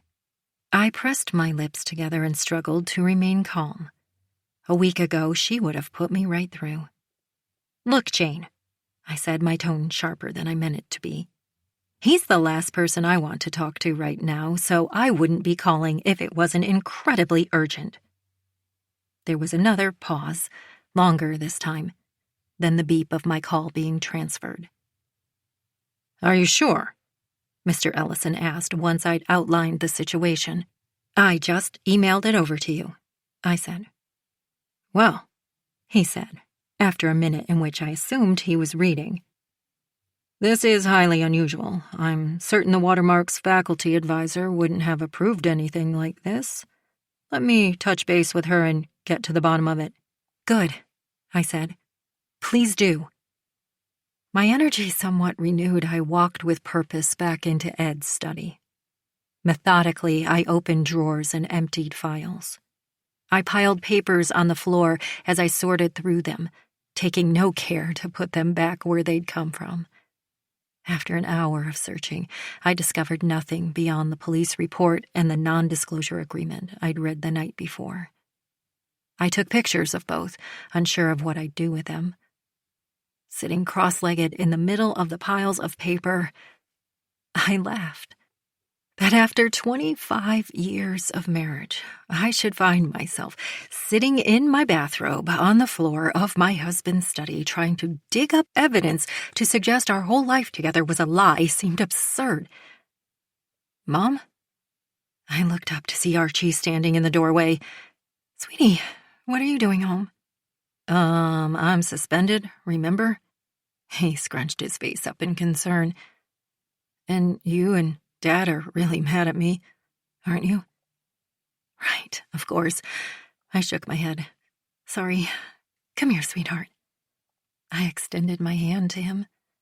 He approached warily, taking in the disarray of Ed's normally immaculate study with alarm. "What are you doing?" "Just a little spring cleaning," I said, rising to my feet. "And I'm not mad at you." My eyes filled with tears as I regarded him. I felt suddenly overwhelmed by all I had been given in life, despite all that had just been taken away. "I love you so much," I said, my voice breaking. "I love you too, Mom," he said, eyeing me with concern. "Are you, okay?" I laughed and wiped at my tears. "It's been a rough week." He nodded. "Yeah." He shifted on his feet. "So what's happening with the, article?" "Mr. Ellison's taking care of it." "But you read it? The whole thing?" I nodded, his unasked question lingering between us. He shifted on his feet again, his eyes traveling back to the piles of papers on the floor. Then he looked back up at me. "Can I go play video games?" "Sure," I said. "I'm just going to finish straightening up in here." I grabbed Ed's sport coat off the back of his chair and folded it over my arm as though I were tidying. "Okay." He turned away, already heading for the basement. Sighing, I leaned against Ed's chair, still holding his coat. I felt something in the inside pocket and pulled out a leather monogrammed checkbook. The checks were inscribed with his business account, Dr. Edward T. Keller, LLC.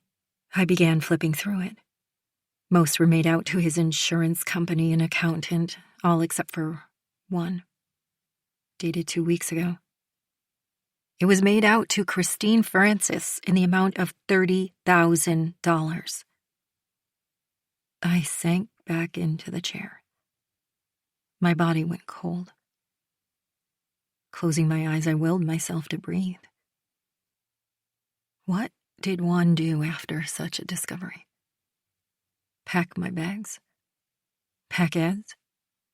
I pulled out my phone and stared at Eden's contact. She would know what to do. I wondered if she would answer if I called. I scrolled through the rest of my contacts. There were my 3 closest college friends. We saw each other once a year for a girls' weekend where we drank wine, talked about our kids, and lamented the challenges of modern motherhood. We had a long history. Still, I couldn't imagine calling one of them about this. After all these years, I felt more connected to them as a group than I did individually. And clearly, calling anyone from book club was out. Whether or not they were truly on my side, as Caroline had claimed, was debatable. What's more, every one of them and their husbands socialized with Ed and me as a couple. Though I was the keeper of the relationships, they existed primarily as part of our social network of couples, built carefully over time because, like all women since the dawn of time, I recognized the safety and security of belonging to a group. The uncomfortable truth was that while I'd built a tight-knit community for my family, we were a package deal. Things were bad enough already, but without Ed, the best the kids and I could hope for was a place on the outskirts, fighting for scraps. It wasn't that people were mean-spirited, it was that they lacked imagination. They didn't know how to coordinate carpool with 2 different parents or handle an odd number at a dinner party. Most of all, they held an unspoken fear that you would contaminate their own marriages with whatever plague had decimated yours, as if coming into close contact with you could cause an Ebola-like outbreak of divorce. I sat rooted to the chair as I ran through the list of options, waiting to land on the obvious next step. When it didn't appear, I placed everything back where I'd found it as best I could, and closed the study door behind me. 51. Eden. Thursday, 3 p.m. My thighs burned with effort, but I sank lower into my squat. Lower, lower still. You've got this, commanded the voice on my screen, belonging to Tyler, a chipper, smiling man in athletic shorts and a tight t-shirt that showed off a set of sculpted abs to match his chiseled cheekbones. "Are your legs shaking yet?" he asked, a blindingly white smile on his face. "They better be, baby, 'cause that's when the magic happens. That's when you transform into your best self, when you find your inner light and peace and achieve your highest purpose." "Seriously, Tyler," I muttered. "No one was in this for inner peace. We just all wanted our asses to look good in jeans." "Close your eyes and picture what you want," he demanded. "Whether it's that winning lottery ticket, meeting Mr. Right, or your own reality show, you have the power inside you to make it happen." "Oh, fuck off, Tyler." I stood up from the squat and slammed my laptop closed. I hated working out at home, but I'd found it impossible to leave the house while Summer was there, as if my presence was somehow keeping her tethered to the earth, like without it she'd just float away into space. And after spending the morning stress-eating a bag of peanut butter pretzels, though, I was willing to try anything to keep me from thinking about what was about to happen. Violet had said the Westwood watermark was programmed to land in everyone's email inbox at 3 p.m. on the dot, the final edition of the school year. So after abandoning over-caffeinated Tyler, I drank a glass of water in the kitchen and stared at my Apple Watch like a crazy person until the numbers read 2:59. Then I bolted upstairs and knocked on Summer's door. She sat cross-legged on her bed, staring at her phone. "Is that the email?" I asked, my breath coming fast. "The watermark?" She raised her eyes to mine in a dull gaze. "There's not going to be an email," she said. "What do you mean?" I crossed the room to her bed, resisting the urge to grab her phone and look for myself. "They found out," Summer said. Her shoulder slumped, and her voice lacked any intonation. "I just heard. I think Violet's in serious trouble." "Who found out?" I demanded. "Mr. Ellison. Mrs. Doyle had to go to the school. They might suspend Violet from graduation." Oh my God. I sank down next to Summer in disbelief. "But how? Who?" She gave a defeated shrug. "I should have known it wouldn't work," she said, "and it wouldn't have mattered anyway. No one believes me." She started to cry. "That's not true," I said in a forceful voice. "Lots of people believe you." "But more of them believe Knox," she said, her shoulders shaking. "And they always will. And I'll just be stuck with this feeling, this awful feeling like I failed at everything." I wrapped my arms around her and pulled her to me, wishing I could absorb her pain into my body. "You didn't fail at anything. This is not your fault." We sat like that on the bed until her tears subsided into slow hiccup breaths. When she laid down, I curled up next to her, stroking her hair. It took a long time, but her shaky breaths eventually evened out. After that, I stayed a few minutes more. Then, when I was certain she was deep in sleep, I slipped my arm out from under her, just like I'd done when she was little and couldn't fall asleep without me there. Back then, I'd sometimes roll onto the floor and army crawl to the door, lest she notice me leaving. Today, I tiptoed and closed the door gently behind me. I grabbed my phone to call Whit at the office, then hesitated. We hadn't spoken more than necessary since my refusal to call off the watermark plan. Halfway down the stairs, I froze, cold sweeping through my body. Could Whit have called it off himself? I nearly stumbled down the stairs as I typed a text to him. "Did you do this?" Then another. "How could you do this? How could you do this to her?" I lowered the phone, my hands shaking. Whit and I had had fights before, of course, usually sparked by my temper and resolved by his calm ability to wait me out. But in all our years together, there had never been anything unforgivable, nothing that threatened our stability. Was this forgivable? I stalked through the house with my phone, calling Whit for what felt like the millionth time. As with every other call I'd made, his voice came on after the fourth ring. "This is Whit Van Dorn. Please leave a message." "Pick up already, damn it!" I yelled, hurling the phone onto the couch. 8 increasingly hostile texts and 12 unanswered phone calls later, and I still hadn't heard a word from him. Who did he think he was, going behind my back to sabotage things and then ignoring me?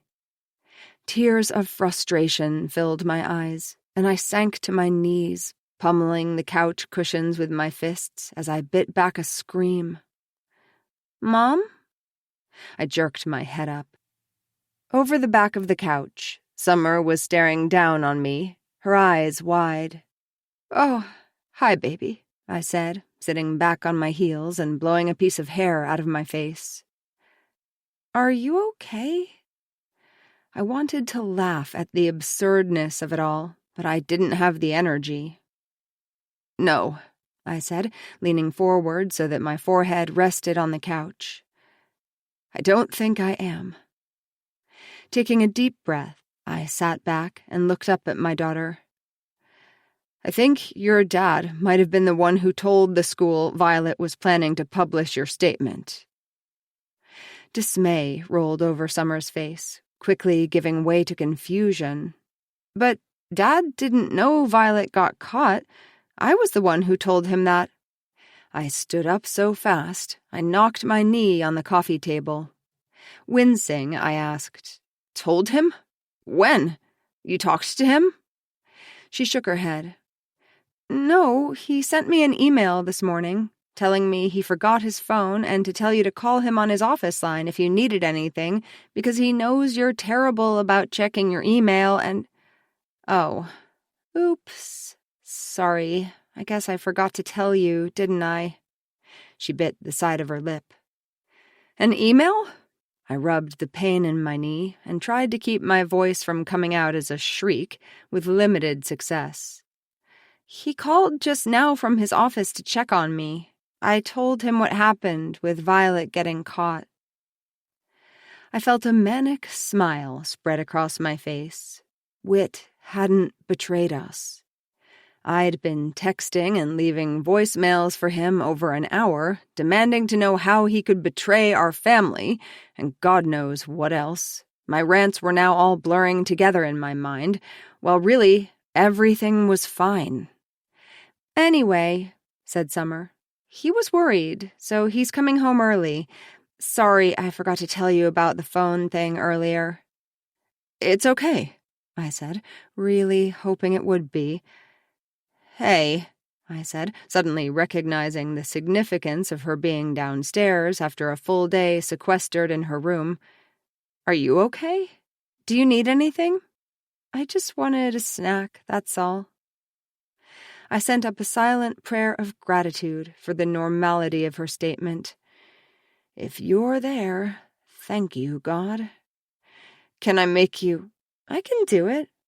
She held up her hand and headed for the pantry. As soon as she turned her back, I began searching the coffee table for Whit's phone, looking under books and magazines. When my search revealed nothing, I pulled up the couch cushions and thrust my hand into the cracks. I had to find Whit's phone before he could listen to my crazy messages. "Mom?" Summer asked. She peered at me from the kitchen, a box of cereal in her hand. "What are you doing?" "Just looking for your dad's phone." "Did he, say where he left it?" "No," she shrugged, "but sometimes he leaves it on the Peloton." "Great idea," I said, stumbling over the ottoman as I turned to sprint to the sunroom where we kept the Peloton and Whit's free weights. "Mom," Summer said again, her voice suspicious. "What's going on?" "Oh, fine," I sighed, looking at the ground. "I may have left your father some voicemails. I, thought he might have been the one who sabotaged things for Violet. It would probably be better if he didn't listen to them." I twisted my mouth in guilt and looked back up at Summer. "Mom?" she said, shaking her head. It was amazing how many emotions she could convey with just that one word. "Don't be the crazy voicemail person." I gave an embarrassed shrug. "Yeah, well, it's a little late for that. Can you just help me find his phone?" Together, we searched the main floor, and then I hunted through our bedroom, pulling back sheets and looking under nightstands. "Shit," I muttered when I heard the garage door rumble open. I walked downstairs to see Whit wrap Summer in a hug and kiss the top of her head. "How are you doing, Pumpkin?" he asked. With her slight frame wrapped in his arms, she looked less like a teenager and more like the little girl who used to hurl herself at Whit each night when he walked through the door. "I'm okay," she murmured, her head still buried in his chest. I waited until Summer had gone back upstairs, then tried to sound casual. "So I looked for your phone for you, but I couldn't find it," I said. "It's right here," he said, picking it up from next to, nearly under, the toaster oven. "I was using the flashlight this morning to try to fish a crumb out." Unlocking it, he glanced down. "You called me 12... Yeah, maybe don't..." I began at the same time. Whit looked at me. "Maybe just delete those messages," I said, "and any texts I sent today." He looked at me, his eyes wary. "I have a feeling I'm in trouble for something I don't know about," he said. "It's all fine," I said. "It's just, well, maybe just delete the messages and, the texts too. Please." I gave him a pleading look. He nodded and held his phone up, showing me that he was swiping right on each one. "Gone," he said. "Thank you," I said, the words feeling altogether inadequate to express my gratitude at having married someone who was a better person than I was. He nodded. "So Summer told me what happened with Violet." I stiffened. "I'm sure you're relieved," I said. He sighed and rubbed his eyes. "Eden, nothing any of us do will change what happened." "I wasn't trying to change anything," I said, my voice choked with all the emotions that were wrestling inside of me. "I was just trying to even the score." Whit regarded me for a long beat, his expression a mixture of anguish and tenderness. Then he opened his arms, and I fell into them. 52. Jules. Thursday, 3:30 p.m. It wasn't until I turned back onto my own street that Audrey finally fell asleep. Of course, I thought, sighing. I'd been out walking her around in the stroller for the better part of an hour, desperate for her to nap so she wouldn't turn into what Paul called our personal banshee an hour before bedtime. She'd fussed and fussed in the stroller, but now that I had to pee and home was in sight, she'd conked right out.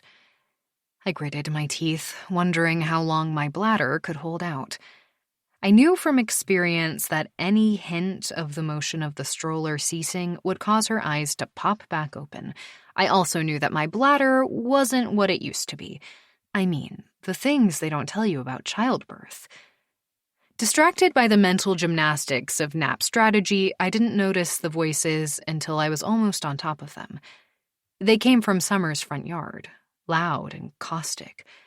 I paused, jiggling the stroller back and forth under the shade of a large magnolia tree one house away that stooped low to the ground and mostly shielded me from view. They banned her from graduation, her own high school graduation, a once-in-a-lifetime experience. You had to know this would happen. Caroline, I'm sure you understand I couldn't ignore what she was planning to do. I recognized the heated, accusing voice as Caroline Doyle, and the flinty, cold one as Lori Keller. But you could have come to me first. I would have taken care of it. Instead, you had to run to your best friend, Mr. Ellison, and now Violet's missing out on the pinnacle of high school. And what if Vassar finds out about it? Well, perhaps Violet should have thought about that before. You should have come to me. Caroline was full-on yelling now. I could see their figures through the magnolia leaves enough to make out Caroline's arms waving around wildly, and Lori's crossed over her chest. I told you I didn't know Violet was behind it when I went to Mr. Ellison, and I had no way of knowing he would... What did you think would happen? Oh, wait, you weren't thinking. At least not about anyone else, but you and protecting Knox. Caroline spat his name like it had defiled her tongue. I read Summer's article, you know. I made Violet show it to me, and I can see why you wouldn't want it to get around. Her voice grew even louder, and Lori looked around. For God's sake, Caroline, keep your voice down. You're out of control. Caroline gave a bitter laugh. Me! I'm the one out of control. What about your son? That's enough! Lori's voice rose to match Caroline's. In the stroller, Audrey stirred, and I jiggled the stroller faster. The loud crack of a stick came from under one of the wheels, and both women jerked their head my way. Hi. I raised my hand in a weak greeting as I pushed the stroller toward them, hoping it looked like I'd just walked up.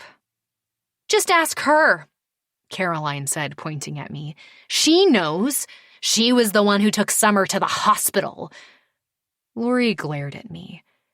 Did you need something? She asked. The coldness in her eyes caused a shiver to go through me.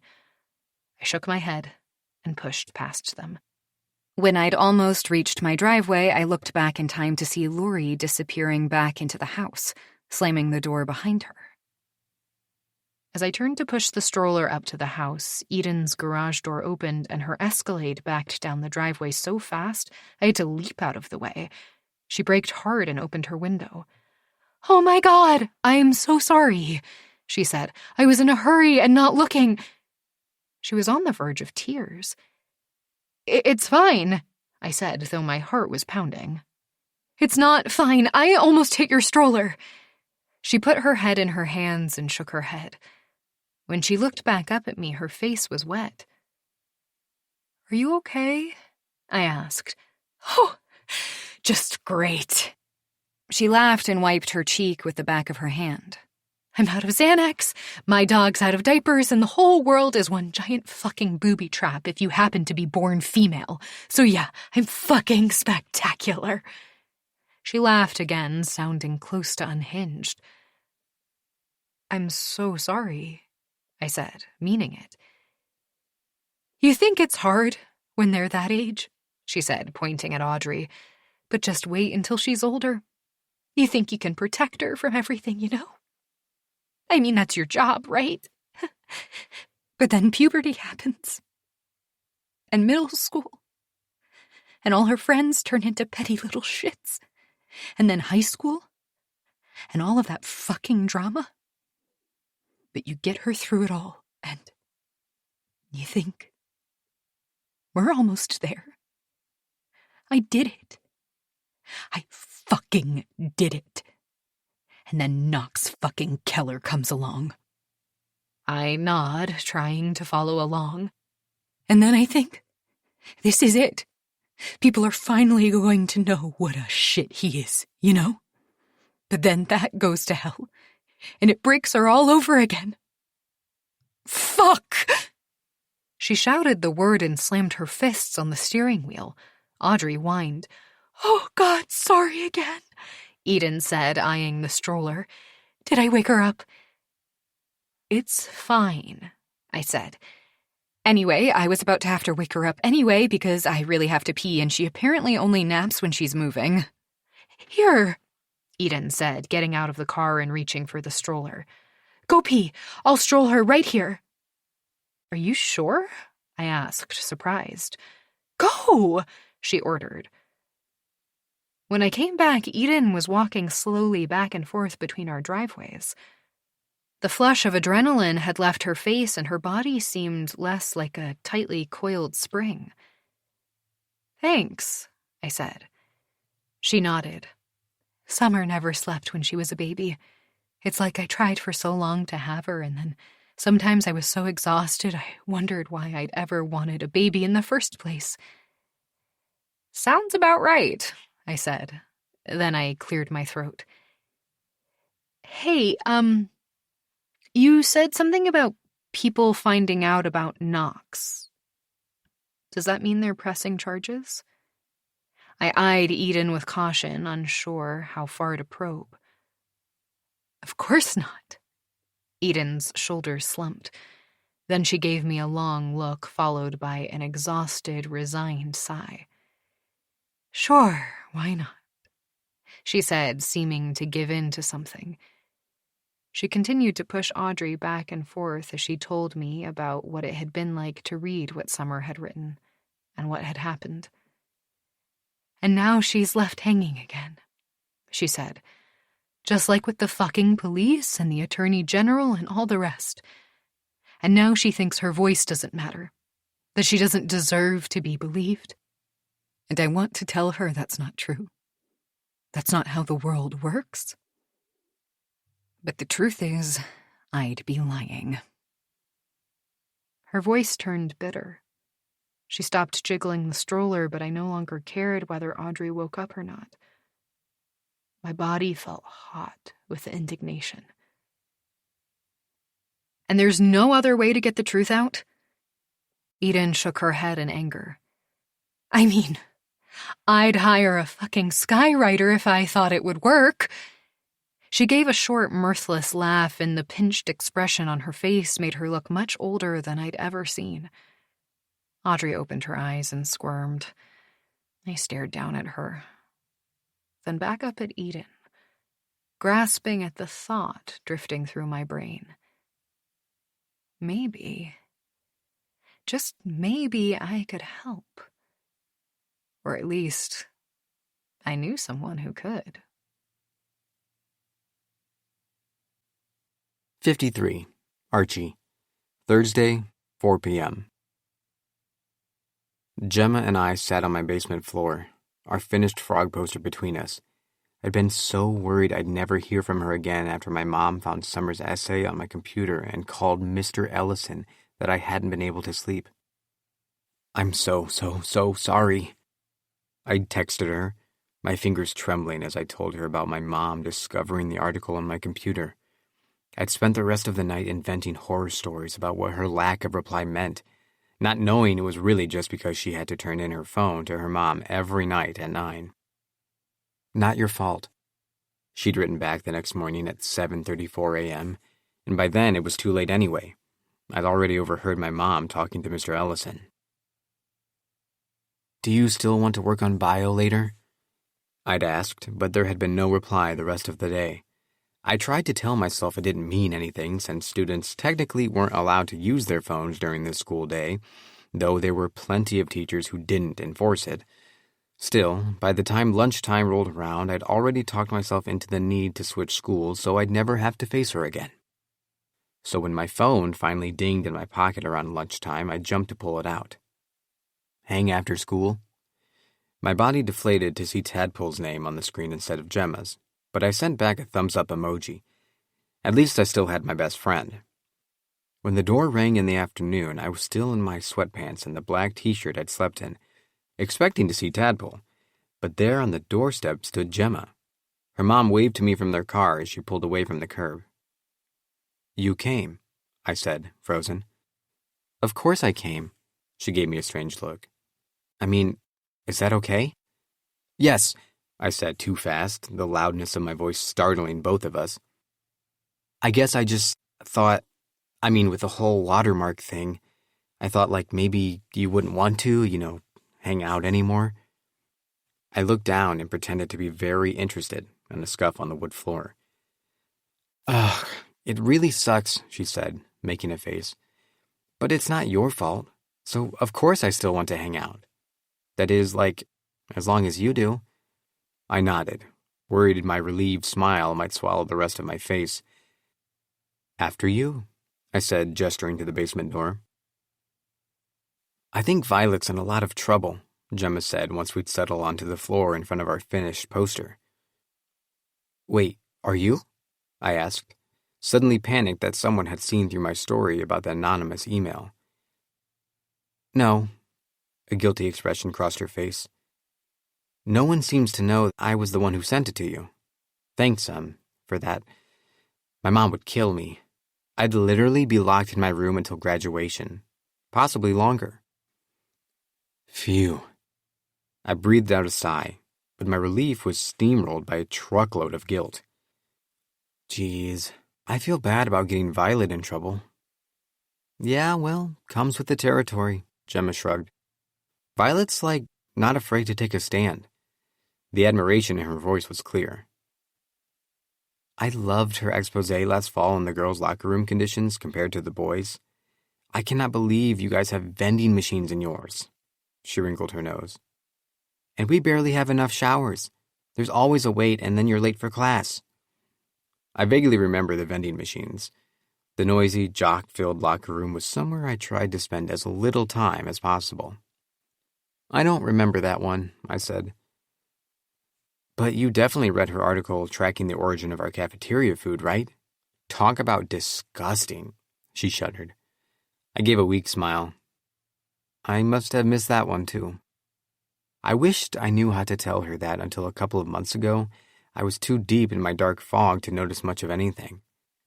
I had to give Dr. Frank credit. Between hanging out with him once a week and the small green pill I took every day at breakfast, some days I almost felt excited to get out of bed. Mostly those were the days when I knew I'd see Gemma, but still, it was a nice change. Archie, Gemma chided, you have to be more informed, she sighed. But it's okay. I still like you. My heart fluttered to life. You do? I do, she said, her face growing pink. We were sitting cross-legged next to each other on the floor. She shifted so that her knee touched mine, and I felt heat spread through my body. We turned toward each other at the same moment, and all of a sudden our faces were nearly touching. In one quick move, she leaned forward to close the gap, touching her lips to mine. They were smooth and warm. The whole thing only lasted a second, and then we sat blushing and grinning at each other. Hello! Tadpole's voice echoed from upstairs. Gemma and I sprang away from each other as Tadpole's feet thundered down the stairs. Crap, I said. I forgot she was coming. I'm so sorry. Let's get ready to rumble! Tadpole burst into view. She paused, surprised. Oh, hey, Gemma. Then she peered at our agitated state and flushed faces. You guys okay? I avoided looking at Gemma while I swallowed a laugh. I hadn't felt more okay in a long time. All good, I said, doing my best to wipe the huge smile off my face. Just finishing up our bio project. Nice, Tadpole said, eyeing the poster. Do you game? She asked Gemma, who shook her head no. Tadpole cocked her head. Want to learn? Gemma looked at me. Sure, she shrugged. A few minutes later, I found myself sitting on the couch, watching in near disbelief as Tadpole showed Gemma how to play Mortal Kombat. How was it possible that I, Archie Keller, was hanging out with my best friend and my, maybe girlfriend? On top of that, I'd been so excited to hang out with Gemma that I hadn't once thought about deforestation in the Amazon, or whether my suspension would go on my permanent record. Was this what it felt like to be normal? Wow, Tadpole sat back when she and Gemma had finished their first game. I thought you were going to suck way more than that. Thanks? Gemma rolled her eyes, but she was smiling. Her watch chimed. Oh, my mom's in the driveway. She frowned with disappointment. Thanks for the lesson, she said to Tadpole. I'm definitely beating you next time. Tadpole snorted. I'd like to see you try. Gemma looked at me. Okay then, well, bye. Text you later? I tried to sound casual, but I knew my face had turned bright red again.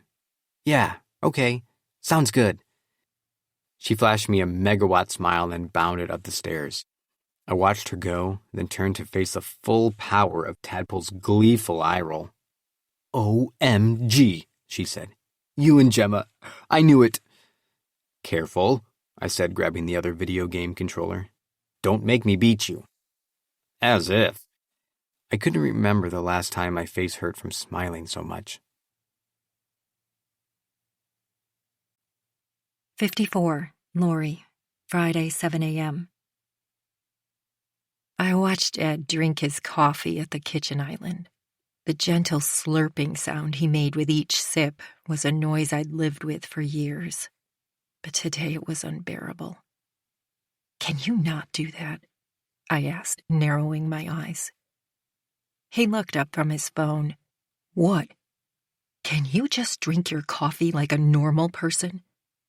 He rolled his eyes. You're in a mood this morning. I shot him a look. and glanced at Knox and Chloe, who were eating cereal at the table. We never fought in front of the kids, but neither of them had even looked our way. Knox was scrolling through his phone, and Chloe was glued to the morning news show Ed had turned on. I was so restrictive with her screen time, the poor girl would have watched anything. It had been just over 24 hours since I'd found the check to Christy and the email from Bo, and I was no closer to knowing what to do. I looked at my husband, noticing for the first time the fine lines around his eyes. What had happened to us? When we'd met back in college, Ed had fallen for me first. I'd written him off as a skinny, good-natured guy who made me laugh with his dumb jokes and helped me with my organic chemistry homework. He was the kind of guy who cheered you up when you got your heart broken, not the one who broke it. Somehow, over the years, I'd missed his transformation to a pseudo-celebrity doctor who would have looked at home on the cover of Men's Health. I'd also missed my own decline from energetic career woman to joyless, stay-at-home mom. I have some dry cleaning that needs dropping off, Ed said. As if I have nothing else to do today, I retorted, feeling a swell of anger mixed with self-loathing. How was it that today, of all days, these feelings were consuming me? Knox's graduation was less than 12 hours away. I should be enjoying the sweet nostalgia of the day and basking in the glow of my accomplishment. I'd done it. I'd gotten my oldest child across the finish line and nearly launched into adulthood, the culmination of 18 grueling years of motherhood. People should be throwing me a goddamn party, not the other way around. I walked over and set my own coffee mug in the sink. The loud clang of the ceramic on stainless steel caused Ed to jump. "Jesus," he said. "Easy." "Can we talk?" I said, crossing my arms. He glanced at his watch. "I need to leave for work in 5 minutes." "It's important," I snapped. Both Knox and Chloe looked up at me, and something resembling fear flickered through Ed's eyes. "Sure," he said, following me out of the kitchen. In his study, I closed the door and put my hands on my hips. "I know," I said. He arranged his face into a confused expression, but his face had paled. "What do you mean?" he asked, having the audacity to look me in the eye.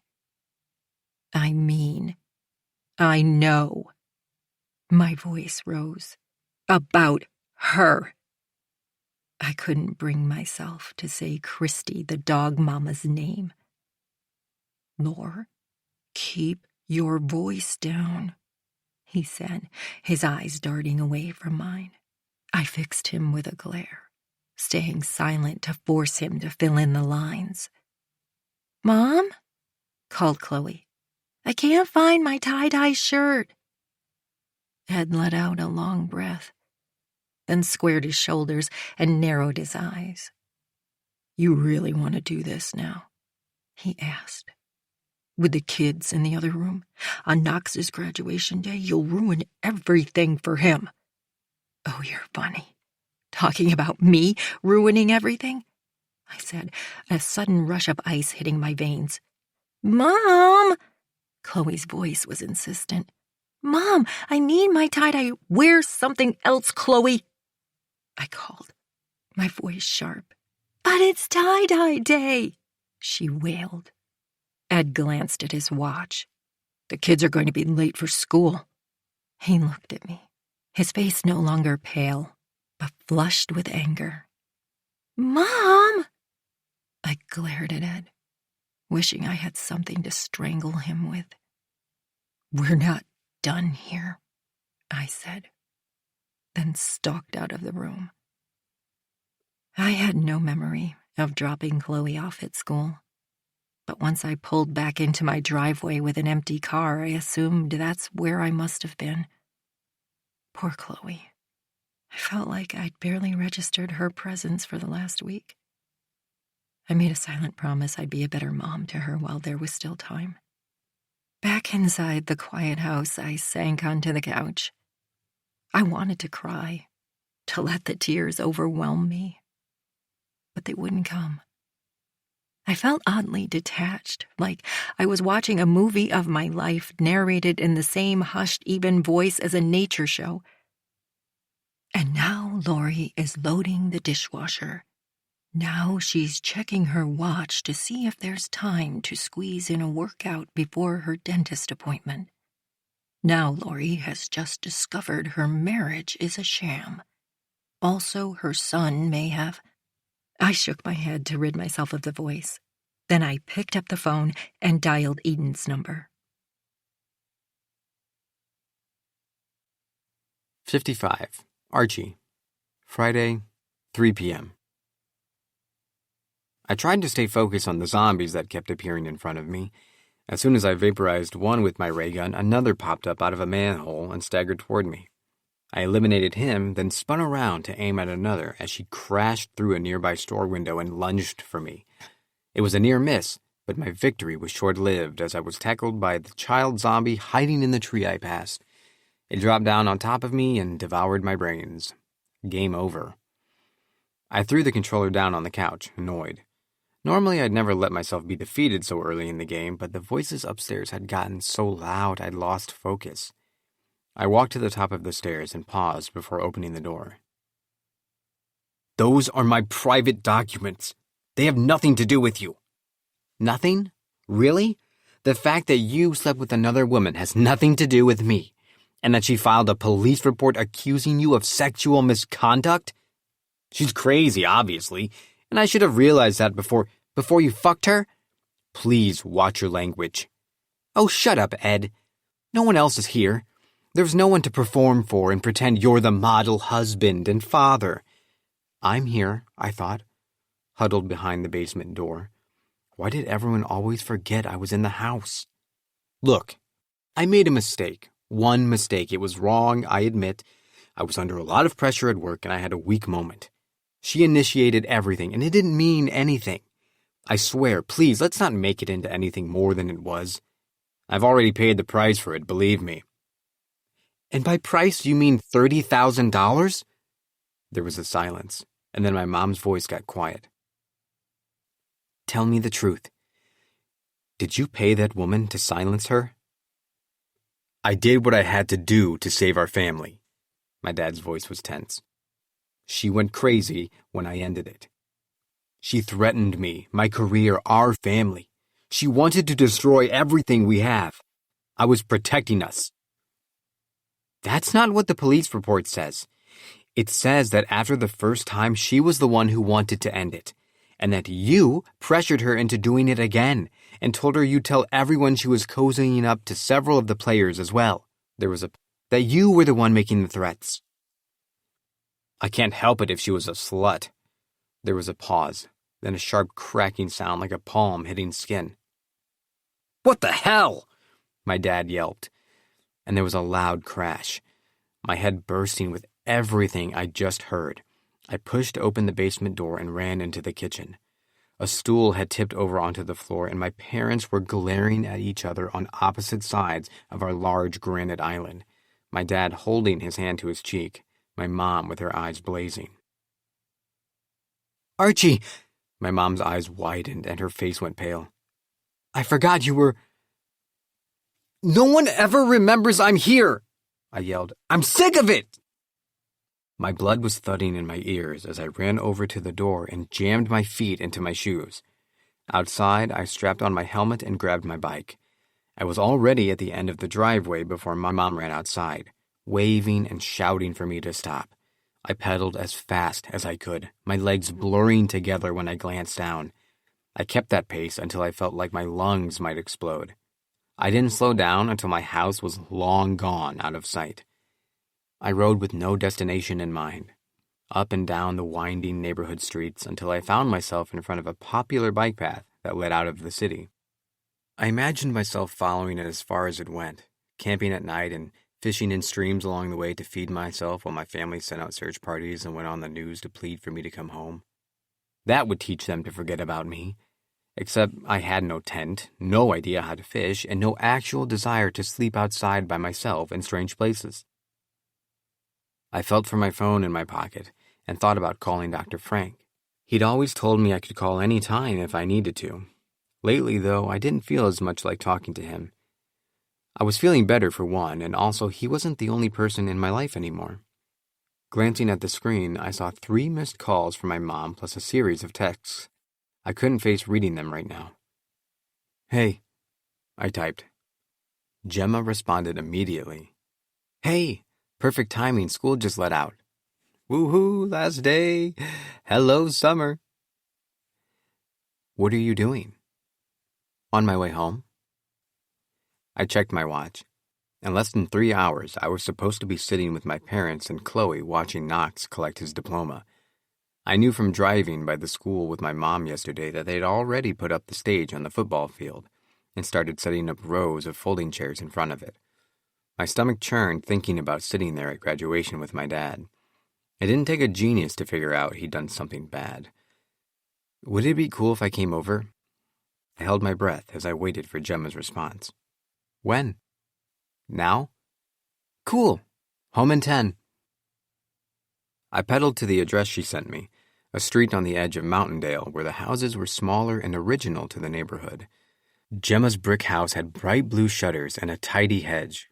Unclipping my helmet, I parked my bike next to the front steps before ringing the bell. Somewhere inside, a dog barked and its paws skittered on the wood floor. "Jasper, down!" yelled Gemma as she opened the door.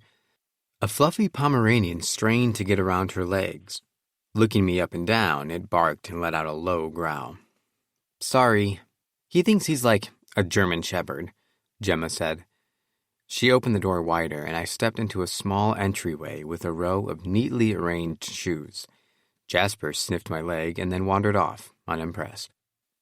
I followed her down a long hallway that smelled of fresh, lemony cleaner into the living and kitchen area. Gemma's mom stood at the counter, chopping vegetables. "Hello, Archie," she waved. "Hi, Mrs. Lee," I replied. "Would you like to stay for dinner later?" she asked. "I'm grilling pork chops." "Oh, thanks," I said. "Maybe, yeah, I'm supposed to be somewhere later, but I'm not sure if I'm going." I glanced at Gemma, whose smile made my legs feel like jello. "Well, there's plenty of food, whatever you decide," Mrs. Lee said. "Now you kids enjoy your first hours of freedom now that school is out." "Can we go upstairs? I want to show Archie my sneaker collection," Gemma said. "I'll leave the door open," she added when her mom hesitated. "Okay then, sure," her mom nodded. In Gemma's room, the walls were covered in photographs of what looked like graffiti. "I took most of those myself," Gemma said when she saw me looking. "I'm kind of obsessed with street art." "Cool," I nodded, trying to keep my eyes away from her unmade bed where a set of white sheets with pink hearts on them peeked out from under the blanket. "Want to see my collection?" she asked, crossing the room to a large bookshelf that held at least 20 pairs of Vans, in all different colors and patterns. "Wow," I said, impressed. "It's like a museum." She gave a modest smile. "It's not much compared to some of the sneakerheads I follow online, but I only started a few years ago. I used my babysitting money." "They're amazing," I said.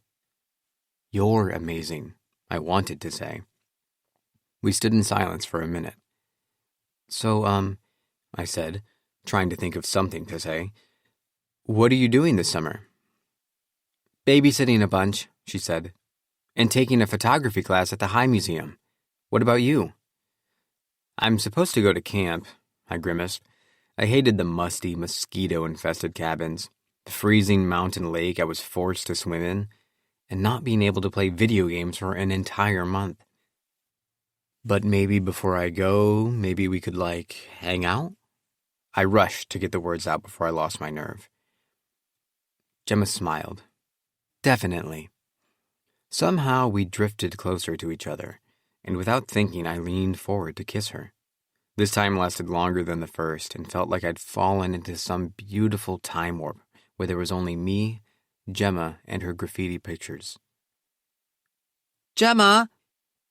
Mrs. Lee's voice at the bottom of the stairs startled us apart. Do you and Archie want to help me make the oi moochum? That's spicy cucumber salad, Gemma explained, blushing. Sorry, I've never, had a boy over, so I think she's freaking out a little about us being up here. No problem, I shrugged. Then I surprised myself by reaching out to take her hand. Let's go see what this evening's Top Chef challenge is, I said. Gemma giggled. Coming, Mom, she called. Mrs. Lee showed me how to cut the cucumbers into thin slices and mix them together in a bowl with the scallions Gemma had chopped. Then she had me mix vinegar, soy sauce, and a pinch of salt and sugar and pour it over the cucumbers. Last, she added sesame seeds and a big douse of special Korean chili flakes. It was delicious. As we cooked, I kept glancing at the clock, watching the hands creep slowly toward 6 o'clock. The last thing I wanted right now was to be around my family, but I pictured my mom's face as the chair next to her sat empty. I pictured Knox scanning the crowd for me and realizing I wasn't there. Are you going to go?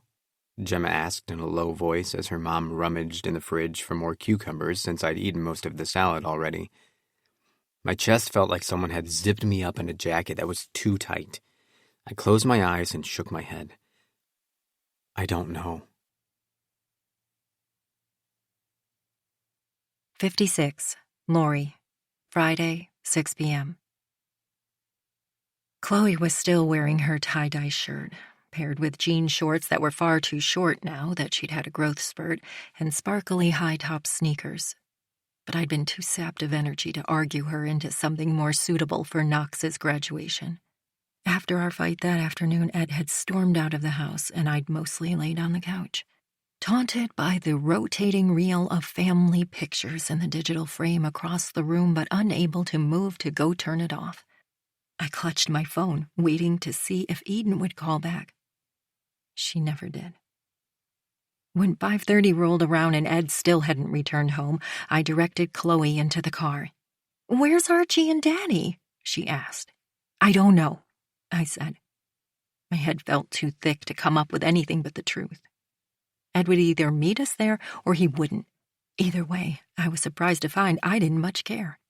After I'd texted and called him repeatedly for an hour, Archie had finally written me a one-line message. At a friend's. When he didn't respond to my follow-up text, I gave up. He was safe somewhere. That's all that mattered. I just had to get through tonight, through Knox's graduation, and then I'd figure everything else out. Everything else. As in, my entire life, which had just been leveled by a wrecking ball that had been aimed at me for months, years maybe, but that I'd never even seen coming. I was the person who finished my Christmas shopping in August and planned the kids' camp summer schedules in January. Yet I'd failed to see what was happening in the present moment right in front of me. When is this gonna be over? Chloe looked up at me from her phone, then out over the sea of chairs on the high school's football field.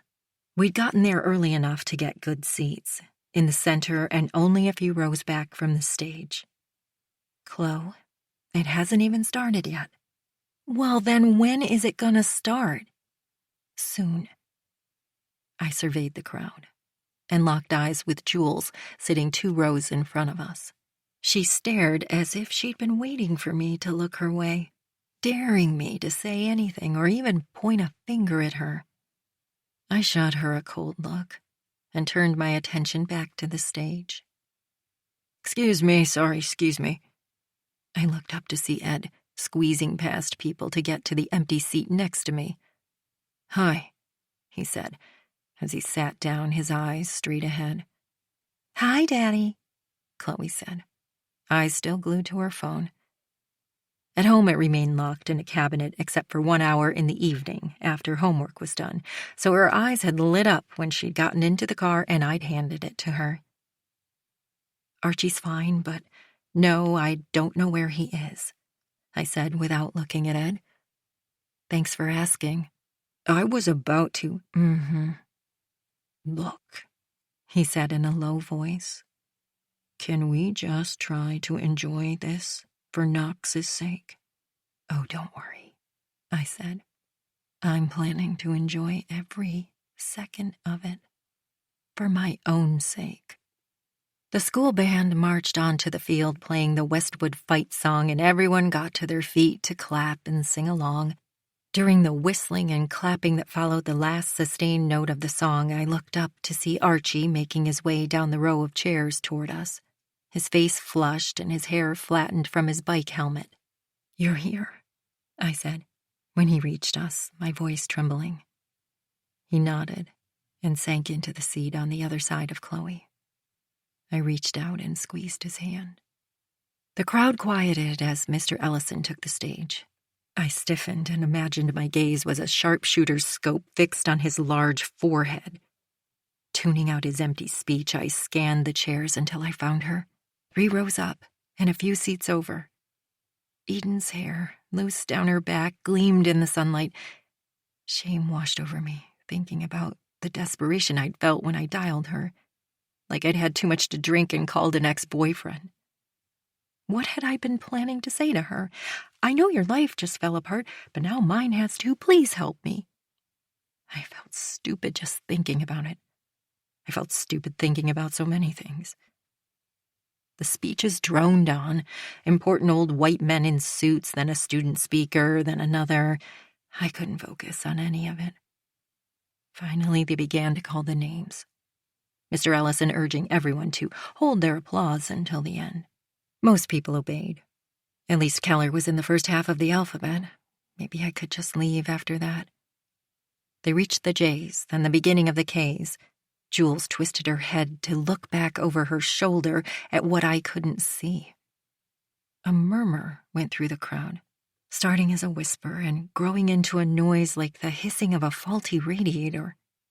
People began to point at the sky. Something floated into the upper corner of my vision field, and I craned my neck to look up along with everyone else.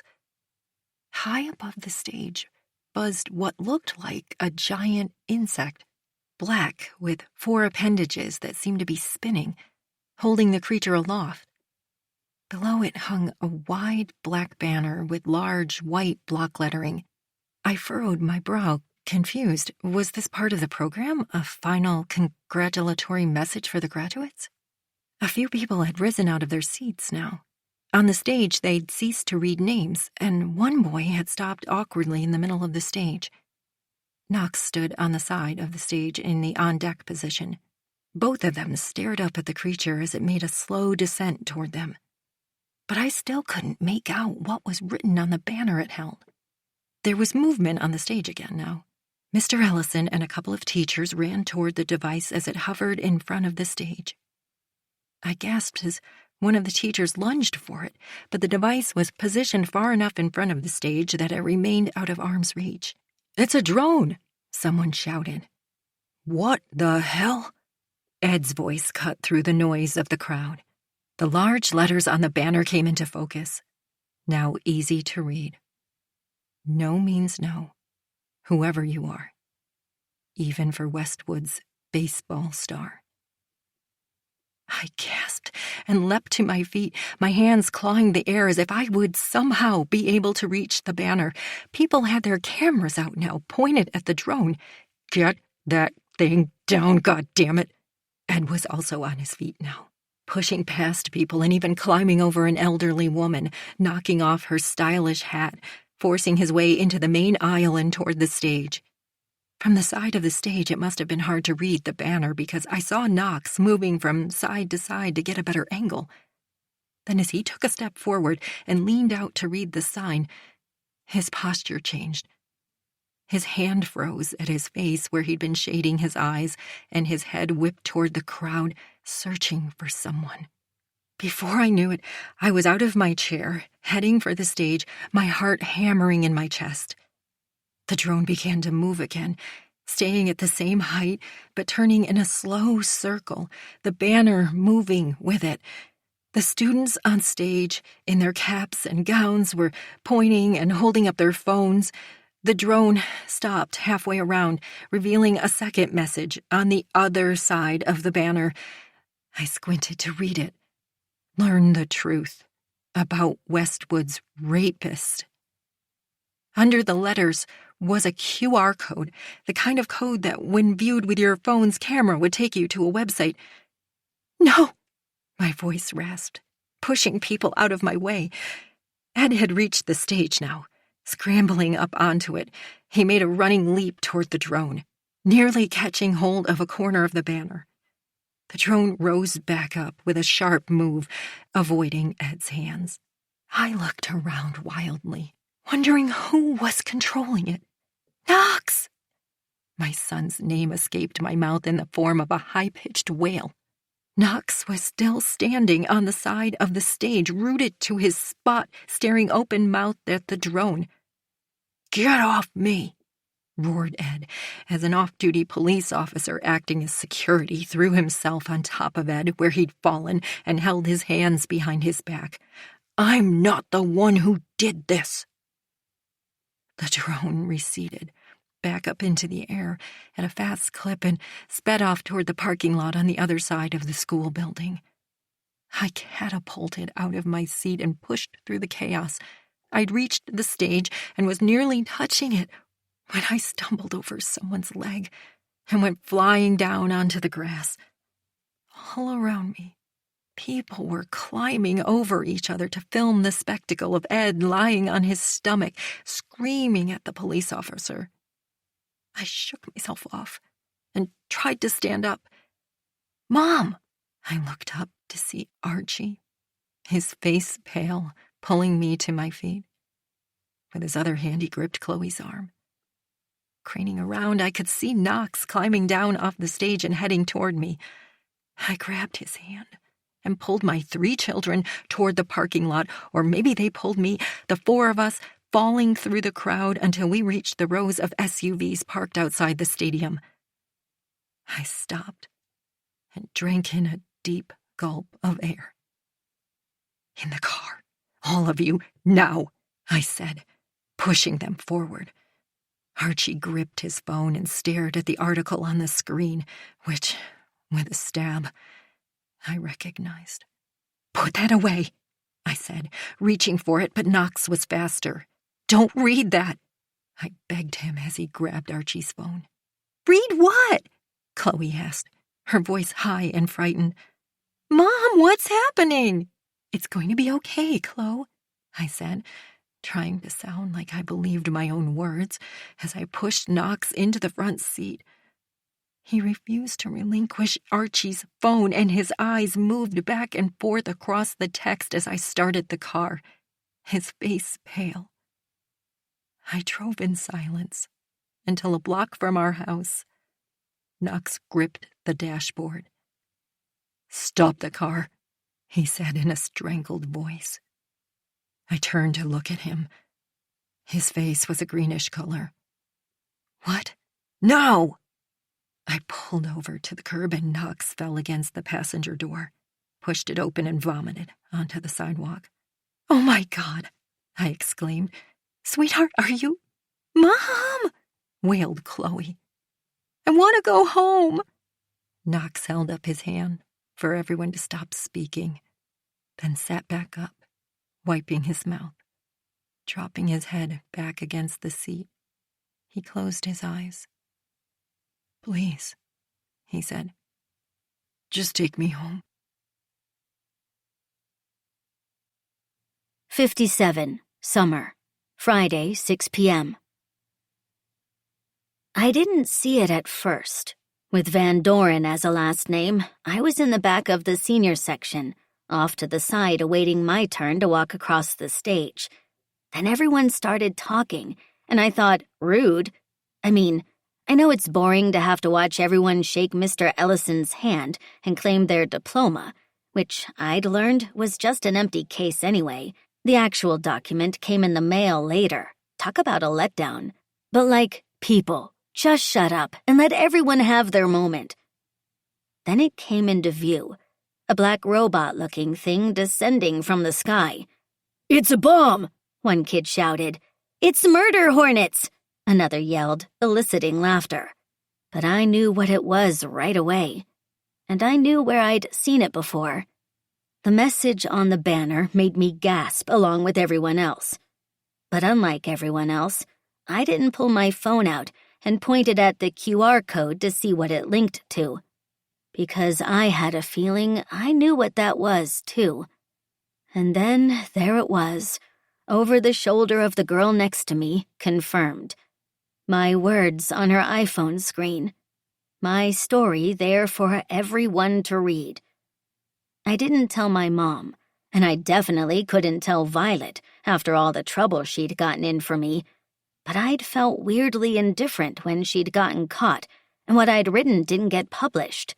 I mean, I felt awful for her, obviously, but while I thought I'd wanted everyone to read what I'd written, to know the truth while I was writing it, I realized it actually didn't matter, because most people had already decided what the truth was.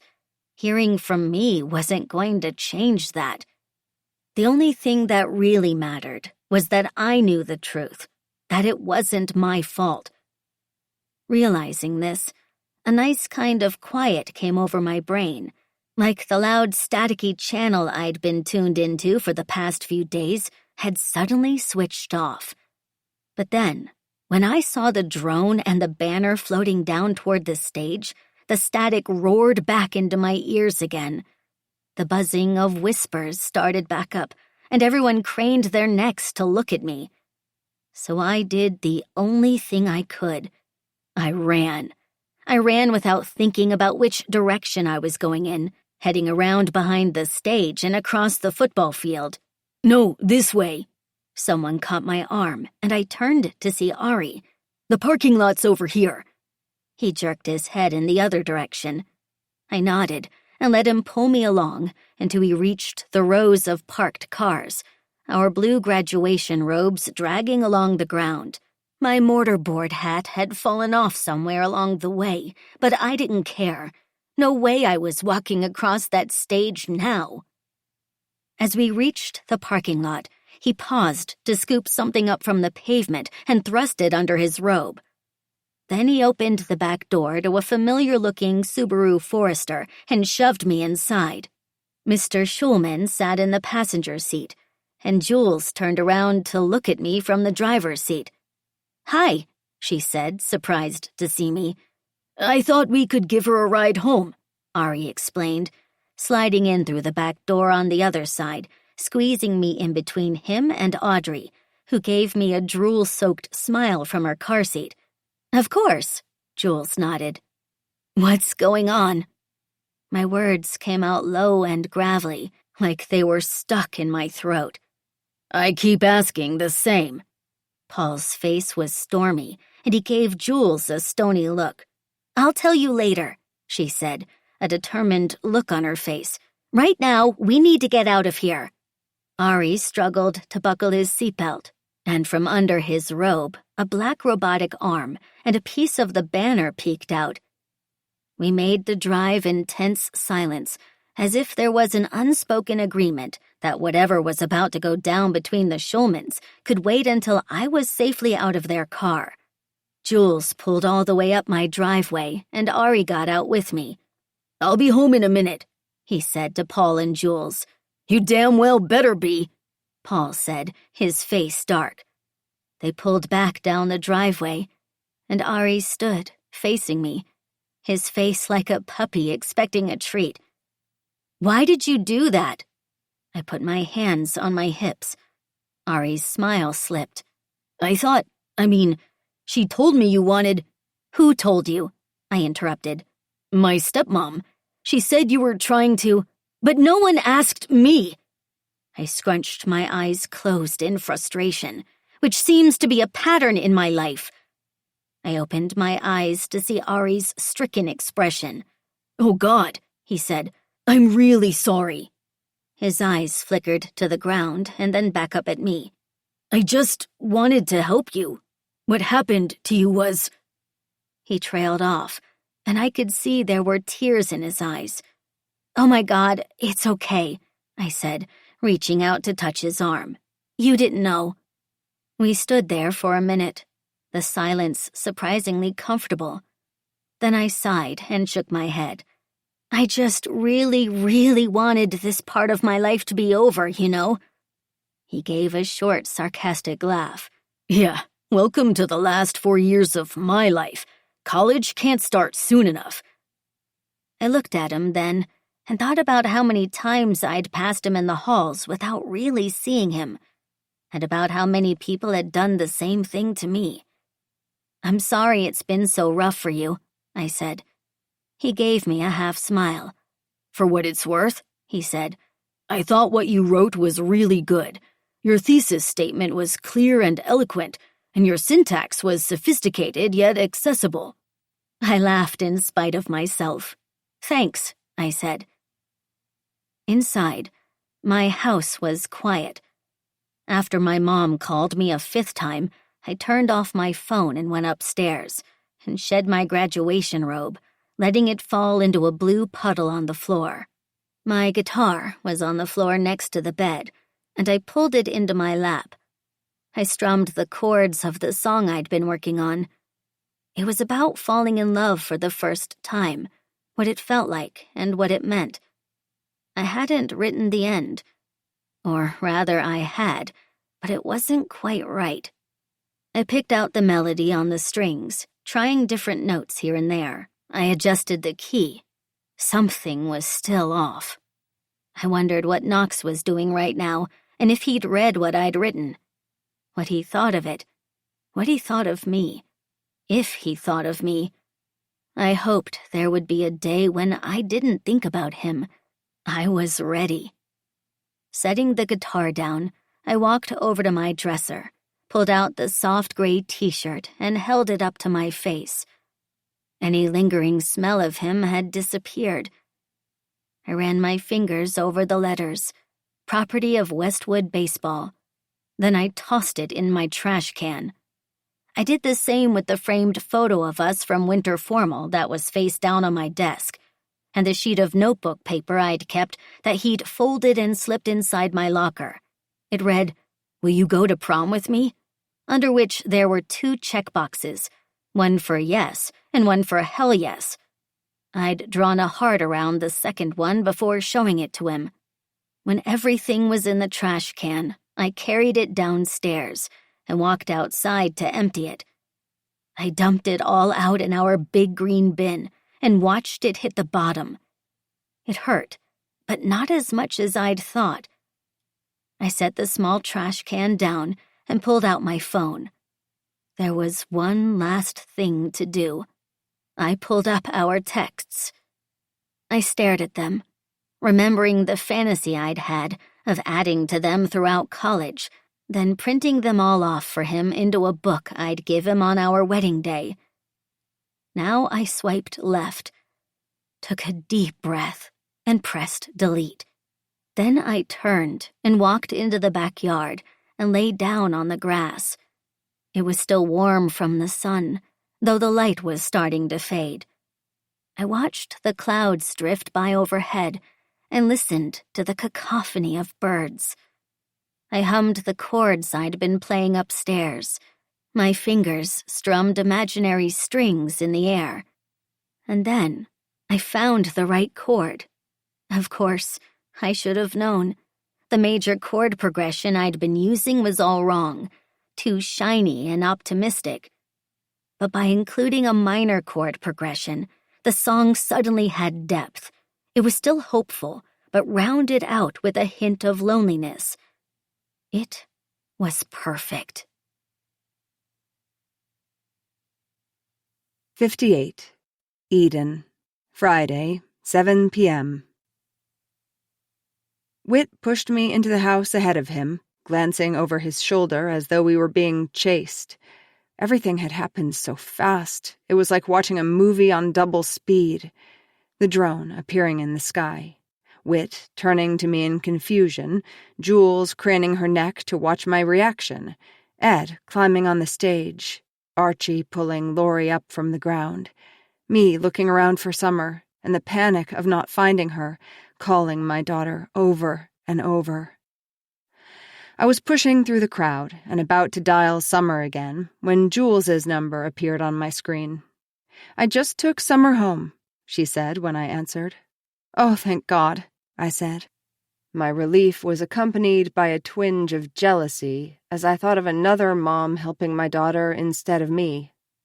It was followed by the realization that it was the first time I'd thought of Jules that way, as a fellow mom instead of an interloper.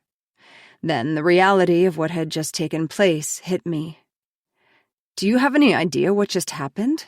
Or how it happened? I mean, did Summer and Violet somehow—" My voice trailed off into the silence on the other end. Jules cleared her throat. "So, about that. Actually, can you hang on a sec?"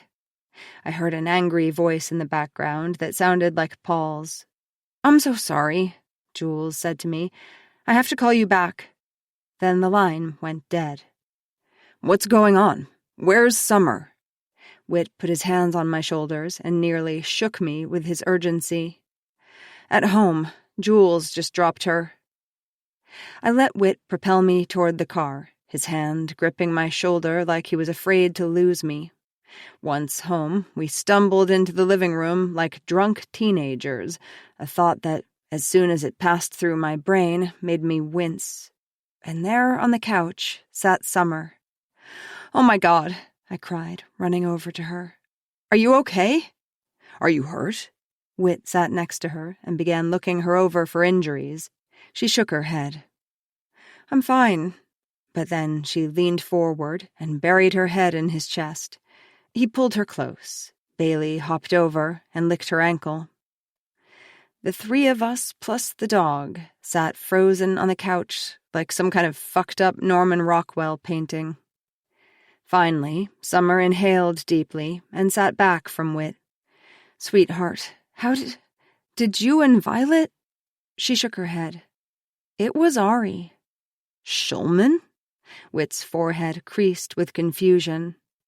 Summer nodded, then hesitated. "And I think also maybe Jules?" "Jules?" Whit repeated, looking like an English major who'd stumbled into advanced physics. My thoughts whizzed in circles, trying to connect the dots. Ari. Jules. The conversation we'd had at the bottom of our driveway. Had she— "Mom," Summer interrupted the pinball game going on in my brain. "I don't want to fight this anymore. I just want to move on. I'm sorry if that's letting you down." Everything else fell away. I took her hand and pushed her hair behind her ear. "Oh, sweetheart," I said. "You could never let me down." 59. Jules. Friday, 8 p.m. I rocked Audrey an extra long time after she fell asleep, doing my best to delay facing what I knew was waiting for me. When I finally slipped out of the nursery and headed downstairs, Paul was pacing the kitchen while Ari sat slumped on a stool at the counter. I mean, what the hell were you thinking? Paul's face was creased in anger. "I was just trying to help," Ari mumbled. "Help?" Paul barked. "Help who? Help get yourself kicked out of MIT before you even start?" Ari straightened up, alarm shooting across his face. "What? No, they can't—" "It's not Ari's fault," I cut in wearily. "I asked him to do it." "And you?" Paul whirled to face me. "You're supposed to be the grown-up, the rational adult. How could you let this happen? It's insane." His hands were balled into tight fists as he continued his path from one end of the kitchen to the other. "Summer deserved—" I began. "Summer Van Doren is not our concern," Paul snapped. "I told you to stay out of it. I mean, let's face it, we're not exactly the most popular house on the block as it is, but this—" He gave an exasperated laugh. "Well, this will just add fuel to the fire." A cold calm washed over me. "Stay out of it?" I said. "When the girl, the woman, who cares for our child on a regular basis is raped? When it happens in our neighborhood, when it involves our neighbors, I should just stay out of it. I took a deep breath and shook my head. No. Just no. I refuse to believe that's the right thing to do. Jules, listen, Paul interjected. No, you listen. All the puzzle pieces of thoughts that had been floating around in my head the past few weeks clicked into place. I pointed to Paul, my voice strong and steady. You brought me here. We could have lived anywhere. But you wanted to live in this house, in this neighborhood. But now you're telling me I don't get to be a part of it? That instead we should just keep to ourselves so we don't make anyone uncomfortable? I laughed and crossed my arms over my chest. Absolutely not. If we're gonna live here, damn it, I'm going to live here. And the neighborhood I want to live in, the community I want to be part of, isn't one where you stay out of it when something bad happens. You do something, Paul. You act like a grown-up and you help. I threw his words back at him. I realized then that Ari had gotten up from his stool and was standing next to me. I turned and saw him, his shoulders squared and nearly touching mine, his gaze fixed on his father. Jules is right, he said. It's like we've been hiding out, Dad. He looked sideways at me and gave a small nod. It feels good to be a part of something for a change. The fight drained from Paul's face, and he looked taken aback at the sudden alliance between Ari and me. He cleared his throat. I didn't know you felt that way, buddy. I'm sorry. You never asked. Paul rubbed the bridge of his nose, then looked from me to Ari. Look, this isn't over, and I should probably still ground you or something. But his voice had lost its fire. Ari groaned, and I squeezed his arm. I'd vote to overrule that, I said. But we can discuss it over ice cream. Then I turned to the cupboard to get out 3 bowls. 60. Knox. Friday, midnight. I hadn't meant to break up with Summer that night. Things had just gotten so intense. I loved spending time with her because she made me feel better about myself. But then after we started having sex, being with her just made me feel worse. Each time it happened, I hated myself a little bit more. No matter how hard I tried not to, I always ended up closing my eyes and picturing scenes I'd watched the night before. I'd say things to her that made me feel sick after. It was like for those few minutes, I became this other version of myself, one I usually kept hidden. I hated that she got to see it. She always did and said whatever I wanted and acted like it was fine, but it wasn't fine with me. I was tired of feeling so fucked up. I didn't want to go to the party that night. I didn't like hanging out with my old friends and Summer together. It made me feel stuck between the person I'd been during high school and the person I was ready to be. I already thought about Spencer, Jackson, and Mackenzie in the past tense, knowing I was about to leave them behind. And Summer, well, I wasn't sure where she fit in. There were moments when I wanted her to be a part of my future, a better future, where I wasn't so messed up about so many things. We were stuck in the present, though, where I was defective and didn't know how to fix myself. All that stuff was running through my head when we left Jackson's house that night. I was pissed off by then. The whole night felt like such a waste of time. Just the same stupid people crammed into the same stupid basement having the same meaningless conversations. I was officially over all of it. But Summer was having fun and wanted to stay.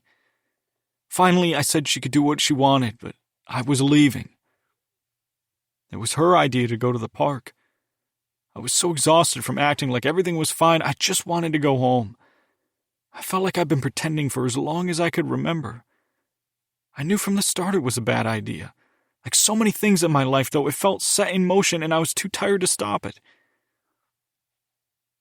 When I found out the Attorney General wasn't pressing charges, I thought I'd feel relieved. I expected my shame to evaporate. Like when I was 14 and scraped the side of my dad's car with my bike as I wheeled it out of the garage. He grounded me, not because I scraped his car, but because I lied about it, claiming it hadn't been me. I spent one night so consumed with guilt that I couldn't sleep and confessed the next day. He rescinded the grounding and instead took part of the repair cost out of my allowance and Christmas money, telling me we were square and could close the books on the whole thing. Knowing it was over and done with was like having a giant barbell removed from my chest. After hearing from the Attorney General, though, I didn't feel any lighter. I tried to push it out of my mind, but after everything at graduation, well, I knew it was time. I wanted to hear. I needed to hear what she had to say. I just didn't want it to be in front of the whole school. I would have given anything to go back in time, tell Dad's sleazy lawyer friend to go to hell and go find her, to sit and talk and figure out what happened and how to fix it. How to fix me. What she'd written hit me like a line drive to the gut. It opened a door in my brain I'd been trying my hardest to keep locked. I tossed and turned in bed, her words buzzing through my head. Blurry lines are still lines. Part of a club I never wanted to join. When you love someone, no still means no. They whirl around in my brain, kicking up a tornado of questions I'm too scared to answer. Is it possible? Did I? What now? 61. Eden. 2 months later.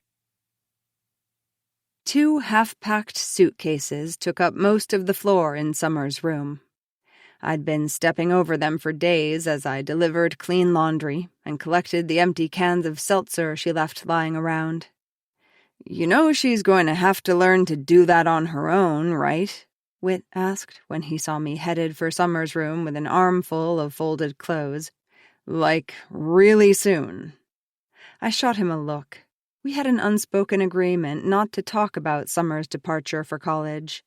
Lately, every gripe I'd ever had about her cluttered room and overflowing clothes hamper had been replaced by a painful feeling of nostalgia that followed me everywhere like an animal stalking its prey, pouncing on me when I least expected it. I'd walk past what used to be the playroom, but had long been repurposed as Whit's home office, and be struck by a vision of toddler Summer in pigtails, busy dressing and undressing her baby dolls. Or I'd see 8-year-old Summer in the yard, shrieking in her rainbow tankini as she ran under the sprinkler.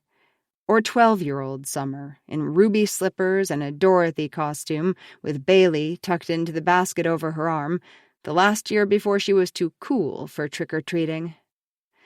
Then I'd blink, and the real Summer would be before me, scrolling through her college packing list and asking where we kept the extra toothpaste.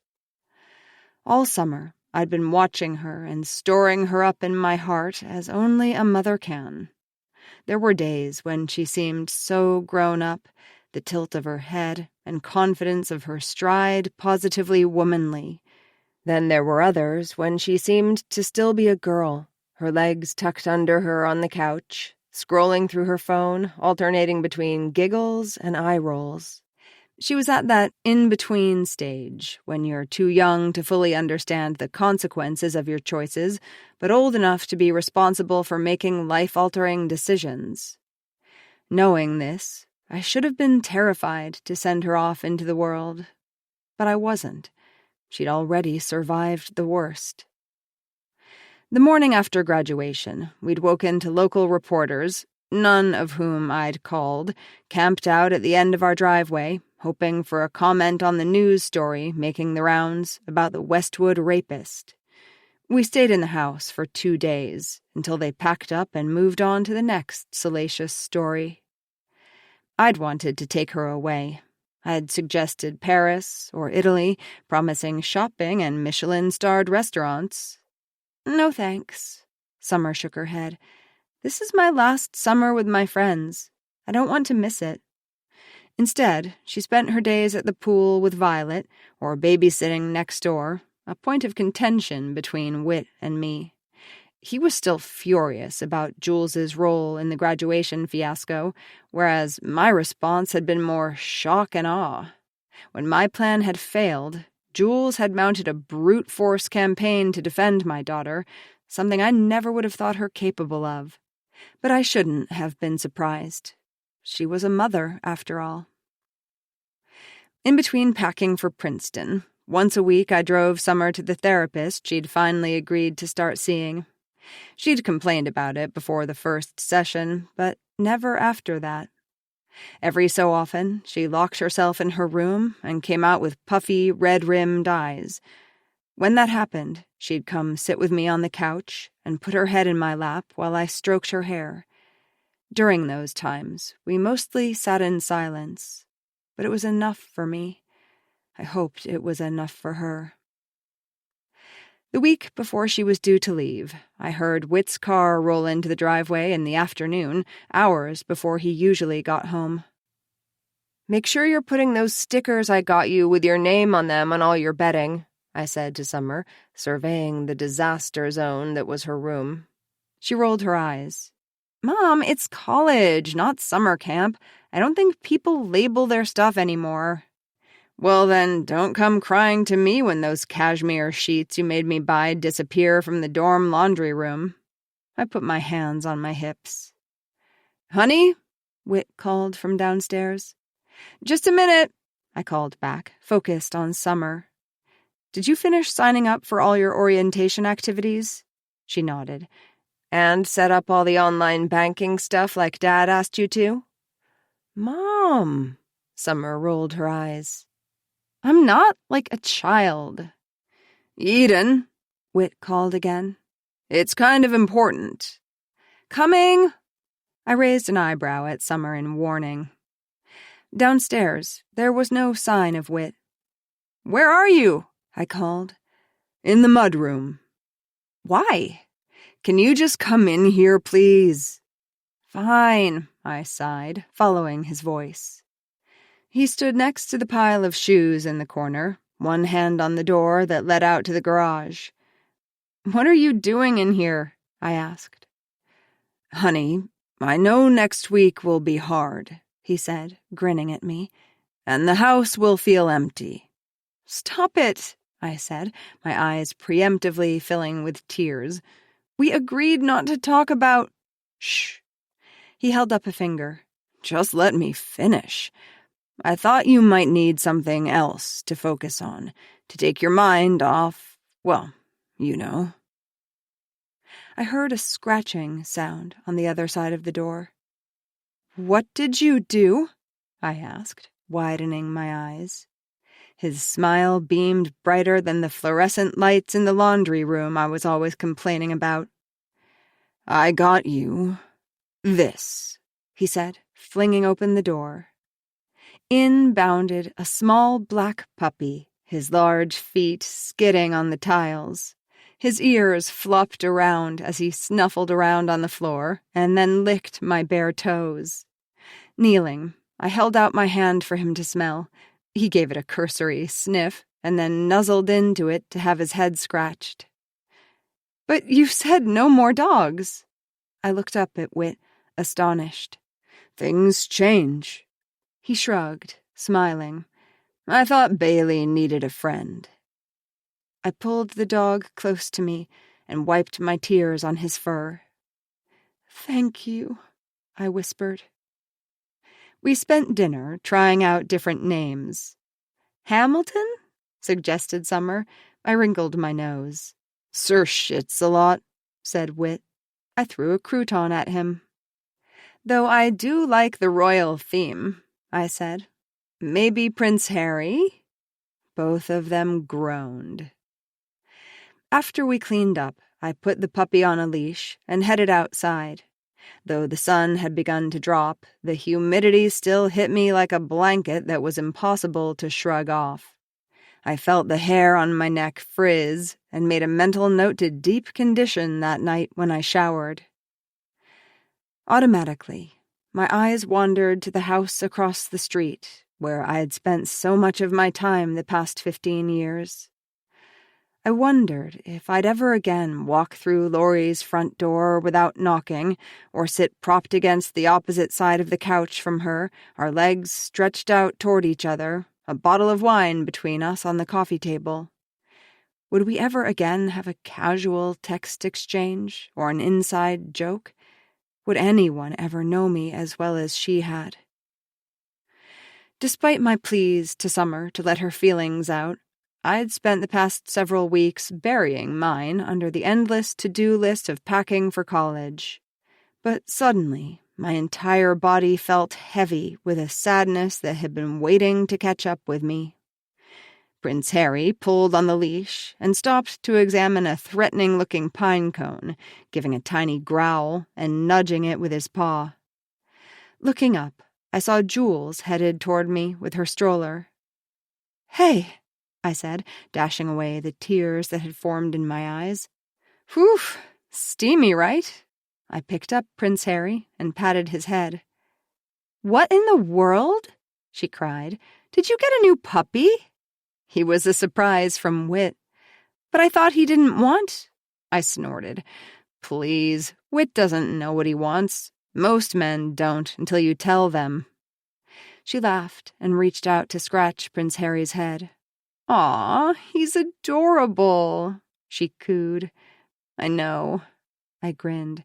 "And now I'll have an excuse to go on more walks with you. Oh, and don't forget about book club tomorrow. Caroline's hosting." I felt a twinge as I said it, knowing Laurie wouldn't be there with her annotated copy, forcing us to spend at least a few minutes actually discussing the book. Jules smiled. "Oh, I'll be there," she said. "I might even finish the book first this time." She held up her crossed fingers, and I laughed. Audrey shifted in the stroller and let out a cry of impatience. Jules sighed and eased the brake off the stroller. "I should get her home," she said. "But are we still on for coffee tomorrow morning at Nan's?" For an instant, my vision blurred into a slideshow of memories as I thought of how many times Laurie and I had met at Nan's, and how her order was always a half-calf latte with 1 pump of vanilla. I wondered if there would ever come a day when my brain would no longer store that information. Shrugging off the past, I refocused on Jules and everything that was to come. "We're still on for coffee," I said. "I wouldn't miss it." 62. Archie. 2 months later. "I don't think you need to see me anymore," Dr. Frank said. I looked up from examining my hand of cards. "What do you mean?" I asked. "Like I'm fixed?" A smile flickered across his face. "You know you were never broken to begin with, right?" he asked. "What you experienced was a temporary condition as you struggled to adjust to big changes in your life, like starting high school. As far as I can tell, for the past few months you've been feeling good. You're doing well in school, you've made friends, you even have, dare I call her, a girlfriend?" I blushed and tried to hide a smile behind my cards. I talked to Dr. Frank a lot about Gemma, how we rode our bikes around the city looking for street art for her to photograph, how I taught her to play a couple of my favorite video games, and now she was almost as good as me, and even how easy and natural it felt to sit with my arm around her and her head on my shoulder when we watched a movie in the family room, and to kiss her when no grown-ups were looking. "It's been a good summer," I admitted, laying down a pair of 7s. One of the best parts was that I hadn't had to go to sleepaway camp. Tadpole had signed up for a summer coding class, and Mom had agreed to let me do that instead of camp. "What about Dad?" I asked when she said yes. I'd seen him a couple of times since he'd moved out into a shiny new apartment complex a few miles away, but mostly I'd been busy with Gemma. The house felt bigger with him gone, in a good way, like I could spread out and be myself everywhere, not just hidden away in the basement. That realization made me feel both sad and guilty. Mom gave me a half smile. "Don't worry about your dad. I'll take care of it." Tadpole and I met 3 other kids in our coding class who loved gaming as much as us. After class, we'd get burritos or a slice and then bike to Tadpole's to spend the next few hours gaming and working on our projects. It was awesome. I'd never had a group of friends like kids always do on shows, but sprawling on the floor of Tadpole's rec room, surrounded by people who wanted to talk about the same things I did, made me realize maybe the problem hadn't been me. Maybe it was just that I'd never found my people before. "What about my medication?" I asked Dr. Frank. "What if I'm only feeling better because of that? Maybe those aren't real feelings." "Archie, I assure you that the feelings you're having are all your own," he said. "Okay," I said. "But what if things get worse again? What if I get worse?" "You can call me any time," Dr. Frank said. "And if it makes you feel better, we can keep a monthly check-in on the calendar." I nodded, relieved. We agreed on a date for the next month, and he gave me a small wave as I closed his office door behind me and stepped into the waiting room. I saw her hair first, the red mess of curls pulled back into a half ponytail, spilling down her back. She was turned away from me, reading a magazine. I glanced toward the exit. I could easily make it across the room without her seeing me. Hi. I took a step toward her. Summer lifted her head from the magazine and locked eyes with me, surprise registering in them. "Archie, hi." The million things I wanted to say to her flooded my brain. How's your summer been?" I managed. She shrugged and tilted her head. I stood there for a minute, unable to string together any of the other words in my head. "Well, okay," I said. "I should get going." "See you," she said. For a split second, her old smile spread across her face, then faded as she turned her eyes back to the magazine. Outside, I started to unlock my bike, then stopped. I had nowhere to be, so I left my bike in place and sat on the building steps. It was shady and the concrete was still cool despite the heat. I checked my phone and saw an email from Knox. Since he'd been at the ranch, he'd emailed me twice from the internet cafe in the nearest town. I thought it was weird that someone who'd spent so much time on his iPad would want to be disconnected like that, but he said it was where he wanted to be. He'd even talked to me about it, which was weird since we hadn't had a real conversation in months. "Hey," he said, plopping down next to me on the basement couch. Hey," I said, pausing my game, surprised he'd even come down there. "So, Dad got me a job at a friend of a friend's horse ranch out west. I'm leaving in a couple of days. Do you know anything about horses?" "Not really," he shrugged. "But I guess I'll learn." "Well," I said, "good for you." I turned back to my game. "Look," said Knox, "I know what you think of me, but please don't write me off, okay?" There was a pleading tone in his voice I'd never heard before. "Sure," I said, feeling something inside me shift and crack open a little. "So, a horse ranch, huh?"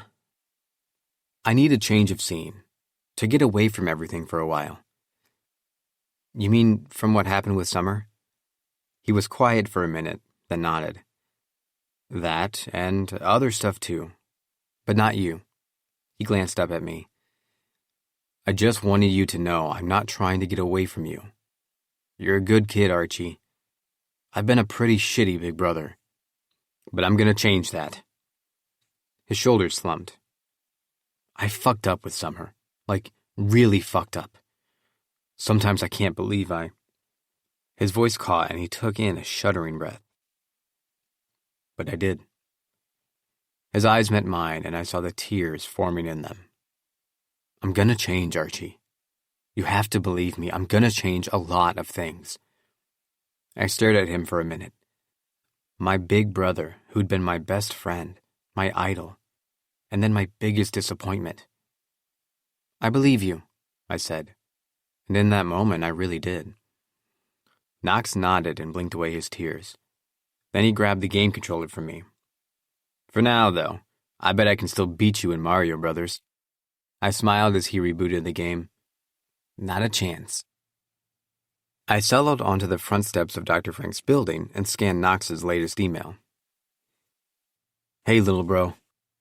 So far, ranch life is hard work, but I like it. I do stuff like repainting buildings, fixing fences, and working in the garden. I get up before the sun, and after dinner, I'm too beat to do much but go to sleep.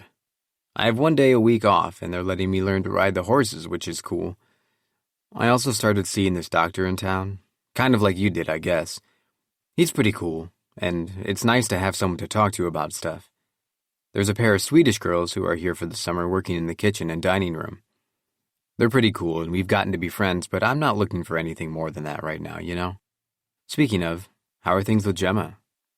Okay, my time's up. Gotta go. Oh, be nice to Mom.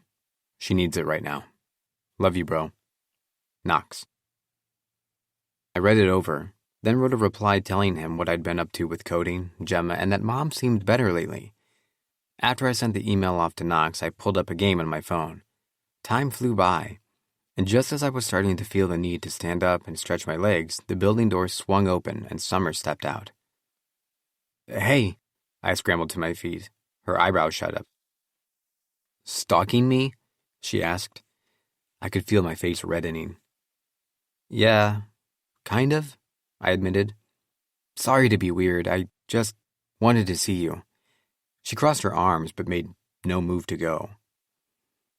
So, now you know I'm so fucked up I'm seeing a shrink. I don't think you're fucked up, I said. Not that it matters what I think. Oh, Archie. Her green eyes brimmed with tears. Of course it matters. I was quiet, aware that being near her didn't make me dizzy anymore. Instead of Summer's face in the back of my notebooks, there were now sketches of Gemma, where I tried to capture her expressions in just the right way. Her smile, or the way she pressed her lips together in a small bow shape when she was thinking really hard about something. I used to be in love with you, I confessed. I thought you were perfect. And now? She asked in a low voice, her eyes on the ground. I think I was in love with the idea of you, I said. Real people are way more complicated. Summer laughed again, for real this time, and wiped her eyes. You seem happy, Archie, she said. That's nice to see. I thought maybe you weren't for a while. You noticed? I said, surprised. Of course. Last year it seemed like you just kind of faded. Yeah, I said softly. I did. That's why I come here, or came. Dr. Frank says I'm done now. Done? So he helped you? I nodded. What about you? Is he, helping you? Summer was quiet for a minute as she nudged a piece of gravel off the step with her foot. Yes, maybe. It's hard to tell if I feel better because I'm coming here or because I'm leaving soon. Leaving? College. Princeton. Next week, where no one knows me, thank God. Knox said that's the same reason he likes being out west, I said, forgetting myself. Summer glanced up at me sharply. Shoot, I'm sorry, I said quickly. I forgot. It's fine. She cut me off with a wave of her hand and gave a sad smile. I miss him. Isn't that weird? After everything that happened, he's still the person I want to talk to sometimes. She paused, her cheeks flushed. Is he happy? I think so. Happier, anyway. My phone buzzed with a text. Glancing down, I saw it was from Gemma. My girlfriend, I said, unable to keep the pride out of my voice. A girlfriend? Wow! Summer raised her eyebrows. What's she like? I told her about Gemma. Her cool shoe collection, how she was teaching me some words in Korean, and how I was going to ask her to homecoming when school started. After a while, I realized I'd been talking nonstop for several minutes. Sorry, I broke off, embarrassed. I'm rambling. Summer just smiled. We stood quietly for a few minutes. Archie, she said after a while. Things with Knox were so complicated. How things ended between us. Everything I wrote, I never wanted for him to end up. You know that, right? I'm not the kind of person who would do that to someone. Yes, you are, I said. And that's okay. It's okay to stand up for yourself, even if it's scary. But you're also the girl who used to catch lightning bugs in the backyard with me and Chloe. And the one here today trying to figure it all out. As I said it, I thought about how my dad was the guy who cheated on my mom and also the one who ran up and down the street with me every night for months while I learned to ride a bike.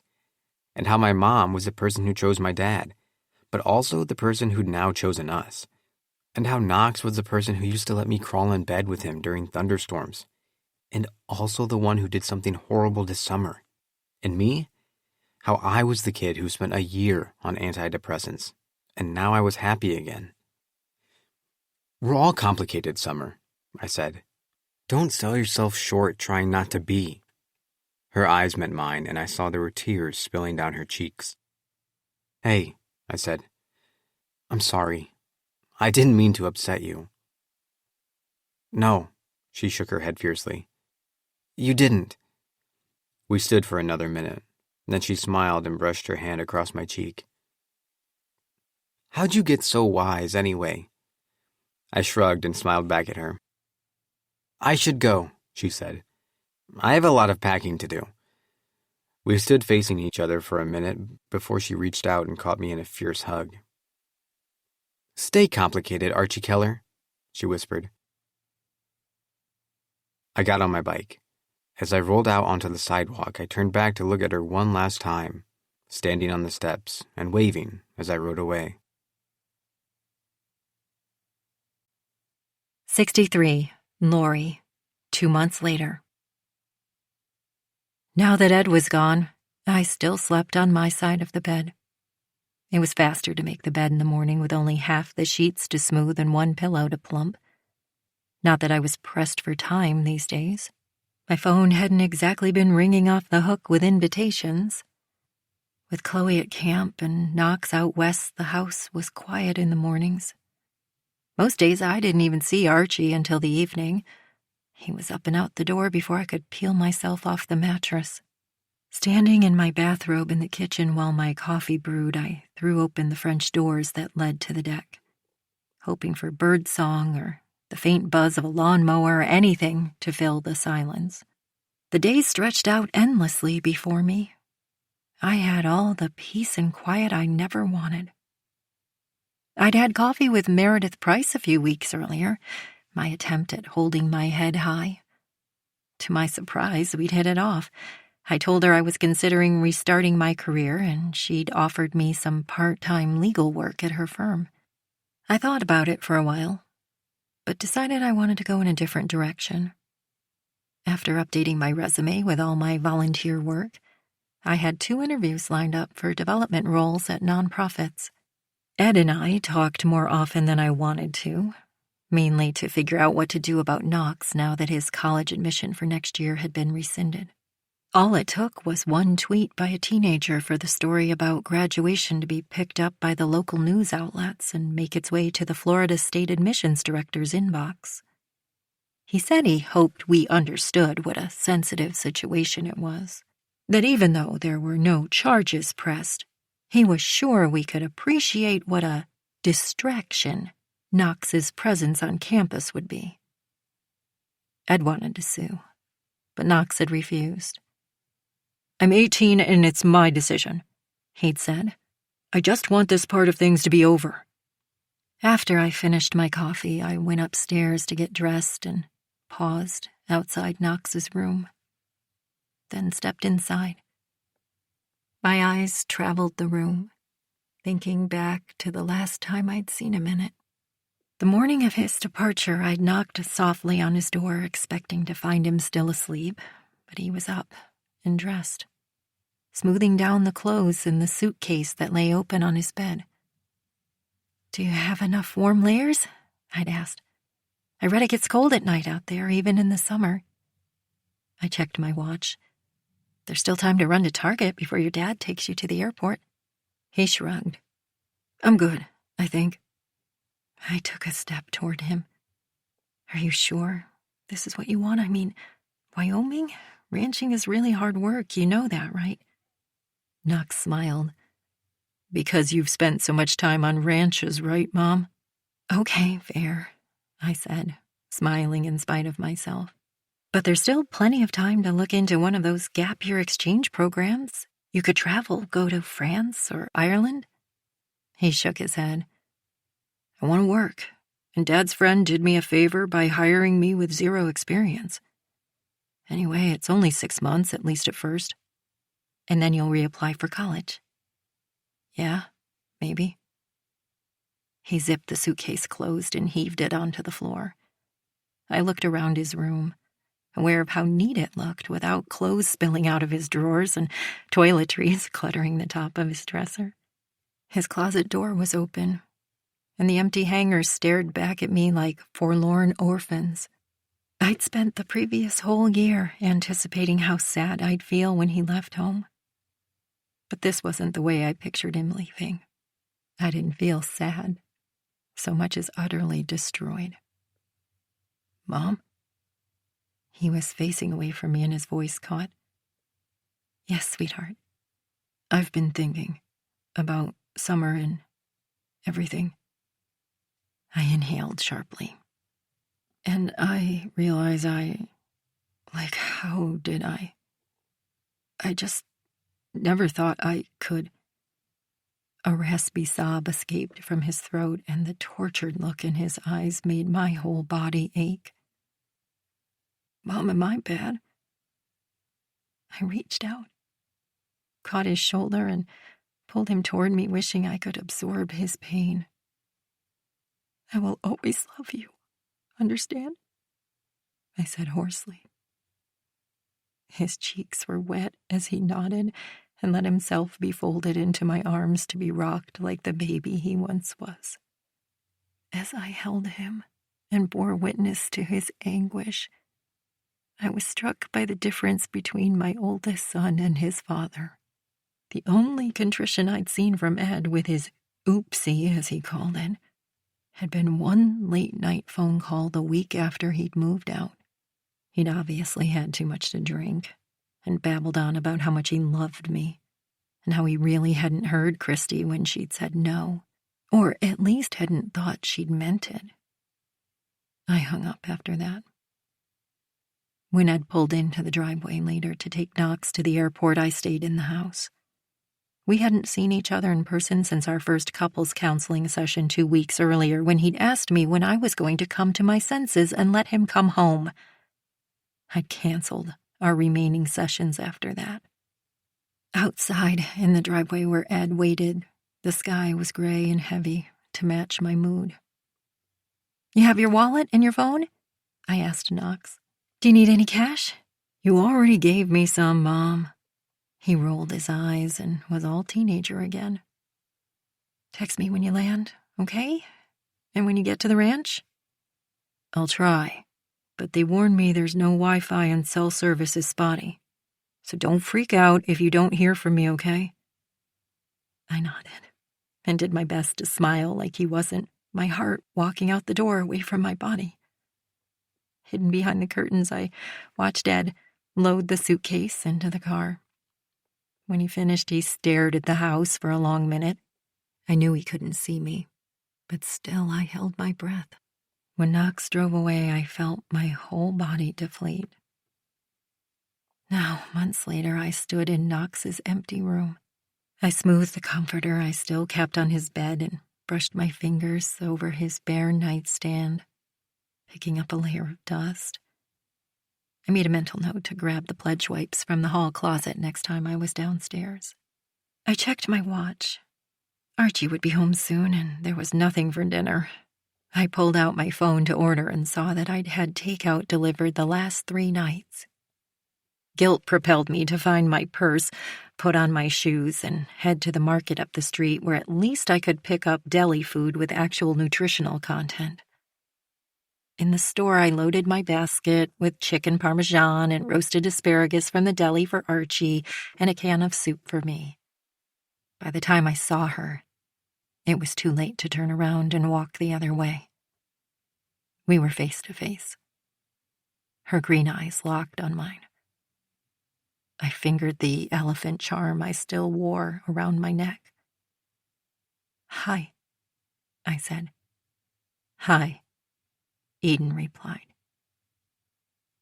We stood there for a minute, and I watched a parade of emotions flicker across her face so fast that anyone who didn't know her as well as I did would miss them. "How, are you?" she asked. I raised my eyebrows. "I know," she sighed. "Stupid question." "I've been better," I said, knowing it was pointless to pretend. She nodded. We stood in silence for another minute. I felt a physical ache of longing in my chest as I breathed in her familiar musky perfume. "Okay then," I said, giving a small nod. I made it to the end of the aisle, where I abandoned my basket and walked out of the store. It had begun to rain, a sprinkling of droplets that transformed into a heavy sheet of water by the time I reached my car. I sat inside and leaned forward to rest my forehead and arms on the steering wheel as the rain drummed on the windshield. Tears dripped down onto my knees. I wondered if a day would come when I didn't wake up feeling flattened by all I'd lost. My marriage, my son's future, and my best friend all in the space of a week. Sure, to outside observers it might appear I was moving on, but would I ever feel that way on the inside? I heard the click of the passenger door opening and jerked my head up to see Eden slide into the seat next to me. Her hair was dripping, and a rivulet of water ran down the side of her face. "Hi," she said. I regarded her in silence, unable to trust my voice. She bit her lip and hesitated. "Look, I heard about Knox and Florida State. I'm sorry. I didn't mean for that to happen." I regarded her in disbelief. "Of course you did," I said. The longing I'd felt inside the store was replaced by a dull anger. It was muted by grief, as if wrapped in a thick layer of cotton, but still I almost laughed with relief at its return. I had known I was capable anymore of feeling anything but desperately sad. "You couldn't have just left it alone," I continued, gripping the steering wheel. "Why didn't you just leave it alone?" The harshness of my voice made us both flinch. Eden's eyes were red, and there were droplets of water on her face, whether rain or tears I couldn't tell. She gave a small, sad shrug. "She's my daughter, Lori." "And he's my son." My voice broke on the last word, and I tipped forward again, pressing my face into the steering wheel as I let the sobs of anger and desperation overtake me. "Lori." She placed her hand on my back, hesitant at first, then firmer as it rubbed slowly in a circle. Without raising my face to look at her, I leaned to the side and fell into her. Her arms encircled me, and the cool dampness of her shirt felt good against my hot cheek. She leaned her head against mine and didn't loosen her arms for several long minutes until my shoulders stopped heaving.